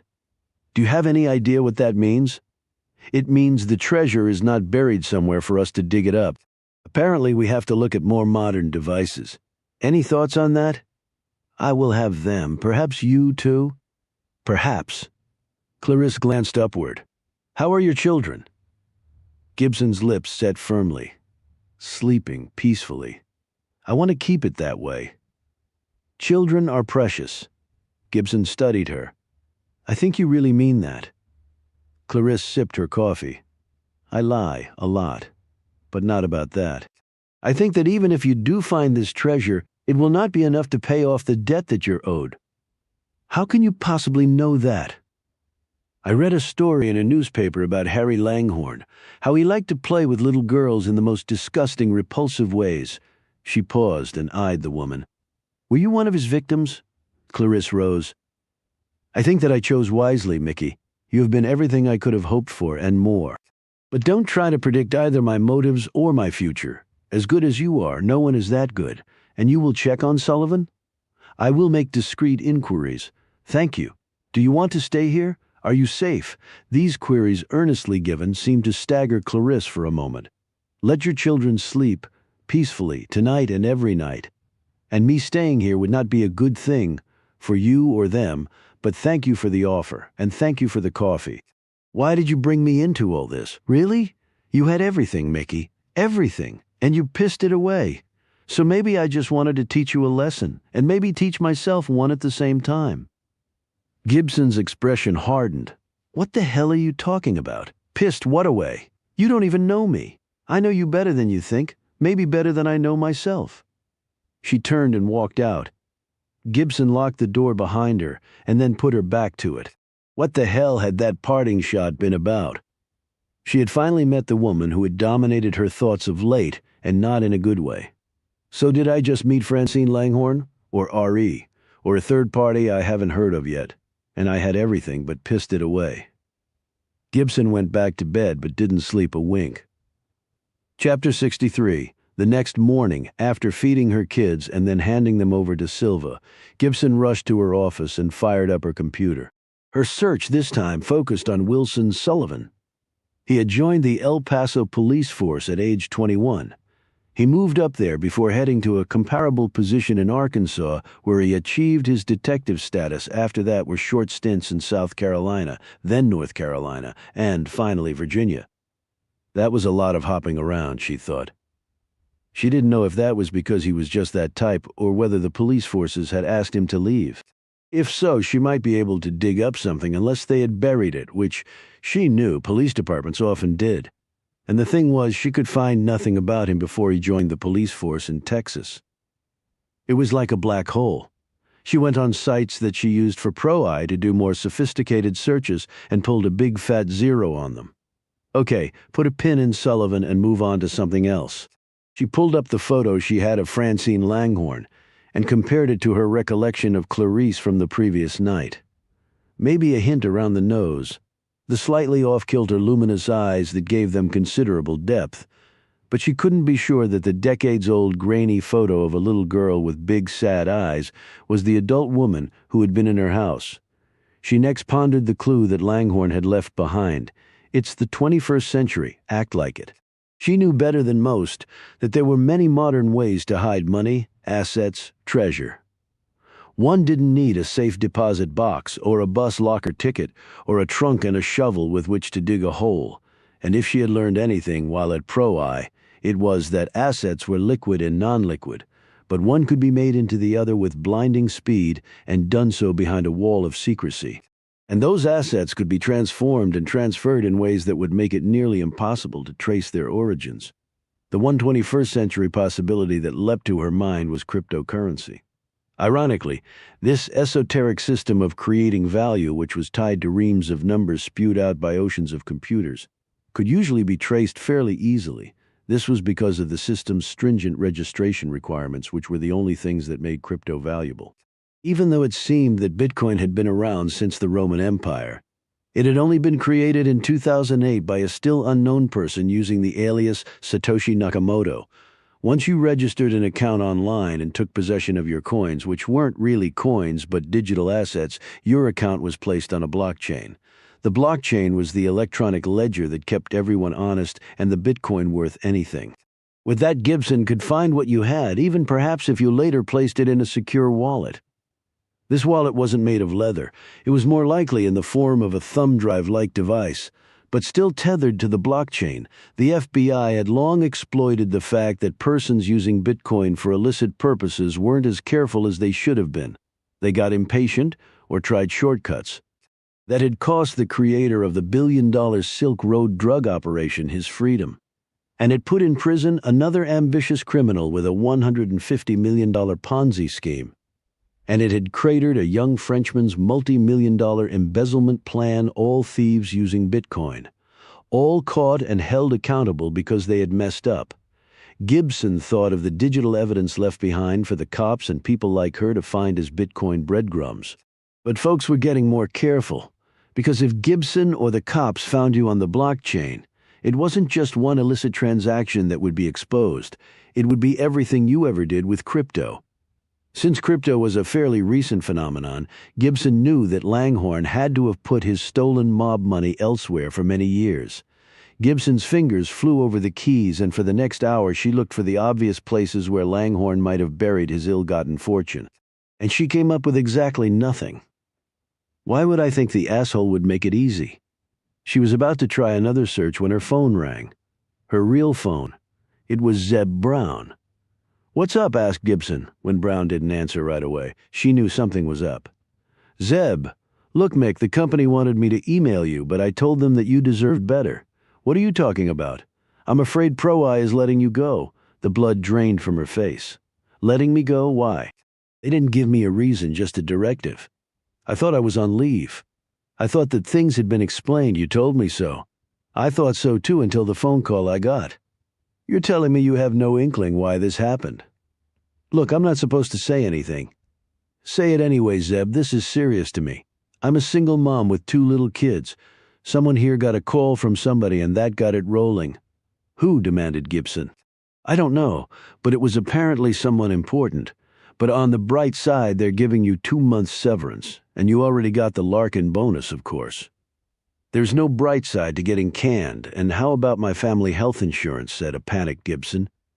You can go on the marketplace. The open enrollment period has passed for this year. You can do Cobra. Do you know how expensive that is? Pro Eye was picking up the premium. And with no job, what exactly am I supposed to use to pay for it? I'm really sorry, Mick, but you'll get hired somewhere else. You're really good. I'll give you a reference again. I'm sorry. Can't you poke around and find out who got me canned? But he had already clicked off. Gibson stared at her stunned reflection in the black of her dormant computer screen. What in the hell had just happened? Chapter 64. Clarice sat in front of her computers, her notebooks neatly stacked beside her. Everything in her life seemed normal, at least according to her eccentric standards, but there was nothing normal about any of this anymore. She glanced at one notebook that she had labeled How I Die. With Mickey Gibson, she had voluntarily made contact with an actual person who might know who she was. She had pepper-sprayed a cop who was taking perhaps an unprofessional interest in the murder of Harry Langhorne and the treasure the man had left behind. She had a formidable person from her past hot on her trail, and this person also had her mother as captive. And lastly, an international criminal was counting on her to retrieve his money stolen by Harry Langhorne. And if I disappoint him? As soon as she had found the note in the wine cellar, she had thought about ways Langhorne could have concealed his fortune. Crypto had instantly occurred to her, as she was sure it had to Gibson as well, but she had one advantage over Gibson. She had known Langhorne, so she didn't think that was it. Crypto was fallible. One could lose enormous amounts of money in seconds. In that regard, it was no more a currency than a highly volatile penny stock. Langhorne did not like to lose at anything. He would have opted for something with more certainty as to value. He would have most likely put the money into an appreciating asset. She picked up her Mickey Gibson notebook and rifled through the pages. The truth was she could have looked for the treasure all on her own. But the reasons she had not and why she had involved Gibson were complicated, just like she had told Gibson they were. She was the big girl on campus. She could have been anything. She didn't turn pro in basketball. She didn't even try her luck on Broadway. Then she became a cop. Okay, that was fine, but then she married that jerk and she let him ruin her life. How had the big girl on campus allowed that to happen? Now she's driving a mommy van and sitting behind a computer screen pissing her life away. I brought her into this to kick her ass, sure. But I also brought her into this to wake the woman the hell up. She had filled 6 entire notebooks devoted to the life of Mickey Gibson. Clarice let her fingers drift over the computer keys. But still, how pathetic is that? What right do I have to judge her decisions? And she was kind to me, when she didn't have to be. Of course, I've changed my appearance so much that she didn't recognize me. But I remembered what she did for me, and it just kills me to see how ordinary her life has turned out to be. Mickey Gibson had been the odd combination of stud athlete and bohemian artist. She was whipping balls to teammates one night and singing her guts out the next, while dressed as a French revolutionary in a college production of Les Miserables, and everyone adored her. Clarice could have easily hated her for that, but found she couldn't. The woman was nice to everyone without a hint of an ego. When I served her food in the cafeteria, or when I pulled wardrobe for her during the theater productions, she was unfailingly polite and always had a smile for me, even though I was a poorly paid kitchen worker. An unpaid stagehand, whatever the university wanted me to be back then. I just wanted a roof over my head and some food in my belly. That was a simple life that part of her sometimes yearned for now. Her existence now was so complicated, and Gibson had a loving family. Clarisse had none of that. But she imagined that back at Temple she and Mickey Rogers had talked about roles they wanted to play, that Gibson had encouraged her, helped her with memorizing lines, given her the courage to audition. Now that fantasy seemed laughable, and even worse, pitiable. You were such a loser you had to imagine you had friends. But I could have been Mickey Gibson. I could have been the big girl on campus with adoring parents. And I wouldn't have thrown it all away like she did. I never got that chance, though. And there had been that encounter on the campus late at night when the creep had assaulted her. It had been terrifying, and Gibson had been there. Clarisse should have been immensely grateful, but she hadn't been. It had made her mad, furious even, for reasons she couldn't really explain. But maybe I can now. I didn't want to be saved by her or anyone else. It just showed I had no control over any part of my life, because in the end, the only person who could save me was myself. She had left the university the following day and started out on what had become her career. Lying, cheating, stealing, manipulating, giving back to others what she had been force-fed most of her life. In her more rational moments, she knew none of it made sense. But for a long time now, it had become the only way she could make sense of the world. There were winners and losers. There were the strong and the weak. Those in control and those being controlled by others, and didn't she know the hell that came with that last one? So when Clarisse had walked into Stormfield that day to find Harry Langhorne dead, her thoughts had pivoted instantly to the nearby Gibson. In her mind, the plan came together perfectly. She would show Gibson that she was actually the stronger one, the winner. And if Gibson did manage to help her find the treasure, all the better. Clarisse would have still won, and what else really matters? But she asked if I wanted to stay at her house, whether I was safe. No one had ever asked her those things before, but it didn't surprise her that Gibson had. She was a good person, unlike me. Clarisse shook her head and wiped her eyes. Get a grip, girl. She refocused on a picture on her computer screen, Wilson Sullivan. There was something about the man that was making her warning antennae scream. While Gibson was looking for treasure, she decided to start looking at the Virginia police detective, if that was all he really was.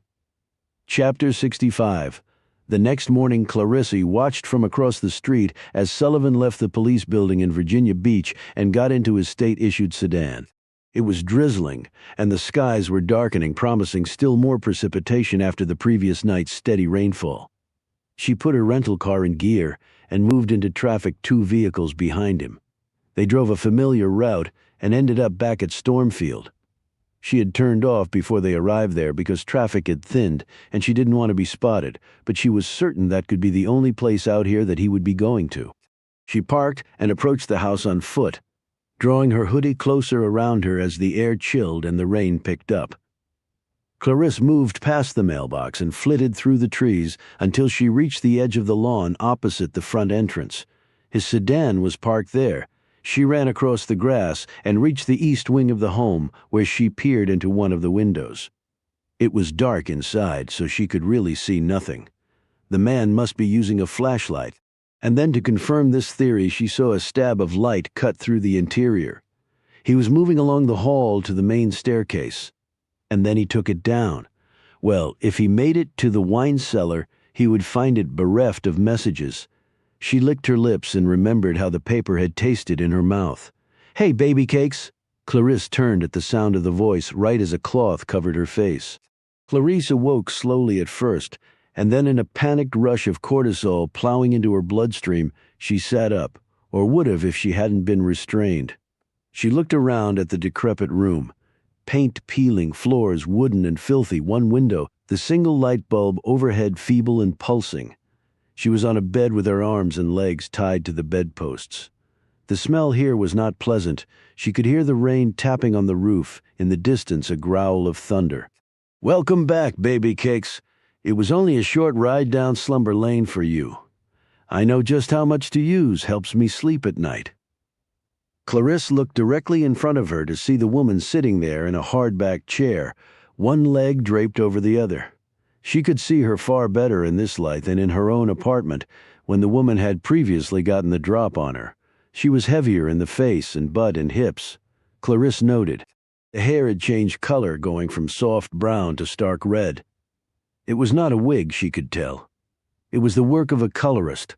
A good job, but the shade did not flatter her complexion. Clarisse managed to settle her head at a better angle on the pillow. And you thought this was a good idea. Why? I was watching someone who was looking for the treasure too. I know that, she said casually. I know lots of things, some more than you, some less. Which is why it was a good idea to bring you in for a chat, a debriefing. The law guys call it. What did you use on me? Can't spell the name or pronounce it, but it works real good. She rose and drew closer. She was dressed in jeans and boots and a long sweater that covered her butt. You've really lost weight, said the woman. Clarisse said, I lost my appetite about 20 years ago. You, on the other hand, went the other way. I survived, so I ate what I wanted. You should try it sometime. You're too skinny. She pulled her chair next to the bed and sat down. And my mother? She's around here. You probably smell her pee and other stuff. We moved her to another room so we could use this one for you. Don't get curious. It's not a good look, and I'm not in the mood. Wilson Sullivan is the cop you were watching. Tell me why. Like I said, he's looking for the treasure. He may be a cop, but he's not acting like one. Why's that? Well, one compelling theory is that he, like us, is not who he once was. The woman looked thoughtful. And who might that be? The person he might have been, I mean. One of the gang from the old days who changed his appearance? That's one possibility. I don't think so. I recognized Bruce. I recognized you, even with all the shit you've done to yourself. I'd recognize anybody from the old days. I have a gift for it, and I work at it. For obvious reasons, survival being the top one.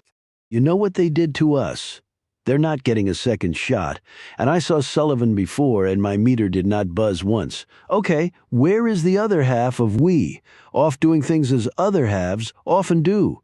Busy, busy, busy. So you lied about him not being around anymore? Let's get back to the mystery man. If not the old days, what else first? I need to see my mother, said Clarisse. Why? Chiefly to make sure she's not dead. Again, why? You never loved her. You always wanted to kill the bitch. Don't try to lie and say that wasn't true. Or that your feelings have changed. Feelings don't change after that shit. No, I'm wrong. They do. They get stronger. So you just want to kill her more now, right? Clarisse shook her head. It's not that simple. Maybe it was back then, not now. And I'm her caretaker, but just so you know I haven't totally turned into a wimp. I spent good money keeping her alive, and if anyone's going to kill her, it's going to be me.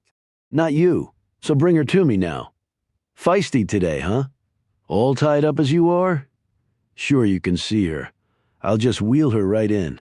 It's about time for her bathroom run anyway. Has she been getting her meds? Stop worrying. You were always a worrier.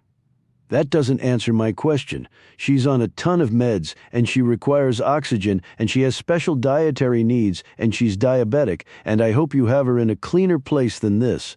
She has no immune system left. You always had a tight ass for rules. Do this, do that. But see, you're tied up and I'm not. So relax your shrimpy ass while I wheel her in. She smiled and held up a warning finger. But don't you go anywhere.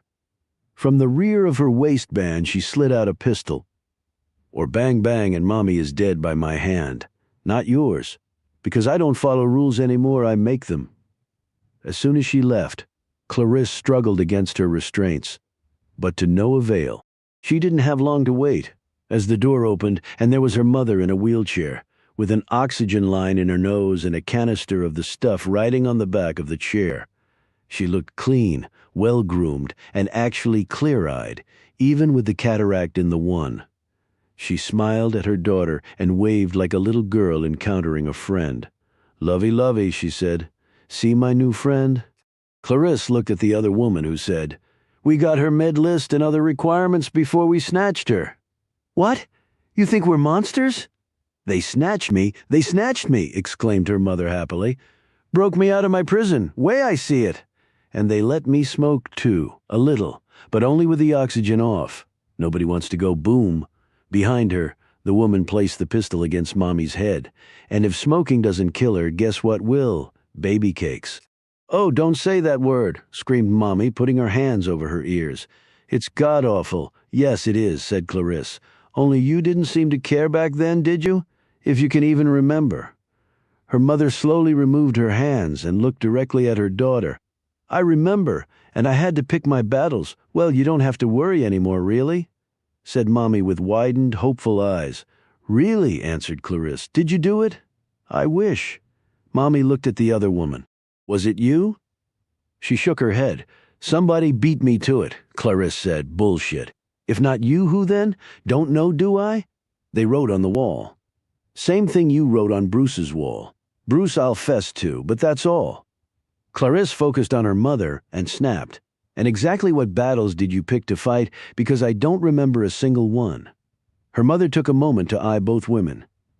"You have no idea what all they wanted to do. Not even your mother," she added, turning to look directly at the other woman.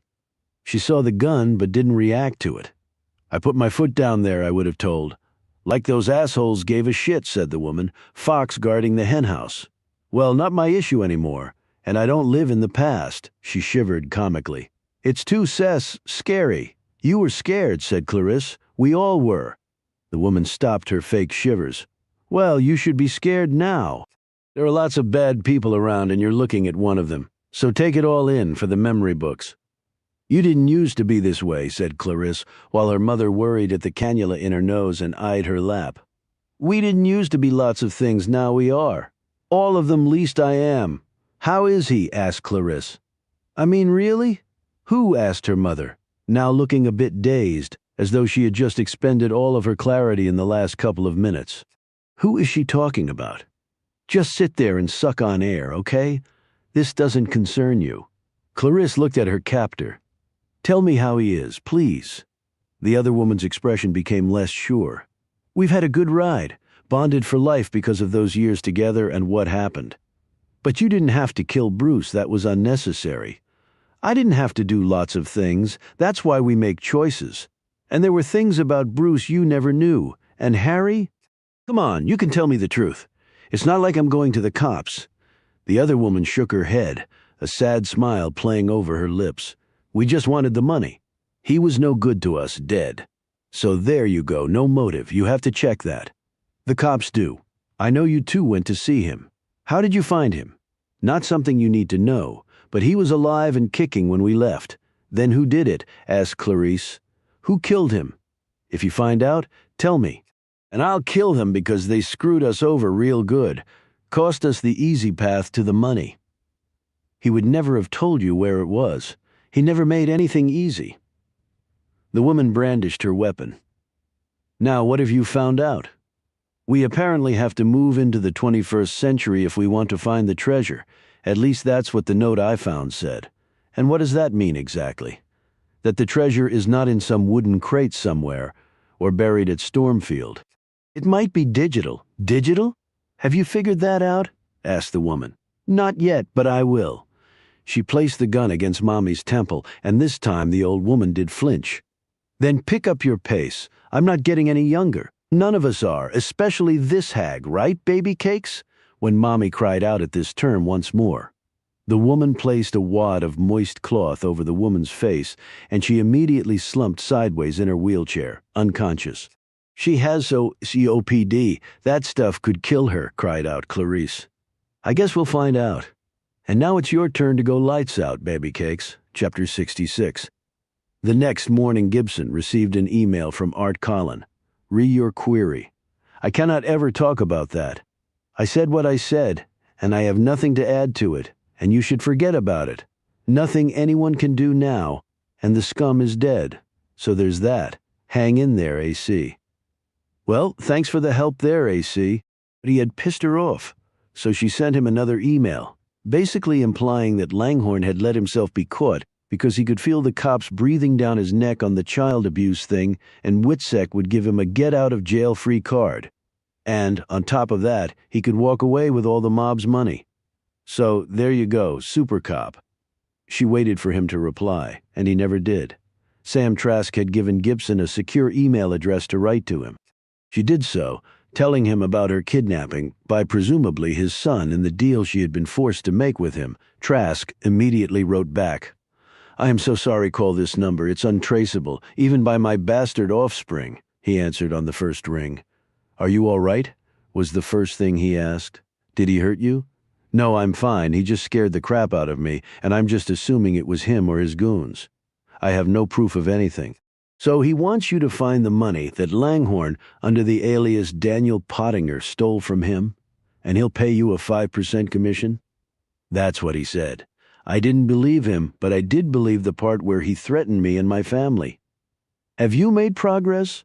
I've found some clues along with another person I'm working with. You mean Clarice? Gibson almost swallowed her tongue. You know about her? She visited me before Pottinger was killed and then revealed to be Langhorne.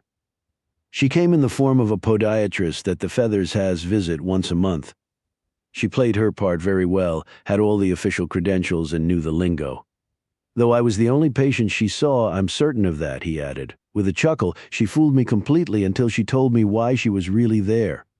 She actually did an excellent job with my toenails. But while she did so, we talked about other things. Well, I'm glad she was so open with you. She never mentioned any of that to me. She was looking for Pottinger. She knew he had purchased Stormfield, and I assume she knew, or at least suspected, that Pottinger and Langhorne were one and the same. She told me that she discovered Pottinger had done business with my son, sex trafficking, on a corridor from Mexico and Thailand into the States. Incredibly lucrative because those being trafficked were also bringing in stolen artifacts as well as drugs.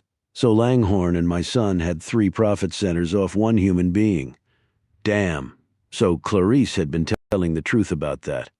Why didn't you tell me all this when we met the first time? I didn't really know you. I have since had you checked out. You're one of the good ones, and you were kidnapped and threatened by my son. That alone is enough to make me confide in you and want to help you. And did you learn anything about Clarice? I had nothing to go on. She used latex gloves while she was here. No prints left behind. I could have tried and taken a DNA sample, but I thought that might be impolite. And while I'm a man, I'm old and on oxygen. I don't think I could have taken her. Gibson had to stifle a laugh at these self-deprecating comments. That's not her real name, obviously, said Trask. But she struck me as highly intelligent, focused, organized, and what? Trask didn't answer right away. Well, sad beyond all comprehension, despite the confident air she tried to display. I think she might be Francine Langhorne. That thought crossed my mind as well. She's the right age, and it would explain her motivation to find him. Did you know about the disgusting stories swirling around about Langhorne? His affinity for young girls? Yes, I learned about them after he had gone into WITSEC. The man already repulsed me. That, of course, put my revulsion on a whole new plane. Couldn't he have been charged? Unfortunately, no, it would have destroyed WITSEC. No one with a questionable history would ever come forward, and the majority of informers who go into WITSEC are criminals themselves. I wish, like you, that he could have been held accountable, but that matter was out of my hands. But if Clarice is Francine Langhorne, then that would also explain the sadness, if she knew about it, or even more heinous, if her own father. Yes, it would, said Gibson hastily. She teared up as the image of her daughter came into her mind. Earl Beckett is a U.S. Marshal who was one of the Langhorne's handlers at their last stop in Albuquerque. He's been giving me info about the case. He never mentioned any sort of abuse. I doubt he would, particularly if it happened right under their noses. No federal agency wants to admit a mistake. I guess, said Gibson. So what are you going to do with regard to my son? I told you that I was still wired into certain players and agencies who see me as a possible way to bring him down.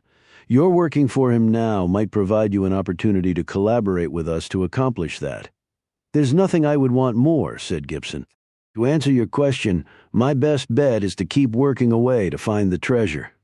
With that, I have a bargaining chip with him. The FBI will have to be ready to roll when I call you in. If I get a chance to call you in. From what I've seen, my money's on you. And one more thing. What? My money's also on Clarice. You know, together you two might be able to do what neither can do independently. I have been working with her. She's the reason I'm involved in all this. But I'm not sure our interests are totally aligned. Nothing in life is ever perfectly aligned. I worked with criminals to bring worse criminals down. I'm sure you did too. Sometimes you just have to go for it and hope for the best. Trust people not based on anything neatly reasoned, but on your gut. Just food for thought from an old man who's seen far too much of that kind of life than was good for him. It might simply be me mellowing in my old age, or the fact that I wanted a daughter and never had one. But having spent some time with Clarice and gotten a chance to think about her, I have arrived at one conclusion. What's that? I would love to see her really smile at least once. Gibson said goodbye and clicked off and stared at the wall as Sam Trask's words went round and round in her head. Wanting to see Clarice smile? After all the shit she's put me through? No, I'm not there yet. Chapter 67. Later. As Gibson sat there, she thought about something. Parents. Clarice had talked about childcare for kids and parents. Okay, play this out. What if she is Francine and has been taking care of her mother, Geraldine? What if the woman is in a nursing home or an assisted living facility somewhere? Gibson next thought about the phone call Clarice had gotten while she had been on the line with her. Clarice, normally unflappable and in control, seemed close to losing control. This was a long shot, Gibson knew. But everything right now was a long shot, and it wasn't like she had lots of other leads to run down. She had asked Clarice point blank about what Gibson had overheard on the phone call, but the woman had evaded answering directly. However, Gibson could read people. Clarice was definitely worried about something. About someone. She went online and put in a fairly broad search request having to do with assisted living facilities and nursing homes and any problems that had arisen in any of them over the last week or so, like people going missing, as she had heard the other woman say over the phone line, or maybe a death or an accident. She got a flood of stories and posts back on this. Jesus, are these places dangerous or what? She narrowed the search as much as she dared and hit the send key. 10 items came back. That was better. She read through them all. 4 pertained to some accident where someone had died. 2 were shootings by relatives of their geriatric loved ones. Wonderful. And the rest were about residents who had walked away or otherwise vanished from their facilities. She checked each one of these thoroughly but couldn't draw any conclusions. She recognized none of the names. Not that Clarice would have placed her mother in the facility under the names Geraldine Langhorne or Geraldine Parker. She put this search aside and was about to go get a cup of tea when an email plunked into her inbox. It was from Jan Roberts, her contact at the Star Ledger in Newark. She had finally replied to Gibson's earlier email. "You have time to talk." She had left a number which Gibson immediately called. "Well, this is a blast from the past," said Roberts in her booming voice that Gibson remembered so clearly. She had met Roberts through her father when she was working a case in Jersey City. Roberts had assisted Gibson in one aspect of the case and had been given an exclusive interview by her as payback. All done anonymously, of course, because of Gibson's being undercover for the investigation. "How's your father?" Roberts asked. "Ornery, as ever," replied Gibson. Roberts laughed. "Good. Then we know nothing's wrong with him. How do you like Newark?" "It's Jersey, and I'm a Jersey girl." "Hey, is it true that Harry Langhorne was found dead down your way? You're in Virginia now, right?" "Yes, he was using the name Dan Pottinger. Someone murdered him." "Well, I won't be crying. I didn't know the man, but from everything I've read about him, he was a real creep, working with the mob and all. I also read Samantha Kember's story on him. She died too young. Rest in peace, Sam. Yeah, I had just started at my first paper when she wrote that story. I actually went back and read it when I heard about Langhorne's being dead. So was he a pedophile? Nothing was ever proven in court because the guy vanished, but it sure as hell sounded like he was, unless all those girls were lying, which I don't believe. Something had occurred to Gibson earlier, and she wanted to run it by Roberts. I learned from a third party that Langhorne was fingerprinted and a background check run so he could volunteer at, I suppose, a school. I wondered why a mob accountant would do that. But I guess now it makes sense, Roberts said. Seems he wanted to get very close to the source of his sick fantasies. Gibson shivered at this thought. Can you tell me more than was in the story? Like what? Langhorne had kids, a daughter and a son. Wait, and you think what? He was abusing them, too? I don't know, that's why I'm asking. You think his wife would have allowed that? From what I heard, she never stood up to Langhorne. and she apparently didn't stop him from molesting the other kids. Right, if she knew about it? What was her name again? Geraldine. You sure that's right? Yeah, that was her name. Oh, right? That's the name she went by. Hold on, did she have another name, and how would you know? In addition to reading her story again, I dug into Sam's files for the story. The Star Ledger never throws anything away. Why did you do that, I thought. With Langhorns being found murdered, there might be a follow-up story in there somewhere. I'm right now pitching it to my editor, in fact. Okay, makes sense. Sam was meticulous in her work and really taught me a lot, I'm sure. But what did you find? Said Gibson impatiently. Geraldine was the woman's middle name. She went by that because she apparently hated her given name. I would have too, I suppose. It's not the prettiest. What was her given name? Agnes. Gibson glanced at her computer screen. Holy shit. Among the articles she had found about things going awry recently at assisted living facilities was the story of an Agnes Leland, who apparently disappeared from one in Greenville, South Carolina, right around the time of the call to Clarice. Or was it now almost certainly Francine? Chapter 68. After finishing her call with Jan Roberts, Gibson just stared at the screen for a long time, wondering what to do. She believed she had just received confirmation that Clarice was none other than Francine Langhorne, and her mother, Agnes Geraldine Langhorne Leland, had gone missing from an assisted living facility in South Carolina, a facility in which perhaps the daughter had placed her mother. Had someone kidnapped her? Someone who wanted to gain leverage over the daughter? Maybe to ensure that they would get all or part of the treasure, because it seemed like everyone was motivated by that goal. Maybe me included, since I don't have a job right now, and I've got 2 kids to feed, clothe, and take care of. Sam Trask's words came rushing back to her, so she finally picked up that phone and called the woman. Yes, said Clarice, not sounding like herself. Did something else happen, asked Gibson, after you left my place? I don't know what you mean. Can we just cut the shit, please? We both have a lot to lose here. Gibson paused and steeled herself for what she was about to say, because if she was right, it was going to be a tsunami for the woman, and she had no idea how Clarice would react. For God's sake, they kidnapped your mother, Francine. Gibson had not turned on her stress analyzer app. She didn't have to. She was a daughter. She had a mother. And if what had happened to Francine's mother had happened to hers, she would be out of her mind with worry. The woman said nothing. All Gibson could hear was elevated breathing. I put 2 and 2 together, Francine. I'm good at that, which I guess is why you brought me into this. I just found out your mother's name was Agnes, coupled with what you let slip about. Okay, you're fucking Sherlock Holmes. The call cut off. 10 minutes went by and Gibson did nothing except stare at the phone. Come on, I can help you. I really can. I want to help you. When it rang, she nearly fell out of her chair. I'm sorry about that, said a now composed Clarice. I'm sorry I dumped all over you like that, replied Gibson. I just didn't know if we had time to waste. Do you have any idea where your mother is? Have they made contact? Do you know who it is? Can you get away? Yes, meet me at this address in an hour.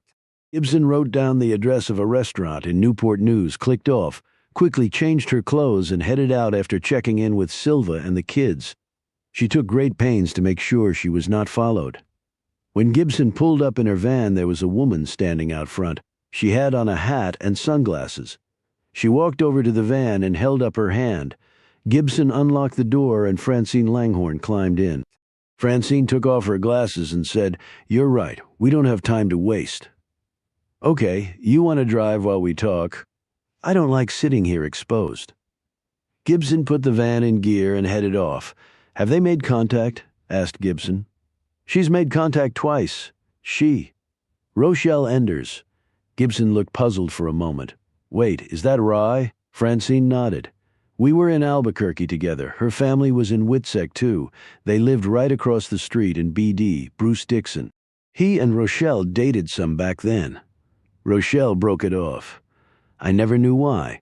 Then Bruce's father died, and he and his mom left Whitsec. She looked over at Gibson. Rochelle killed Bruce. I don't know the reason. She stole his identity as Darrell Oxblund to rent the van she used to take my mother from the facility in Greenville. She didn't have to kill him. She really didn't. And she killed your father too? She denied it. And she never denied anything if she had done it. Love her or hate her. She took responsibility for what she did. But who could have killed him then? I was going to kill him when I got to Stormfield that night. Then I found him dead and saw the phrase on the wall. Do as I say, not as I do. What was that about? It's what my father always said, but he meant it in a different way than normal. You're going to have to explain that. We always had to do exactly what he said. They were commands, not parental advice. So if she didn't kill him, whoever did would have known that. Yes. Could it be your brother? Gibson said, watching her carefully. Doug's with Rochelle, but I thought you and your brother left together, that he waited for you to turn 18. He was actually waiting for Rochelle to turn 18, not me. He loved her. I did go with them initially. Rochelle and I just never saw eye to eye. I'm not like her, and she's not like me. But we all endured shit that maybe allowed us to form a bond, at least for a while. Then she made it clear I was not wanted. What sort of shit? Gibson said slowly. And just so you know, I read the story about your father molesting little girls from your old neighborhood in New Jersey. Francine dropped her gaze. Mr. Enders and my dad became really good friends. They each told the other about their backgrounds and why they were in WITSEC. They formed a bond around that. Mr. Enders had been a hitman for some Mexican cartel and then got nailed. So he flipped to keep himself out of prison and went into WITSEC with his family. Rochelle was an only child. Her father was scum. The guy had even killed little kids when working for the cartel. So of course he and my father got along great. We weren't supposed to tell anyone about who we really were, but they didn't give a crap about that. They just rolled with whatever they wanted to do. When you were little, did your father? I think he wanted to. I mean, he acted really weird around me, and Dougie. But my mother? She protected you both? Yes, for the only time in her life. When you were older and living in New Mexico, did your father and Ender abuse you and Rochelle? Now Francine looked up. In some ways it was worse. I don't understand. You ever read Oliver Twist? I've heard of it, of course, but I never read it. It's about a gang of street criminals, mostly kids. Oliver Twist becomes one. The leader of the pack is Jack Dawkins, nicknamed the Artful Dodger. He was trained by an old guy named Fagan. I'm not following. My father and Enders went into business selling product, and Rochelle and I were the product.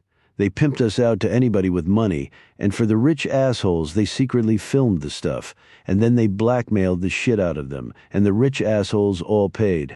Because we were way, way underage, and we were expected to steal whatever we could from the men while we were with them. If we came home empty-handed, we got beaten. Holy shit. I slept with my first man at age 13. They even tried to pimp Dougie out, but he was too big and strong by then. He wouldn't do it. Then why didn't he stop them? You never knew my father. It wasn't a matter of muscle. It was a matter of mind games, of intimidation, of putting you in mortal fear of your life. And no one was better at that than our old man. He ripped off the mob. Teenagers were not a challenge. My brother knew if he tried to stand up to him, Dad would have killed me and Rochelle without a second thought. And where was your mother in all of this? Drunk and stoned. I think she had given up by then. I heard about what he did to knock you out of being in the school play. She slid back her shirt sleeve to reveal a long scar. That was in addition to him screwing me out of starring in Twelfth Night. And the cat I brought home that pissed him off, he burned it alive right in front of me. Oh my God! God never came around to my house while all that was happening. Gibson watched as 2 large tears fell onto Francine's cheeks. She pulled the van over and gripped Francine's hand. I'm so sorry you had to deal with all that horror. It made me stronger in some ways, and totally blew me up in others. And you see the result, and Rochelle's mother. She finally just bugged out, leaving Rochelle to fend for herself.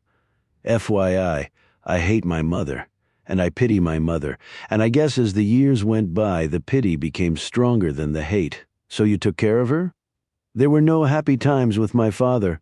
There were happy times with my mother. If he hadn't been in the picture, things would have been far different for all of us. Yes, she had her issues, the booze and the drugs, but they were almost all because of him.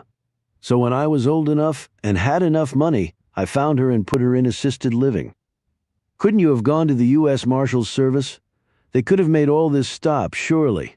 Francine glared at her. Are you joking? The local marshals were in on it. What? My dad offered me up to them. That way he got special privileges. They let him and Enders do whatever they wanted. What were their names? One's dead. The other guy's in Norfolk now. Not Earl Beckett?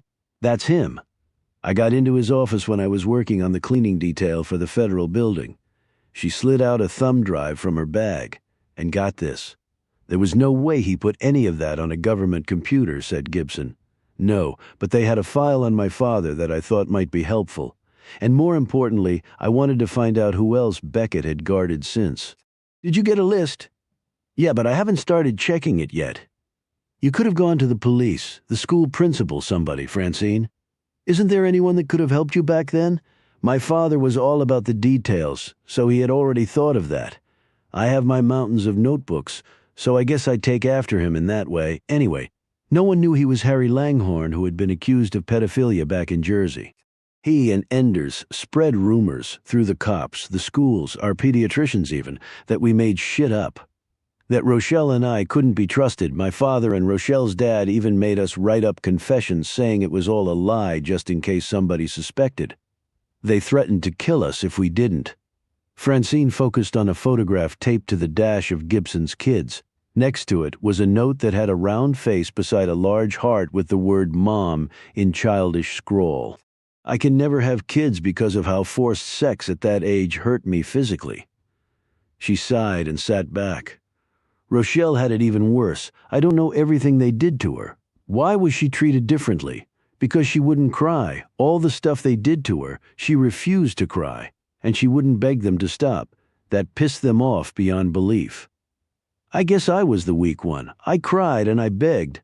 Not that it did much good. Gibson sat back and looked at her with a conflicted expression. Francine noted this and said, You don't believe me? I want to, but I'm a liar. A good one. Yeah, I know. Well, it doesn't really matter if you believe me or not, does it? But why involve me, said Gibson. You said you knew about me when I was a cop. It was before then at Temple. Were you a student? No, I worked in the cafeteria and at odd jobs on campus. I also helped with the theater productions.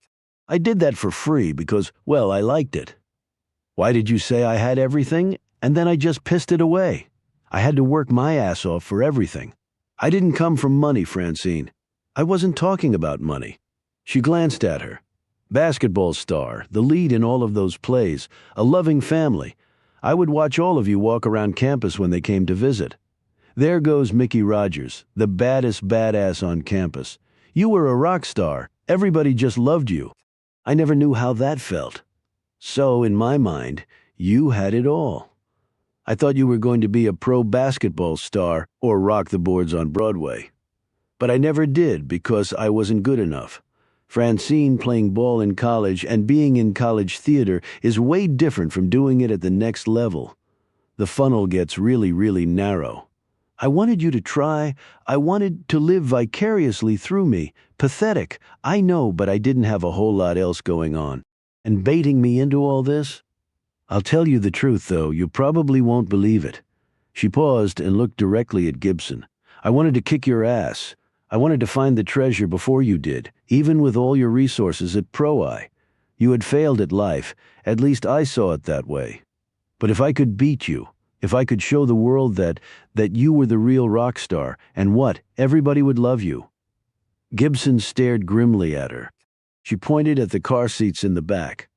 I made the choices in my life. I got married and had kids because that's what I wanted. I don't owe you or anybody else an explanation because it's nobody's fucking business but mine. So you waited all these years and decided to blow my life up and put my kids in danger all so you could feel, what good about yourself? That is pathetic. Francine didn't shrink under these harsh words. She simply nodded. You're right. Everything you just said is true. I'm a pathetic loser. You hate me, and you should hate me. She opened the van door. I will take care of this. I'll get Trask off your case. I'll find the treasure, and that will be that. So you'll be good to go. You can't guarantee any of that. Nothing in life is guaranteed, but I'll do my best. Gibson's tone softened. Look, I know you've had a shitty life, and I'm sorry for that. If that had happened to me, I'd probably be in an institution.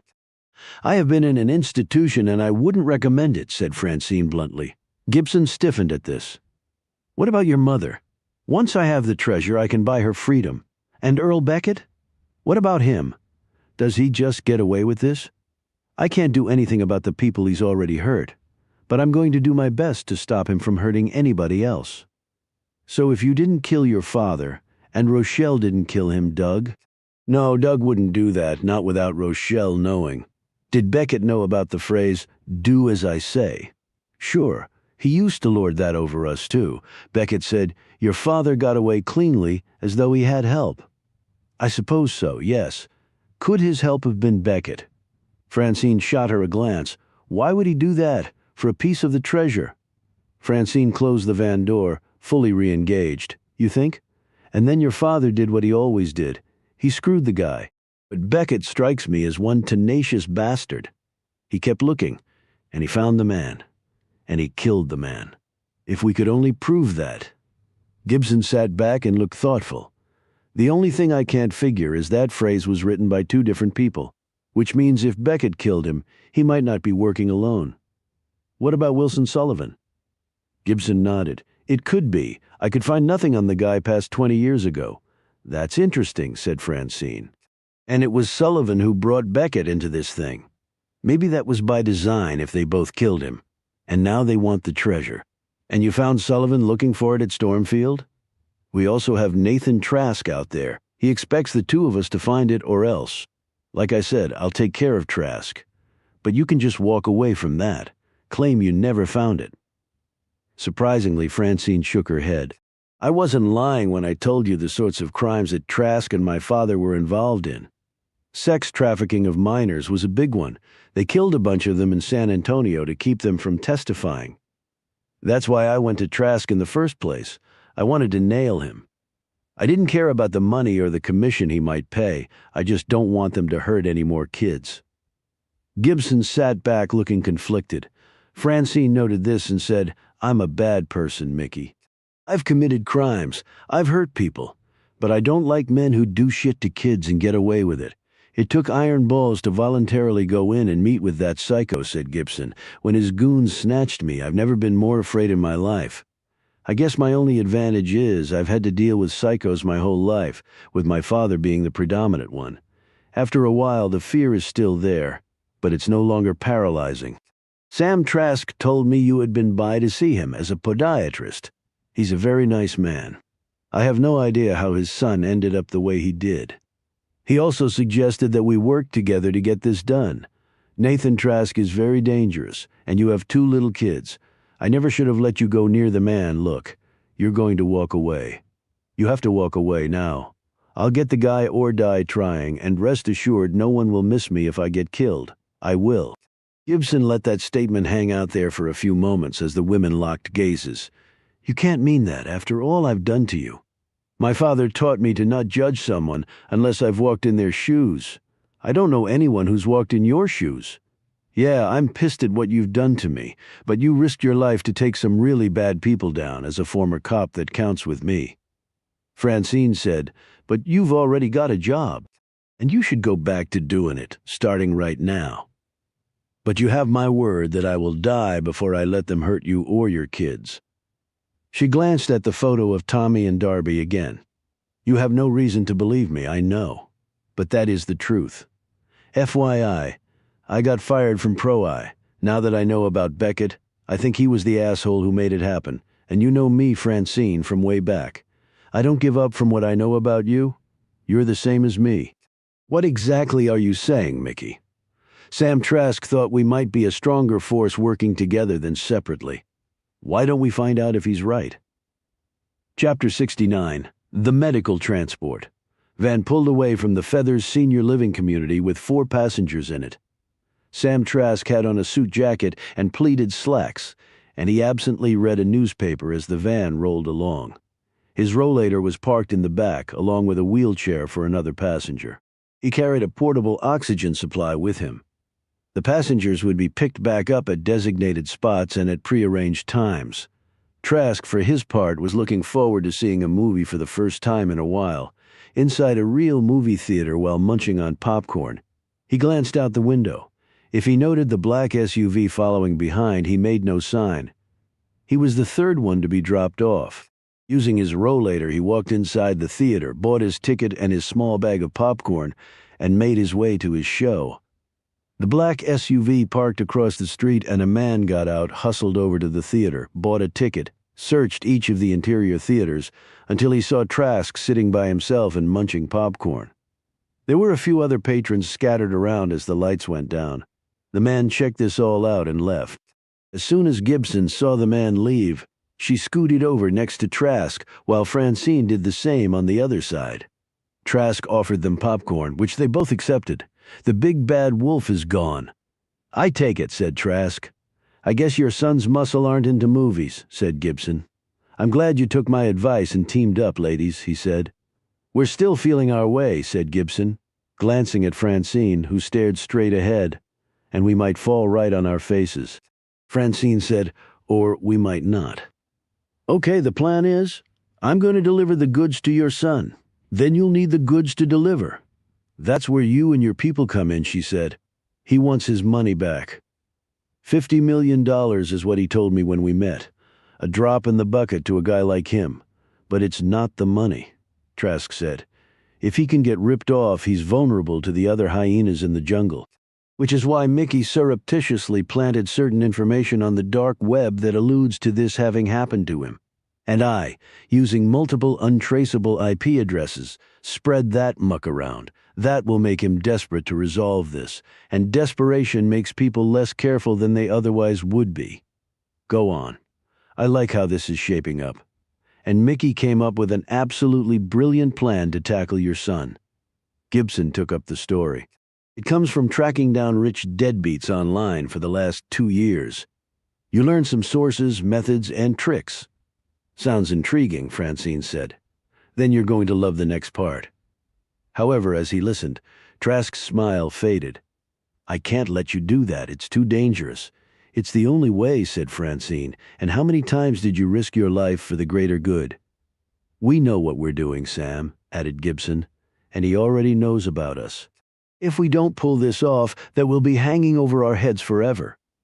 Trask sat there for a few moments, munched his popcorn, and finally nodded. All right, and I think I can provide the very help you'll need. Good, said Francine. Because it's going to take all of us, added Gibson chapter 70. Nathan Trask was not in a good mood when Francine walked into the same room they had met in before. He looked agitated and distracted, and when he glanced up at Francine, his displeasure deepened. Did I come at a bad time? She asked as she sat down opposite him. I don't know. You said you were successful. It took a lot of work, but I finally located an account owned by Pottinger with about $70 million in it. 20 mil over what you said he took you for. But who said a little bonus isn't in order? How did you find it? Proprietary information, she said, smiling disarmingly. That's how I make my living. I'm sure you can understand. So how do we get the money? Asked Trask. I'm confident I have a way. And it's not in a traditional bank account. It's in Bitcoin. Bitcoin! I didn't think Pottinger even knew what that was. Either he did or he had someone advising him who did. So, again, how do we get it? To do it, I need your help. He looked at her in surprise. You're getting paid to do this. Why do I need to be involved? Trust me, if it were money in another type of account, I could handle it solo. But Bitcoin is a different beast. Okay, tell me your plan and I'll tell you what's wrong with it. She smiled again. I like my clients to be proactive. He sat forward so they were almost knee to knee. I'm not your client. I'm a man who let you into his world on a very temporary basis to see if you could solve a problem I have that nobody else seems able to handle. You do that, and you'll be fine. You start trying to elevate yourself in this situation to something you're not and never will be. Then we have a problem. And that is never good for someone like you, understand? I understand. And another thing my people who I pay to watch those things tell me that there are stories out there about this, about me getting taken advantage of. I wasn't aware of that. Wrong answer. You're getting paid to anticipate stuff like that and then do something about it. He snapped his fingers and the door instantly opened. A large man came in, walked up to Francine, ripped her from the chair, slammed her up against the wall, and wrenched her arm up her back until she cried out in pain. Trask nodded, and the man let her go. She staggered over and fell back into her chair. "I thought I was getting paid to find your money for you," she said quietly, rubbing her injured arm. Trask nodded at the man, who slugged Francine in the jaw. She screamed and held her hands up in a defensive posture as blood trickled from her mouth. Trask said again, "Wrong answer. You're not doing too well. See, when you work for me, you do everything above and beyond. You think of this shit. You deal with it so that it never touches me. I hire people who are smarter than me. If they turn out not to be, what good are they?" He sat back. "Now tell me the plan, and maybe he'll have to hit you again, only harder. Or my people might have to do something more than that to you. It all depends on what you say next. No pressure, just relax and start talking." Francine composed herself, sat up straight, and wiped the tears from her eyes. Then her expression hardened to stone. "Do you have a computer handy?" "Why? It's Bitcoin. That's where it lives." He studied her for a moment. "Why can't you use your computer?" "I could, but then I'd just have to transfer it over to yours." "And that's what you're going to have to do. The thing is, Mr. Trask, if we do it that way, your account, passwords, and other information will be on my cloud. I'm not sure you want that. You can erase it. How will you know I did? Even if you have someone to check it. And I don't want you coming after me if anything goes sideways with respect to that, especially if someone hacks me before I can erase it. And how will I know you'll even let me walk out of here if there's a chance of that? I came here to finish the job and collect my commission, that's all." Trask said nothing for about 30 seconds. "Okay, I'll play along for now." He made a call, and a minute later a man walked in with a laptop and handed it to her. "It's password protected," she said. "Can you open it up for me?" He did so, and she started typing, her fingers flying over the screen. "Mind explaining what you're doing?" said Trask.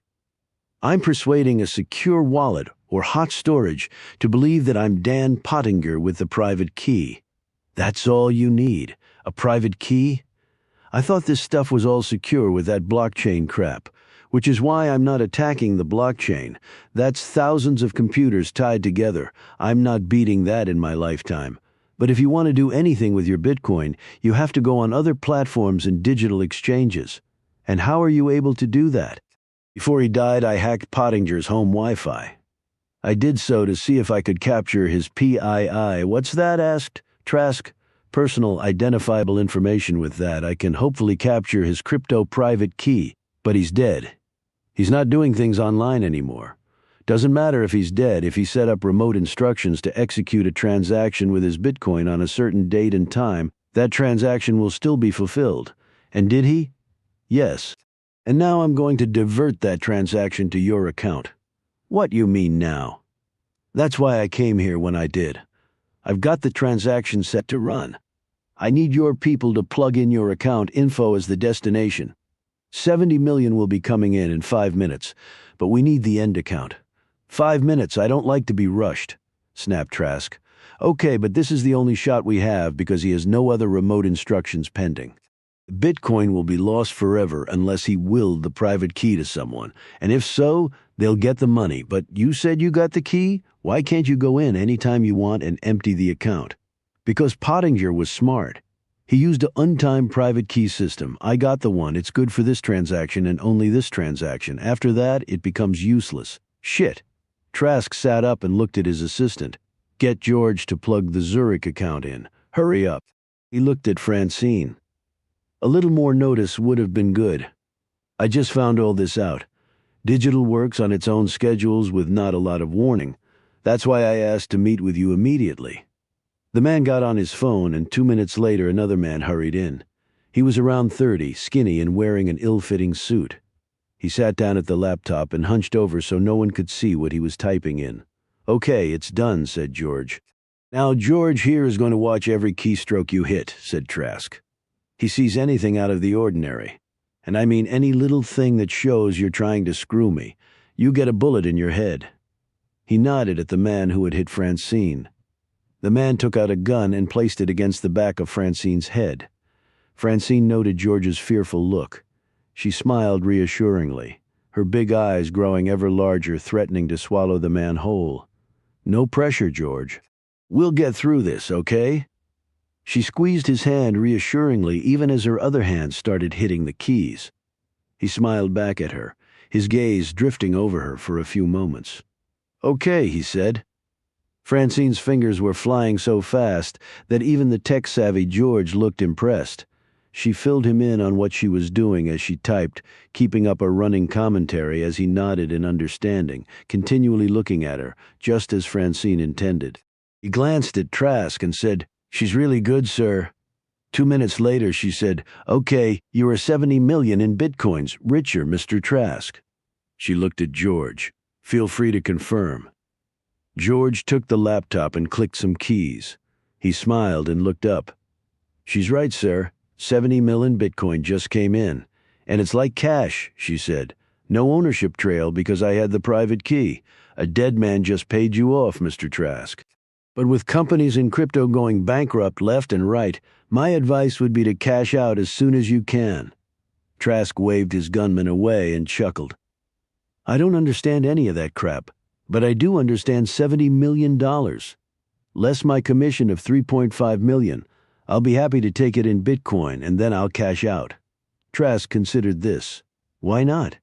He waved at George. "You able to do the transfer?" George did not look confident. Francine said, "You confirm the Bitcoin figure and I'll do the transferring. That way we all know where we stand and the numbers are what they are. And you don't have to access any of your own funds, only the stuff I just got for you, so you're golden." George looked at Trask, who nodded. "Do it." He confirmed the amount, and then Francine got back on the laptop and started hitting keys. A minute later, the transaction complete. Francine said, "Nice doing business with you, Mr. Trask. Can you do anything about this shit floating around on the internet?" "Yes, I can, and I will right away. And there was another woman, she went to see my father. She was looking for this stuff too. Well, you snooze, you lose, and since you have your money back, plus a nice little bonus, if I were you, I'd forget about her. I think you're right." Francine shook George's hand. "Nice working with you, George. You too. Let's grab a coffee sometime." He smiled and nodded, and Francine felt her heart quiver, because she knew George was probably now a dead man. "I'm sorry, but it was either you or me." The golf cart took her to the gate, where she walked quickly off. She went into a store, did a costume switch in the bathroom using clothes and a wig she had previously hidden there, and walked out through another exit. 4 blocks later, she climbed into a white van. 3 stern-looking representatives of the FBI stared back at her as they sat in front of a bank of computers, along with Gibson, who was smiling.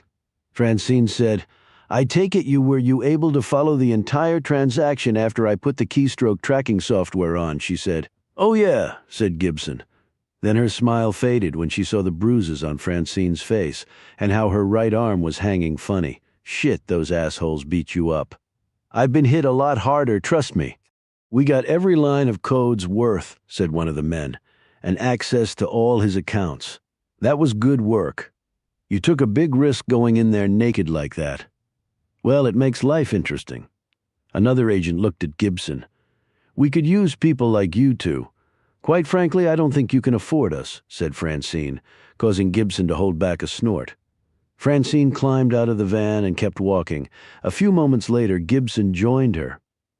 "Are you sure you're okay?" she asked. "I'm fine. That was really brave what you did.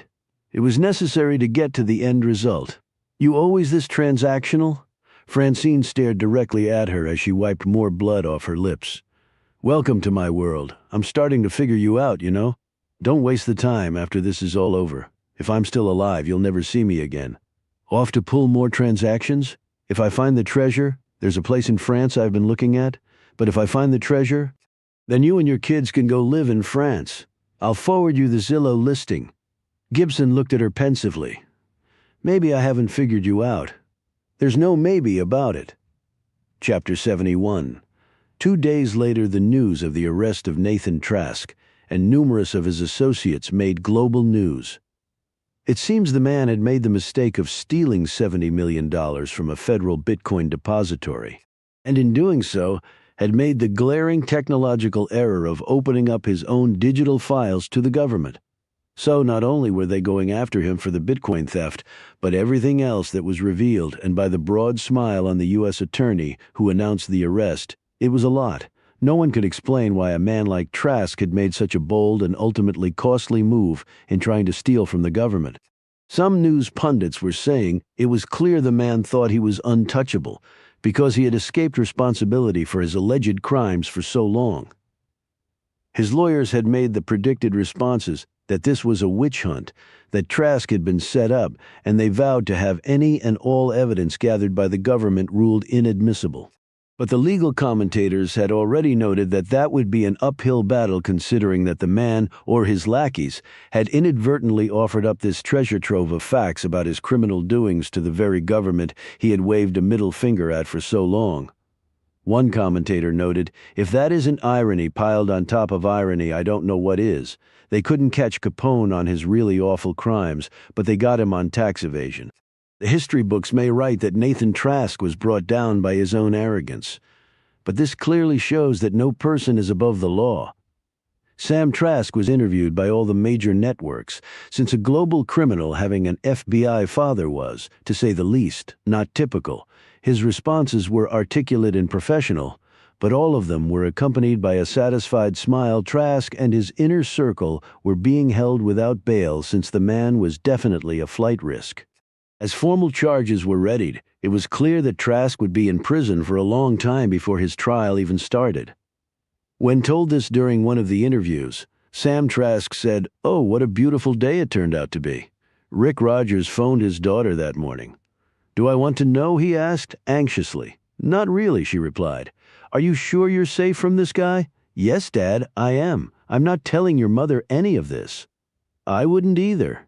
Several days after Trask's arrest, at the same movie theater, Francine and Gibson sat on either side of Sam Trask, who had maneuvered his rollator that day with an extra spring in his step as they munched on popcorn. Trask said, "I've spoken with some former colleagues at the Bureau. The DOJ is positively giddy about prosecuting my son and all his fellow scum. The evidence they have is mountainous, they tell me. And despite his lawyer's arguments to the contrary, completely admissible even without a warrant because Trask freely opened his records to the government in the course of his cyber theft. And they can't argue entrapment because they're missing a critical piece of evidence." "Me?" said Francine. "And I don't work for the Bureau. They must have been tracking me somehow, and that led them to Trask," she added with a smile. "Exactly. And what is his alternative explanation going to be? He was just getting back money his partner stole from him, and which came from sex and drug trafficking." "Huh," Gibson said. "But we have more work to do." "Can I help?" asked Trask. Gibson gave his arm a squeeze. "You've already done all the helping you needed to do, Sam. I suggest you sit here, finish the movie and popcorn, and revel in your victory." The two women left. Francine said, "Nathan Trask might have been the easy part." "I was thinking the very same thing," said Gibson. Chapter 72. Wilson Sullivan came out into the waiting room at the police station to see Gibson sitting there. "I wasn't expecting you," he said, looking annoyed. She rose and smiled disarmingly. "I like to keep people on their toes. What's up? Can we go back to your office?" He took a long moment to make a decision. "All right, but you have to make it brief. I've got a full plate. Let's go," in his office. She sat down across from him. "Oh, did you hear about Nathan Trask?" he said. "It's the talk of the police world. No one thought that son of a bitch could be touched." "Just shows what happens if you keep trying," noted Gibson. "The Bureau must be jumping for joy. Quite the catch for them. Wonder how they did it." "Yeah, me too. Speaking of the FBI, Cary Pinker came by to see me." "I know. I don't think he likes me poking around this case. I assumed I didn't hear from you because he told you to put the kibosh on what we were doing."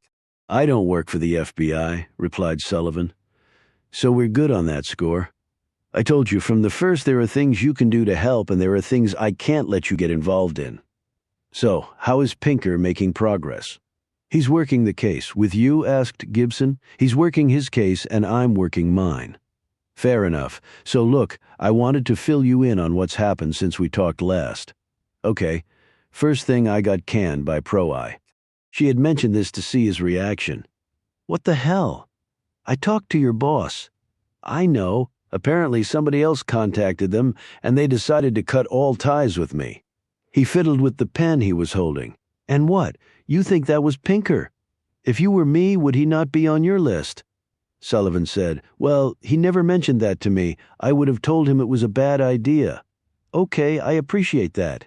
She glanced at the old wound on his neck from being injured in the line of duty. Does that still hurt?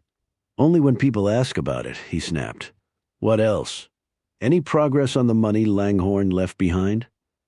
Gibson was about to answer when she started coughing, which became more and more pronounced.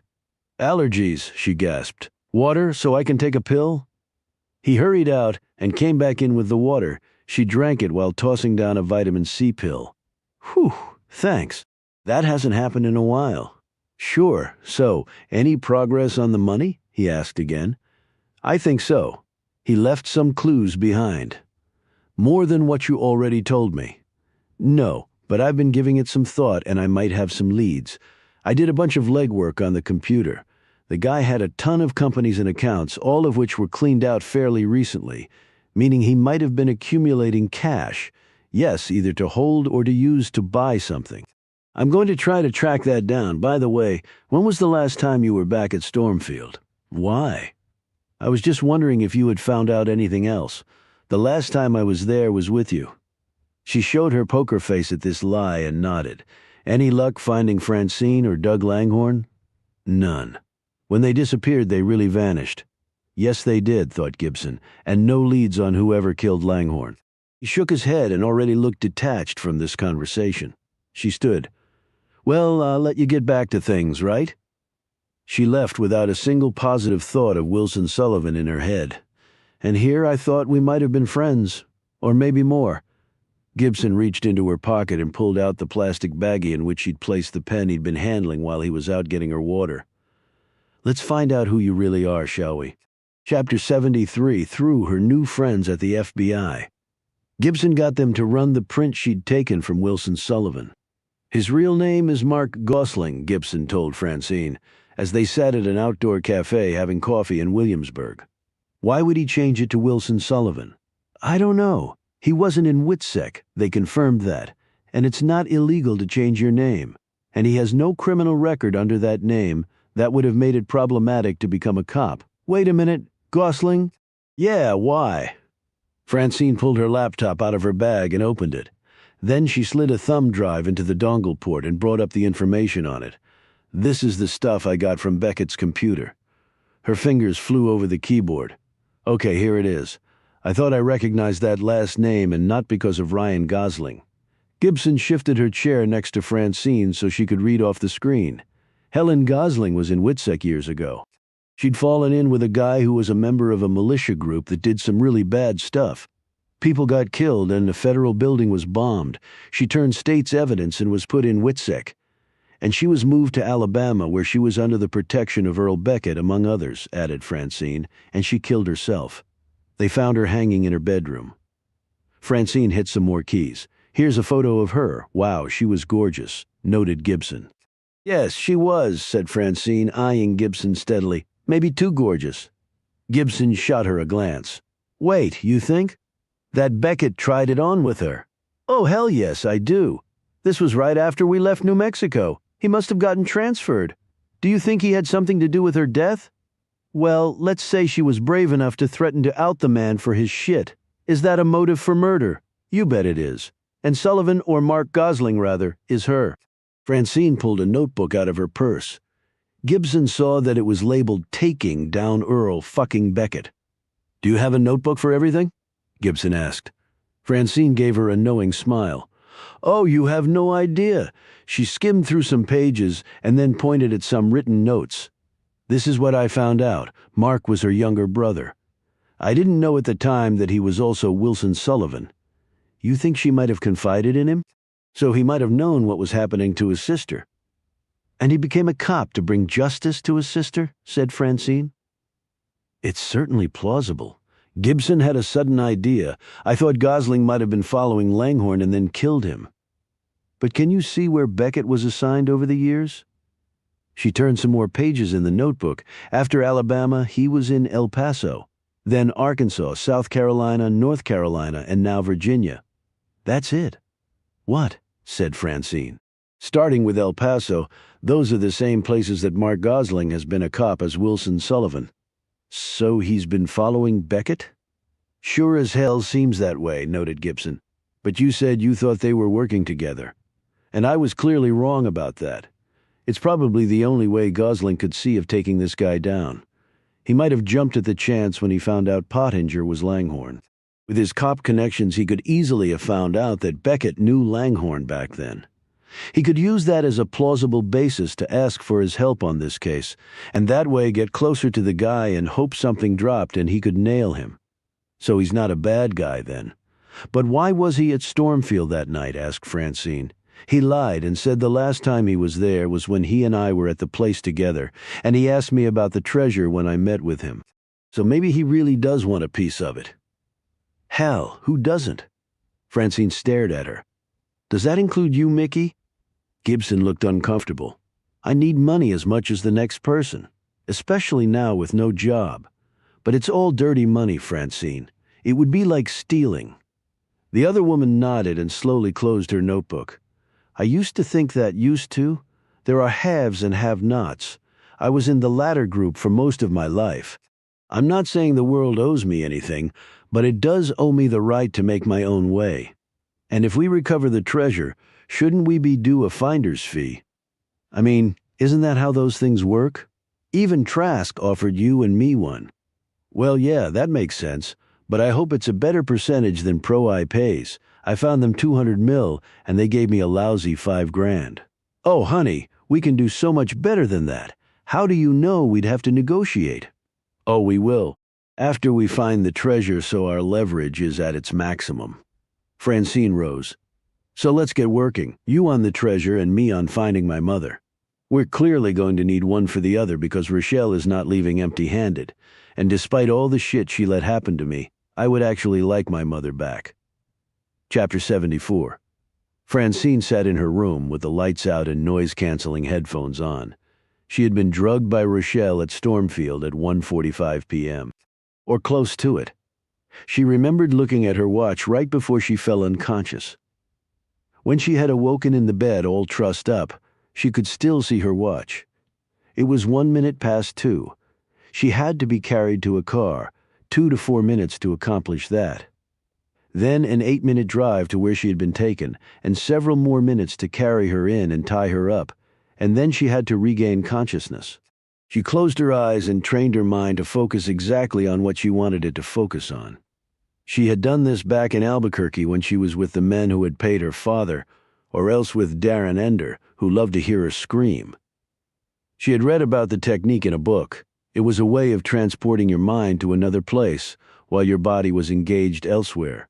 Prisoners of all sorts often did it to get by. She could understand why. It had allowed her to survive without losing her mind. The roads around Stormfield were winding and the area was not heavily populated. The reality was you couldn't get anywhere fast. The place she had been taken to had to be isolated so pesky neighbors wouldn't be around to see her lifted out of the car and carried in. She calculated the time and distance and settled on a 2-square-mile area with Stormfield as its epicenter. She made her mind go blank for a moment, and then proceeded to fill it up with as much as she could remember about the room she had been in. There would have been an easier way to do this, but Rochelle had been smart enough to turn off Francine's phone so she couldn't go back and track where she had been taken. She recited out loud, plank floor, small bed, tattered drapes, one window, peeling paint, cold though the day had not been especially chilly. She didn't remember much sun coming in the window, so perhaps lots of shade trees? Wooden 2-panel door looked old, smell was musty, place was dusty, abandoned house that would make sense. Now she focused on sounds or lack thereof. No nearby traffic, no train rumble or whistle, no aircraft, so not on a flight path, presumably. But there had been a sound, consistent, loud, mechanized. A farm tractor? She turned on the light, took off the headphones, opened an app on her phone and plugged in her mileage parameters with Stormfield as the center. She grabbed her car keys and a Glock pistol she had purchased. She might need it against Rochelle's knife or gun. It would certainly take the treasure to get her mother back, and it might take something more. Whichever it was, she was willing to pay the price. She wasn't exactly sure why, but I'm willing to pay the price. Because I know Rochelle is... Gibson had arranged for her parents to come over and watch the kids. Her dad had hugged her especially tight, something her mother noted but did not comment on. "You look okay," muttered her father into her ear. "That's because I am, so it's really over then. That part is." "That part? Oh my God, I feel another ulcer coming on. Just pop some Rolaids works for me." She left her parents with Tommy and Darby and headed to her home office. She fired up her computer. While Francine was looking for her mother, Gibson was going to make one more all-out assault on Langhorne's treasure. While they had used the cryptocurrency subterfuge to ensnare Nathan Trask, Gibson hadn't thought that Langhorne was involved in that type of digital currency at all. But as she went over some records of Pottinger's financial accounts again, she saw an intriguing bit of code that had been left there, like a dangling participle. She copied the line of code and pasted it into an online search. She sat back and waited for the search to run. Damn. Harry Langhorne had just thrown her a curve. The search had taken her to a site that sold NFTs, or non-fungible tokens, basically digital assets separate and apart from bitcoins. Each NFT was unique and equated to a specific asset. They ran the gamut from a one-of-a-kind meme autographed tweet to a fractional ownership of a Banksy work, to a digital sports trading card signed by a superstar in very limited quantities. The very first tweet from Twitter founder Jack Dorsey had sold for nearly $3 million as an NFT. Now that is some crazy shit, but hey, it's only money or Bitcoin. One could buy an NFT with cryptocurrency, or with some platforms like PayPal and Robinhood, a simple credit card would suffice. If crypto was used, the buyer would need a digital wallet to hold both the NFT and the crypto. She'd chased down debtors who had stashed some of their wealth in NFTs. Thus, she knew that most NFTs were Ethereum-based. Ethereum was a blockchain-based economic trading platform. In fact, many NFT marketplaces would take only ETH tokens as payment. You had to have a user account to create a transaction on Ethereum, so had Langhorne bought an NFT, and if so, why? Was that the treasure? She might be able to find out because while NFTs were not Bitcoin, they were pieces of digital information housed on blockchains. While one Bitcoin could replace another, NFT tokens represented a unique digital asset. She wasn't sure why someone would spend a ton of money on a tweet or sports card that anyone could take a screenshot of and claim it was original. But then collectors were strange beasts, and the blockchain would prove the authenticity of the NFT and its concomitant value, at least in theory. So there was that. But the thing was, NFTs could not really be traded for other NFTs or traditional currency. So, once you bought one, you really could sell it only for crypto. And recently, NFTs had been taking a beating in the news and financial markets because of fraud and hidden fees, and the cost of, or impossibility of maintaining the article on the Ethereum blockchain, as well as a host of other issues. Gibson wasn't sure whether the whole market wouldn't implode at some point, but she didn't care about that. She just wanted to find the treasure if it existed. Okay, here we go. On blockchains, she started searching for ERC 721 tokens, upon which NFTs on Ethereum were based. She had to find some that had been owned by Langhorne and then used to buy one or more NFTs.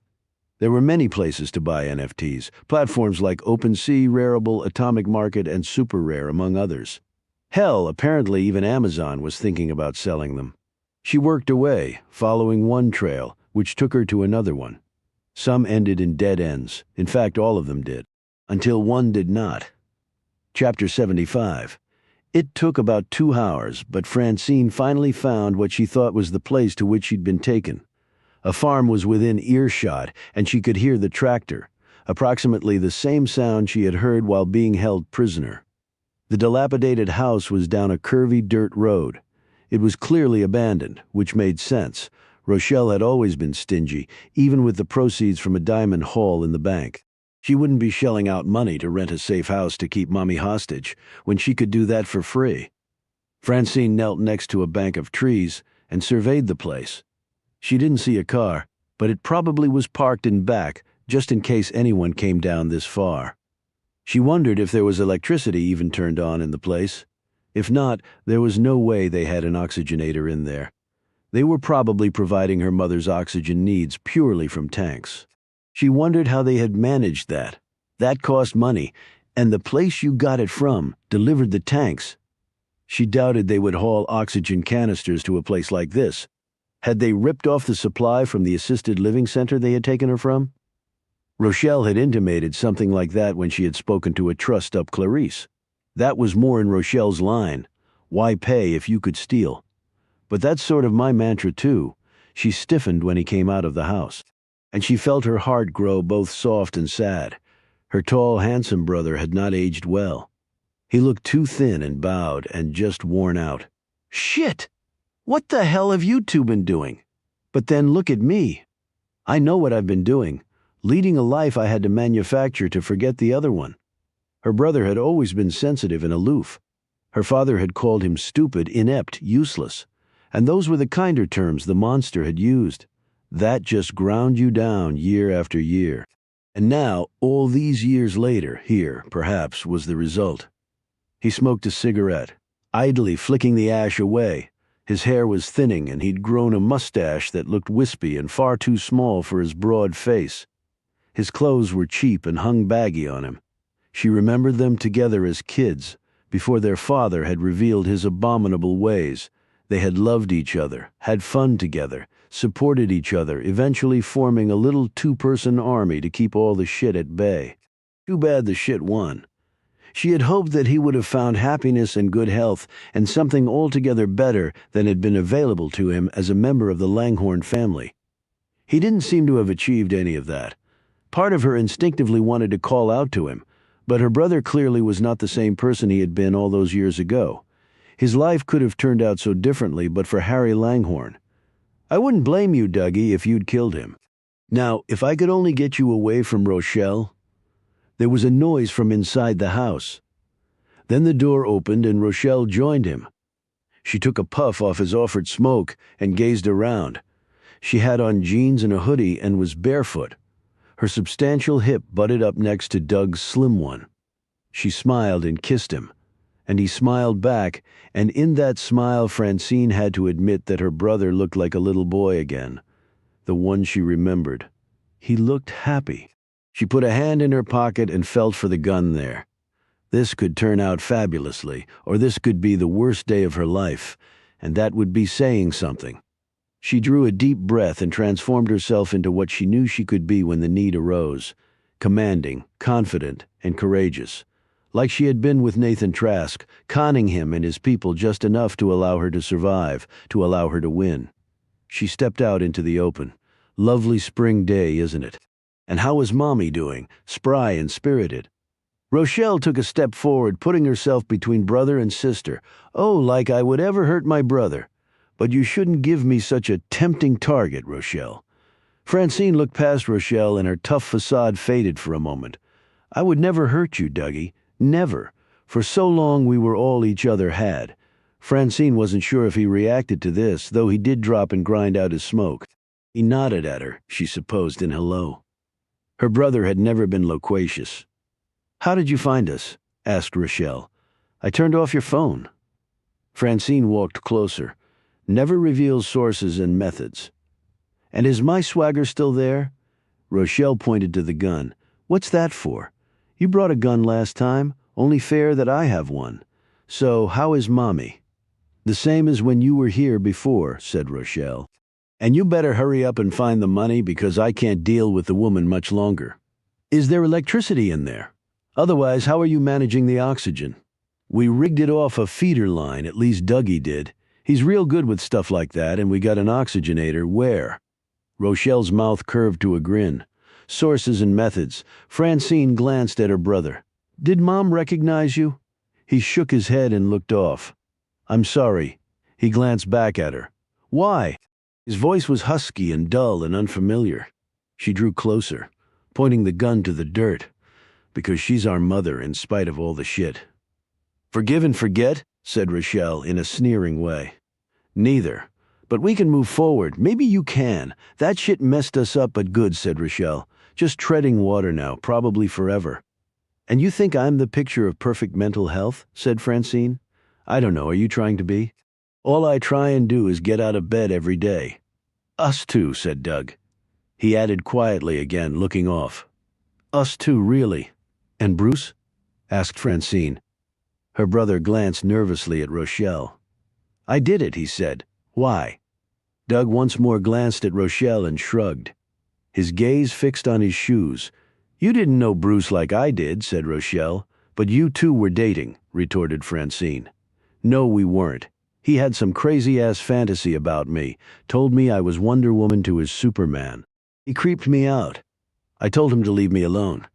But unlike Doug, Bruce had no problem playing in the reindeer games. What are you talking about? He paid my father to have sex with me, and it was not voluntary. My old man had to hold me down. He never tried that with me. He wanted to. Trust me, said Rochelle, who was now looking off like Doug had been.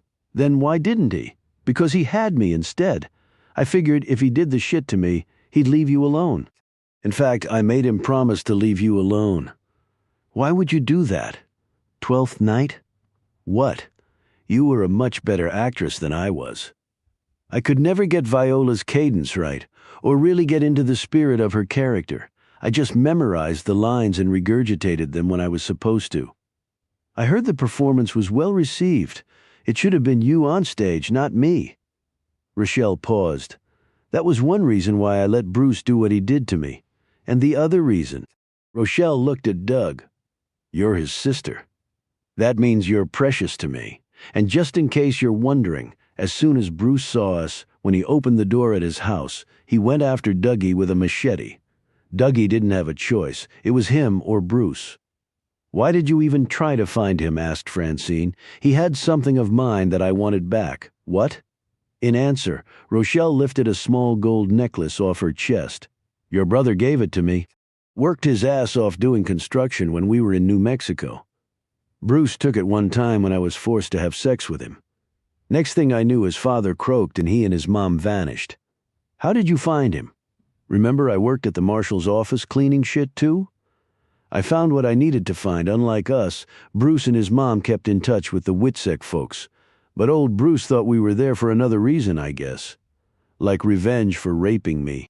Anyway, he tried to cut Dougie's head off before Dougie showed him who was the better man. I saw the aftermath. Didn't look to be much of a struggle. We cleaned it up and put Bruce in the bed. We knew the cops would probably figure shit out, and they'd never believe it was self-defense even though it was. Dougie was a lot bigger than Bruce, but I guess Bruce still thought he was Superman. Francine looked at her brother, who was now rummaging in his pocket. He pulled out another smoke and lit up. She turned back to Rochelle. You cut my neck. I never said I was completely good, noted Rochelle, or entirely sane. You went to visit Harry. How and why? We were looking for him all that time. Finally found him. Dougie went in to negotiate with him. Basically, he gives us a share of the money if we don't expose him. Then Harry tells Dougie that he's dying and basically to fuck off. Francine said, I talked to the housekeeper. She said Dougie told her to get another job and it was because he knew Harry was dying.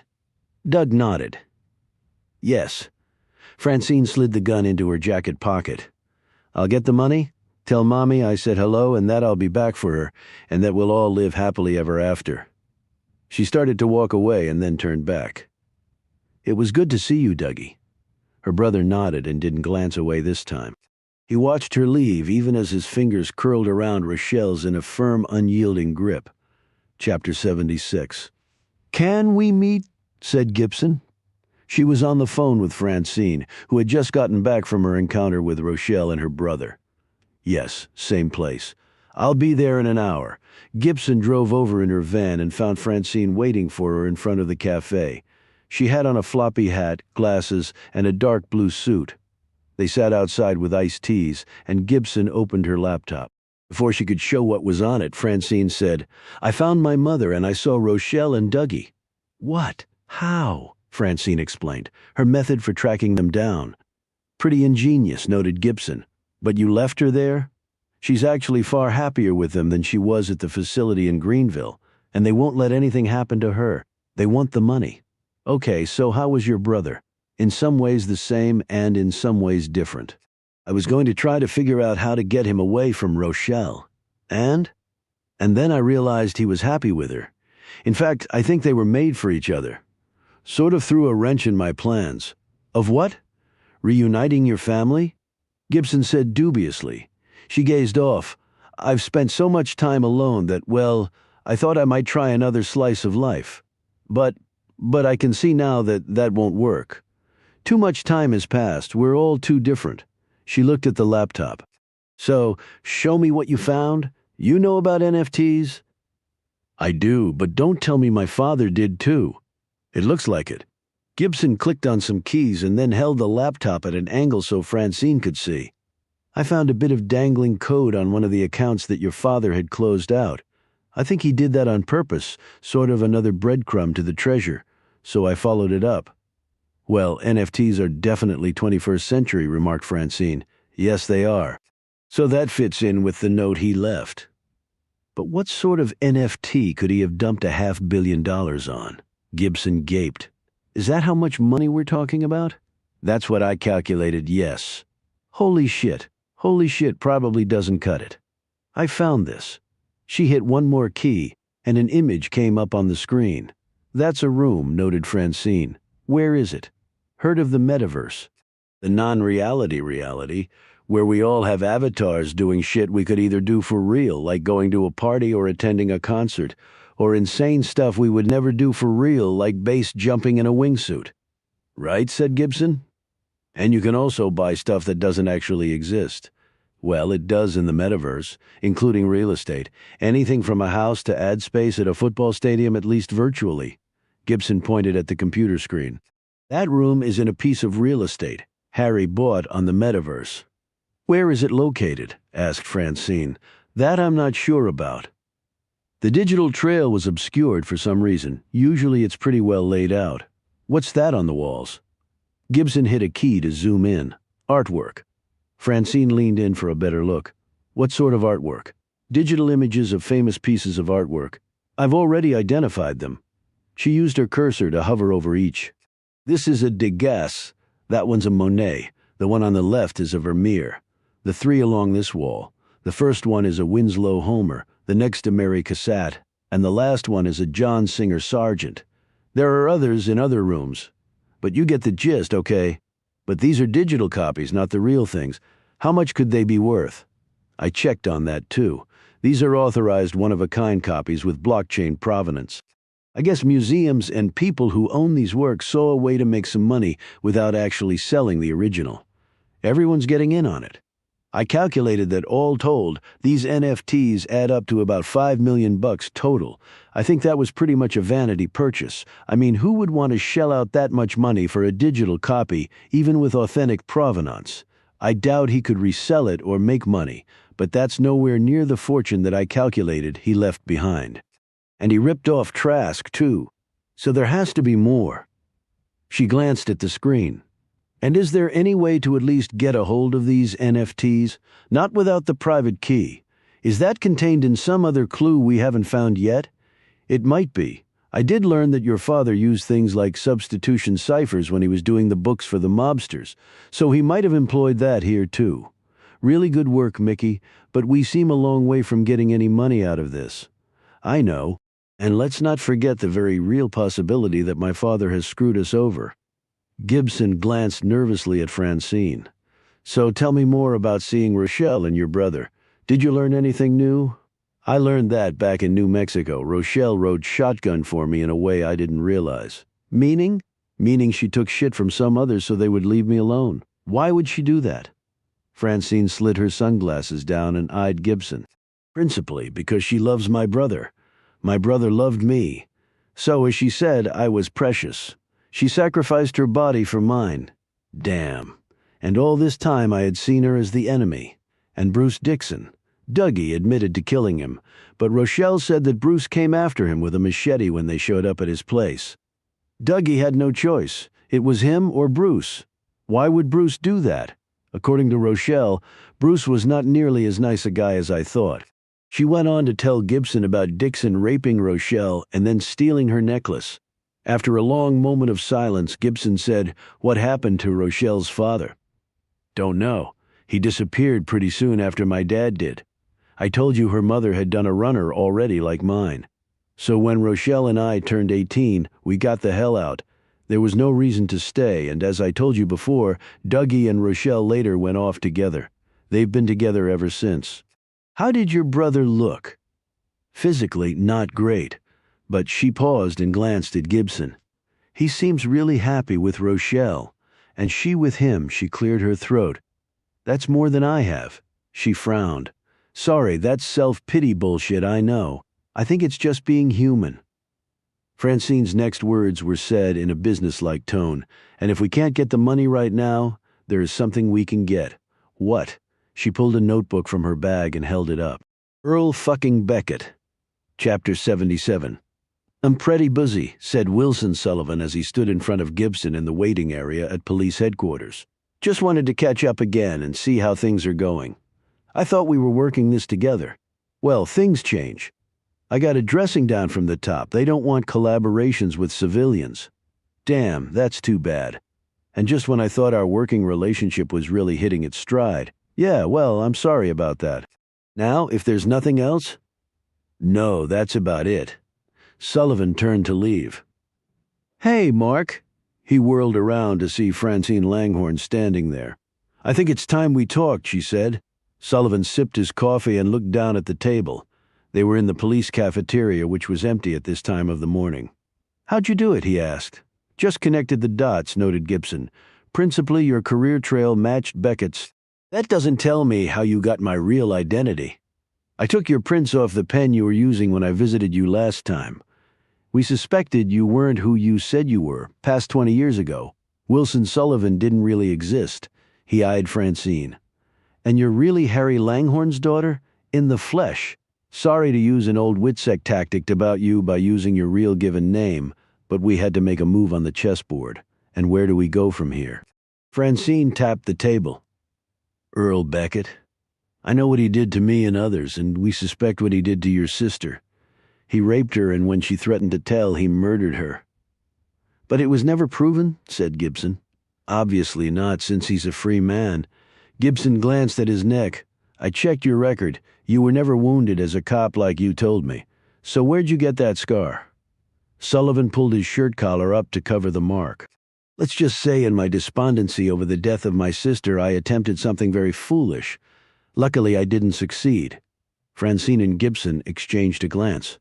"Okay," said Francine. "We need to make sure we nail him now." "On what charge?" asked Sullivan. "Murdering Harry Langhorne," answered Gibson. Sullivan looked at them both. "Can you prove it?" "Maybe, with your help." He leaned forward. "How? You're working with him on this case. We think he's taking advantage of that relationship to find the treasure that Langhorne left behind." Gibson paused. "A treasure that you seem interested in too."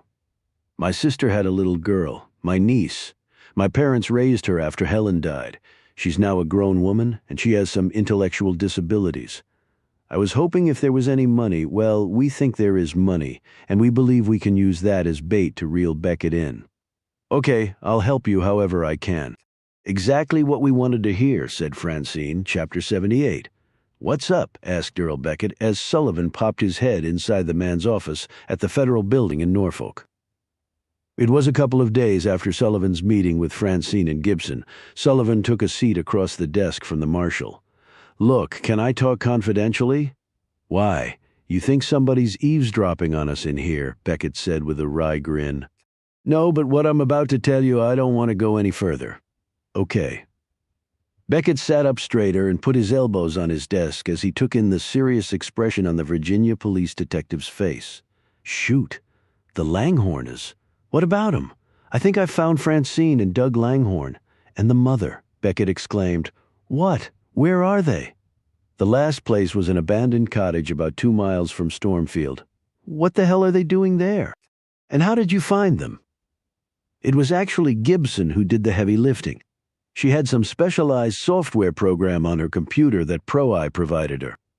It's a tracking device that takes in like 10,000 different factors. How do you know they were there? Did you see them?" Gibson said she did. "Said she did? And you believed her. She sent me these. Took them with a long-range camera. Sullivan pulled his phone out and held it up. Just swipe across. Beckett did so and glanced up at Sullivan. Well, said Sullivan, you knew them. I didn't. Could it be them? It could be, said Beckett slowly. Can you text me those pictures? Sure. Sullivan took a few moments to do so. So, do we head over there and arrest them? For what? Said Beckett. For murdering their father. They might be intending to do the same to their mother, for all I know, and they're after the treasure. Gibson is sure of that. She's tracked some stuff down online, and she says she can trace their digital signatures back to Francine. Francine always was the smart one, Beckett said absently.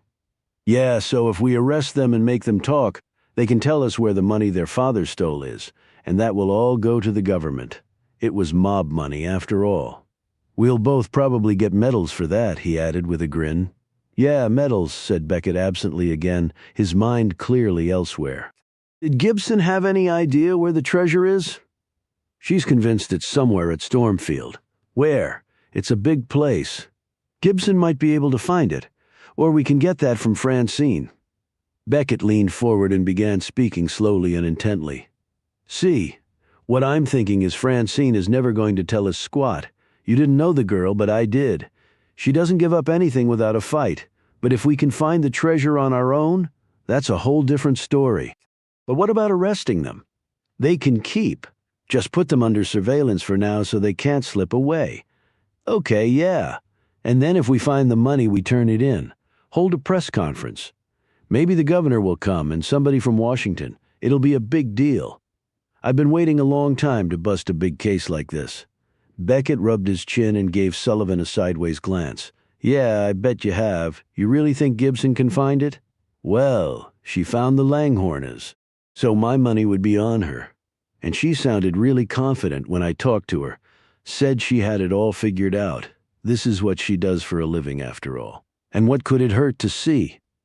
Couldn't hurt at all. Sure, save us a lot of trouble.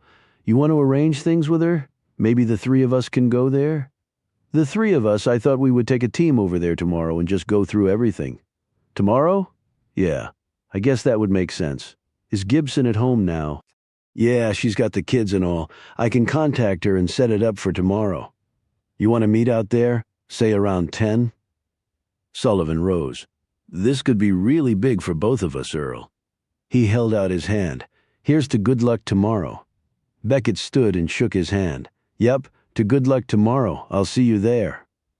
Sullivan left, and Beckett immediately made a call. Chapter 79, the doorbell rang around 9:30 that night at Gibson's home. When she answered the door, there stood Earl Beckett. Marshal, what can I do for you? She said, looking surprised. Got your address from Sullivan. Mind if I come in? She stepped back, and he walked past her, taking off his hat as he did so. They sat in the small living room. Guess your kids are asleep? Oh yeah, they go down around 8:30 and explode again at around 6.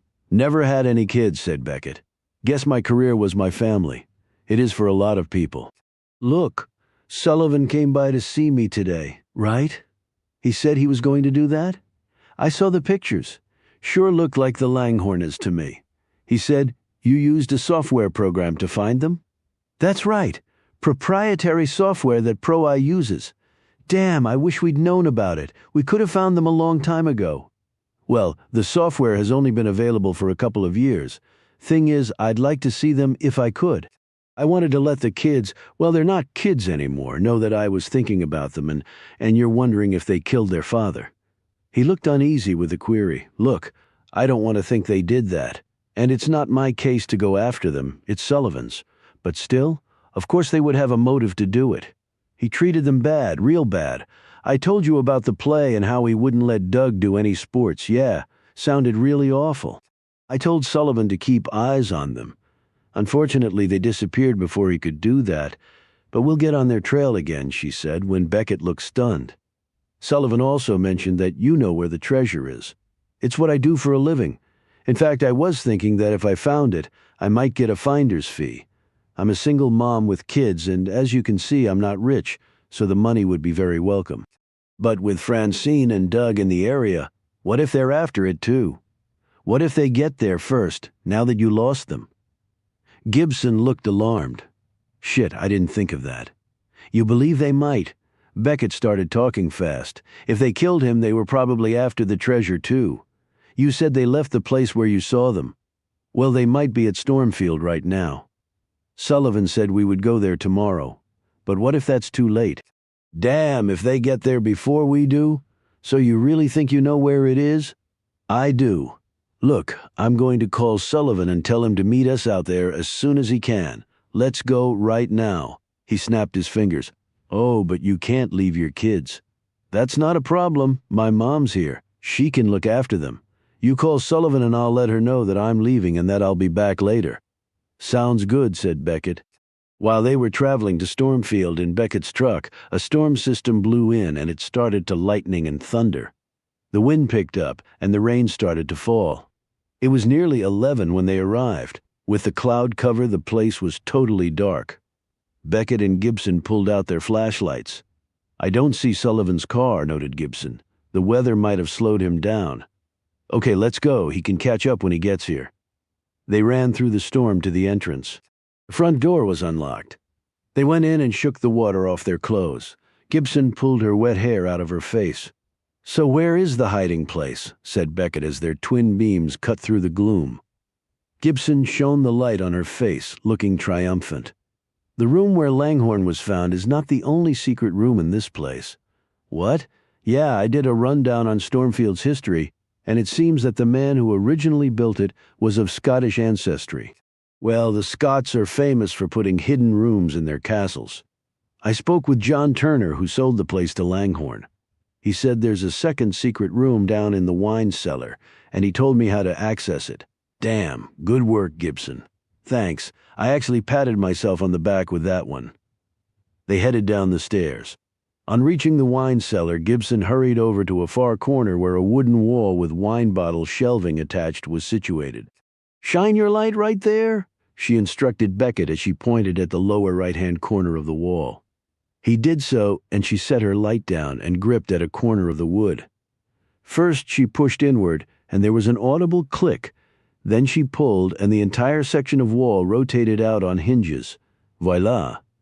She picked up her light and shone it inside the small, dank room at the rear. Under some old blankets was a box. She opened it while Beckett kept his light pointed at it. Inside was a key. Gibson held it in her hand and looked around. Okay, what do you open? Then Gibson started probing and prying in the middle of the rear wall of the room. Shine your light, she said urgently. He did so, and she pulled away a bulge of bubbled paint, revealing a keyhole. Damn, how'd you see that? Asked Beckett. Easy. The rest of the wall is a slightly different shade of blue, and they couldn't completely cover the bulge of the lock underneath. She inserted the key and turned it. The wall that had now become a door swung open. Revealed was an inner room that contained 5 large trunks. She tried the same key in each trunk's lock, until with the 4th one the lock turned. She slowly opened the trunk, and Beckett illuminated the contents with his light. Holy shit, he said. It was full of cash. She knelt down and examined the money. These are all $100 bills, she said. She did a quick calculation. If all of these trunks have this same amount of cash in them, we're looking at probably a couple $100 million. She dusted off her hands and pulled out her phone. I'll take pictures, and then I'm going to try Sullivan again and tell him what we found. This is going to hit the national press for sure. No, it won't, said Beckett. When Gibson glanced up, his gun was pointed at her. Chapter 80. What the hell are you doing, Earl? Getting what's rightfully mine. This is Langhorne's mob money. Nothing personal, but this is my money, and I've waited a long time for it. What are you talking about? I helped Harry clear out of Witsec. We were supposed to meet up, and he was going to give me my share, but that asshole never showed. Been looking for him for over 20 years, and I finally found him right here in this house. Wait a minute, you killed Langhorne? Ran into him when he was coming out of that little hidey hole of his in the library. I was fair, I gave him a choice. Tell me and he dies with no pain. Don't tell me and he dies awful. He chose the poison. And when Sullivan approached you, I figured it wouldn't hurt to piggyback on your efforts. Found out you were really good at finding hidden money. He motioned at the trunks with his light. "And I have to say you lived up to your rep. You can't get away with this. Sullivan is on his way. Jesus, get with the program. I never called him. My mother knows you and I left together, which means I have a little unfinished business back at your house. Don't worry, it'll be quick, and I won't touch the kiddies. And now we have to take care of you." "Drop it, Beckett," the voice called out. Beckett whirled to see Wilson Sullivan and two uniformed officers, guns drawn, emerge from the darkness. Beckett cursed under his breath and put his gun down. He eyed Gibson. "You set me up, you bitch!" Francine appeared next to Sullivan. "Hey, Earl, remember me, Francine?" Beckett's eyes took her in. "Long time no see," he smiled. And Gibson did not like that smile. Francine stepped up to Beckett and kneed him in the crotch. "Hope the reunion was memorable," she said, as the man dropped to his knees, moaning. The next moment a series of gunshots were fired from the open doorway. 2 slugs hit one of the uniformed officers, and he collapsed to the floor. Another round hit Sullivan in the shoulder, and he went down, too. The other officer fired back at the doorway. Gibson pulled her pistol from her ankle holster. But Beckett had already recovered. He grabbed Francine and his gun and pulled her out of the wine cellar. Gibson heard a click. She raced to the door and found that it was locked. Francine Gibson looked around and saw that the cop who'd been shot was dead. His colleague was bending over Sullivan, who was panting heavily and holding his arm. She ran over to him. "How bad?" "In and out, but it's bleeding like a bitch. Who fired those shots?" Beckett obviously didn't come alone. Gibson said to the officer, "Tourniquet his arm and call an ambulance and more backup." She ran over to the door and fired 2 shots into the lock, then kicked at the door and it popped free. She did a turkey peek to see if they were waiting to gun down anyone who came out of the cellar. With the coast clear, Gibson ran after them. She was now back in Jersey City cop mode, running down another suspect. Only this one had a hostage. Chapter 81. Gibson could hear the sounds of footsteps pounding away in front of her, though she didn't know how close. They had a decent head start. She silently berated herself for allowing this to happen. She knew it was likely that 2 people had written the phrase on the wall in the secret room. At first she thought it might have been Francine and her brother. Next, it might have been Rochelle and Doug, but when that was disproved and she had figured Beckett as the killer of Harry Langhorne, she should have remembered the second hand that had contributed to the message. That oversight had cost 1 cop his life and Sullivan a gunshot wound. And maybe Francine her life. But who was the other person? She reached the main floor and peered around a corner. She no longer heard the sounds of footsteps. "Look out, Mickey," screamed Francine. Gibson ducked down. 2 shots slammed into the wall where Gibson's head had been moments before. She heard a thud and Francine screamed in pain. Gibson couldn't fire back because she might hit the woman. When she heard them run off again, Gibson followed. She broke into a sprint when she heard one of the huge front doors slam against the wall. The storm was still raging outside. She had no idea how long it would take for the police or an ambulance to get here. But if Beckett got away with Francine, Gibson knew they would find only her body, if they even managed that. She stepped off the front steps when she saw the headlights of Beckett's truck pop on as the engine fired up. Next to it was another vehicle. That must be the ride for whoever was working with Beckett. Gibson ran forward, knelt down, took careful aim, and shot out the 2 front tires, and then popped 2 rounds into the radiator. The side doors flew open. Beckett appeared on the driver's side of the truck, and another man on the passenger's side. In front of the other man was Francine with a pistol against her head. Beckett screamed, "You're gonna get her, and you killed. You're not leaving here with her. Then she's dead for sure." "She's dead now," called out the other man. "The cops will be here any second," said Gibson. "And we got 2 guns and you got 1, said Beckett. "So this is not ending well for you." "Just like it won't for you," Gibson snapped, the rain streaming down her face. A massive bolt of lightning hit nearby and struck a tree. That explosion, combined with an unholy crack of thunder, made them all look at the now flaming tree about 100 yards away. The man holding Francine grunted as someone hit him, knocking him down. Gibson saw this and called out, "Run!" Francine sprinted away as the man rose and fired several shots in her direction before he was pounced on again by his assailant. This person pounded the man's face until he fell limp.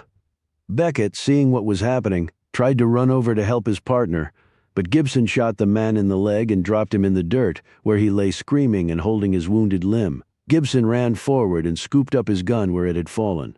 She held up a finger. "You move 1 inch, I finish the job." Right as Gibson turned to run over to the other man, Beckett slipped a second gun from a side holster.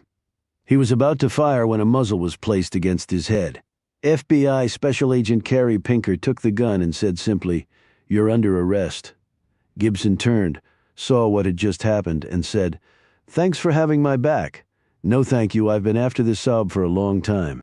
Gibson hustled over to the other side of the truck to find Doug Langhorne hovering over the unconscious man. Gibson shone her light on the man's battered face. "Who is he?" she asked, his chest heaving and his clothes soaked through by the rain. Doug said, "Rochelle's father, Darren Enders." When they heard the scream, they both turned and ran toward it. They stopped near the tree line where they saw Francine standing over something on the ground. "Rochelle!" cried out Doug.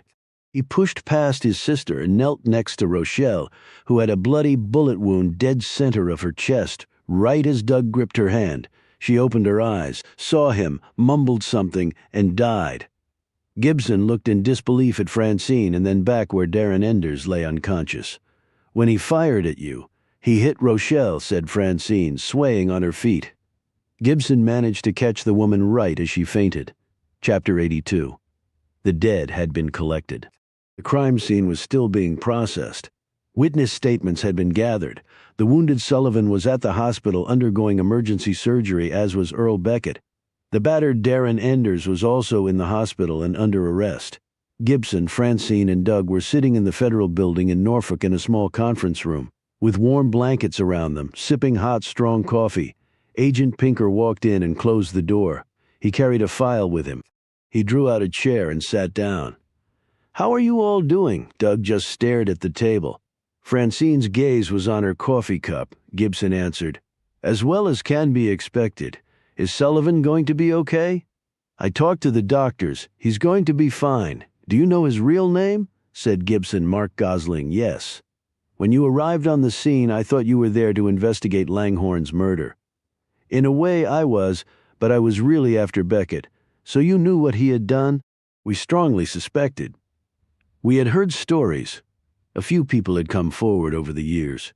There were enough irregularities to get our suspicions up.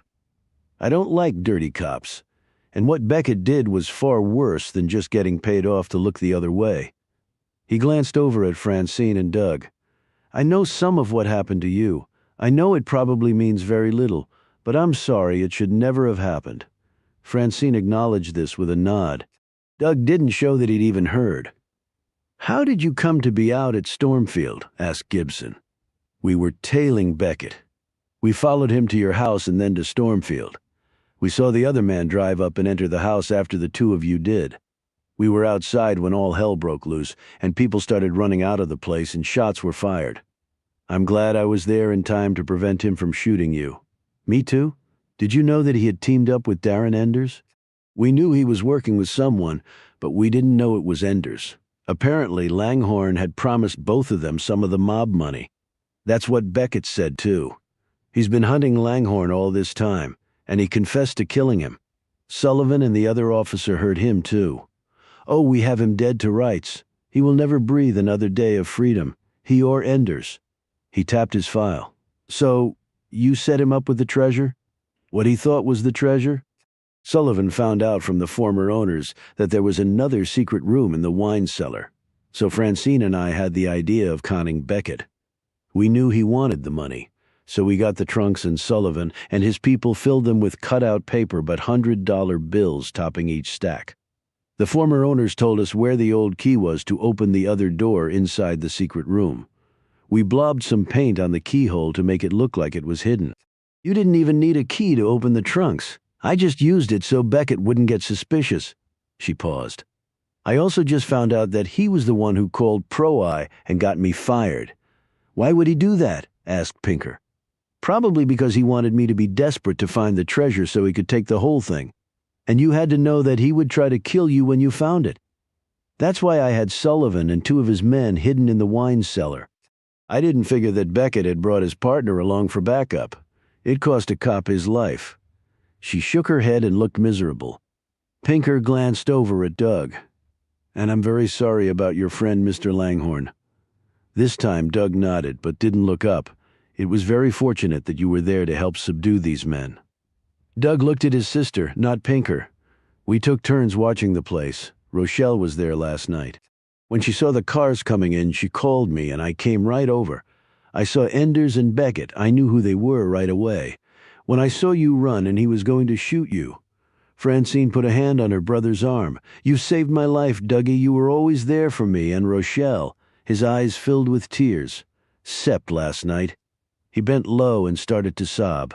Francine wrapped her arms around him and held him, whispering soothing words into his ear, while Gibson and Pinker looked away. Chapter 83. "Well, we got everything on our bucket list except the treasure," noted Francine. She and Gibson were seated in the latter's home office.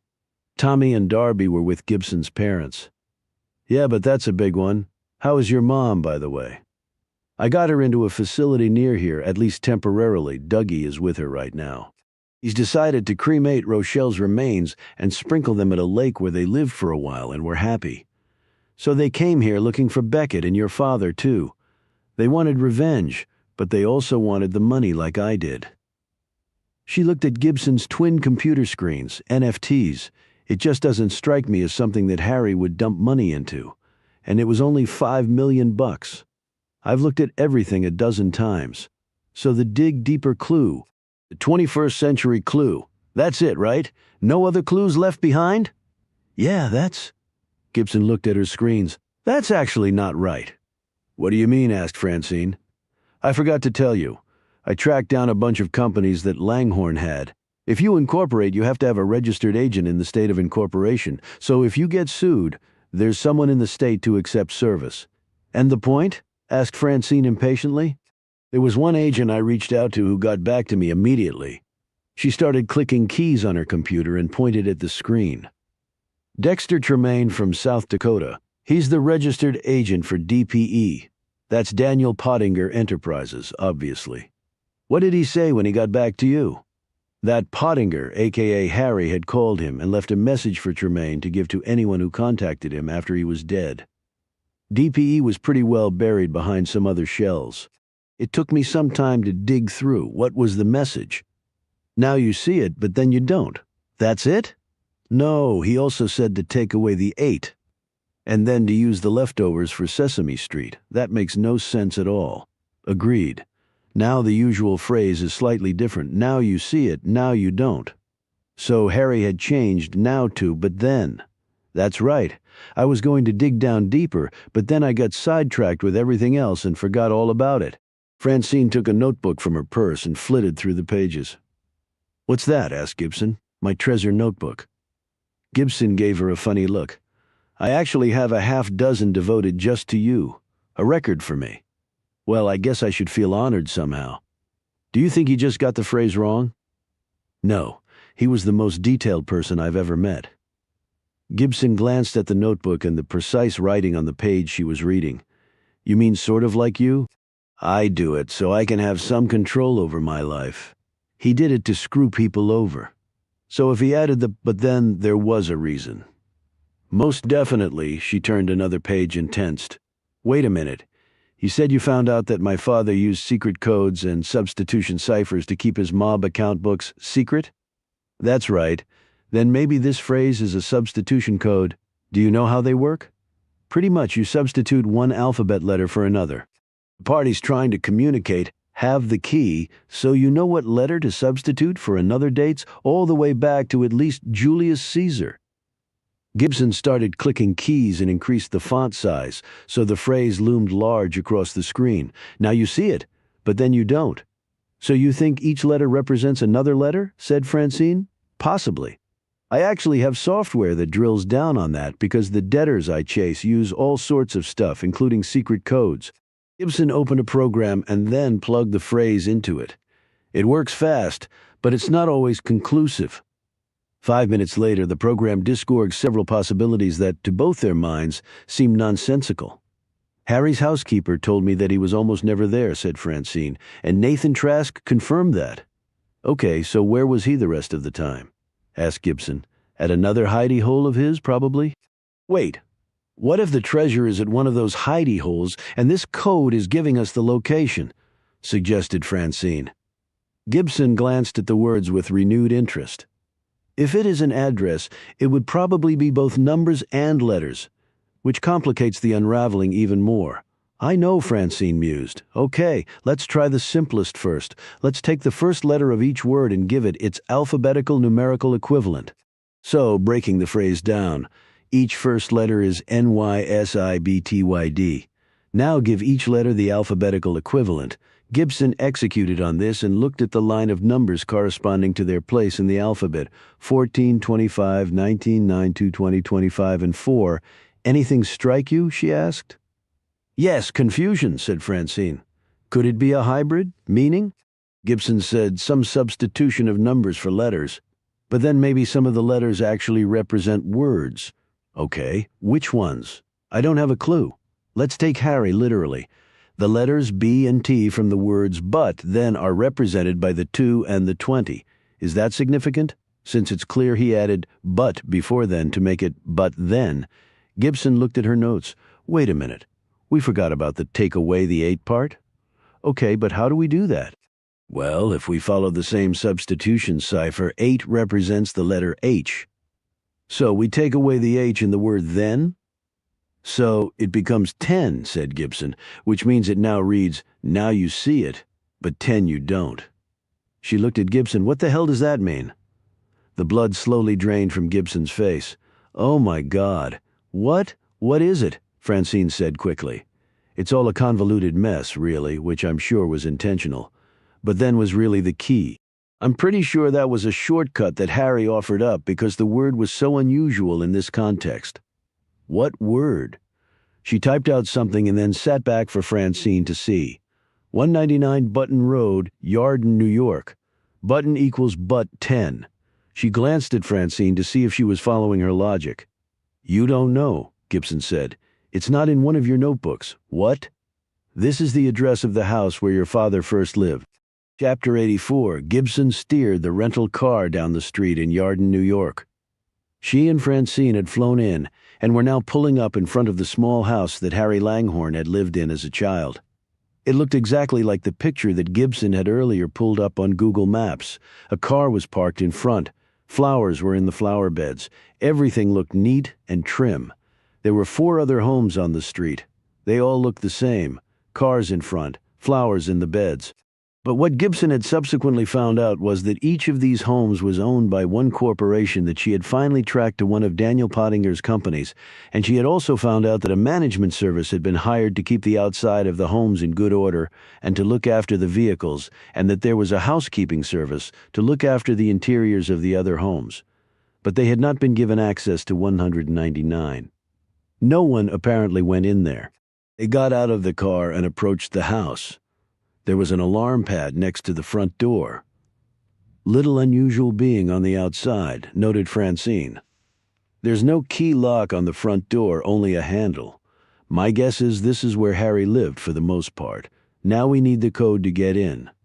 Francine opened her notebook and looked at the numbers she had written down there. 14, 25, 19, 9, 25, and 4. These represented the numerical equivalent of each first letter in the phrase Harry had left with his registered agent after leaving out the words "but then." "The leftovers for Sesame Street?" said Gibson. "As in open sesame, we hope." "Here goes nothing," Gibson said as she punched all these numbers into the alarm panel. The red light on the pad turned green, and they heard a click. Francine gripped the handle and pulled the door open. "After you," she said to Gibson. The women walked in and Francine closed the door behind them. The house was small, the rooms plain but spotless. The kitchen was functional if rudimentary. They noticed that the windows were simply facades. There was no light coming in from them. The air was cool and they could hear the hum of the HVAC system. The lights and HVAC must be on a program, noted Gibson. They turned the corner and walked into what looked like the living room, which was the largest space thus far. There was track lighting on the ceilings, and the lights were pointed at the walls.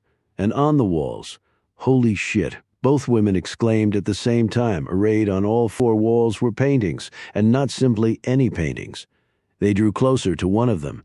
It was a simple depiction of a room, a tile floor, and part of a blue door. But the focus of the work was clearly a wooden chair with a straw seat that held what looked to be a pipe and cloth on it. And Francine pointed to the name that appeared on a wooden box sitting behind the chair that contained some vegetables. Vincent? As in Van Gogh? Mumbled Gibson. The NFTs were just misdirection, or maybe a digital sampling of the real thing. Francine took out her phone, did a search, and showed the screen to Gibson.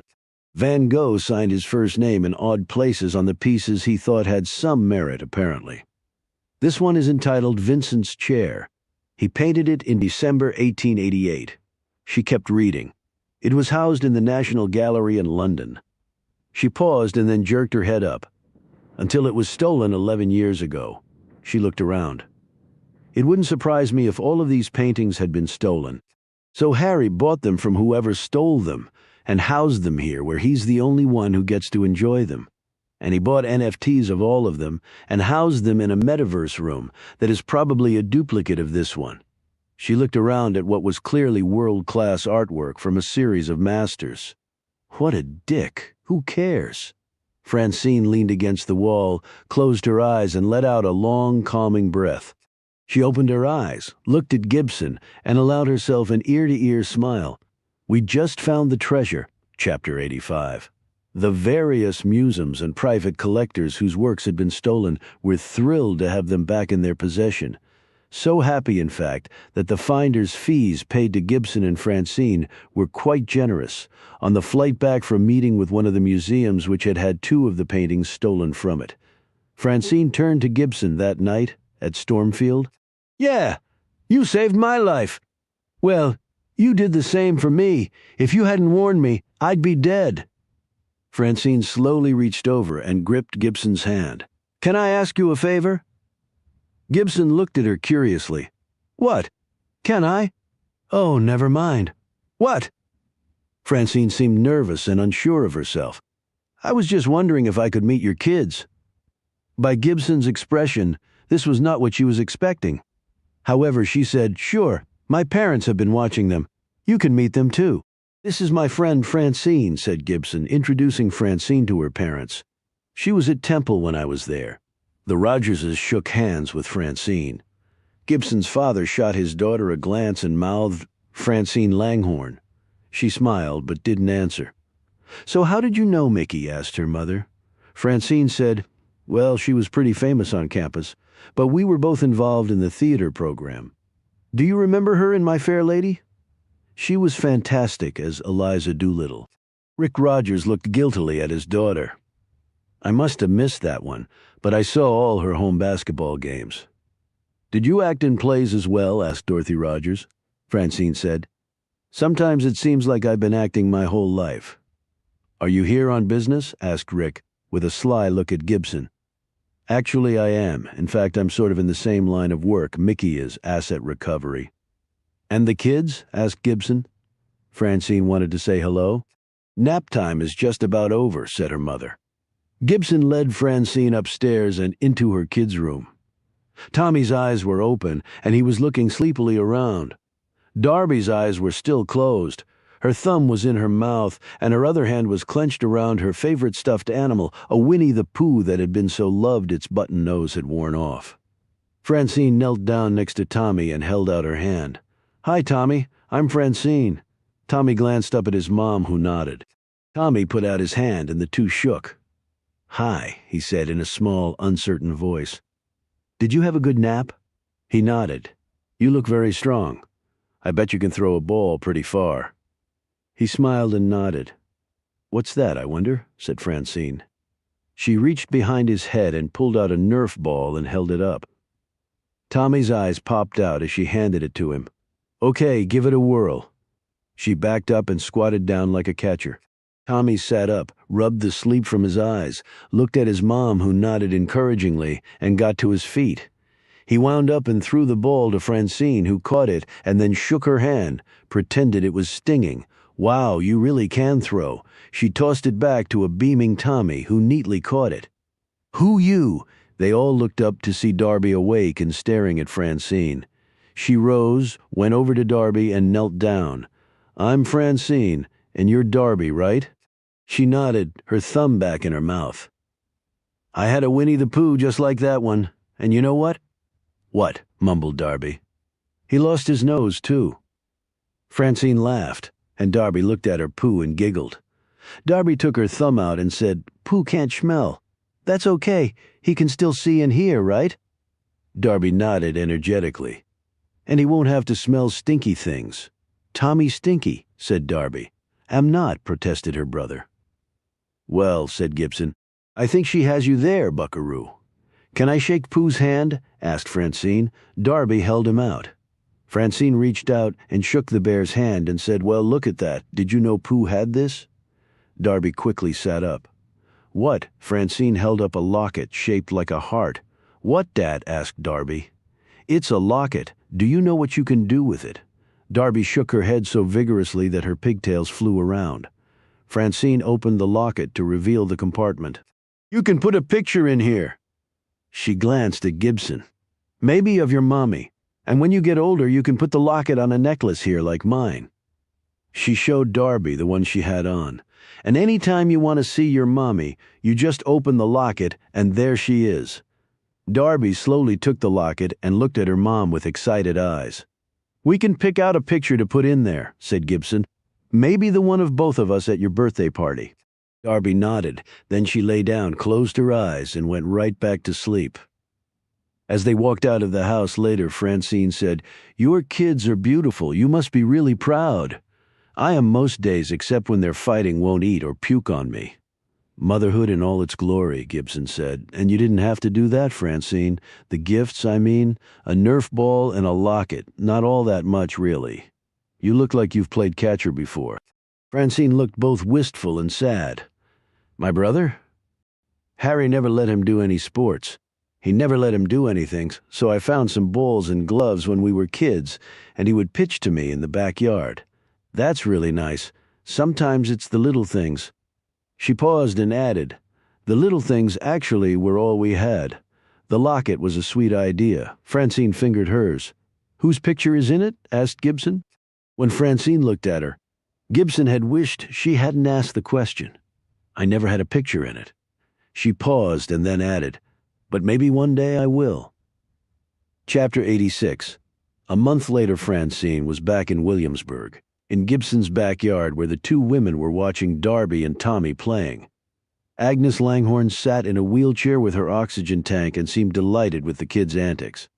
Doug sat next to his mother and seemed in better spirits than he had been.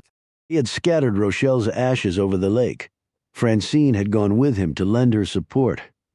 Gibson and Francine were sitting on swings on a brand-new playset that Gibson had purchased with some of her finder's fee. Part of the money had gone to fund the kids' college accounts, and the rest had gone into the bank until she decided what to do with it. Francine had given half her finder's fee to her brother. They had decided that Agnes would live with her son and that she would have round-the-clock care until the end. Francine had also provided funds to the other victims of Earl Beckett, and she and Gibson had both given monies to Sullivan's niece to help her with her challenges. As they slowly swung back and forth, Gibson said Beckett and Enders did plea deals, but they'll both die of old age in prison. Hopefully sooner rather than later, remarked Francine.